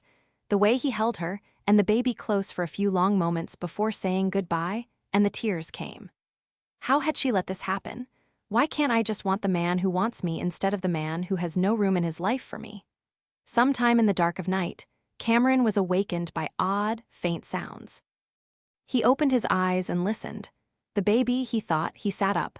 But that wasn't a baby crying, he realized. He got out of bed and crept closer to the door that separated him from Vanny. She was weeping, crying soft, muffled, sad tears. He pushed gently on the door and it opened. She hadn't locked it. Maybe she did trust him, he thought. He pulled on his pants and went to her room. Vanessa, he whispered. She moved in her bed. She sniffed. Cameron, she asked. What is it? He whispered. Nothing, it's nothing, she whispered back. He went to her bed and sat on the edge. He looked down at eyes that even in the darkness of her room were filled and overflowing, her nose pink. God, Vanessa, if I made you cry, I'll hate myself. It's not your fault, you're completely innocent, you've been wonderful. I think too much sometimes. I have to learn to let some things go. Oh, honey, he said, pulling her close. It's all right, these things take time. I'm sorry, she said. You don't have to be sorry. I knew we both knew you've had so much to deal with, to try to put into perspective. It's okay. He crawled onto the bed and on top of the coverlet, slipped an arm under her head to hold her. You take your time, Vanny. There's lots of time. She turned in his arms and cried against his bare chest, and he held her, understanding the pain. He ached for her. The woman had buried the husband of her heart right before delivering his child. Moving on to the next part of her life wasn't going to be that easy. He didn't care. He was willing to go through this with her, because this was exactly the kind of woman he wanted in his life. A woman who could show commitment this powerful, emotion this deep, love this enduring. When he woke hours later, still on her bed, he saw her across the room, her nightgown slipped down to nurse her baby. As she looked down at her son while she fed him, a tear glistened on her cheek. She was having trouble leaving her spouse behind, and every time she looked at her son it would serve as a reminder. It was not the morning after he had imagined or hoped for. He went to his room to shower. Then he had a nice breakfast delivered to the room, but he excused the waiter so they could be alone. He held the baby against him as Vanny picked at her food and sipped her coffee. Are you feeling any better? He asked her. A little bit, she said. God, Cameron, you don't deserve this. I told you I understand, but I think we should go home. I think maybe you could use some time alone. I don't think being with me right now is helping much." She reached across the table to touch his hand. "I don't want you to think it wasn't a wonderful weekend. For a while there, I really was far away. I needed that. It came with a little pain. That's the last thing I wanted for you. I know, I'm the one who should have known better. I have to believe it'll just keep getting easier." "Probably," she said, but she didn't say it with much confidence. The ride back from the coast was pretty quiet in Cameron's car. He attempted conversation a few times, but Vanny didn't have much to say. They had to pull into a rest stop for a while for Vanny to nurse and change the baby, so he walked around outside, giving her privacy. He stayed close, feeling protective. He reached across the console to hold her hand a few times as they drove, and she squeezed his hand affectionately, but she smiled at him with regret and sadness in her eyes, and it filled him with a foreboding. He had wanted their weekend together to be just the beginning, but he had a feeling it was going the other way. It was about 2 in the afternoon when they came up to the General's house. Cameron stopped short of the drive. Parked outside the circular driveway in a nice neat row were the General's SUV, Tommy's little truck, Paul's big truck. Vanessa stared at the vehicles, gazing out the window, her mouth set in a serious line. Waiting on the front stoop was Paul. He stood as Cameron's car came into view and Vanessa's eyes were locked on him. He had something in his hand, like a pebble or sliver of wood that he tossed. He hooked his thumbs in the pockets of his jeans and looked anxiously at Vanessa. "Damn," Cameron said. "I'm such an idiot." Vanessa turned to look at Cameron. She lifted her chin. There it was in her eyes, all of it. "It wasn't your husband's memory that made you cry," he said, suddenly understanding so much more than he wanted to. "Why didn't you just tell me?" "Because," she said, tears threatening to fill her eyes. "There's nothing to tell." "Oh yeah, what's that?" he asked, indicating Paul. "I have no idea why he's here. He has someone." "I'm not so sure about that." "I'm pretty sure." "But you love him." She gave a hiccup of emotion. "I'm just very confused. We were so close. Matt, the baby, everything." "Vanessa," he said sincerely, "you were never honest about that." "I didn't know what to be honest about. I'm trying to move on, really." "All right," he said, shaking his head. "All right, don't cry, please." "I told you I didn't want to mislead you," she said, but then she lifted her chin, sniffed back her tears and said, "I mean nothing to him. We're just good friends." "Well, that's obviously not true." He glanced at Paul, who was waiting for them to stop talking and pull up. "He's here. He's waiting for me to bring you back. You might have told me you had feelings for him. I've been straight with you. You know I'd like to get something started between us. You should have been clear you're not available." "Cameron, please, I tried to warn you about expectations. Please, don't make this worse. I don't want you to think I just used you."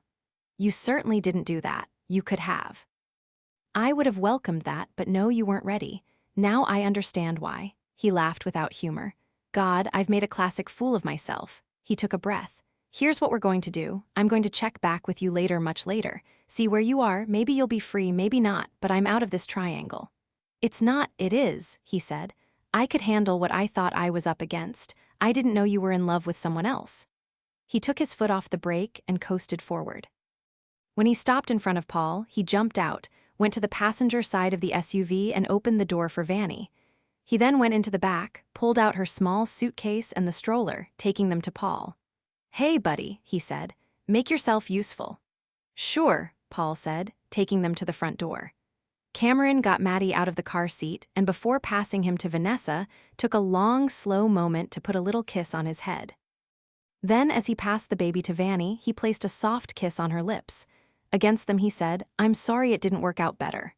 "It wasn't your fault," she whispered back. "Here's your good boy," Cameron said, passing the baby. "I had a lovely time," she said softly. "Thank you for everything." He couldn't resist. He touched her hair, gazed into her eyes. Out of Paul's earshot, he said, "I hope I get a chance to show you I'm a better deal. I can be there for you through all this crap. I'd never let you down, never leave you to wonder how I felt. Never." He took a breath. "I hope the son of a bitch disappoints you," she laughed hollowly. "I'm sure that's exactly what's going to happen." She held her son against her chest and put her palm against his cheek. "Thank you for being so understanding. You've been very decent." He laughed. "That wasn't my original idea." He became serious. "You know my number in case you're ever ready to move on. I mean, really move on." Paul stood near the front door with Vanessa's suitcase in one hand and the stroller in the other, watching as they said goodbye. It was sheer torture. The soft kiss, the whispers, the hand against his face. It was all so sweet, so tender. Oh God, he thought, I've lost her forever. Again. When Cameron got back in his car and drove away, Vanessa walked briskly up to the front door. Paul stood there wearing a hangdog look, and rather than making her long for him, it set her on edge. Everything in her life would be different right now if he'd leveled with her from the start, if he'd made himself clear he was committed elsewhere and she was merely a good friend. He opened the door for her and she walked right past him. Hello, Paul, have a nice weekend? Not so much, you. Lovely, thanks. I need to talk to you. It's important. What can be so important? She asked, breezing through the foyer. Hi, Dad, she called as she passed by him en route to her bedroom. Paul followed her with her luggage and the stroller. If you could just give me a few minutes, I've been waiting for you. Well, you shouldn't have waited, she said, laying little Matt in the crib, busying herself with his diaper. You could have just as easily returned my calls, or maybe made a few calls of your own. She looked at him and said, You keep saying we have things to talk about, then I don't hear from you. That's what I have to talk about. I want to explain, Vanny, please.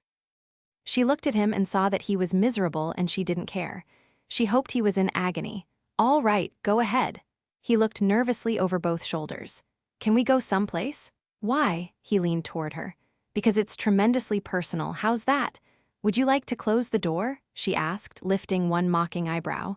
No, I wouldn't like to close the door. He took a breath. Don't get mad at her, he told himself. She was just acting on instinct. Just trying to have a life after all that death. He couldn't get mad about that. He of all people. Maybe we could go for a ride? I don't think so, I'm just back from a long ride. Let me change the baby. Then if you want to, we can walk outside. Will that do? I guess it'll have to, he said in a definite pout. And then he slowly got sucked into touching the baby's head, smiling into his face and making him smile back.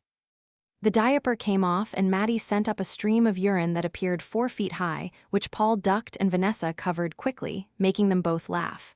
All right, Paul said. We'll just take a walk outside. Is he good, not hungry? He's been fed, she said.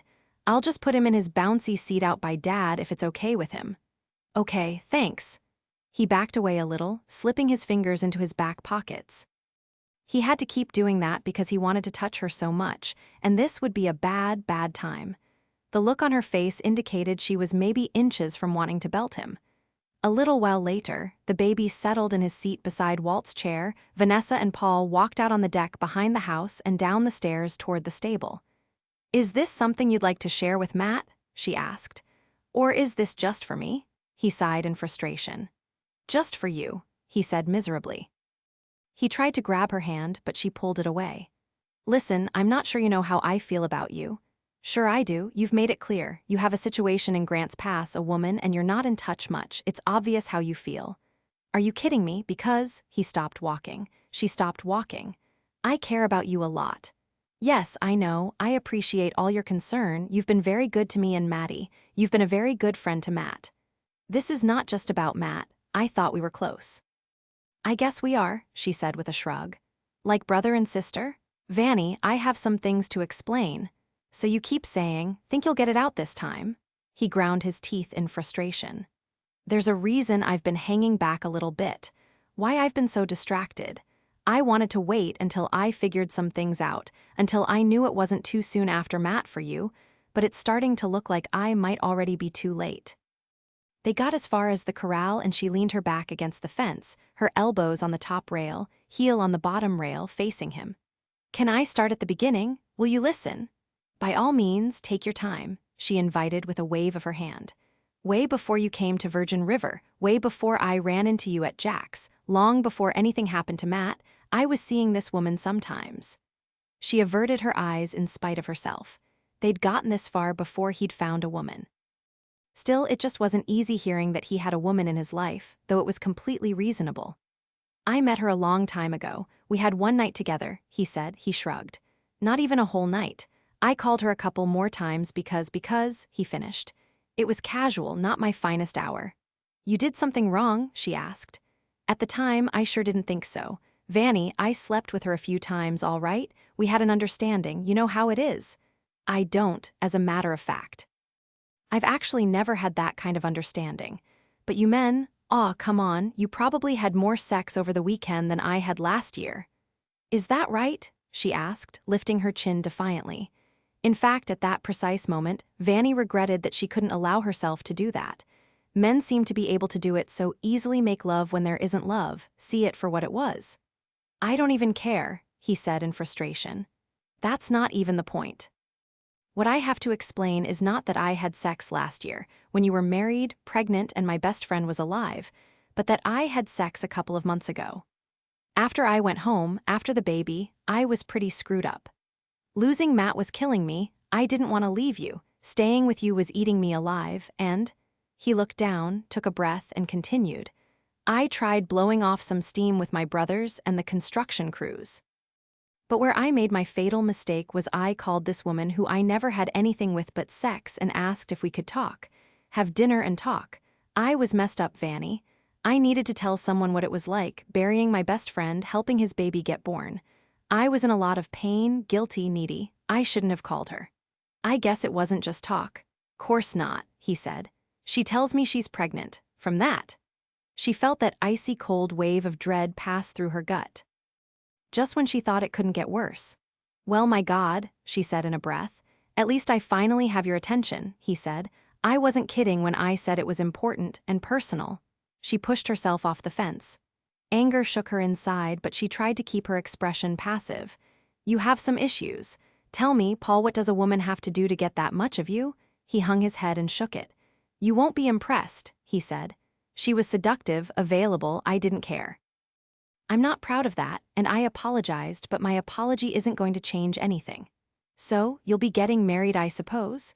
No, we won't. When I left here last week and told you I'd call, I got home to this hysterical message from her and I went to her. Well, I guess you had to. It's not as though there are consequences now. Vanny, I didn't sleep with her. I'll never sleep with her again. I went to make sure she didn't do anything to herself, to the baby. I went to talk her down. That's what tied me up, the reason I didn't call. This woman and I, we don't have anything together except this. I didn't even talk to her last year from October to February. But if she is having a baby and if it is my baby, I have to take care of her. I have to. You understand that, don't you? If, Vanny asked. She said she was on the pill. I wore a condom. Seems like there's still an outside chance this could be a mistake. Probably not, but who knows, it's early. I wanted to wait until I knew for sure before. God, you men just can't keep it in your pants, can you? She said in disgust. Well, you can damn sure believe it's behind locked doors now. You think I didn't learn an important lesson there. Now I want you to tell me something, Vanny. You and the doctor, is that a done deal? Do you love him? Not that it's your business, Paul, she said indignantly. He cares for me very much. And you care for him very much. What's the difference? You're having a baby. Yeah, it sort of looks that way, but I'm not having a wife. I'm not having a girlfriend or a lover. This baby will be your priority. Wouldn't little Maddie? Because, Vanny, if you make a baby, whether you meant to or not, you raise a child. That's how it is. This woman, Paul, she must want you to marry her. I'm not going to marry her, Vanessa, that would be cruel. She deserves a husband who loves her, not a man who's in love with another woman. She frowned slightly. Her mouth stood open. He took a step toward her and she took a step back. The fence of the corral came up against her back. What are you saying? Here I've been treating you with these kid gloves, he said. Afraid you couldn't be approached because of your grief, afraid I'd spoil my chances with you by moving too fast. And it turns out I wasn't fast enough. But Vanny, everything I saw told me you weren't ready, being annoyed with Carol for her fix-up, crying at the grave. He took another step toward her and she looked up, way up into his warm brown eyes. He lowered his face closer to hers, gripping her chin in his thumb and forefinger, lifting her chin. When he spoke, she could feel his breath. Vanessa, I've been in love with you forever. How was I supposed to know that? She asked in a shocked whisper. You weren't supposed to know it. His other hand was on her waist, his lips close to hers. You were married to my best friend, you know. I'd never hurt Matt like that. Never. It would have been a betrayal for you to even guess how I felt. But that first night, I pointed you out to Matt. You were so beautiful, so full of life and energy, I couldn't even get up the nerve to talk to you. I've never really loved a woman before. I haven't since, and I tried. I wanted to be over you because I could never have you. I should have told you how I felt before I left right after the baby was born, but I was afraid you'd be, I don't know, shocked, horrified. That you would think the worst of me, loving my best friend's wife, that you'd never trust me again. I was afraid you'd hate me, and then the general would shoot me. A tear escaped and ran down her cheek. And now you're going to be a father, she said in a breath. Yeah, that seems to be the case, and if I'm going to be a father, I'll be the best one I know how to be. He wiped the tear away. I'd love to be a father to Maddie, too. You know I love him. Vanny, you have to believe me, I never wanted anything bad to happen to Matt. He was my brother. Paul, there's a woman in Grants Pass who's counting on you. She needs you. Look, I don't know if you can understand this, but it was only sex. It wasn't even my idea, the sex. It was just God, he said, backing away a little bit, hanging his head. I'll do everything I can for her, but we're not going to be a couple. Send him away, Vanny. Send the doctor away. What if I'm involved with him? This isn't Matt we're talking about, Paul said. I'm not going to bow out quietly. I'll do whatever I have to do. I'll fight for you. And if we made love all weekend, me and Cameron? I don't care. I don't care about anything but that you have to know the truth. I'm in love with you. I've always been in love with you, and being in love with my best friend's wife was torture. What if I asked you to walk away from that situation in Grants Pass if you want a chance with me? What if I said I couldn't deal with that? He hung his head. Vanessa, you know I can't. I'd never abandon a child like that. If there's a price to pay, I'll pay it, but not an innocent child. This isn't happening, she said, shaking her head. Here's what's happening, Paul said. I love you. I think you must have feelings for me or you wouldn't be so angry. There's at least one child between us, maybe two. What we have to do is, Vanny. They jumped apart at the sound of Walt's voice yelling from the deck. Just the tone of her father's shout sent a chill up her spine. She pushed Paul out of her way, thinking something might have happened to the baby. She ran across the yard and up the small hill to the deck, Paul close on her heels. But Walt stayed on the deck, and if anything had been wrong with the baby, he'd have been inside. When Vanessa got up to her father, he said, It's Aunt Midge. She passed. We have to go. You'll have to pack up the baby again. Tom's getting his things together, then he can help you. And with that, Walt turned and went back into the house. Vanny was frozen for a moment. She shot a look at Paul, and he reached for her hand. Vanny, I'm sorry, he said. What can I do? She just shook her head. There's nothing you can do, Paul, except go quickly so we can get on the road. Vanny, tell me you understand what I told you. I can't leave anything in doubt now. She looked down for a moment. Then she raised her eyes and locked into his. Paul, listen to me. There's a woman in Grants Pass who's having your baby. I want you to go home to her. Try, Paul. If there was something about her that appealed to you enough to make a baby with her, maybe you can make a life with her. No, Vanny, that's not try, Paul. Try to fall in love with your child's mother. If you don't at least try, you'll regret it for the rest of your life. You don't understand. You didn't hear what I said. My aunt just died and I have to go, she said. Do what you have to do, Paul. Chapter 7. Walt was 62, but his only sibling, his sister Midge, was all of 44. She'd gotten pregnant at 18, had a 6-month marriage to the father of her child, and then lived her entire adult life as a single mother with her daughter. Shelby had just barely turned 25. When Shelby was still in high school, Midge had been diagnosed with Lou Gehrig's disease. It had been Shelby and Midge all along, so it was no surprise that Shelby ended up as a caregiver when the disease progressed. For the first couple of years of Midge's illness, Shelby was able to either go to school or work part-time in addition to helping her mother, but it wasn't long before Midge was a full-time job. The disease had been in its final stages for a couple of years, and while Midge had been ready to go, Shelby hung on. She told her Uncle Walt many times she couldn't say goodbye to her mother unless she believed she'd done everything she could to make every day count. The tragedy or blessing of Lou Gehrig's is that the body withers and fails, while the mind remains alert and functional. Shelby and Midge chose to see this as a great blessing, for their time together had rich, sentimental moments. Midge had gone into a wheelchair 4 years ago, finally into a hospital bed 2 years ago, and soon after she was completely paralyzed. Shelby got a little help from her uncle, who visited almost every week once he had retired. There was a home nursing service, and then hospice. They were in Bodega Bay, and Walt had been prepared to move there after his retirement from the Army, but it was Midge who urged him to look further.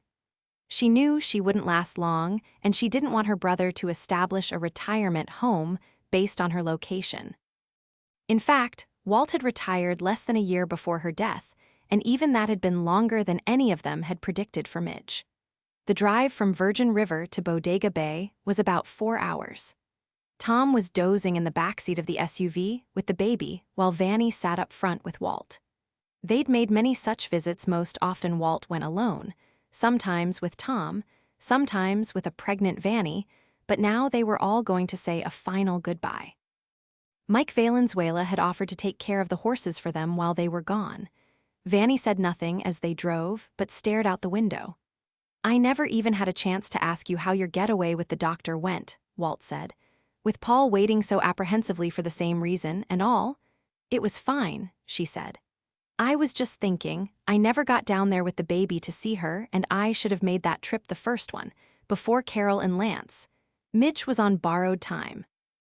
"Don't kick yourself about that," Walt said. "The household of an invalid is complicated. We talked about it. It would have been hard on Midge and Maddie, not to mention Shelby. Midge understood, believe me, and Matt's parents had a priority there. They lost their son. It was good that we went. Instead of going to Mendocino, I should have gone to Bodega," Vanny said. "Vanny, Midge would rather you have had a nice weekend. She was at peace with her destiny. That's the one thing that gives me comfort. She was ready. She wasn't holding out for anything." "Shelby will need help now, won't she?" Vanny asked. "Shelby has her own ideas. We've been over this many times. She wants to sit tight for a while, continue with her Al's support group and get her bearings. Caregivers have huge adjustments after the end. She wants to figure things out before she makes a big change. I think that's smart. After all, she was only a young girl when this all started. She hasn't had an adult life at all, at least not the usual kind. The house is hers now, and she'll either sell it or keep it, but it needs a lot of work and I'll help with that. At 25, it's finally time for her to start her life." Then he took a deep breath. Midge wasn't in pain, emotional pain. Yes, she felt she was a burden. My little Midge, she didn't have it easy. "Daddy, are you okay?" Vanny asked. "Honey, I'm relieved. She was leaving us so slowly. At last she has her reward. At last she can walk and laugh again." Shelby had been born in the small house that had been her widowed grandmother's, and she had lived there all her life. Her father had never showed his face during her entire childhood, and there were no support payments of any kind, but her Uncle Walt had always been there for them. When her grandmother died, Walt refused any of the insurance benefit and took over the house payments. In addition to that, since Shelby had no male role model in her life, she spent summers with her uncle's family where she learned to ride, shoot skeet, and had what passed for siblings with her cousins, even during Walt's army tour abroad. Shelby had lived summers in Germany and Denmark with the Booths.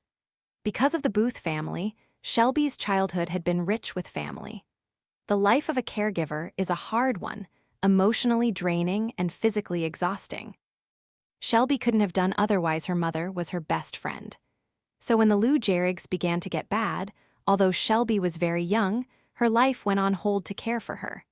But hers was not a lonely life by any means. The support system for families with life-limited members was a strong one. They helped each other in every possible way and formed incredibly strong friendships. The evidence of this was obvious at Midge's memorial. Nearly 100 people turned out for a woman who hadn't left her bed in over 2 years.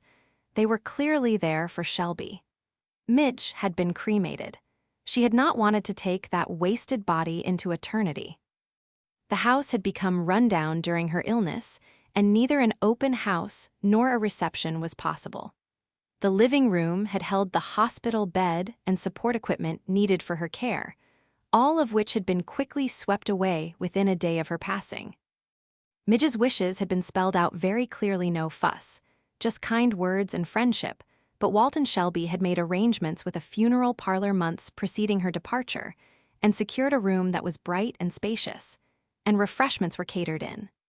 There were a few tasteful arrangements of flowers and one large, gorgeous spray sent by Paul Haggerty. Walt and his family arrived Sunday night, and by Wednesday all the farewells had been said to Midge. He wanted Shelby to pack up and come home to Virgin River with them, but she wouldn't. "I have things to do," she said. "Important things.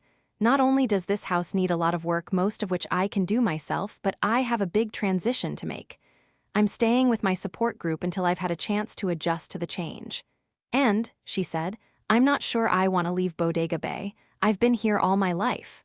What would you like to do now? Vanny asked her. That's part of the transition, Shelby said.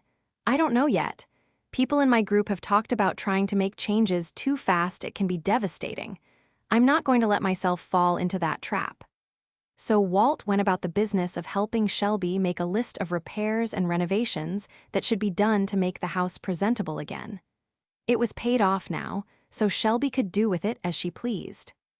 Shelby's list contained mostly cosmetic items from cleaning and painting to tearing out old window coverings to replace with new ones.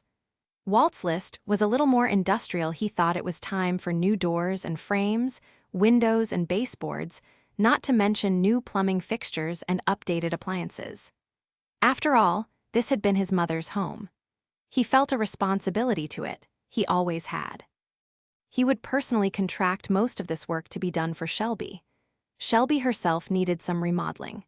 Even though her caregiving job had been very physical, she hadn't been getting the right kind of exercise and had gained weight. Her complexion was pale and blemished, and she hadn't bothered with makeup in years. Her hair had grown long, she'd never had it cut, and she wound a single honey-colored braid around her head to keep it out of the way. Shelby had plans for some personal changes, but she didn't discuss any of that with her family because she wasn't sure where to begin, and she wasn't sure it was even possible. The Booths left on Friday to make the drive back to Virgin River, though leaving Shelby was hard. But she was adamant she needed the time to grieve, to be alone, to figure out how to have a life that wasn't consumed by a loved one's illness. They were about halfway home, Tom nodding off beside the baby in the backseat while Vanny sat up front, staring out the window. It was a sad week in many ways, Walt said, but it's also the end of a sad time. I'd worry more about Shelby being on her own if she hadn't shouldered so much responsibility by herself for the past few years. She has many wonderful friends, Vanny added. Are you all right, Vanny? He asked. Just a little melancholy, that's all. It's hard to tell what's bothering you most, Midge's passing or some problem you're having with Paul. She turned to look at him and he said, Anything you want to talk about? She shrugged. There's not too much to talk about, Dad. You could help me understand a couple of things, you know. For instance, don't be coy, you stood Paul up to go away with the doctor, and if I know anything about you, you're not that interested in the doctor. Hell, you've been in a strange mood since Paul left after Maddie was born. You knew Paul was coming for the weekend, and despite his best efforts to be circumspect, you knew he was coming for you. I wasn't so sure about that. I heard you fight with him, Vanny. Did you and Paul have some kind of falling out? Not exactly, Dad. Walt took a breath. Vanessa, I don't mean to pry, but it's pretty apparent to me how you feel about Paul, and how Paul feels about you.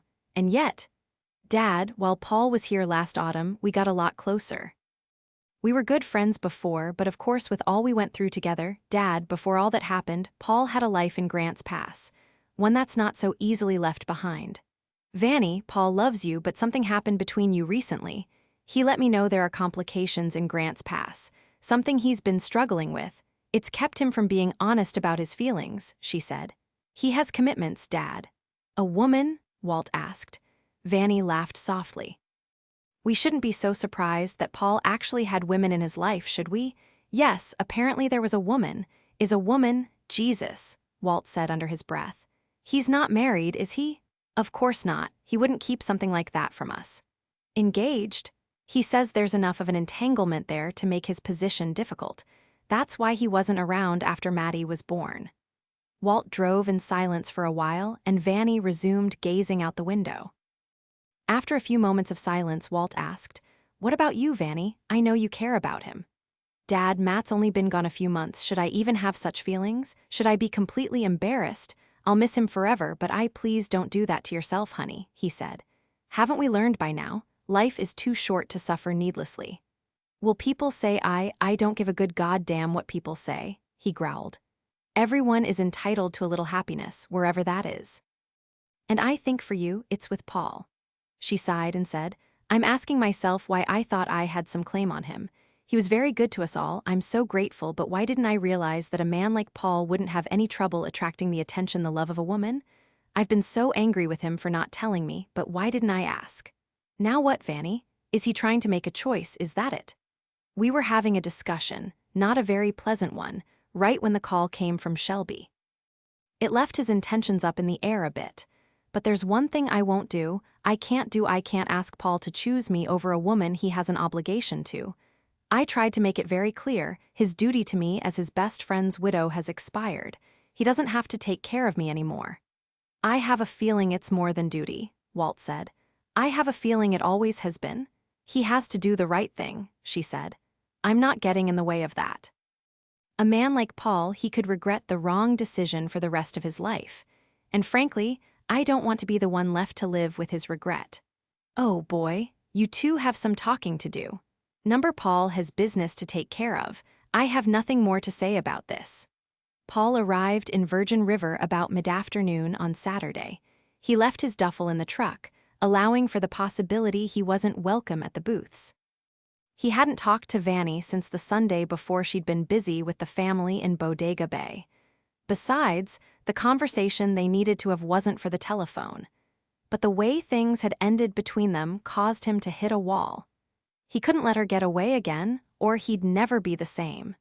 She could push him back, be angry about his screw-up, but he was going to keep coming at her until he had her attention. She was going to have to tell him convincingly that she didn't love him and didn't want him in her life. That was the only way he'd let go, and he was done tiptoeing around the issue. He was greatly relieved to note the doctor's car was not parked outside the general's house. Tom opened the door for him. Is Vanny here? She just went for a ride. She'll be back in about an hour, 2 at the outside. Mind if I wait around? Paul asked. Of course not, Tom said. You look all stirred up. I just need to talk to her, that's all. Yeah, I know, good luck with that. She hasn't been in a real talkative mood. Coffee? Thanks, Paul said, I'll get it. So they knew, he thought. No surprise there, she was all worked up and angry when they parted a week ago. And she was close to her brother and father, she wouldn't hesitate to talk with them about her problems, their problems. As he moved toward the kitchen, he saw the general out on the deck leaning on the railing, looking out at his view. The other thing Paul dreaded was facing Walt before he faced Vanny. But he wasn't going to blow it this time, he'd lay it out there and face it like a man. Then he was going to beg Vanny to forgive him. It could take time, but he'd gladly wait her out. He took his coffee out to the deck, and as he stepped onto the planks, Walt turned. You did show up here. I predicted you would. Well, I'm fearless, sir, he said. Then he swallowed nervously. You must be. She's really got her back up this time. Vanny's down at the stable, but I'd like a word with you before you go after her, if you don't mind. I mind, Paul thought. Do I have a choice? Certainly, he said. You know, I'll forgive a man a lot of things, but toying with my daughter's feelings, hurting her after all she's been through, that's a tough one. That would be hard, even though we owe you for all you did. Sir, I'm not toying with her, I'll make it up to her somehow. I just wasn't thinking real clear after we buried Matt, and after little Matt was born. My judgment wasn't keen, I'm afraid I made a mess of things. Well, I can't say much about that. I don't know that anyone's judgment was as good as it could have been. It's been a painful, difficult year. Thanks for saying that, sir. I appreciate it. I guess you could be a lot less understanding. Right now my only concern is Vanessa. Mind if I ask what your intentions are? Not at all, sir. You have every right, under the circumstances. I'm in love with your daughter. That couldn't escape my notice, Walt said, leaning his elbows back on the railing. Yet it doesn't appear the two of you are on the same page there. With that full head of silver hair, tanned skin, and bushy black eyebrows, Walt could look downright menacing. Paul gulped. She mentioned the situation in Grants Pass? She did. She has some concerns about you doing the right thing. Oh, I'll do the right thing, there's no reason to worry about that. I tried to explain the relationship wasn't serious. I'm not very proud of that, sir. I didn't see the woman very often, a few times in a year, that's all. But it is what it is, I can't deny I was involved. And now? Walt asked. Well, sir, even if Vanessa tells me I don't stand a chance in hell, I'm still not inclined to go any further with the other woman. It just wouldn't work. Walt frowned. Maybe Vanessa misunderstood you, he said. I thought there was some kind of commitment. Absolutely, sir. I'll take care of her and my child. I'll support them, and it's my intention to be an involved father. But as for the mother, I hope for her sake she can find a man who's right for her, a man who isn't in love with another woman. Regardless of that, I plan to help raise my child. It's the only way. It's the right thing to do. It's what I want to do." Walt was speechless for a moment. Finally, in a stunned breath, he said, "My God, you have a complicated life." "Surreal, sir. And when were you planning to drop this little bomb?" "Frankly, sir, I wanted to wait until I was sure of a couple of things before I admitted to what an idiot I am. I don't know the woman a tenth as well as I know Vanny, and I have to be sure there really is a child, that it's my child, that sort of thing. Since I did what I could to protect her from pregnancy, there leaves a little doubt, but I can't deny the possibility. And I wanted to be sure Vanny knew I feel as committed to little Matt as my own child. If she'll have me with all these complications, that is." Walt crossed his arms over his chest. "Sounds like you'll have women and children all over the place. That could be an expensive proposition. Spreading yourself a little thin, aren't you? Money isn't going to be the biggest problem. I have a successful company, a supportive family, shared custody, a situation that wouldn't appeal to any man. That'll be tough, but I'm not going to ignore my responsibilities." "I give you credit for that," Walt said wearily, shaking his head. "I suppose you'll verify all this quickly." "Of course. I'm going to the next doctor's appointment, and then I just want to be sensitive. The woman is understandably upset, and I don't want to suggest she's lying, but we have to be sure. Too many people are going to be hurt by my actions as it is. Once the facts are indisputable, I just hope Vanny can forgive me. Accept me with my baggage." Walt looked over his shoulder at a sound, and both men watched as Vanny opened the corral gate, mounted Chico, and rode away from the ranch, down along the riverbank. "Well, she's getting away from you. If you have a case to plead and don't want to do it in front of her father and brother, I guess you'll have to go after her." Paul put his still full cup of coffee on the patio table. "Can I borrow a horse, sir?" "Knock yourself out," the general said. "Thank you, sir," he said, clambering down the deck stairs and taking off for the stable. Walt watched him run. Then he shook his head and said, "Holy Jesus." Paul saddled up Liberty, the general's stallion, the feistiest horse in the stable, but also the fastest. It took a while to get him ready, though he hurried. He'd been on this horse once before and remembered him to be difficult, hard to handle. Tom, the more experienced rider, didn't mind taking Liberty and leaving Chico for Paul. But today, Paul wanted to catch up with Vanny, and he really hoped Liberty didn't throw him and break his stupid neck before he found her. He took the stallion at a fast trot along the riverbank for a good 20 minutes before he saw her up ahead. He urged the horse a little faster, and when he was within her hearing, he whistled. The piercing sound cut through the air, and Vanny turned her mount toward him. She took one look at him, turned and kicked Chico's flank, taking off. "Got him it," he swore. So this was how it would be not easy. He was going to have to take off the gloves. He risked being thrown by giving Liberty a snap with the end of his rein. The stallion reared. Paul hung on, then leaned low in the saddle while Liberty closed the space between them. By God, he was going to catch her, make her listen, get through to her. There was no one within shouting distance to distract them. For once in his life, he was going to finish, even if he had to cover Vanessa's mouth with his hand. It only took him a few minutes to catch up to her, thanks to Liberty, the champion of the stable. Pulling alongside Vanny, he reached out over her hands and grabbed her reins, pulling Chico to a stop. The expression she turned on him was fierce. "What?" she demanded. "Listen to me," he retorted. "Make it quick." "Fine, here's quick. I love you. I've always loved you. I loved you before Matt saw you, but I didn't have his guts and I hung back. I've regretted that forever. Now I have a baby coming," she interrupted, lifting her chin. "Listen, I don't know much about being a father, just what I watched when I was growing up. And you know what I saw? I saw my parents with their arms around each other all the time. I saw them look at each other with all kinds of emotions, love and trust and commitment. And Vanny, here's the ugly truth: if I made a baby, I'm not angry about that. It wasn't on purpose, but I'm not angry. I'll do my damn best, and I'm real sorry that I'm not in love with the baby's mother. I'll still take care of them, and not just by writing a check.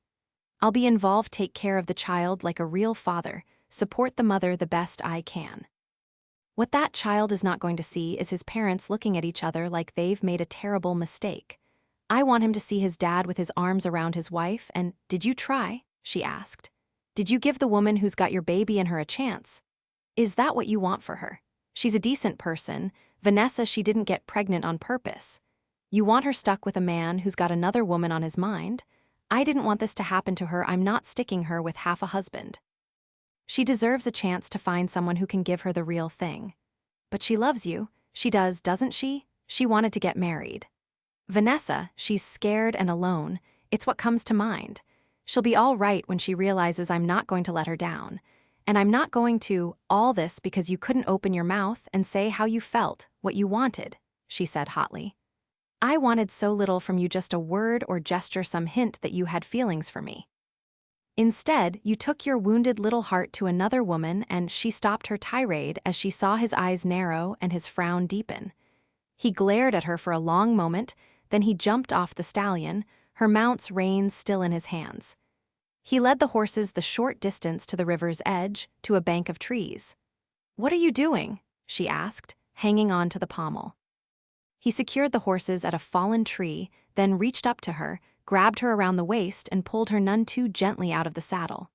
He whirled her around and pressed her up against a tree, holding her wrists over her head and pinioning her there with the whole length of his body.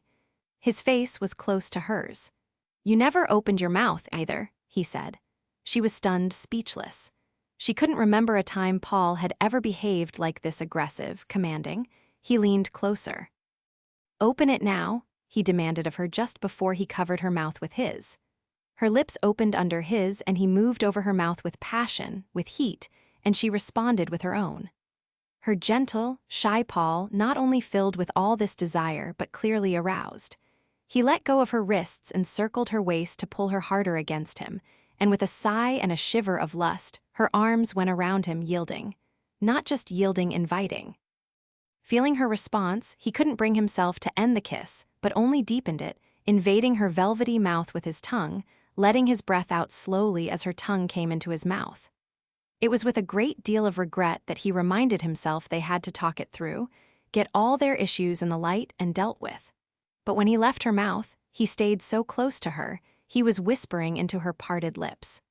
Vanessa, you have the worst goddamn temper. And you're the bossiest woman I've ever known. I want you to listen to me. I can't change what I feel, what I've felt for years.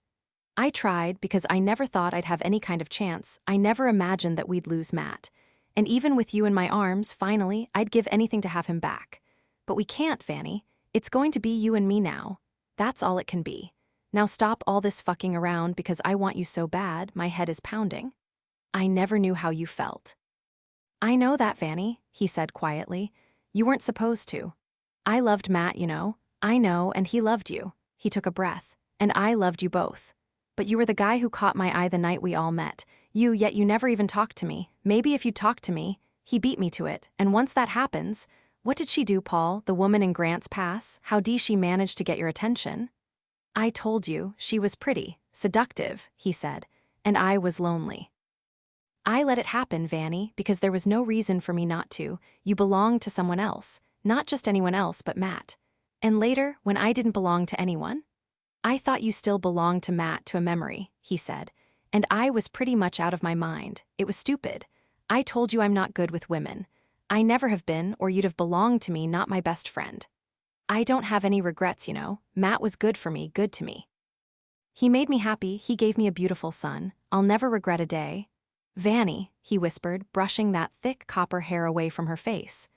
Vanny, as much as I love you, as much as I wish I'd had the guts to pursue you before he got to you, in the end I wanted you happy. I wanted him happy. But now, he gave her a kiss. It is what it is. I want us to go forward. I want to take care of you and Maddie, and probably one more. You're still not certain, she asked him. He shook his head.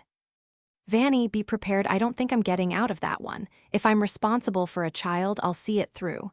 I know, she sighed, could be a large family in the end. You'll stand by me through that, she shrugged. You'd stand by little Matt, wouldn't you? That's how it is. We don't leave babies out there alone without parents who love them. He smiled into her eyes. You're wonderful, you know, but very hard to shut up. He pressed himself against her, kissing her deeply. God, he said in a whisper, going after her again, so desperately she laughed against his lips. Do you have any idea how long I've wanted to kiss you? If you're telling me the truth, I know exactly how long. Paul, I want you to know something. While I was Matt's wife, I didn't have 1 second of doubt or temptation. Not one split second. I loved him completely. Vanny, I know. It wasn't until later, after the baby, months after Matt was gone. And I didn't think you'd ever see me as anything more than your friend's wife. I used to talk to Matt about you. I'd stand out at that grave and tell him that I'd always love him, but I was going to love again, and if he approved, he should give you a nudge. You were so much more than a friend, but you didn't seem to see me as a woman. I thought you couldn't separate me from your best friend and his death. He ran his hand down her hair. Oh, I saw you as a woman, too much woman for me. I was fighting for my life. I was so guilty about the way I'd felt for years. I didn't know what to do except give you time, watch you come out of mourning, and plan my approach. And trust me, I wasn't planning this one. He shook his head. The goddamn doctor got there ahead of me. The fact that you were a recent widow sure didn't slow him down. Does she know about me? Vanny asked. She does, he said. God, I hope she and I can work together on this. Most of all, I hope you're not making a big sacrifice because of my screw-up. I couldn't let a child of yours go any more than you could. Vanny, I want to marry you, take care of you and Maddie. She frowned slightly. Wait a minute, is there anything else you should tell me before you propose? Any other little secret stuffed in the back of your closet? Honest to God, that's it. Until very recently, I had the most boring life in Grants Pass. You're sure about that? Because until last week, I thought I knew everything about you. I mean, I've known you for years, lived with you for months. We spent so many hours just talking. That's it. Jesus, isn't that enough? I want to marry you and Maddie. In fact, once we get the lay of the land, I'd like to have more children. Maybe at least one that we actually make together. I'd give anything for that, Vanny. She smiled. Let's see how many you have so far before we make those kinds of plans, huh? Then you'll marry me. He asked, brushing the hair away from her brow. You're a very interesting guy, Paul. It takes you years to tell me you love me and minutes to ask me to marry you. I'll wait till you're ready, but I want us to be together forever. The corner of her mouth lifted along with one reddish brow, teasing. Don't you think we should see how we work out sexually? See if we're good together? She asked, grinning playfully. Vanessa, we'll be good together. Well, you'll be perfect, and I'm sure I'll catch on eventually. He kissed her again. Are you going to say yes or make me beg? Do you think I want to live with my father and have a weekend boyfriend forever? Yes, she said. I'm probably going to marry you. Oh God, thank you, he said, grabbing her to him again. Is tomorrow too soon? A little bit. We're waiting on the Grants Pass baby, remember? It won't make a difference, but I think we should know how many people we're bringing into this family. We'll do that, right away. That's perfectly reasonable, he said, grinning. Then he shook his head in sheer wonder. You've been wonderful about this. I didn't really expect you to come around so quickly. I thought you were going to drive me crazy. Well, I've turned it over in my mind for a while now. When it happened, we didn't know where we stood with each other. It's not as if we said the I love you S and you went to bed with another woman. Yet you insisted I try to see if I could love her. I had to be sure. I don't want another woman's man, even if it's you. You're remarkable, you know that? In fact, your whole family is remarkable. Your dad was pretty civil about it, too. She was quiet for a moment, a startled look on her face. My dad? She asked. Yeah, he just wanted to be sure I wasn't playing with your feelings. And he seemed kind of interested in how I was going to manage financially. I told him the company's doing well. That's not going to be a "you told my dad?" she asked, cutting him off. Paul was frozen, staring at her for a second. No, he finally said. You told your dad, because he asked me if I planned on, oh shit, what did he ask me? Something about whether I had commitments in Grants. He leaned over her shoulder and let his forehead bang against the tree. And I said, absolutely, sir, I'll support the woman and my child. Oh God. Vanny, laughing, pushed him away slightly. You told my dad, she exclaimed, laughter shaking her. Paul grimaced. You didn't tell him, huh? Of course not, she said, her eyes alight and her smile huge. That's a little personal, don't you think? Plus, you said you still had to be sure it was for real. Oh God. Paul, she said, what did you do? I thought you'd told him. What did you tell him? She looped her arms around his neck, but she was laughing too hard to speak for a while. I told him we shouldn't be surprised to learn you'd actually had women in your life before you came to Virgin River, that there was a woman. And she dissolved into laughter again. He leaned against her once more, pressing her back to the tree. It isn't that funny. Are you kidding? It's hilarious. She laughed a little more and finally said, Paul, he's a trained interrogator. You walked right into it. I don't see the humor. Well, if you don't have a sense of humor, I don't know if I can. She was cut off by his mouth finding hers. In fact, he kept her from laughing for a long time, covering her with his body. They kissed and held on to each other. Finally, he released her lips and asked, You done laughing? I am. I think you worked it out of me. He touched her swollen lips with tender fingers. Do you think your father will shoot me? Probably not, she said, smiling. But if you hear a rifle cock, you might want to duck. Funny, he said, kissing her again. I think I have whisker burn, she told him. Yeah, he grinned. Looks good on you too. We have to go back. I have a baby to take care of. I don't want to go back. He's going to be waiting for me. You might as well just face it, she said and laughed again. We've been out here a long time. Not quite long enough, he said, and kept her just a few more minutes, afraid to let her go. She wiggled her hips against his. Paul, it's pretty obvious pinning me against a big old tree turns you on. I know, he said. We need to get alone. Aha, I need that too, probably more than you do, and the sooner the better. Vanny left Paul to tend to the horses while she rushed back to the house to check on the baby. It took him the better part of an hour to get them brushed down and stabled, the tack put away. He might have been dragging his feet a little when he went back to the house. By the time he got there, Walt was standing at the dining room buffet fixing himself a short drink. Paul had lived with the man for months. Even given the untimely death of his son-in-law, he hadn't been a daytime drinker.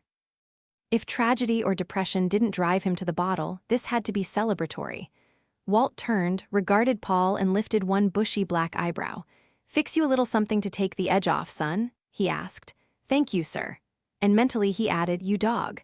Bourbon, Scotch, Canadian? Crown? Paul answered in question. My pleasure, Walt said, selecting the bottle from the cabinet and pouring a short shot on ice. He passed it to Paul and said, You didn't do much undercover work in the Marine Corps, I guess. No, sir. Obviously. He raised his glass. Here's to me winning the game I didn't even know I was playing. To you, Paul said grudgingly. After having a sip, Walt said, I know you pretty well, Paul. Before today, I never had a doubt about you, so I'll only ask once you plan to treat my daughter well? Like solid gold, sir, despite everything. If you're her choice, that's good enough for me. And he raised the glass again. Thank you, sir. But really, he said, chuckling, you walked right into it. Vanny and her father were so alike it was scary.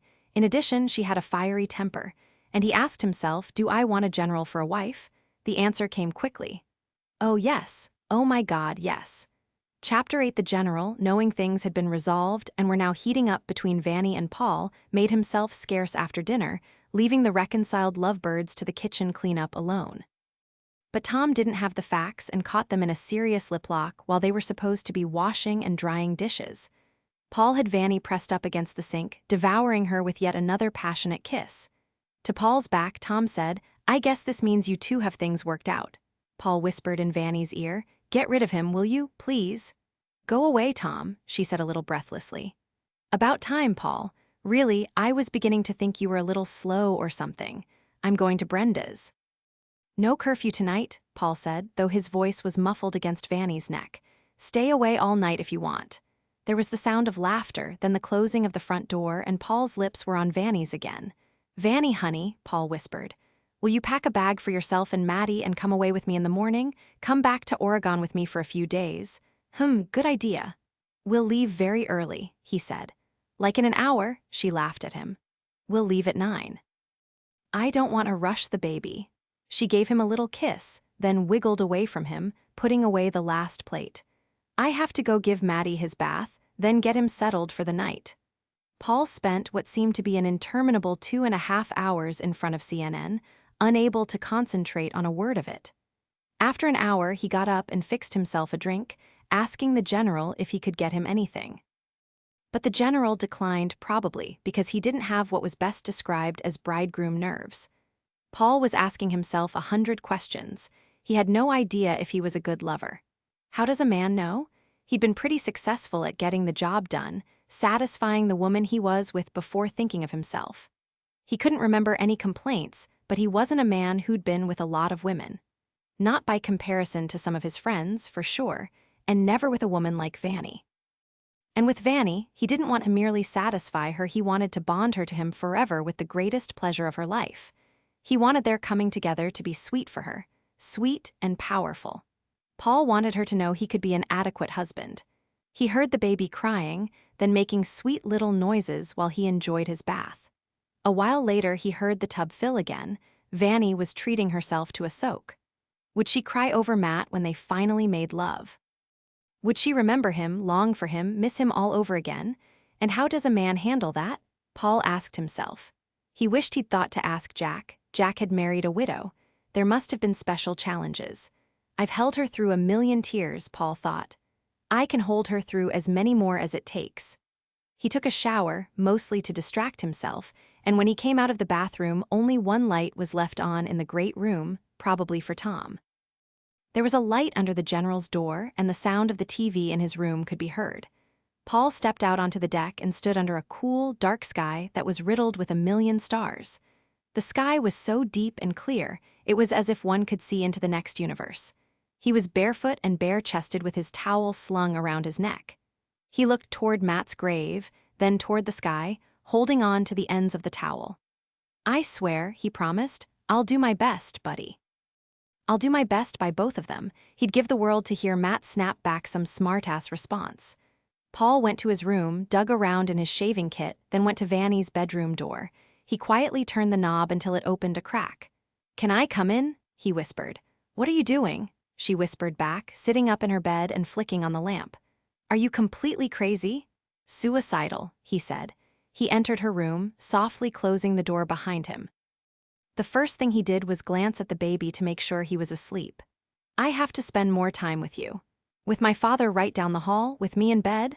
I don't care if the whole army is down the hall. If you won't come away with me tonight, I just couldn't stop myself. Are you naked?" She rolled her eyes and grinned at him.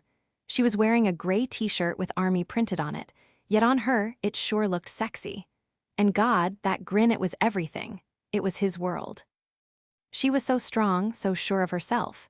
He should have known she was ready for him, for them, or she'd have told him she wasn't, because that was Vanessa. She didn't play around, didn't make mistakes with her feelings. She knew where she was headed. She had a will as powerful as the general's. He grinned back at her. "You should try to be quiet," he said, and she giggled. "Vanessa, for once in your life, can you be quiet this once?" "I don't know, Paul. What are you going to do to me?" He smiled and knew his eyes grew hot. "I'm going to get under that army t-shirt, unless you ask me not to." "Don't be ridiculous. I want you under the t-shirt, but really, this is way more bold than you usually are. I'm turning over a new leaf. No more waiting for an invitation. No more waiting for just the right moment. I need you. God, do I need you." His mouth covered hers, his hands slipped under the t-shirt, finding her breasts, and he groaned. "Ah, Vanny. Your bottom half is totally naked." She grinned against his lips. "Yours isn't." "I'm trying really hard to talk sense into myself," he whispered against her lips. "I don't think he'll break down the door and shoot you in the back of the head," she said. "He's much more direct, and he hates dealing with me when I'm depressed, but you might want to listen for that rifle cock." "I tried like hell not to do this," he said, lifting her t-shirt, his lips finding her nipples. "Turn that light off." "Not until you take off your jeans," she said. He raised his head. "You're crazier than I am," he whispered. "Are you going to be quiet?" "I'll try, really, but if he comes knocking..." Paul gave her an evil grin. "Anyone who touches that door is really going to have his hands full." He tossed the towel that had been around his neck over the back of a chair in her room. Before unsnapping his jeans, he pulled some condoms out of his pocket and put them on the night side table. There were several.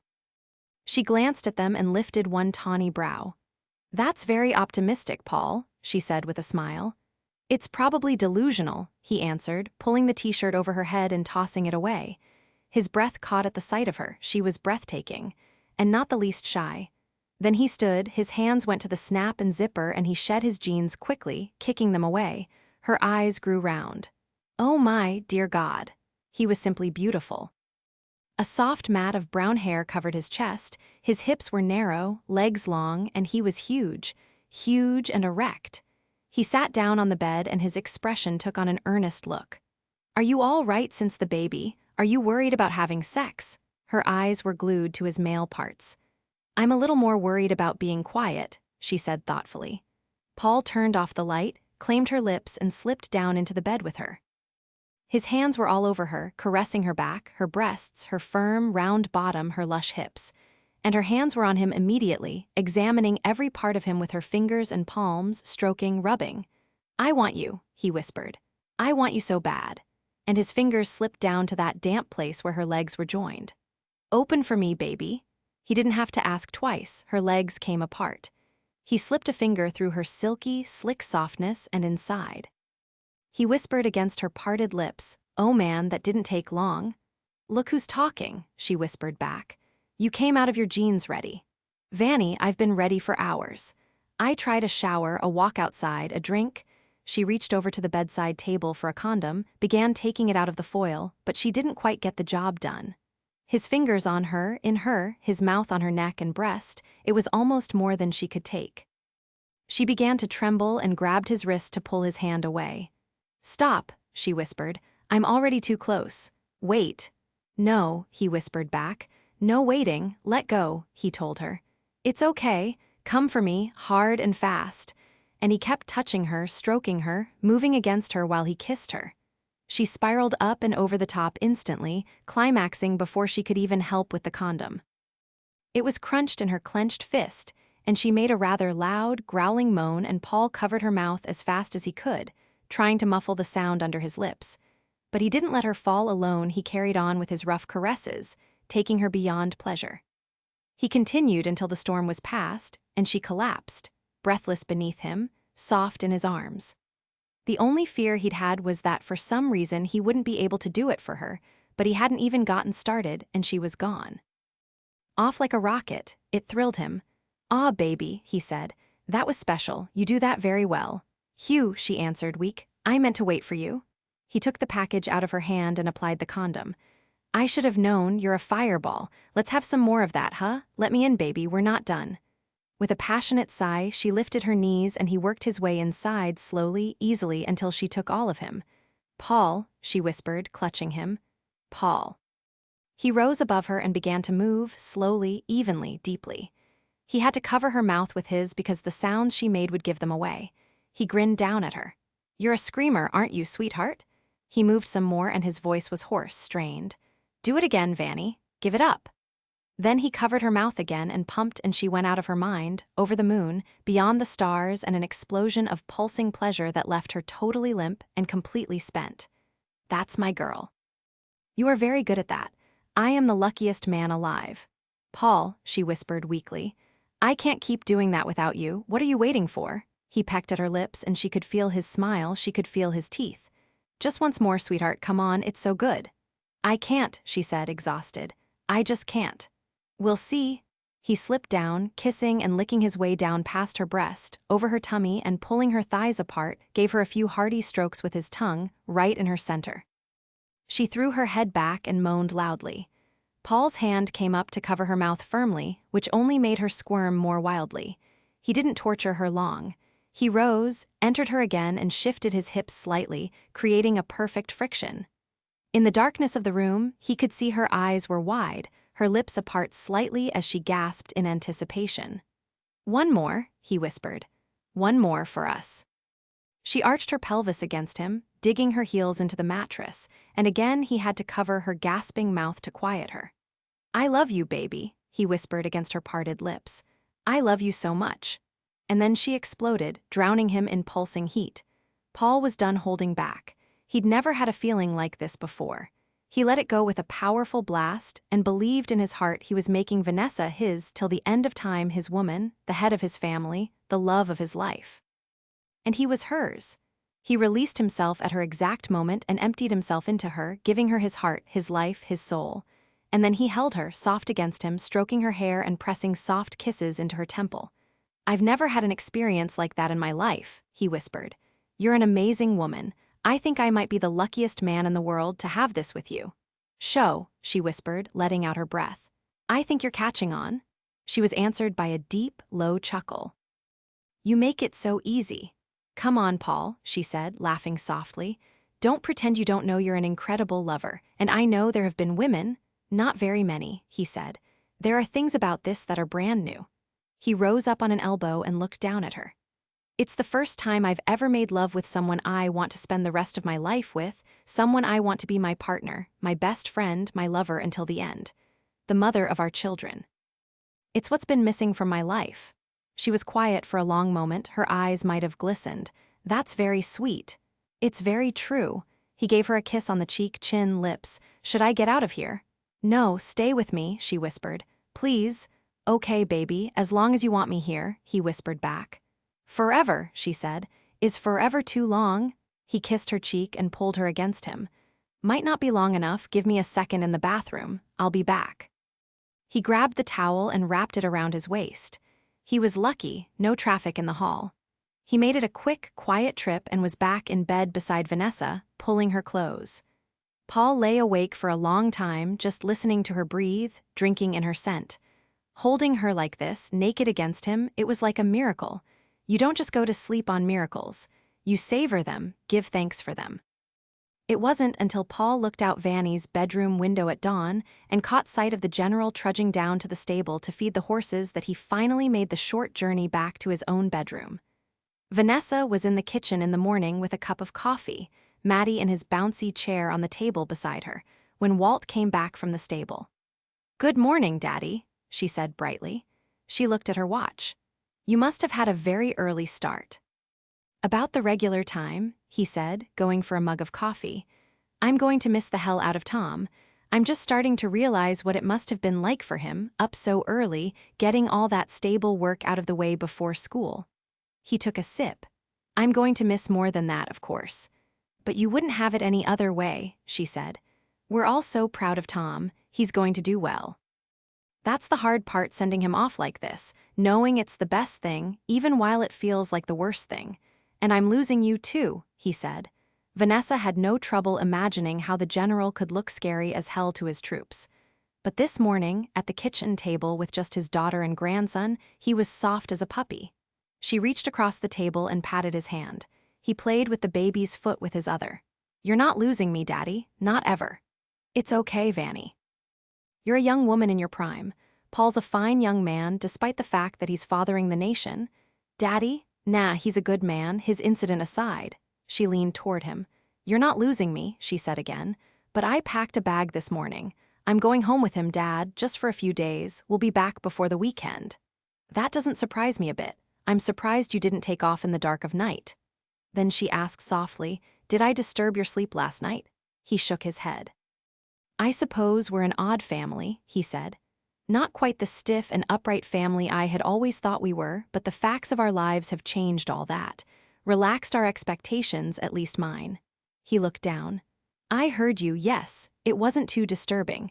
In fact, those are happy sounds." He lifted his eyes.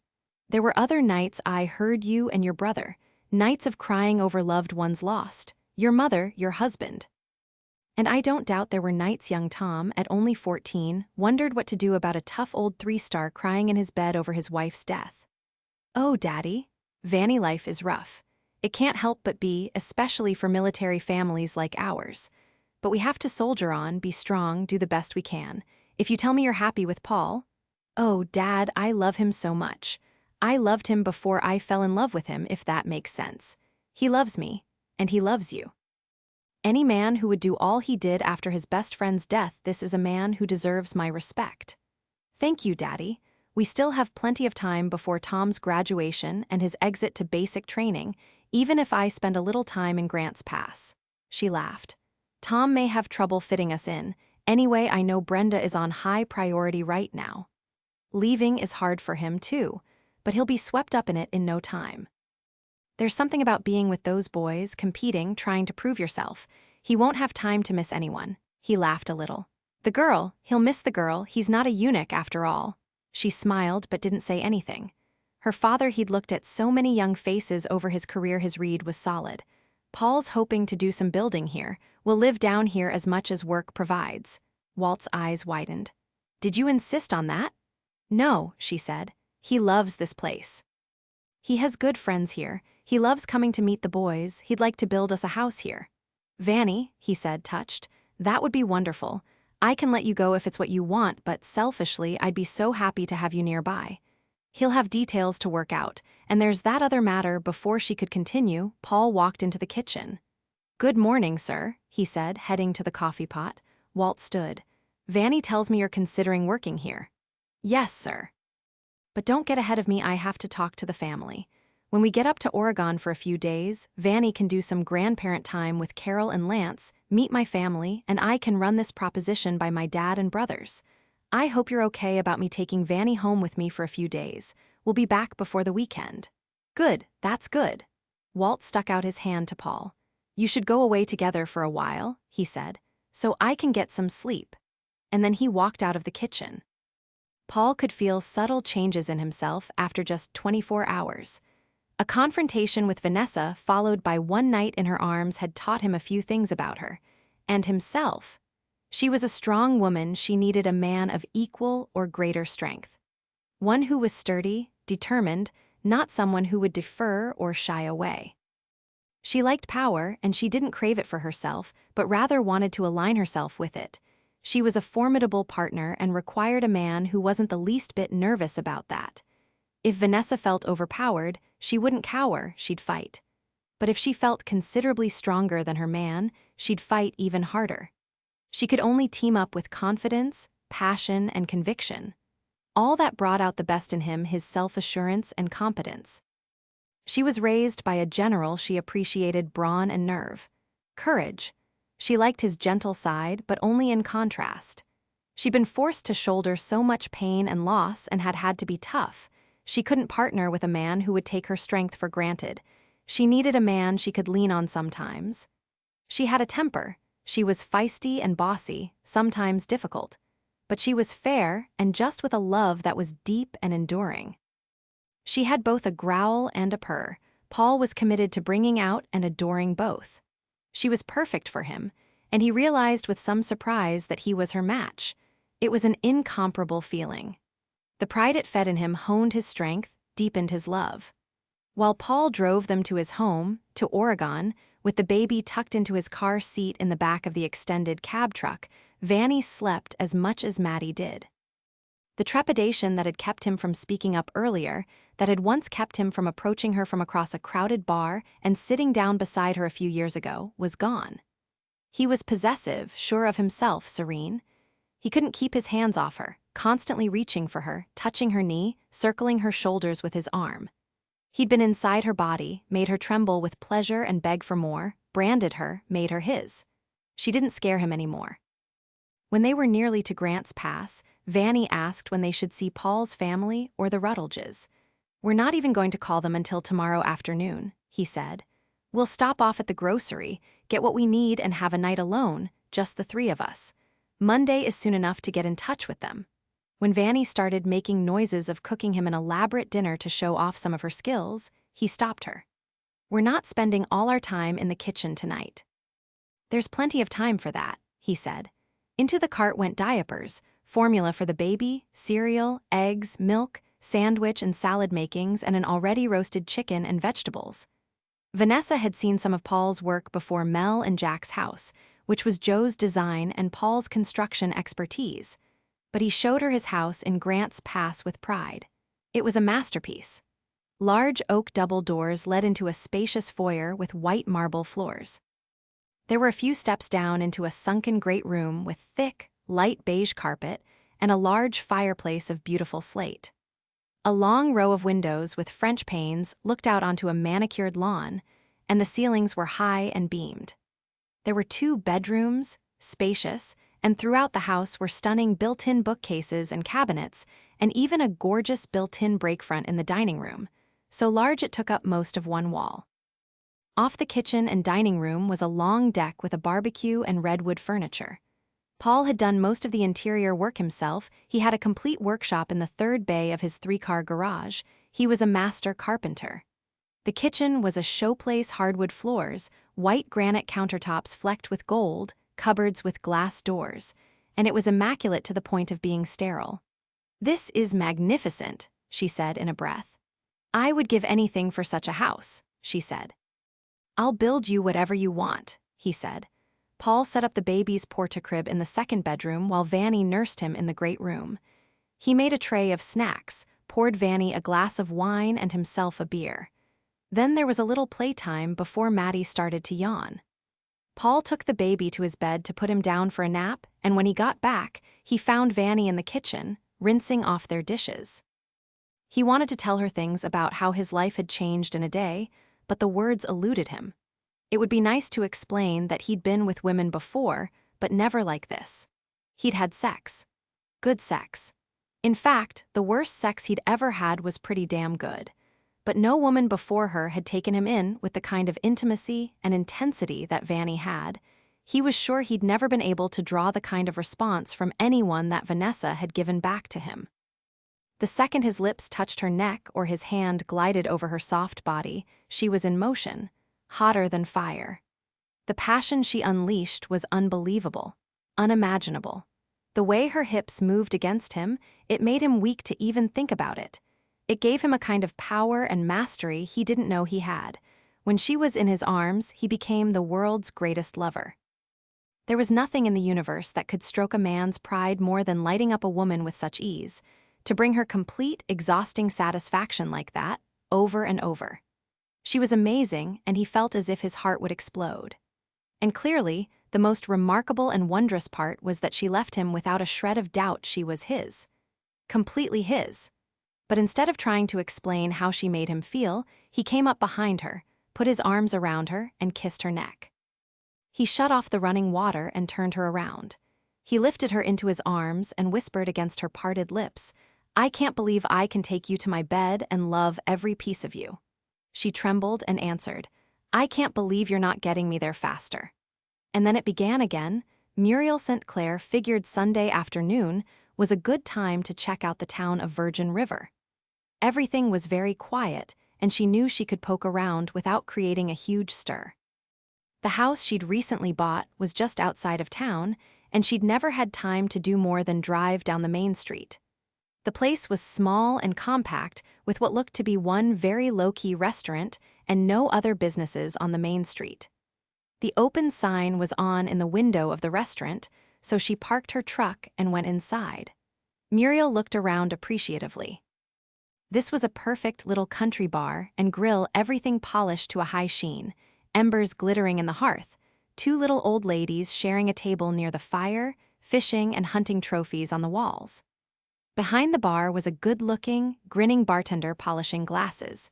She felt a little overdressed in her tailored pants, ostrich boots and fitted leather blazer over a cream-colored silk blouse. But no worries, she'd know for next time. The elderly women immediately started to whisper and twitter, glancing at her, then whispering some more. Well, that was quick. They might be senior citizens, but they knew who she was.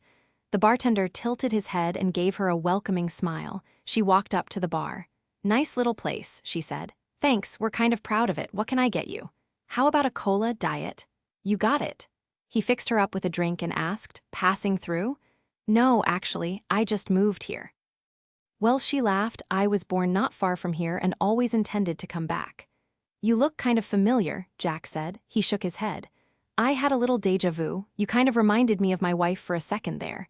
First time she walked in this place, I figured she was lost. Classy blonde in my bar, couldn't be happening. I guess you did the right thing and married her." "What was I gonna do?" Jack asked with a laugh. He put out his hand. "Jack Sheridan." "Muriel," she said, accepting the hand. "You been around lately?" he asked. "Not lately, no. I used to visit when my folks were still alive. But over the past few years, I've just been up here on very quick trips to look at property. I've never been in this bar before." "I take it something worked out in terms of property?" "A ranch, out on Silverton Road." Jack frowned. "The old Weatherby place. He didn't die, did he?" "No," Muriel said. "Finally decided to give it up and go live near the kids." "I didn't know it was even available," Jack observed. "I don't think it was.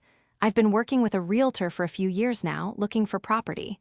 I think she went visiting, telling people she might have a buyer if it was the right place. And this was the right place. Did you know him?" "Nah," Jack said, giving the counter a wipe. "He was an old-timer when I got here a few years ago." He'd already sold off most of his stock, kept a couple of horses, couple of dogs, and a nice garden. He was already retired. I met him a couple of times in the bar, had a slew of kids, and none of them stayed around. He laughed. You know, you make it your life's dream to get your kids a big education, and in the end, no one wants the ranch. He glanced at the tittering women. Madge and Beatrice, he explained. They are all stirred up. Newcomers rate some attention around here. I suppose that's the case, she said. Doesn't that Weatherby place need some work? He asked. Some serious restoration, she said, sipping her soda. But it's solid, has a good barn and corral, and there's a guest house. What was Weatherby doing with a guest house? As I understand it, his late wife used to like to paint, so she built herself a studio. After she died, a long while back, he turned it into a little apartment he could rent out to ranch hands or loggers, sort of a bunkhouse. Oh, that explains it, she said. Explains what, if you don't mind my asking? It's a good little room with a lot of windows, but it was filthy, like it was rented to men and not cleaned in between. She sipped her cola. The realtor got a crew to clean it up real nice. I gave it a coat of paint, decorated it in a small way, bought a big area rug, and can live in it while I work on the bigger house. You looking for a contractor? He asked. Not yet. I'm sure I'll need some help, but I've been looking forward to this for a long time and I want to do most of the work myself. I mean, I'm not crazy I'll need help if I ever have to wire, plumb, lay flooring, or put on a roof, but I'm hell with a paintbrush. And believe it or not, I've mastered seamless wallpaper. What about cabinets, countertops, tile, wallboard, etc.? I'm very handy. I plan to restore it, not upgrade it. It's got a lot of spirit. Some women do needlepoint, some sand and varnish. That got a big laugh out of Jack. Right at that moment, Mel came in with David on her hip and her big belly preceding her through the door. He lifted his chin in greeting, but before Mel could make it to the bar, she was summoned over to Madge and Beatrice, who leaned their heads together and spoke intently, glancing at Jack and the woman, eyes round. Muriel glanced at the woman and baby. No doubt about it, that would be the classy blonde who married Jack. She smiled. Mel passed the baby over the bar to her husband, gave him a little kiss, and then grinned at Muriel. She put out her hand. Muriel St. Clair, she said. Hi, I'm Mel Sheridan, how exciting. Muriel took her hand. How do you do? I guess you know this guy. Know him real well, actually. Mel laughed. You have those women over there in a fluster. They can't believe it's really you. Oh, it's really me. I just moved here. Summer place? Mel asked. Muriel shook her head. Retirement place, permanent. Really? Mel asked, lifting a brow. An early retirement? Hardly, Muriel laughed. I'm so ready for a change of pace. Jesus, I've been making movies for 40 years. Okay, wait a second here, Jack said. I'm totally lost. Of course you are, Jack. Muriel St. Clair is an actress very famous and has been since she was about 15, Muriel supplied. Jack did the math. You're 55, he asked, his eyebrows shooting up. Wow. Good maintenance, she said, brushing off the compliment. I'm 56 and sick of acting. Well, not acting so much as the lifestyle that goes with it. I've been shopping for a ranch for a few years now. My parents lived in these mountains many, many years ago. I have a couple of horses and can't wait for delivery on a couple of dogs. I have a chocolate lab being trained in Kentucky, she's a beauty, and a lab puppy coming in a couple of weeks. Both hunters, I hope. You hunt? Mel asked, trying to keep the shock from her voice. You hunt? Jack asked, grinning. Waterfowl, duck and geese. Jack shoots deer. I could try that, she said. But you can't use dogs for that, and I love working the dogs. I've always had a dog. She squinted at Mel. You look familiar. We met once. I don't expect you would remember me. First of all, it was years ago. But I lived in LA before moving up here, and we went to the same day spa for a while. I saw you there a couple of times. I think we might. V had the same esthetician. Jack was frowning in total confusion again. Facials, she told him. Fantastic, Muriel said. Who do you use around here? Well, there are some decent beauty shops in Fortuna and Eureka, but probably not what you're used to. Nothing here in Virgin River.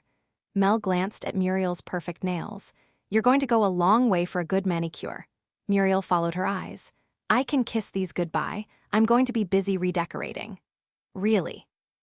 You're planning to do some of it yourself?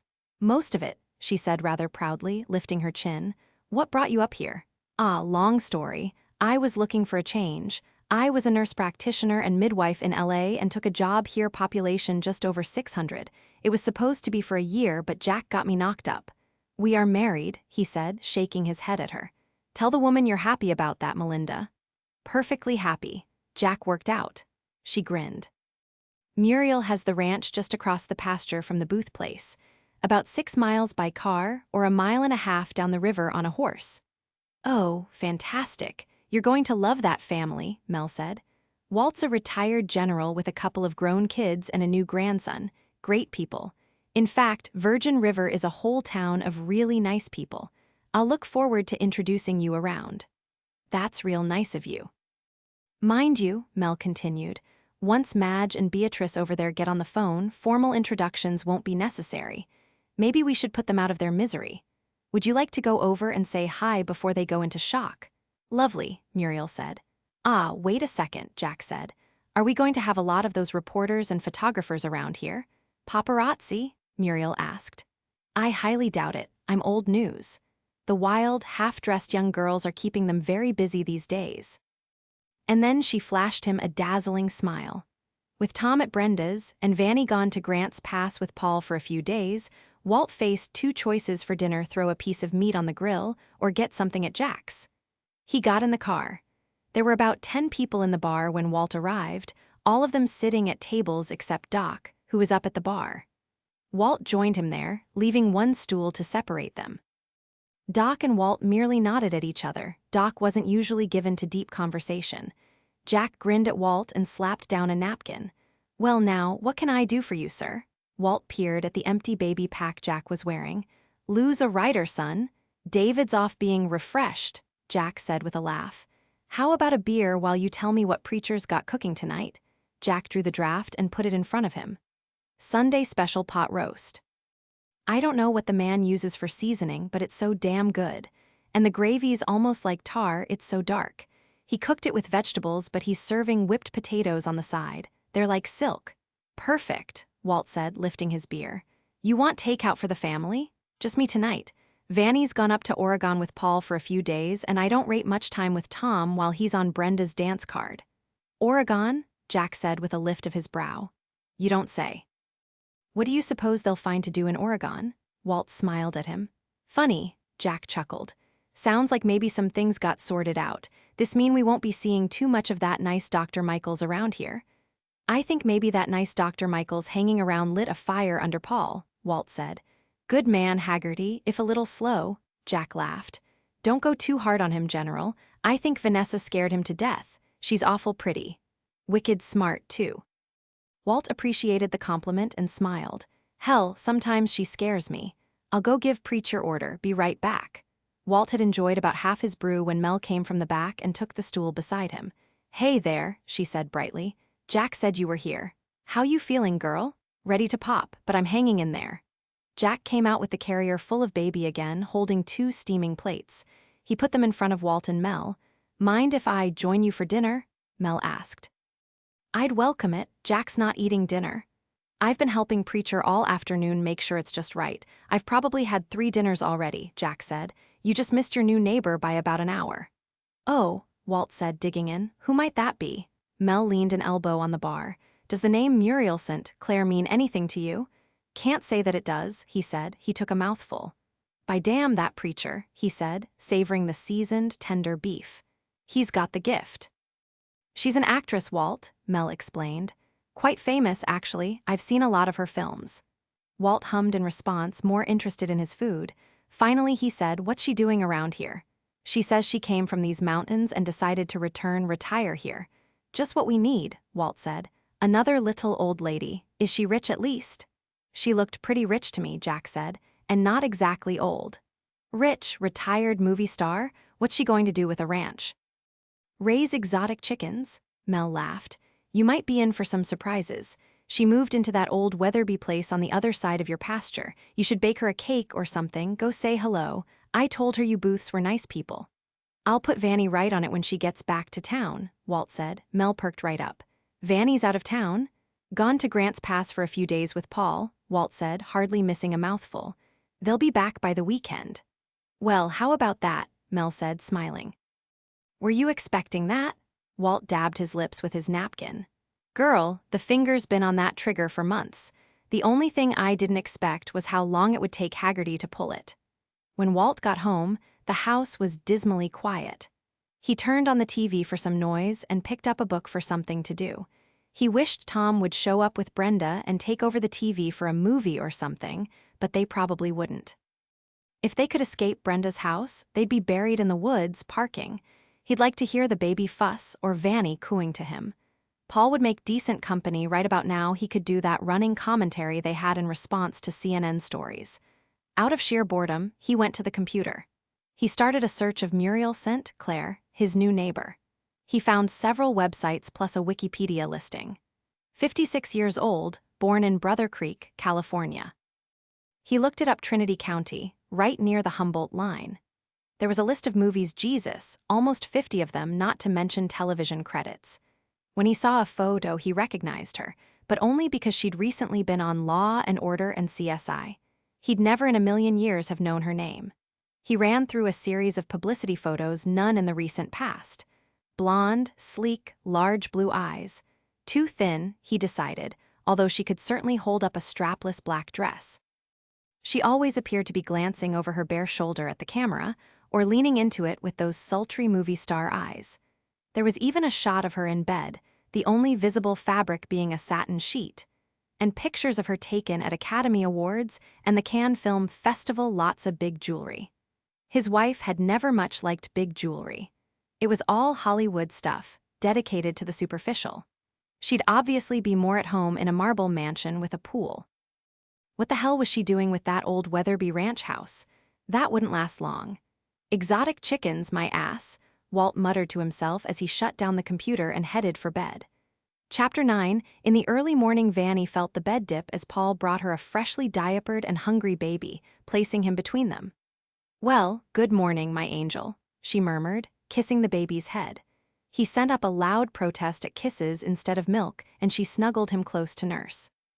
Paul stretched out on the bed to watch Vanessa and the baby. His hand wandered affectionately from Maddie's little head to Vanessa's soft, mussed hair. The baby made a lot of noise this morning, which made Paul laugh. "Have you been starving him?" "He's always starving," she said. "Time for him to get some solid food." "I thought you said the breast only for 6 months. He's barely over 3. "I did, but look at him. He's ravenous. Maybe he could use a little cereal." "He's awesome and growing damn fat on the breast," Paul said. "Vanessa, call Carol and Lance about a visit. Find out when they can see you.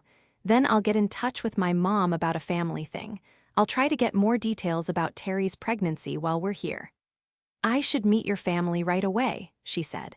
"Make sure they're not all as crazy as you are. Are you going to tell them about Terry?" "Not until I know something for sure." "But I want to tell them about us, that we're getting married when we can get our plans together. Is that all right? Because I can't look at you without wanting everyone to know." "Sure, I have the same problem," she said with a smile. "This is the part about being married that I like. Lying beside you in bed, baby between us," she laughed. "He has his needs, and if you want more children, you'd better get used to this." "This," he said, stroking the baby's soft head, "is everything I've ever wanted." "So odd that you didn't find someone to marry years ago. You're so good at it. And this thing you have for pregnant women and babies." For a while there, it seemed like everyone had a pregnant wife but me. Between my brothers and my friends, I was surrounded by them. Round bellies, nursing babies. Is there some rule about waiting a respectable length of time between the first "I love you" and the vows? He asked her. She laughed at him. "What's the difference? We've known each other for years. We've been through things together that even some husbands and wives haven't. What would your father think if we got married right away?" he asked. She shrugged. "Daddy scares everyone but me," she said. "Anything I want suits him fine." "The person most on my mind is Tom," Paul said. "Tommy, why?" "We've gotten real close. He's like one of my brothers. And the way he feels about you, he tries to hide it, but he admires you. We can't do it without him. He's leaving right after graduation, but I want him to be there. I want him to be my best man. How would your family feel about a fast wedding?" He chuckled. "Relieved, believe me. My mother's secret fear is that I'll die a lonely old man." "Paul, you can't tell your family that one woman is having your baby and you're marrying another all in the same sentence." "I know. I'm going to get the facts as soon as possible, but Vanny, the bottom line will be the same, whether it comes in one sentence or 1 month. I'll take care of them, I'll take care of you, but you're going to be my wife. Period. You've been thinking about this, she said. There's something about lying next to you all night that disturbs my sleep. Funny that you didn't disturb mine, she said. I thought I'd give you a break, but your break is almost over. Maddie drew in a deep sigh and fell away from the breast, satisfied and asleep. Paul leaned over the baby's head to place a soft kiss on her lips. He then kissed the baby's head and asked, "Would you like to hold him a while longer?" "No, I'll put him down," she said, beginning to rise. "Stay right there. Let me," he said, scooping the baby into his arms. Maddie's head fell right to Paul's shoulder, and before Paul had made it out of the bedroom, a loud, sleepy belch escaped the little boy. Vanny chuckled and snuggled into the bed. Happy. She let her eyes close, but not for sleep. For a long time she had been afraid she'd never get to feel this way again. And then her man was back, pulling her into his arms, covering her mouth in a kiss that was not soft, drawing a deep moan from her as her arms went around him. Later that morning, Vanessa phoned Carol. "Hi, I'm going to be in town for a couple of days, and I thought if you had time, I'd bring little Matt over for a visit." "You're in town?" She asked. "Will you stay with us?" "No, but thanks. I decided to come at the very last minute and I'm staying with Paul. He was in Virgin River, so I came back up here with him, since he's going right back to Virgin River at the end of the week." "My, he's spending a lot of time in Virgin River," Carol said. "He is, with more time there in his future. He has a couple of potential building contracts down there, if it doesn't interfere with his company up here." It seemed like a perfect opportunity to bring the baby over to see you and Lance. "I see. Make it tonight," she said flatly. "We'll have dinner." "All right," Vanny agreed. "Great, 6 o'clock. Do you need a ride?" Carol asked. "Of course not. Paul will bring me." "Good then, we'll do something on the grill." Vanny spent the whole day alone with Maddie while Paul went to his office, checked on his crews, saw his brothers, and tried to catch up on business in general. He was home in plenty of time to shower and change to go to the Rutledges' home. When Carol opened the door to them, she actually stepped back in surprise. "Paul," she said with a gasp. "Hi, Carol," he said. He gently squeezed Vanny's upper arm. "How have you been?" "Great, great. Come in. Will you be staying for dinner?" "Of course he'll stay for dinner, Carol," Vanny said, totally confused by this question. "When I told you he would bring me, did you think he'd just drop me off? Didn't you expect him to stay?" "Of course," she said, reaching for the baby. "I'll just set another place." Vanny passed her the baby, completely baffled. There was protocol and obligation with grandparents, not to mention the promise she'd made to Matt, and she held that sacred. But Carol never failed to put her under a strain. Most of the time she didn't understand her. As they walked into the house, Vanny glanced into the dining room and noticed a table set for 4. She was totally perplexed, until they stepped into the living room and Cameron stood up from his chair. It was then she realized that Carol was at it again and 2 extremely fine men were going to be made uncomfortable. She wore a sad smile as she went toward Cameron and allowed him to kiss her cheek. "How are you?" she asked softly. "Fine," he said. "You?" "Good," she answered. Paul came up behind her and put that hand on her shoulder, that hand that claimed her. She was sorry about how that would make Cameron feel, but not at all unhappy about how it made her feel. After wanting him so much, she loved letting the world know she was his. "Cameron," Paul said, sticking out his other hand from his place behind Vanny. "How you doing?" he asked, shaking the hand. "So just in town for a couple of days?" Cameron asked. "That's right," Vanny said. "Paul was down for the weekend and I decided to come back here with him, to meet his family." "I'm staying at Paul's, Cameron." "Ah," he said, understanding perfectly. He turned and lifted his drink to his lips. Lance came into the room, saw that Paul was there, and welcomed him heartily. "Hey," he said, reaching out his hand. "My man Paul, how is everything?" "Great, never better. How about you?" he asked. "The same," Lance answered. "Where's that baby?" "Carol took him to the kitchen," Vanny said. "Well, I don't mean to seem rude, but I have to have a grandson fix." "Be right back," he said, darting off. The 3 of them stood there, looking at each other. It was Cameron who broke the tension with a laugh. "Well, looks like a serious miscommunication." "I'm sorry," Vanny said. "I don't understand." "I do," Paul said. "Carol has a very specific plan in mind and she didn't bother to consult anyone." "We can make the best of this, can't we?" Vanny asked hopefully. Cameron smiled at her, but it was a disappointed smile.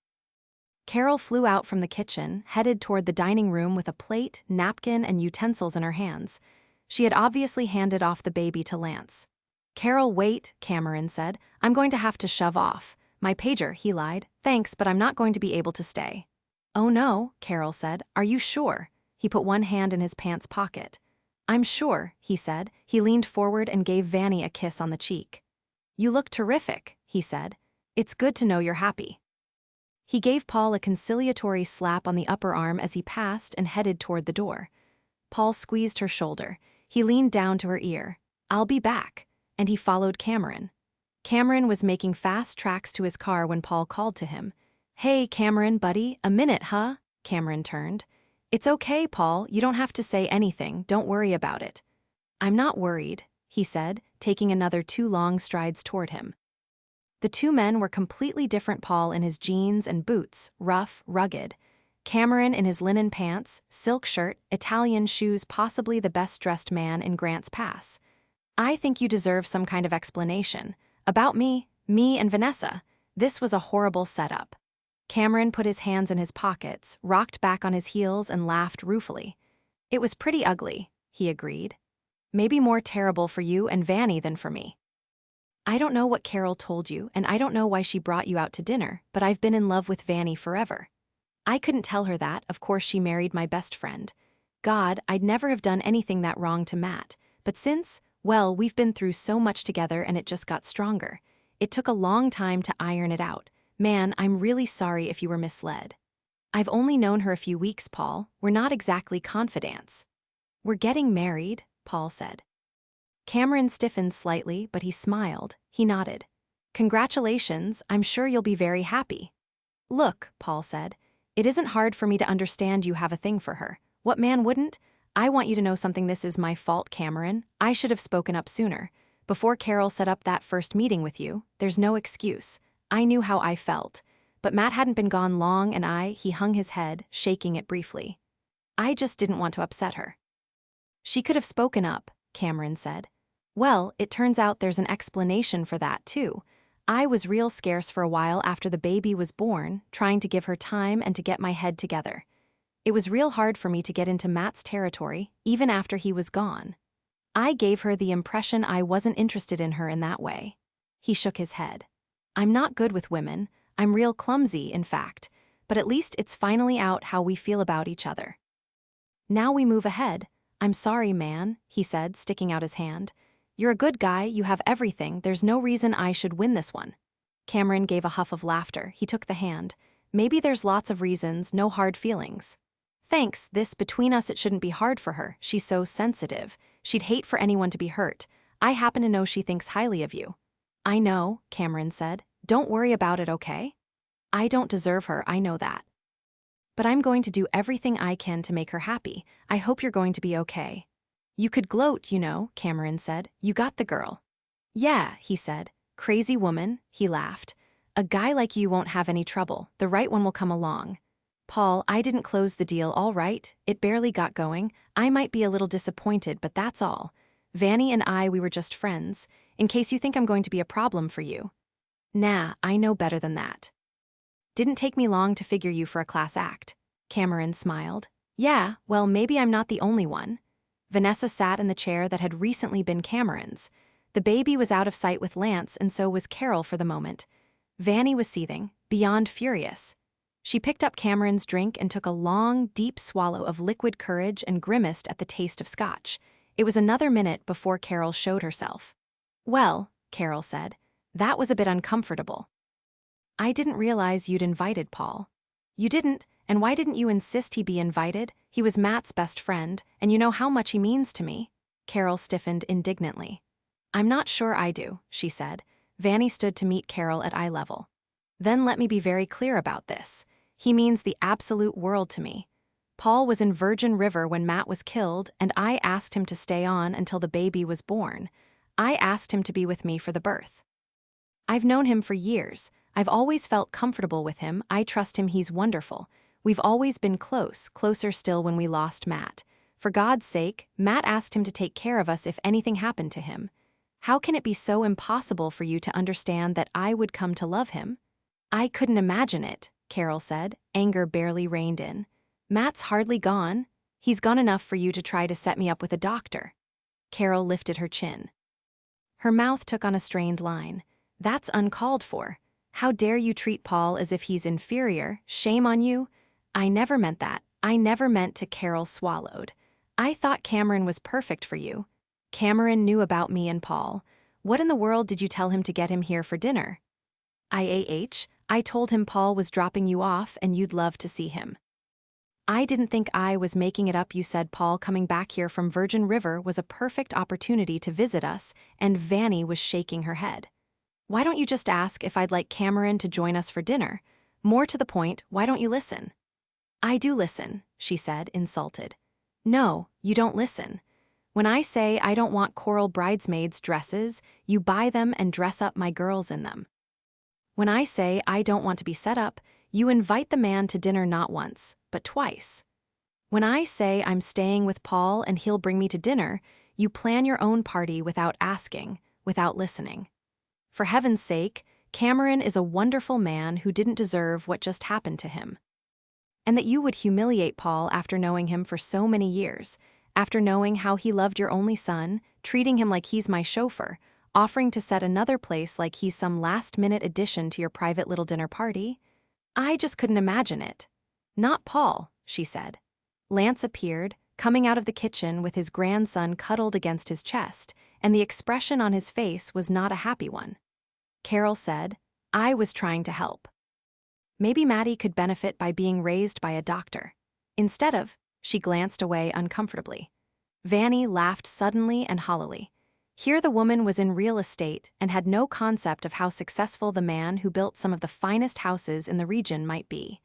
And that was nothing compared to the fact that Paul was the most incredible human being and would be the most wonderful father. Paul is such a catch, you can't even imagine, but I'm not going to waste your time.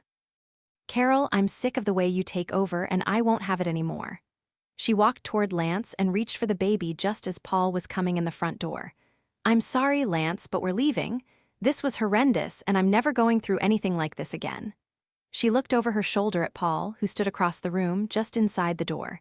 In his eyes she saw warmth and understanding, patience, kindness. Everything was going to be okay. Vanny walked over to Paul.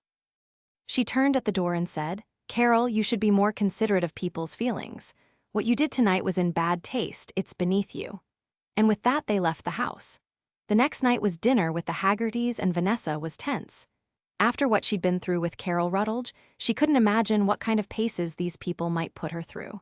The fact that Paul was so down-to-earth and kind didn't reassure her much. After all, Matt had been so charming and fun, yet Carol could be a nightmare.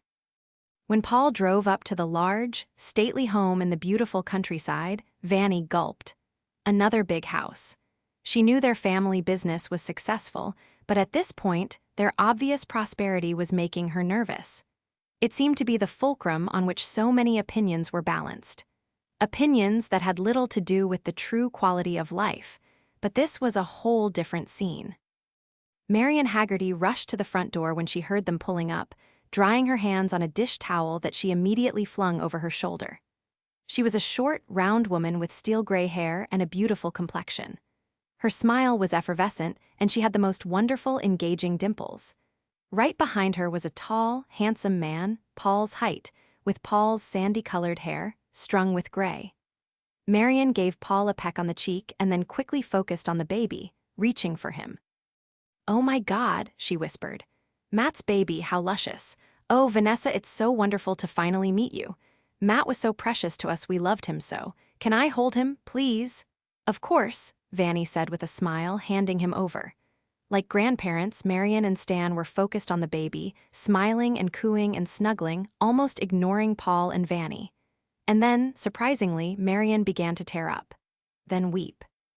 Stan put a strong arm around her shoulders, holding her and the baby against his big chest, murmuring to her, All right, honey, don't get started. And then his eyes welled and a tear ran down his weathered cheek and they were wiping at each other's cheeks while cuddling the baby. Okay, you two, Paul said. Let's not get going. Don't upset Vanny. I'm sorry, Marian said immediately. She looked at Vanessa with wet eyes. You'll just never know how grateful I am for this chance to see him, to hold him. We loved Matt so much. I always felt that he was one of my boys. Mom, if you don't get under control, I'll take the baby, Paul threatened. Vanny laid a hand on his arm and shook her head at him, a small smile playing on her lips. This was good for her. Carol and Lance didn't get choked up like this. There was no question in her mind that the Ruttledges loved their grandson, but their restraint was sometimes hard to endure, especially during those times she was feeling emotional. Beer, Paul said. Need beer and control. Stan let go with a hearty though shaky laugh. Great recipe for control, he said. Beer. Come on in. He reached for Vanny's hand and pulled her into the house, wiping clumsily at his cheeks. She was led through the foyer, past a gorgeous and huge great room with a beautiful marble fireplace, past a large dining room and huge kitchen, out onto a redwood deck that was furnished with handsome wicker patio furniture that would be as much at home in a living room as outdoors. This is an amazing house, Vanny said. We'll give you the tour later if you want one, Stan said. A builder's house has to be a good house. People look at that. It's way more than we need for sure, but Marian wants room for the family. What can I get everyone? I'd love a beer, Vanny said, sitting in one of the chairs outside. Marian followed, still clutching the baby possessively, holding him against her. Sure, sweetie, she said to her husband without ever taking her eyes off the baby. She migrated to a chair near Vanessa while Paul went with his dad to get beer. He's so beautiful, she said. So sweet. Is he a good baby? He is, Vanny said. Sleeps through the night and is hardly ever in a bad mood. But of course he gets a lot of attention, so I'm sure when he's older I'll be in for it. No, you can't give a baby too much attention. Paul tells me you have 5 grandchildren. Yes, she said. 3 boys, 2 girls, they're brilliant each one. Oh, I could eat this little one up. Marian turned her eyes toward Vanny and said softly, I'm so sorry for your loss, Vanessa. We miss him too. Thank you. I remember your card and flowers. It was so wonderful for Paul to be with you when this one was born. He talks about it. She laughed. Does he tell you about how hard he tried to get out of it? She asked just as Paul came back onto the deck to hand her a beer. He stood behind her chair and that hand was again on her shoulder. He doesn't admit to that, but it doesn't surprise me, his mother said. Vanny reached up to caress the hand that possessed her, and it wasn't until that moment that Marian's expression changed and she exchanged looks with her husband. Yes, Mom, Paul said. Once I told Vanny what wonderful grandparents you two are, she agreed to marry me. She even agreed to more children. So you see, I'm not going to die a lonely old man after all. Vanny looked up at him and saw that his smile was soft. Oh, Marian let go in a surprised breath. Oh, how long has this been going on? For me, quite a while, Paul said. Vanny just gave up the fight a little while ago, but I think she can convince you she's happy. Smiling, Vanny said, I'm happy, very happy. Stan stuck out a hand to his son. Congratulations, son, this is good news.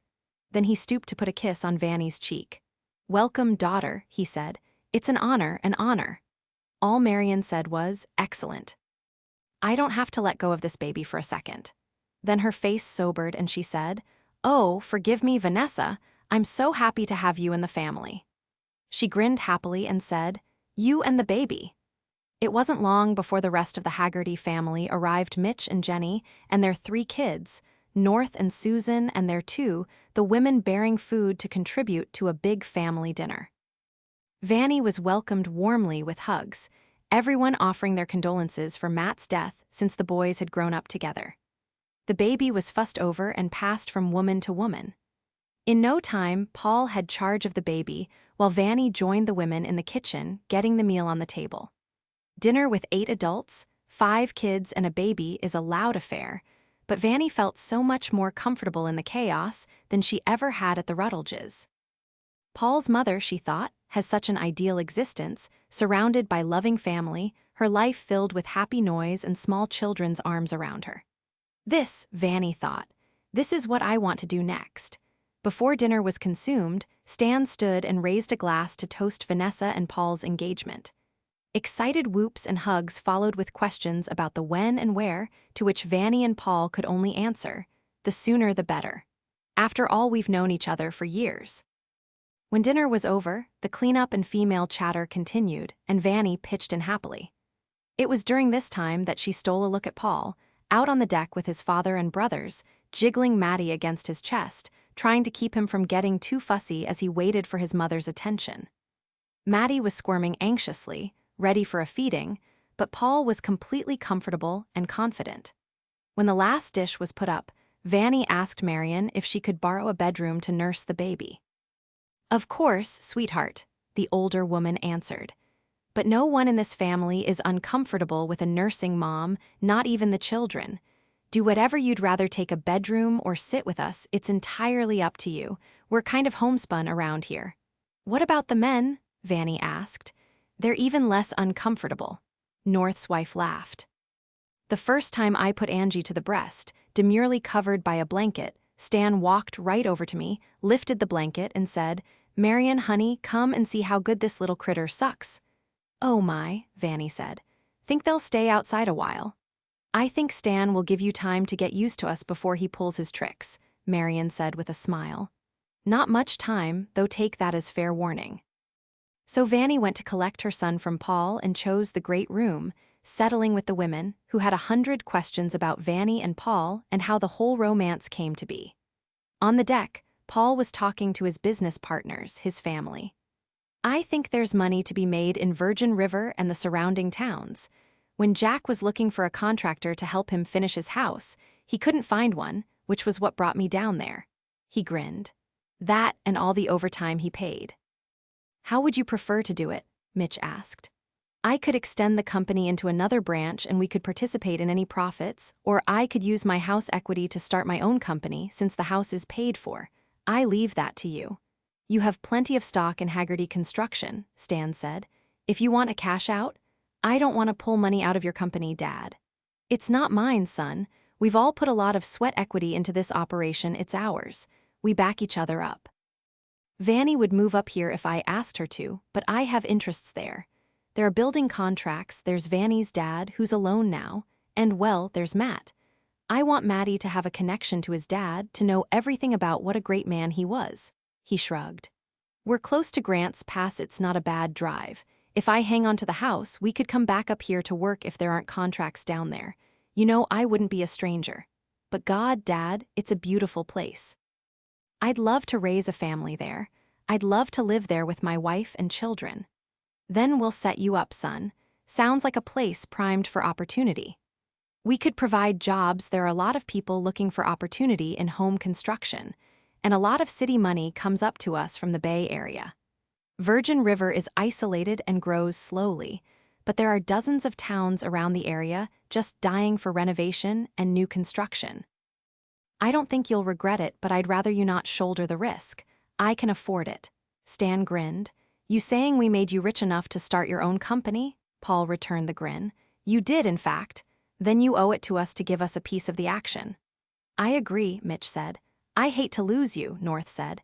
"If you take on a new division, we'll have to put someone in charge of building operations up here. And damn, you're the best there is." "I've been pretty absent since last fall." "A long time now." "True," Stan agreed. "But it looks like it was a good investment, personally and professionally.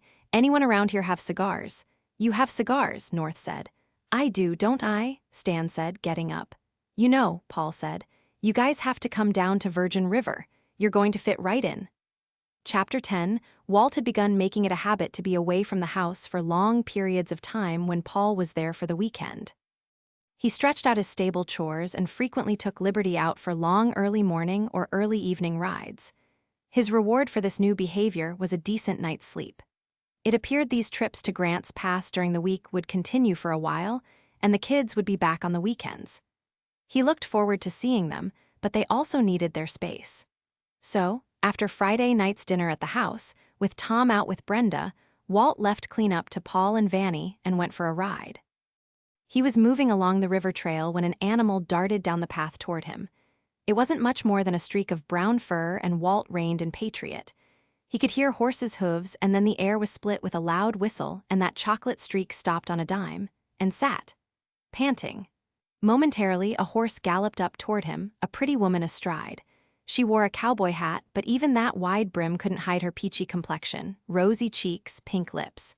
"Good girl, loose, break." The dog got out of her sit position, at ease, and wagged at her mistress. "Sorry," the woman said to Walt. "I hope that wasn't a problem for you or for your horse." "We're fine, amazing little friend you have there." "Luce, she's a bird dog, still in training. I'm Muriel, are we neighbors?" "Walt Booth," he said. "I'm a little embarrassed. I've been meaning to bake you a cake and bring it over. Welcome you to the neighborhood." She laughed. "I'll bet you were planning to have your wife do that," she accused. "Widowed," he said, and he plucked his hat off his head in gentlemanly fashion. And curiously, he wondered what his hair looked like. That should have been his first clue. "I'm so sorry," she said. "Years ago now," he answered, smoothing a hand over his head. "How about you, married?" "Several times," she said with a laugh. "I'm trying to quit." "You shouldn't have much trouble. There aren't so many prospects in Virgin River. What use do you have for a bird dog?" "I've been known to hunt." "I don't know how much of that I'll get in this year. I'm working on that house. But Luce needs a little time on her skills, and I should get her in the water before too long. Keep her up to speed. I'd like to get a litter out of her in a couple of years after we check her hips.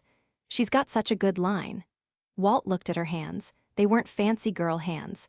Her manicured nails were short and she wore no rings. "Do you hunt?" she asked him. "I haven't in a while, but I'm planning to get back into it." Soon, it made her smile at him. She knew a flirt when she saw one.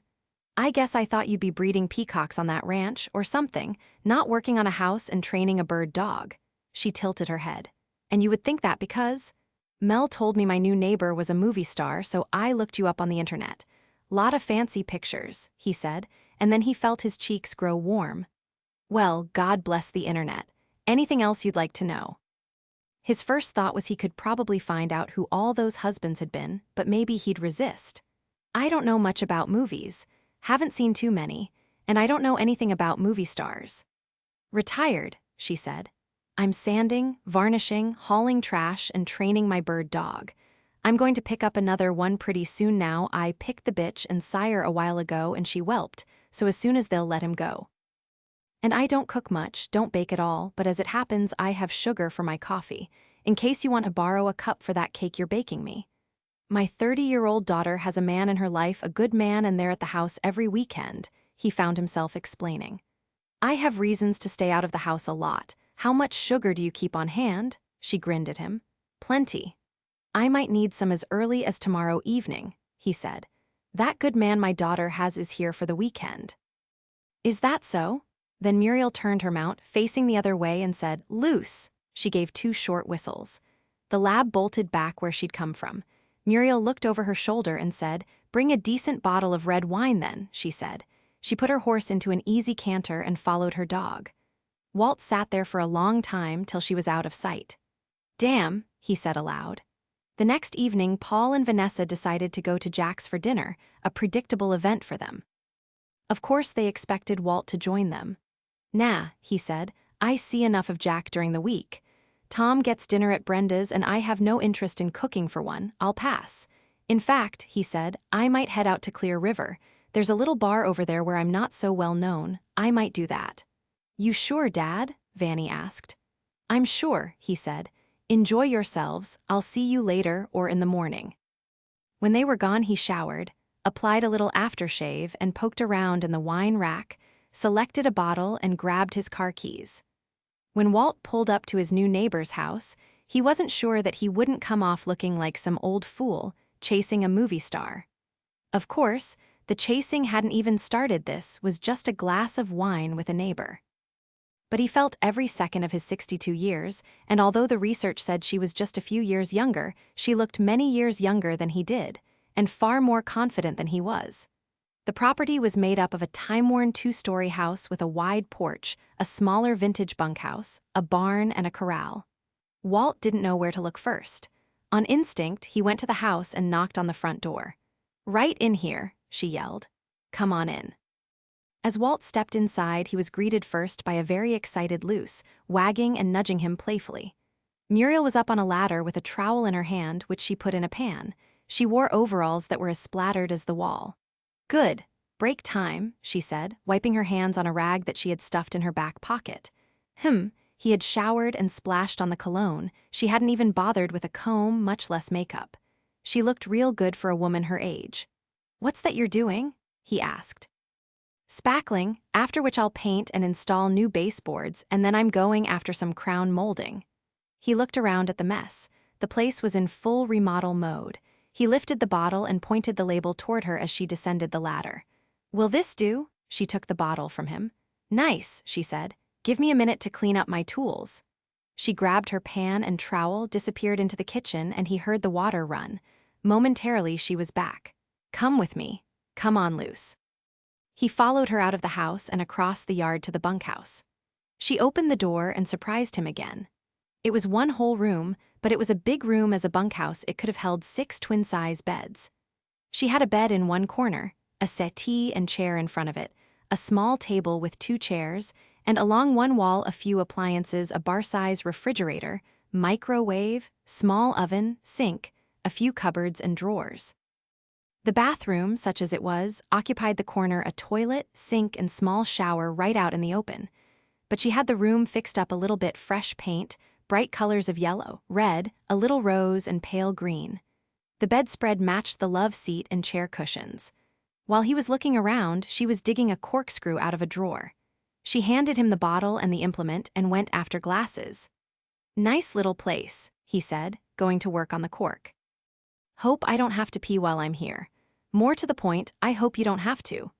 Muriel laughed, then she grabbed something that leaned up against the end of her cupboard, and one-handed, glasses in the other hand, she erected a wooden TV tray between the chair and short couch. Instant coffee table, she said. Please pour. She went to the refrigerator and pulled out a platter covered in saran, then grabbed a big box of crackers out of a cupboard and placed it on the tray next to her platter. Sliced ham and salami, sliced cheese, olives, veggies, and hummus. Ah, he said, you were expecting me. She laughed and sat in the chair. Walt, it's my dinner. Oh, I wouldn't want to take your dinner. I sliced up twice as much in case you came for your cup of sugar. You really don't cook at all, you eat like this. I have a feeling this isn't going to hold you for long, she said, picking up a celery stick and dipping it through the hummus. Well, you'll be all right. You can make yourself a pot roast or something when you get home tonight. And he thought if we begin to keep company, I will have to be in charge of the food. And she thought if we see much of each other, I'll probably gain weight. From the outside, this looks like a bunkhouse or guest house. It was, or is. First it was an artist's studio for the rancher's wife, she said, pointing up to 2 skylights in the ceiling. Then a bunkhouse for hands or lumberjacks. The kitchen and bathroom facilities were an afterthought, I believe. My realtor had the junk hauled out, then I did some painting. I'll stay here while I work on the big house. And if you have to relieve yourself, the bathroom in the big house works just fine. The door closes and everything. She took a small sip of wine. She said, letting her eyes close briefly. Then she clinked his glass. To new neighborhoods. This isn't exactly what I expected of a movie star. Spackling, living in one room. How interesting, she said, leaning back in her chair. You're exactly what I expected of a general. His eyebrows shot up. Is that so? Thinking anyone who isn't carrying an M16 is a wimp and women who dress up can't do heavy work. Walt, time for you to get with it. Movie stars are people. Most of them anyway. And besides, I'm not a movie star now, I'm retired. What's that like, being a movie star? Being a star, as you put it, is like living an imaginary life. Acting, however, is the hardest work you'll ever find. Look at me, she said, connecting with his eyes. Closely, yes, like that. Now look angry. He scowled for her. Very nice, she said. Now look vulnerable. He frowned in confusion. Not easy, is it? Add to that, you have to memorize 120 pages of dialogue. Be on the set at 6:00 a.m. and won't get done before 10:00 p.m. You'll either sweat or freeze. You'll stand at attention for so many goddamn hours your hips will lock, and the man you have to kiss will have breath that would gag a maggot, or the promising young actress who's playing your daughter will be a snotty little shit who holds up the whole production and costs everyone time and money. She leaned back and grinned at him. It's not easy, I swear to God. Well, no wonder you retired. Why'd you retire? Over 35 years is a long time for an army officer, he began, and they talked through a bottle of wine and her snacks. Walt learned a little about the life of an actress, and Muriel heard about the army and Walt's family, including the death of his son-in-law, the new grandson, and Paul. Before long, the wine was gone, and it was almost 10 o'clock. There was no kiss goodnight or anything even close, but Walt said, "If I had time on my hands, could you use help with painting and such?" "I'd never turn down a helping hand," she said. "But are you any good at it?" "Passable. I admit, I hired tradesmen to get it done at my place, but only because I was still in DC and wanted the place ready when I retired. I don't want to intrude in case you're training your dog or running errands. Why don't I call ahead?" "That would work," Muriel said. She went to the counter of her little makeshift kitchen and wrote down her number. "Or you can always just come for your sugar." She smiled at him. "Thanks for the wine, very nice wine." "I have plenty of wine," he said, "and I have plenty of sugar." "So," he said, "we're in business." After a weekend in Virgin River, Vanny and Paul returned to Grants Pass. On Tuesday morning, Paul called Terry. "Hi, Terry, it's Paul. How are you feeling?" "Fine, Paul. How are you?" "Great, thanks." "I've been out of town and let me guess," she said tiredly. "Virgin River again? As a matter of fact, I have a couple of potential building contracts down there, and I've been crunching some numbers to see if it's doable." "Big surprise," she said with an unhappy laugh. "Kind of a strange place to go when you have a child coming you claim to want to be involved with, don't you think? Both these jobs will be complete by the time you deliver, and it's not far I can get to Grants Pass when I need to. Listen, I wanted to do this in person, but there's no point in blindsiding you. I'll be getting married fairly soon." He heard a sound. He wasn't sure if it was a snort or a laugh. "That won't be a problem," Paul said. "She knows all about my situation with you. She also has a child, and I know," she said, cutting him off, "your best friend's baby. She understands we'll be sharing custody, and I'm not sure I like that idea so much," she said impatiently. "Well, we have to deal with what we have," he said. "And speaking of that, I've been looking at the calendar. It has to be time for that doctor's appointment by now." "What appointment?" she asked. "The one with the Obgyn, the one I'm going to with you." "Oh, that. I had my appointment last Friday. Everything seems to be fine." He took a breath. "You know I wanted to go with you," he said. "Sorry they called with an opening, and you didn't seem to be in town," she answered crisply. "If I'd known there was an appointment, I would have been there." Anger began to swell up inside him, and he cautioned himself to stay cool. He didn't want to set her off, though he wasn't sure what more she could do to screw up his head. "Look," she said, "you seem to have more important things on your mind. I don't even hear from you once a week." He took a breath. "Can you get away for lunch today?" he asked her. She was quiet for a moment. "Paul, forget it, huh? You don't have to meet me for lunch or for anything else. Clearly, there's nothing between us. You're getting married, go have your life, I'll be fine. There's one thing between us, according to you." She hung up the phone. "Damn it," he said, slamming down the phone. "Uh-oh," Vanny said, standing in the bedroom doorway with Maddie against her shoulder. One hand braced on the desk, he hung his head. "She's got me over a nice little barrel here," he said, lifting his head and looking at her. "She just gave me my out." "I don't think that made you real happy." "No, it didn't." He flipped through his calendar. He found the name of the doctor that he'd jotted down, then pulled out the phone book. He couldn't find Dr. Charlene Weir listed anywhere.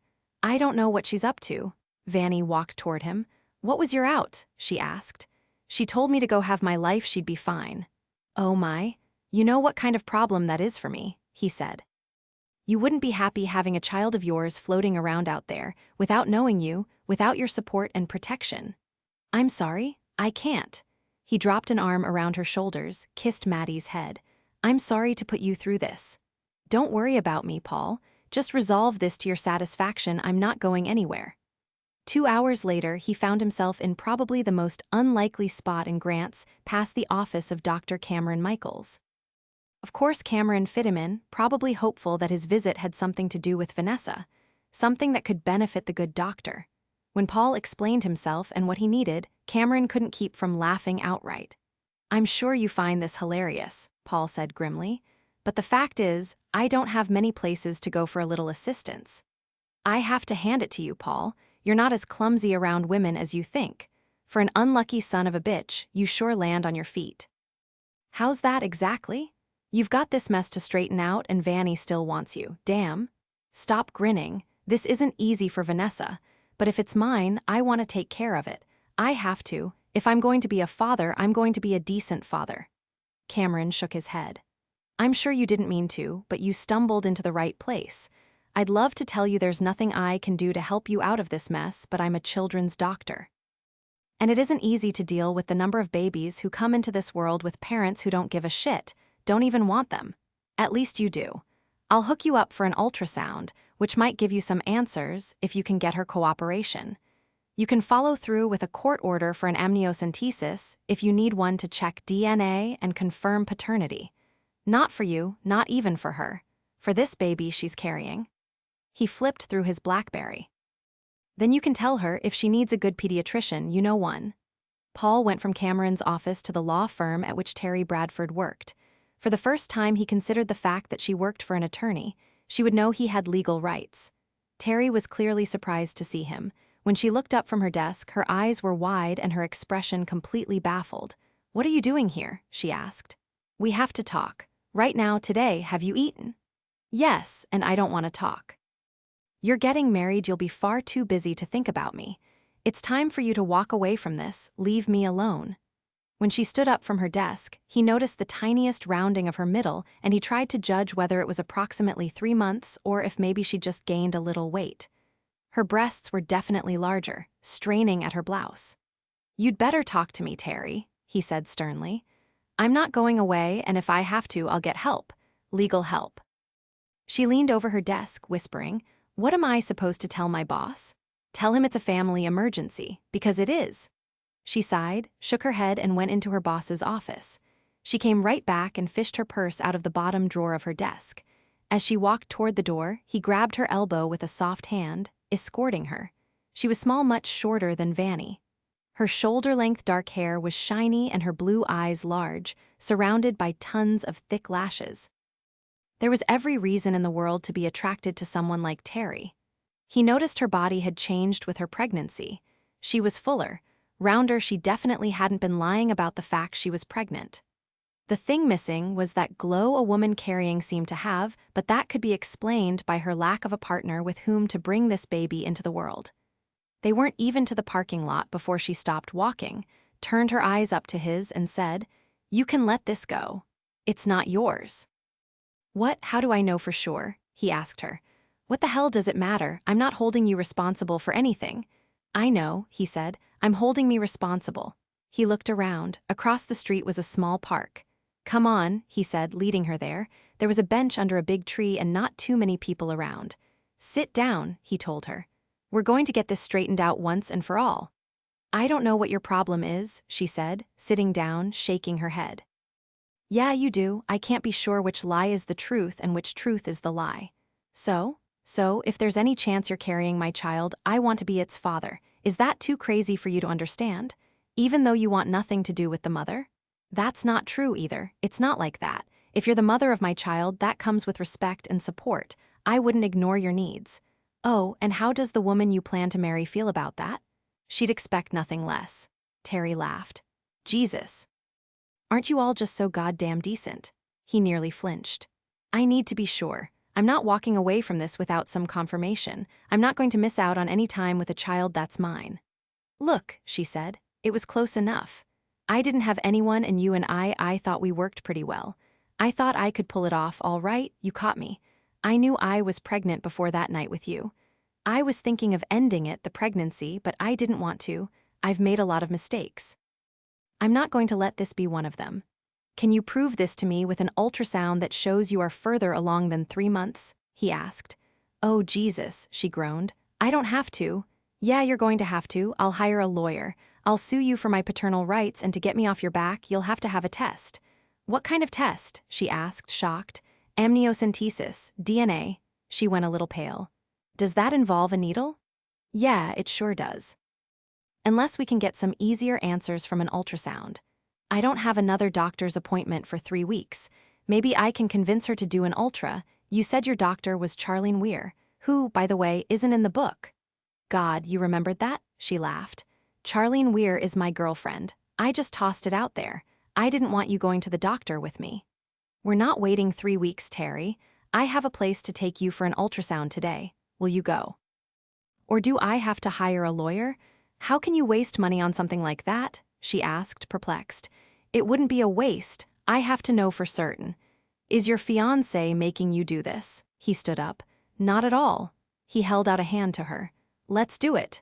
She sighed, put her hand in his, and let him draw her to her feet. He drove her to the offices of Mary Jensen. MD, they filled out a lot of paperwork.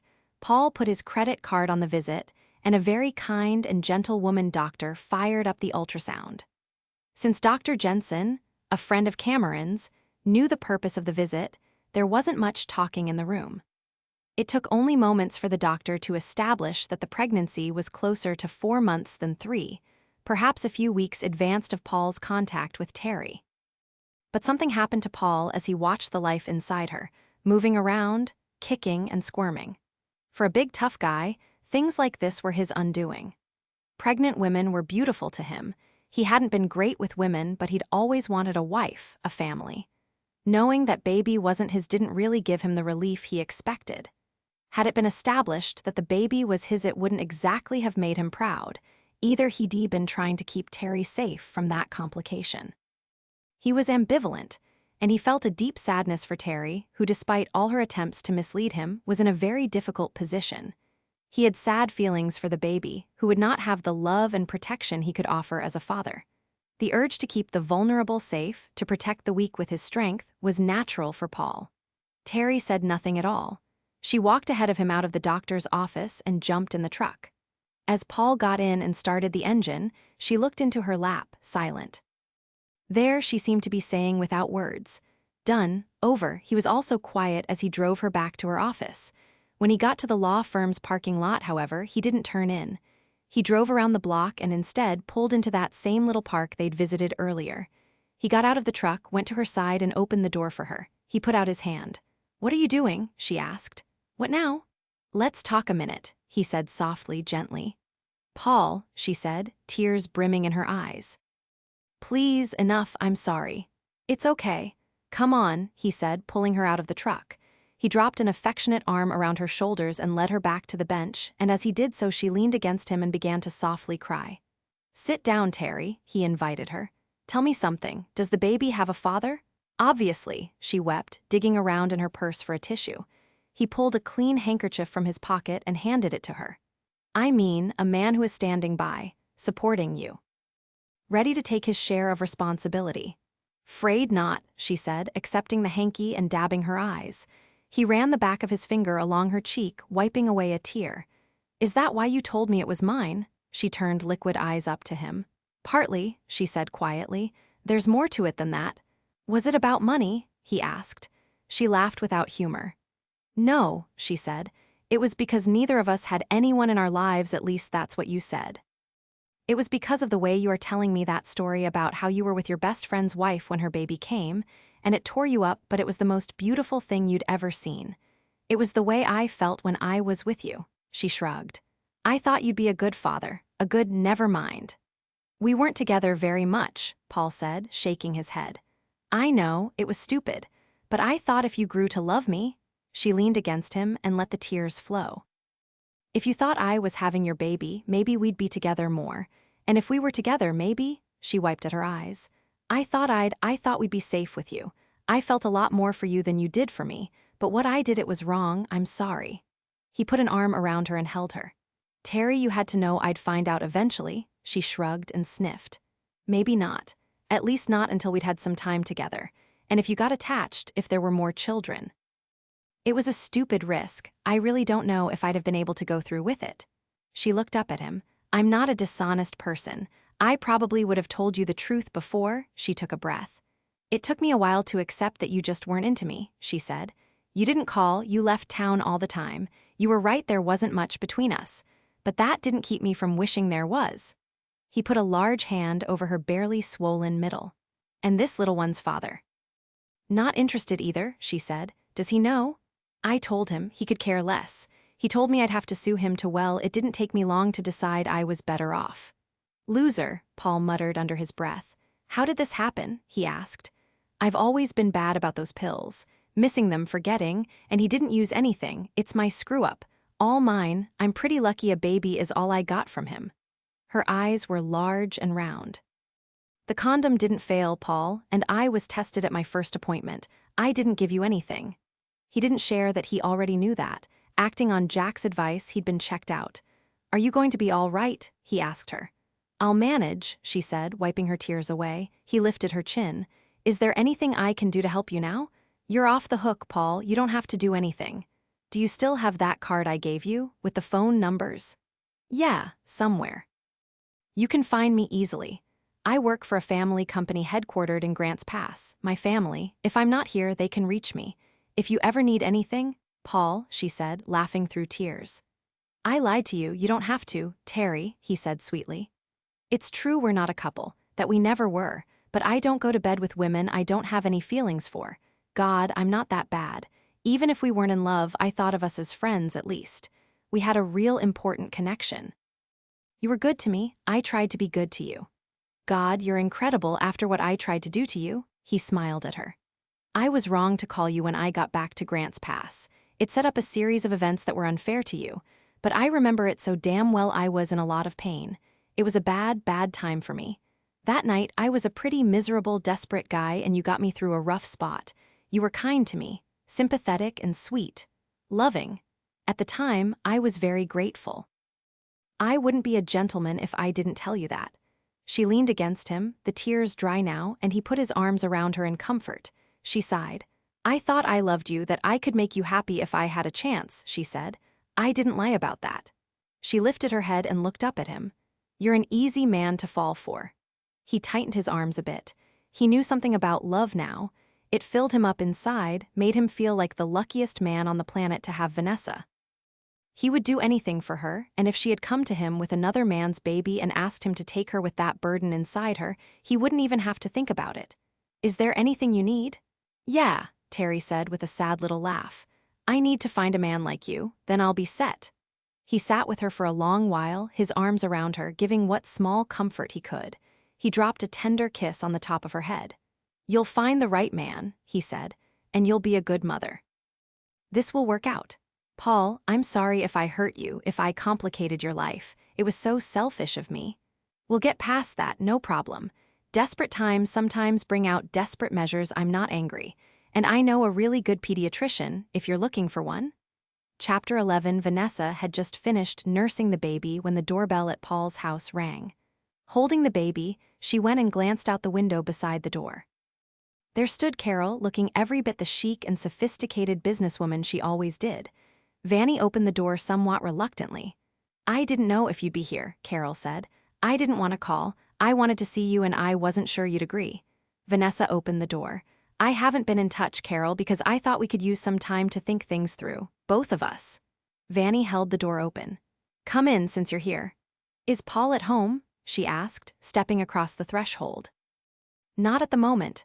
She looked at her watch. "I guess he should be coming soon." "I'm sorry, Vanessa," Carol said uncomfortably. "Lance is furious with me, terrified we won't see much of the baby because of what I did." "Come in and sit down," Vanny said, leading the way to the dining room. She put Maddie in his bouncy seat on the table and pulled out a chair. "So," she said bravely, "Lance didn't like that little meeting you tried to arrange?" Carol was caught looking around at Paul's house. By the rather surprised expression on her face, maybe she wasn't expecting anything quite so beautiful, so tasteful. Maybe she thought Paul made his home in a construction trailer? "Carol?" Vanny asked. She shook her head. "No," she said. "Not from the beginning. He blustered about it, but I didn't think I was doing anything harmful. You know, we care about Paul for many reasons, but after getting to know Cameron, I just thought the world of him." "And oh hell," Carol said. "I didn't know about you and Paul." "That's exactly why you should make it a policy to ask if your plans are acceptable. Had you asked me in the first place if I'd like you to invite a single man to dinner, I would have asked you to wait on that. I was missing Paul, wanting to see him. Cameron's a great guy, but I'm not interested in him romantically," Vanny said.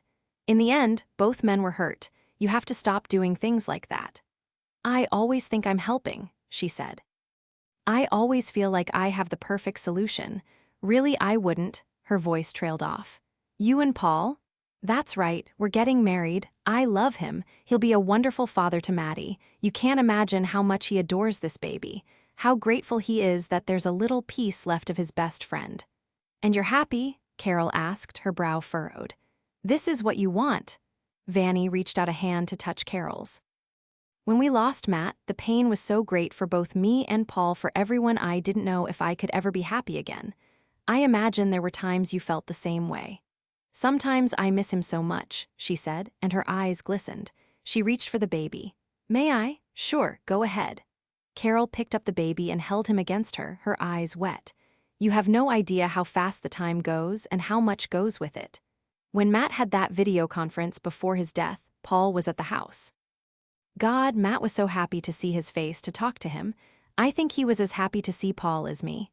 Carol, this would make Matt happy. Carol laughed through some tears. Oh, I'm sure that's true. Matt and Paul always spent more time at the Haggerty house than ours.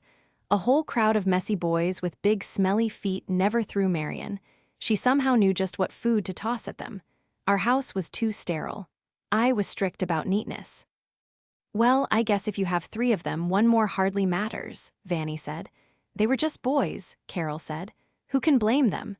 They weren't interested in how hard I had to work to buy a certain lamp or how much trouble it was to keep up the landscaping. Before the Haggertys built that big house, while the boys were young, they could barely keep grass in the yard. She smiled a bit forlornly. All the boys played soccer. Hugh, Vanny thought. It wasn't just that Carol thought Cameron was a better choice for her. She didn't want to compete with Marion and her Mother Earth qualities. I suppose Marion always had cookies when they got home from school, too, Vanny said, testing out her theory. I'm sure. A trampoline, drum set, all kinds of stuff. They let the boys set up a kind of band in the garage, electric piano, guitars, the whole bit, noisy enough to split your skull. She laughed a little. Not one of them had a lick of talent, thank God, or else they'd all be tattooed rock stars. With his usual fabulous timing, little Maddie barfed curdled milk right down Carol's back, and predictably she said, "Ewa." Oh no. Vanny shot to her feet, a diaper she used as a burping cloth in her hand. She reached for the baby. No, please don't take him, Carol said. Just put that over my shoulder. Carol, it's silk. Oh, the hell with it. There are dry cleaners, you know. Vanny wiped her off as well as she could, then draped a clean diaper over Carol's shoulder. She was pretty stunned that Carol didn't fling the baby away from her, but she held him close, snuggled him.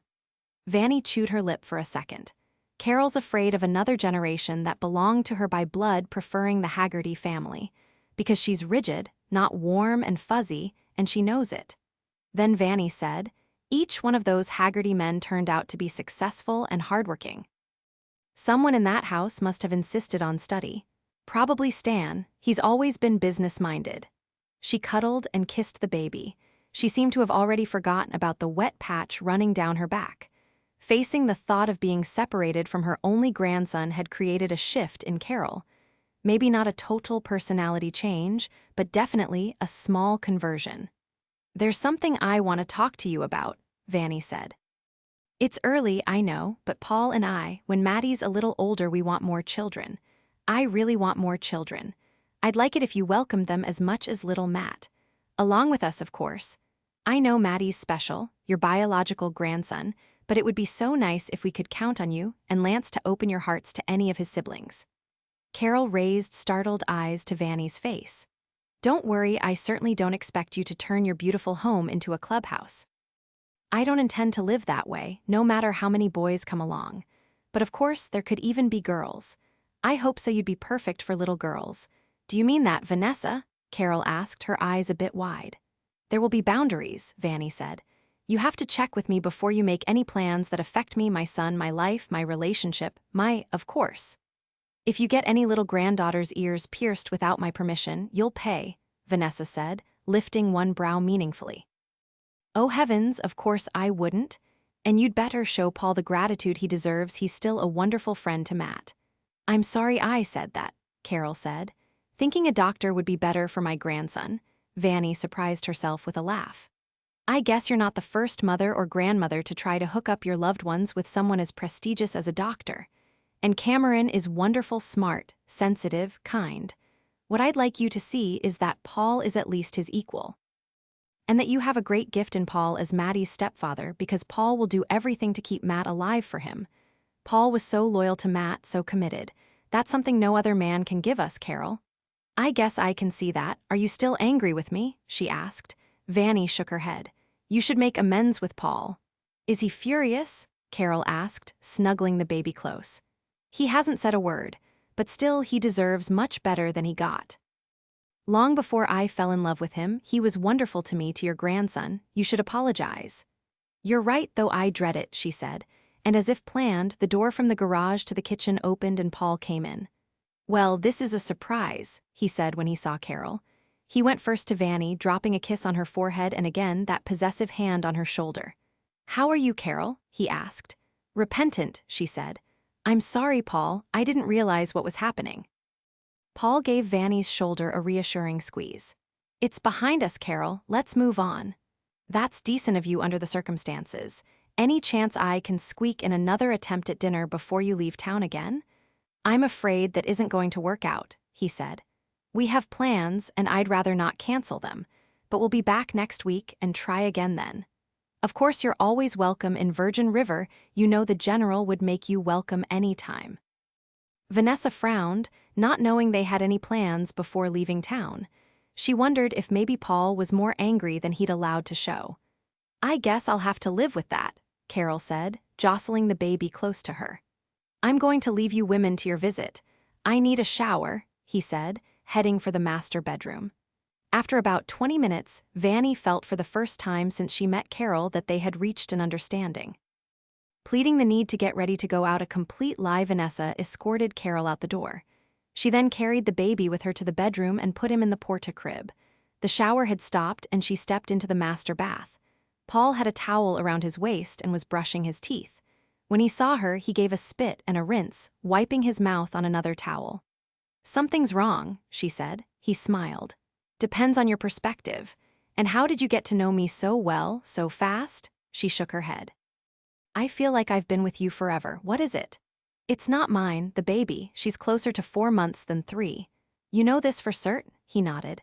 We had an ultrasound. Your friend Cameron made arrangements for me, and he found the situation very humorous, by the way. Wow, she said, taking that in. Did he hope you'd learn it was your baby and I'd toss you by the side of the road? No, Cameron's actually a much more decent guy than that. He has a real soft spot for responsible parents. He didn't do it for either of us, but for the baby in question. A child deserves parents who care. He opened his arms. Come here, press yourself against me. She walked into his arms. It was very sad, he said, holding her close. She was sorry, of course. I forced the issue of the ultrasound for positive proof even after she swore up and down it wasn't mine. I threatened with legal action. I had to be sure. You don't seem relieved, she said. Oh, I am.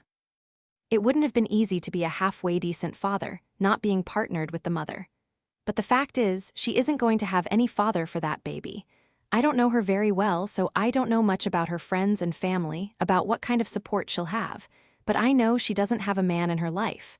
That has to be hard. It is, Vanny said, a fact she knew only too well. Maybe she'll get lucky like me, and one will come to her. I hope so. There's no question she stands a better chance of having that in her future without me in the mix. He kissed the top of her head. I can't ever love anyone but you, I'm all in. But you felt sorry for her, even after she tried to trick you, Vanny said. I did, he admitted, holding her, tightening his embrace. Out here, you're all muscle, a hide like leather, she said, running her hands over his upper arms, shoulders, and chest. You have a soft underbelly. You're a soft touch. I know, mush. Nothing but mush. Tell you what I'll do for you, she said, looking up at him. When Maddie's a little older, I'll have this eod removed. We'll get you started on your own small herd. That made him smile. That would be nice, Vanny. Will you be all right? No regrets now? One regret, he said, looking down into her eyes. I wish I hadn't told your father about it. She laughed at him. Now he's got that on me forever. Well, he tripped you up. I told you he's very good. Tom and I learned early not to try to slip anything by him. Welcome to the family, she grinned. You didn't want to try to have dinner with Carol and Lance while we're still in town? Nope, he said. Believe it or not, I'm dead tired. I'd rather spend all day on a roof in the hot sun than do the kind of business I did today. It wore me down. I feel better now. After a shower, if you'd like to go over there, we can call her, tell her we had a change of plans. Just say the word. Vanny thought briefly about explaining to Paul that she and Carol had turned a corner, that much of Carol's attitude had to do with being afraid she might lose another generation of her offspring to Paul's nurturing and homespun mom. Maybe someday, she thought. For now, it would be enough to give Carol a chance to demonstrate she could stop controlling everything. No, I think it might be a good idea if Carol begins to understand she's not in charge of everyone's life. We'll catch up with her early next week. She smiled. It isn't likely I'll ever pass up a night alone with you. Except, she said, hearing a little fussing from the bedroom, I do have another man in my life, and I think he's drenched. Paul and Vanny were back in Virgin River Friday night for another weekend. Paul and Walt turned some hamburgers on the grill, and Walt seemed especially jovial. For the first time in such a long time, Vanny asked herself if her dad was ever lonely. It had probably been a long, quiet week, she and Paul out of town and Tom spending every second with Brenda, and it seemed as though Walt was relieved to have them home. After the dinner dishes were done, Vanny went to settle the baby in bed. Paul found the TV on in the great room, but Walt was out on the deck with a cup of coffee. Paul stuck his head out the back door and said, "Sir, if you can spare a few minutes from that sunset, I'd sure like to talk to you about something." Walt turned. "By all means." He threw an arm wide and indicated Paul should precede him to the great room. Walt clicked the TV off and chose the chair facing Paul. "What's on your mind, son?" Paul scooted forward a bit. "Well, it's no secret I'm in love with your daughter. I want to marry Vanny. Do I have your blessing, your permission?" Walt shook his head and chuckled. "Haggerty, you sneak down the hall after I'm in bed every night, you damn sure better marry her. In fact, it might make sense for you to put the baby in that bedroom you're not using, save a trip or two, let the child have some space." Paul felt a stain creep to his cheeks and thought, I'm over 35, how the hell does this man make me blush? "Yes, sir, good idea, sir, thing as we've been talking. How about that little mess up in Grant's Pass?" Walt asked. Paul scooted forward a little more, surprised. "Vanny didn't tell you? A misunderstanding, sir." Walt let go a laugh. "That must have made your day." Paul hung his head briefly. "Actually, it's a sad situation, and I regret that I'm relieved Vanny doesn't have to deal with it." Right then Vanny came back to the great room. She went to Paul and sat on his lap. "We've been talking about getting the wedding done the weekend before Tom leaves. It's quick, but neither of us wants anything flashy, just a simple ceremony with friends." He squeezed Vanny. "We're anxious to make it legal, and we want Tom with us for that. Do you have any objection to that idea? You realize that's only 3 weeks away?" Walt said. "Think you can do it that fast?" "We do, Dad," Vanny said. "We've talked out some of the details. We'd do it right here if that's okay." "What about your family, Paul?" "I think we can count on them, sir. In fact, there's another thing regarding my family. My dad and brothers support the idea of starting a Haggerty construction division here, serving the towns around here. I think there might be enough work to keep me busy, and if that's the case, we can make our home in Virgin River permanently. Of course, I won't know till I try, but while I'm looking for building contracts, I have the Middleton and Valenzuela jobs to keep me going." "And if there isn't work here?" Walt asked. "There will be," Paul said. "But until it's established, I'll keep the house in Grant's Pass. If I have to, there's always a lot of work for me there. But General, people have such a hard time finding a contractor around here.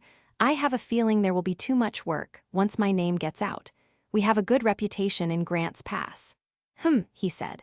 "Just how many houses can you build at one time?" "We've gotten pretty big in Oregon," he said with a shrug. "We've gotten up to a dozen or two structures in progress at a time, depending on the size, whether they're commercial, family units, or multi-family apartments. Our specialty has been custom homes from the beginning. I don't know how much of that I'll find around here, but there's lots of renovation work. How long did it take you to renovate this house?" "Almost 2 years," Walt said. "See, that's it. We could have had it done in a few months, even if we started with a lean-to. 6 at the most. I sense a serious market. Can you make a living on a few a year, renovations or custom homes?" "A damn fine living," Paul confirmed. Walt hemmed again. "Give me a second." He left the room and Vanny and Paul exchanged confused glances. Then Walt was back. He held a thick, folded document. "This was impetuous of me, and if it doesn't appeal to you, there will be no hard feelings. But then again, if you like the idea, you can consider it an early wedding gift." He handed the pages to Paul. Paul unfolded the document. At the top was printed, in boldface, deed. "I have a lot of land here." I want it a lot in case the surrounding acreage sells off at some point. I need space to ride. I thought a couple of acres on the other side of the stable might work out for you. If you're interested, that is. If you'd rather scout around for your own land." "Oh, Daddy," Vanny said, so deeply moved that her hand rose to her throat and her eyes swelled with tears. "It's going to belong to you and Tom one day anyway. I have Shelby taken care of. If you're inclined and want to keep your own horses, we can always enlarge the stable and corral." He grinned. "I know a builder." Gently, Paul pushed Vanny off his lap and stood, facing Walt. "This is very generous, sir," he said. "It's very selfish, Paul. I wouldn't mind having my daughter and grandchildren nearby. Frankly, a year ago I didn't think that was an option." Then he looked at Vanny and asked, "Honey, can you be happy in a little town like this? Your husband building around the area, nothing much to occupy you but children and horses." She laughed a little emotionally. "You're kidding me, right? Dad, not many people even have the opportunity for this kind of life. The only complication is whether there's enough work here for Paul." She reached for his hand. "He loves building houses, and he's brilliant at it. We have to keep him at it." "Well, here's the thing, Vanny," Paul said. "Before approaching my dad and brothers with this idea, I called around. I said I had house plans and needed a company to build. The soonest I could get someone was a year. There's plenty of work if they're backed up a year, plenty to spare." He looked at Walt. "I'd be willing to call Joe Benson in the morning, tell him we're ready to discuss our own plans. If you're sure, you're holding it in your hand, son. It's your future wife's property, I'm sure." Chapter 12. When May arrived in Virgin River, there was love in the air. Paul and Vanny had been back and forth to Grants Pass for a couple of weeks, unable to be apart for even a few days. Paul was working out a deal with Joe Benson and his family business to build Preacher's Add-on and Mike and Bree's house. Then there was Tom and Brenda, young lovers, too hot to touch, getting ready to say goodbye for Tom to go to basic training and then to West Point. It was prom weekend, and Vanny and Paul were back again to see the prom couple. Mel Sheridan made it to May with that new baby girl still growing, and she was damn happy about that. One morning she woke up at 5:00 a.m., well before Jack. That almost never happened, especially when she was pregnant. But she was up and full of energy, so she started her day by making her husband a pot of coffee and began cleaning out the refrigerator. She would routinely bring home groceries, and they would inevitably rot while they took their meals together at the bar or packed up some of Preacher's delicious meals to take home. Just getting rid of the old food wasn't quite good enough. Mel was on a roll, so she filled the sink with soapy water and began to scrub the inside of the fridge. "What are you doing?" Jack asked as he wandered into the kitchen. "I'm cleaning out the refrigerator," she answered. "I'm going to stop bringing food into this house. We let too much go to waste." She heard David start to stir and lifted her head like a doe smelling a hunter. "I'll get him," Jack said. "He's heavy." "Okay, I'll get his breakfast ready. Would you like me to make you an omelet or something?" "How old are the eggs?" he asked. She said, looking. "I don't think they're deadly yet. I think I'll pass, thanks." Coward. David had his Cheerios, then his playtime in the great room with all his toys, while Mel started the laundry, and Jack went outside to spend a few minutes on his favorite morning activity of splitting logs. By next fall, there would be a nice huge stack of firewood ready for the winter. Some of the trees that had been felled to widen the driveway were stacked at the tree line on their property, and he was working on turning them into fuel for the fireplace. Mel wiped down the kitchen cabinets with lemon oil. Paul and Jack had truly outdone themselves on the kitchen with its gorgeous oak cabinets, black granite countertops, and stainless steel appliances.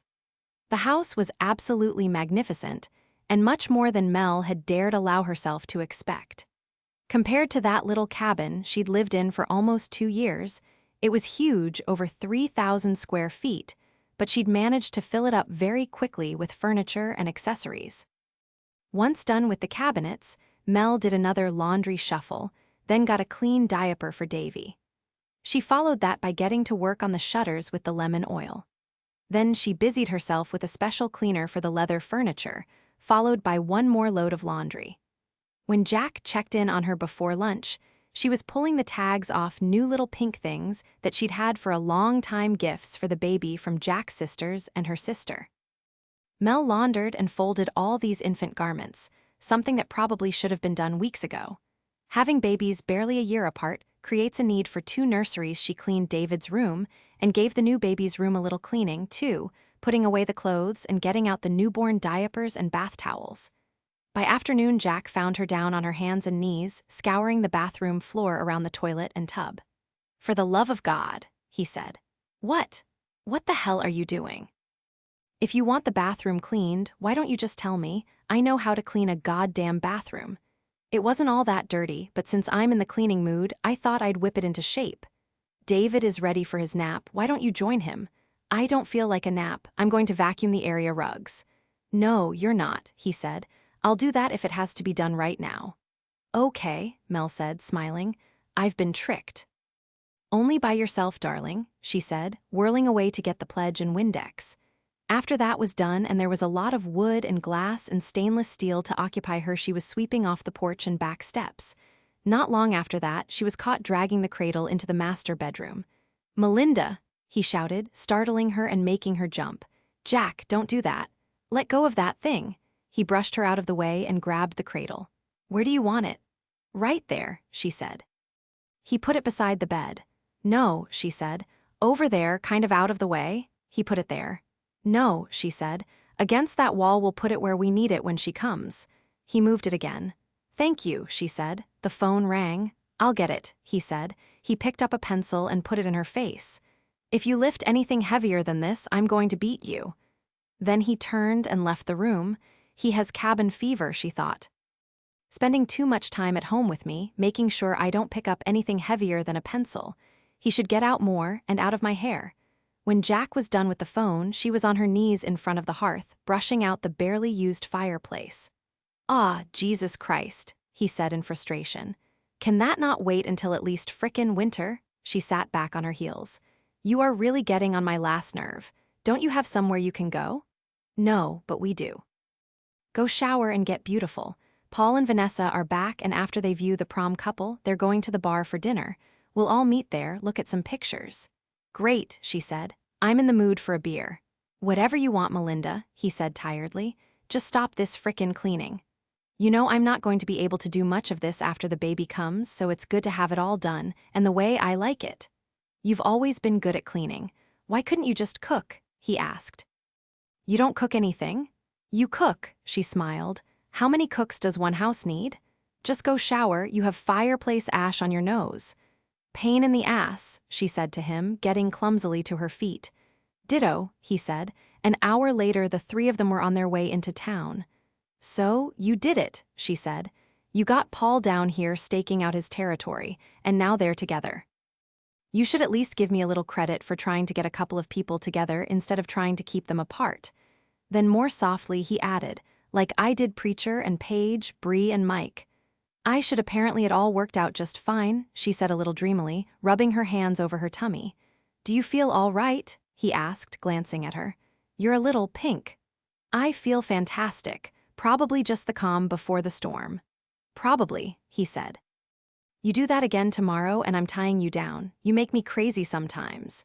"Jack," she laughed. "When did you get like this? You're so annoying."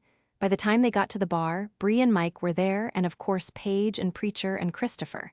Doc came in, but before he could get comfortable, his pager went off. He made a phone call from the kitchen and headed out for a house call. Next, Vanessa, Paul and the baby, along with a bouncy baby seat, had all arrived.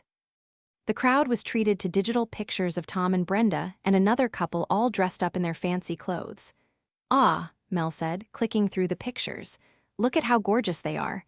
Aren't they the cutest? Don't they look so in love?" "So in love," Vanny said. "I never thought I'd see my little brother like this." "Where's the general?" Mel asked. Vanny frowned and shook her head. "He said you see enough of him all week when we're in Grants Pass. He said he'd stay home tonight." "Really?" Mel questioned. "I haven't seen much of him at all lately. In fact, I've been wondering what he's been doing with himself. I assumed he'd had Tom and Brenda for dinner every night." "Hardly," Vanny laughed. "If they can escape the parents, I believe they have important making out to do. Gotta cram in as much of that as possible before Tom leaves, you know." "I imagine so," Mel agreed. The bar had few customers that evening, so Jack divided his time between the pushed-together tables and his favorite spot behind the bar. Paul drifted up to the bar and said, "You seem a little unhappy tonight. Is it because your wife is about to explode?" "Nah, that's only part of it. We got a call from Rick a while ago. He's got 10 days of leave coming up, after which he goes to Iraq."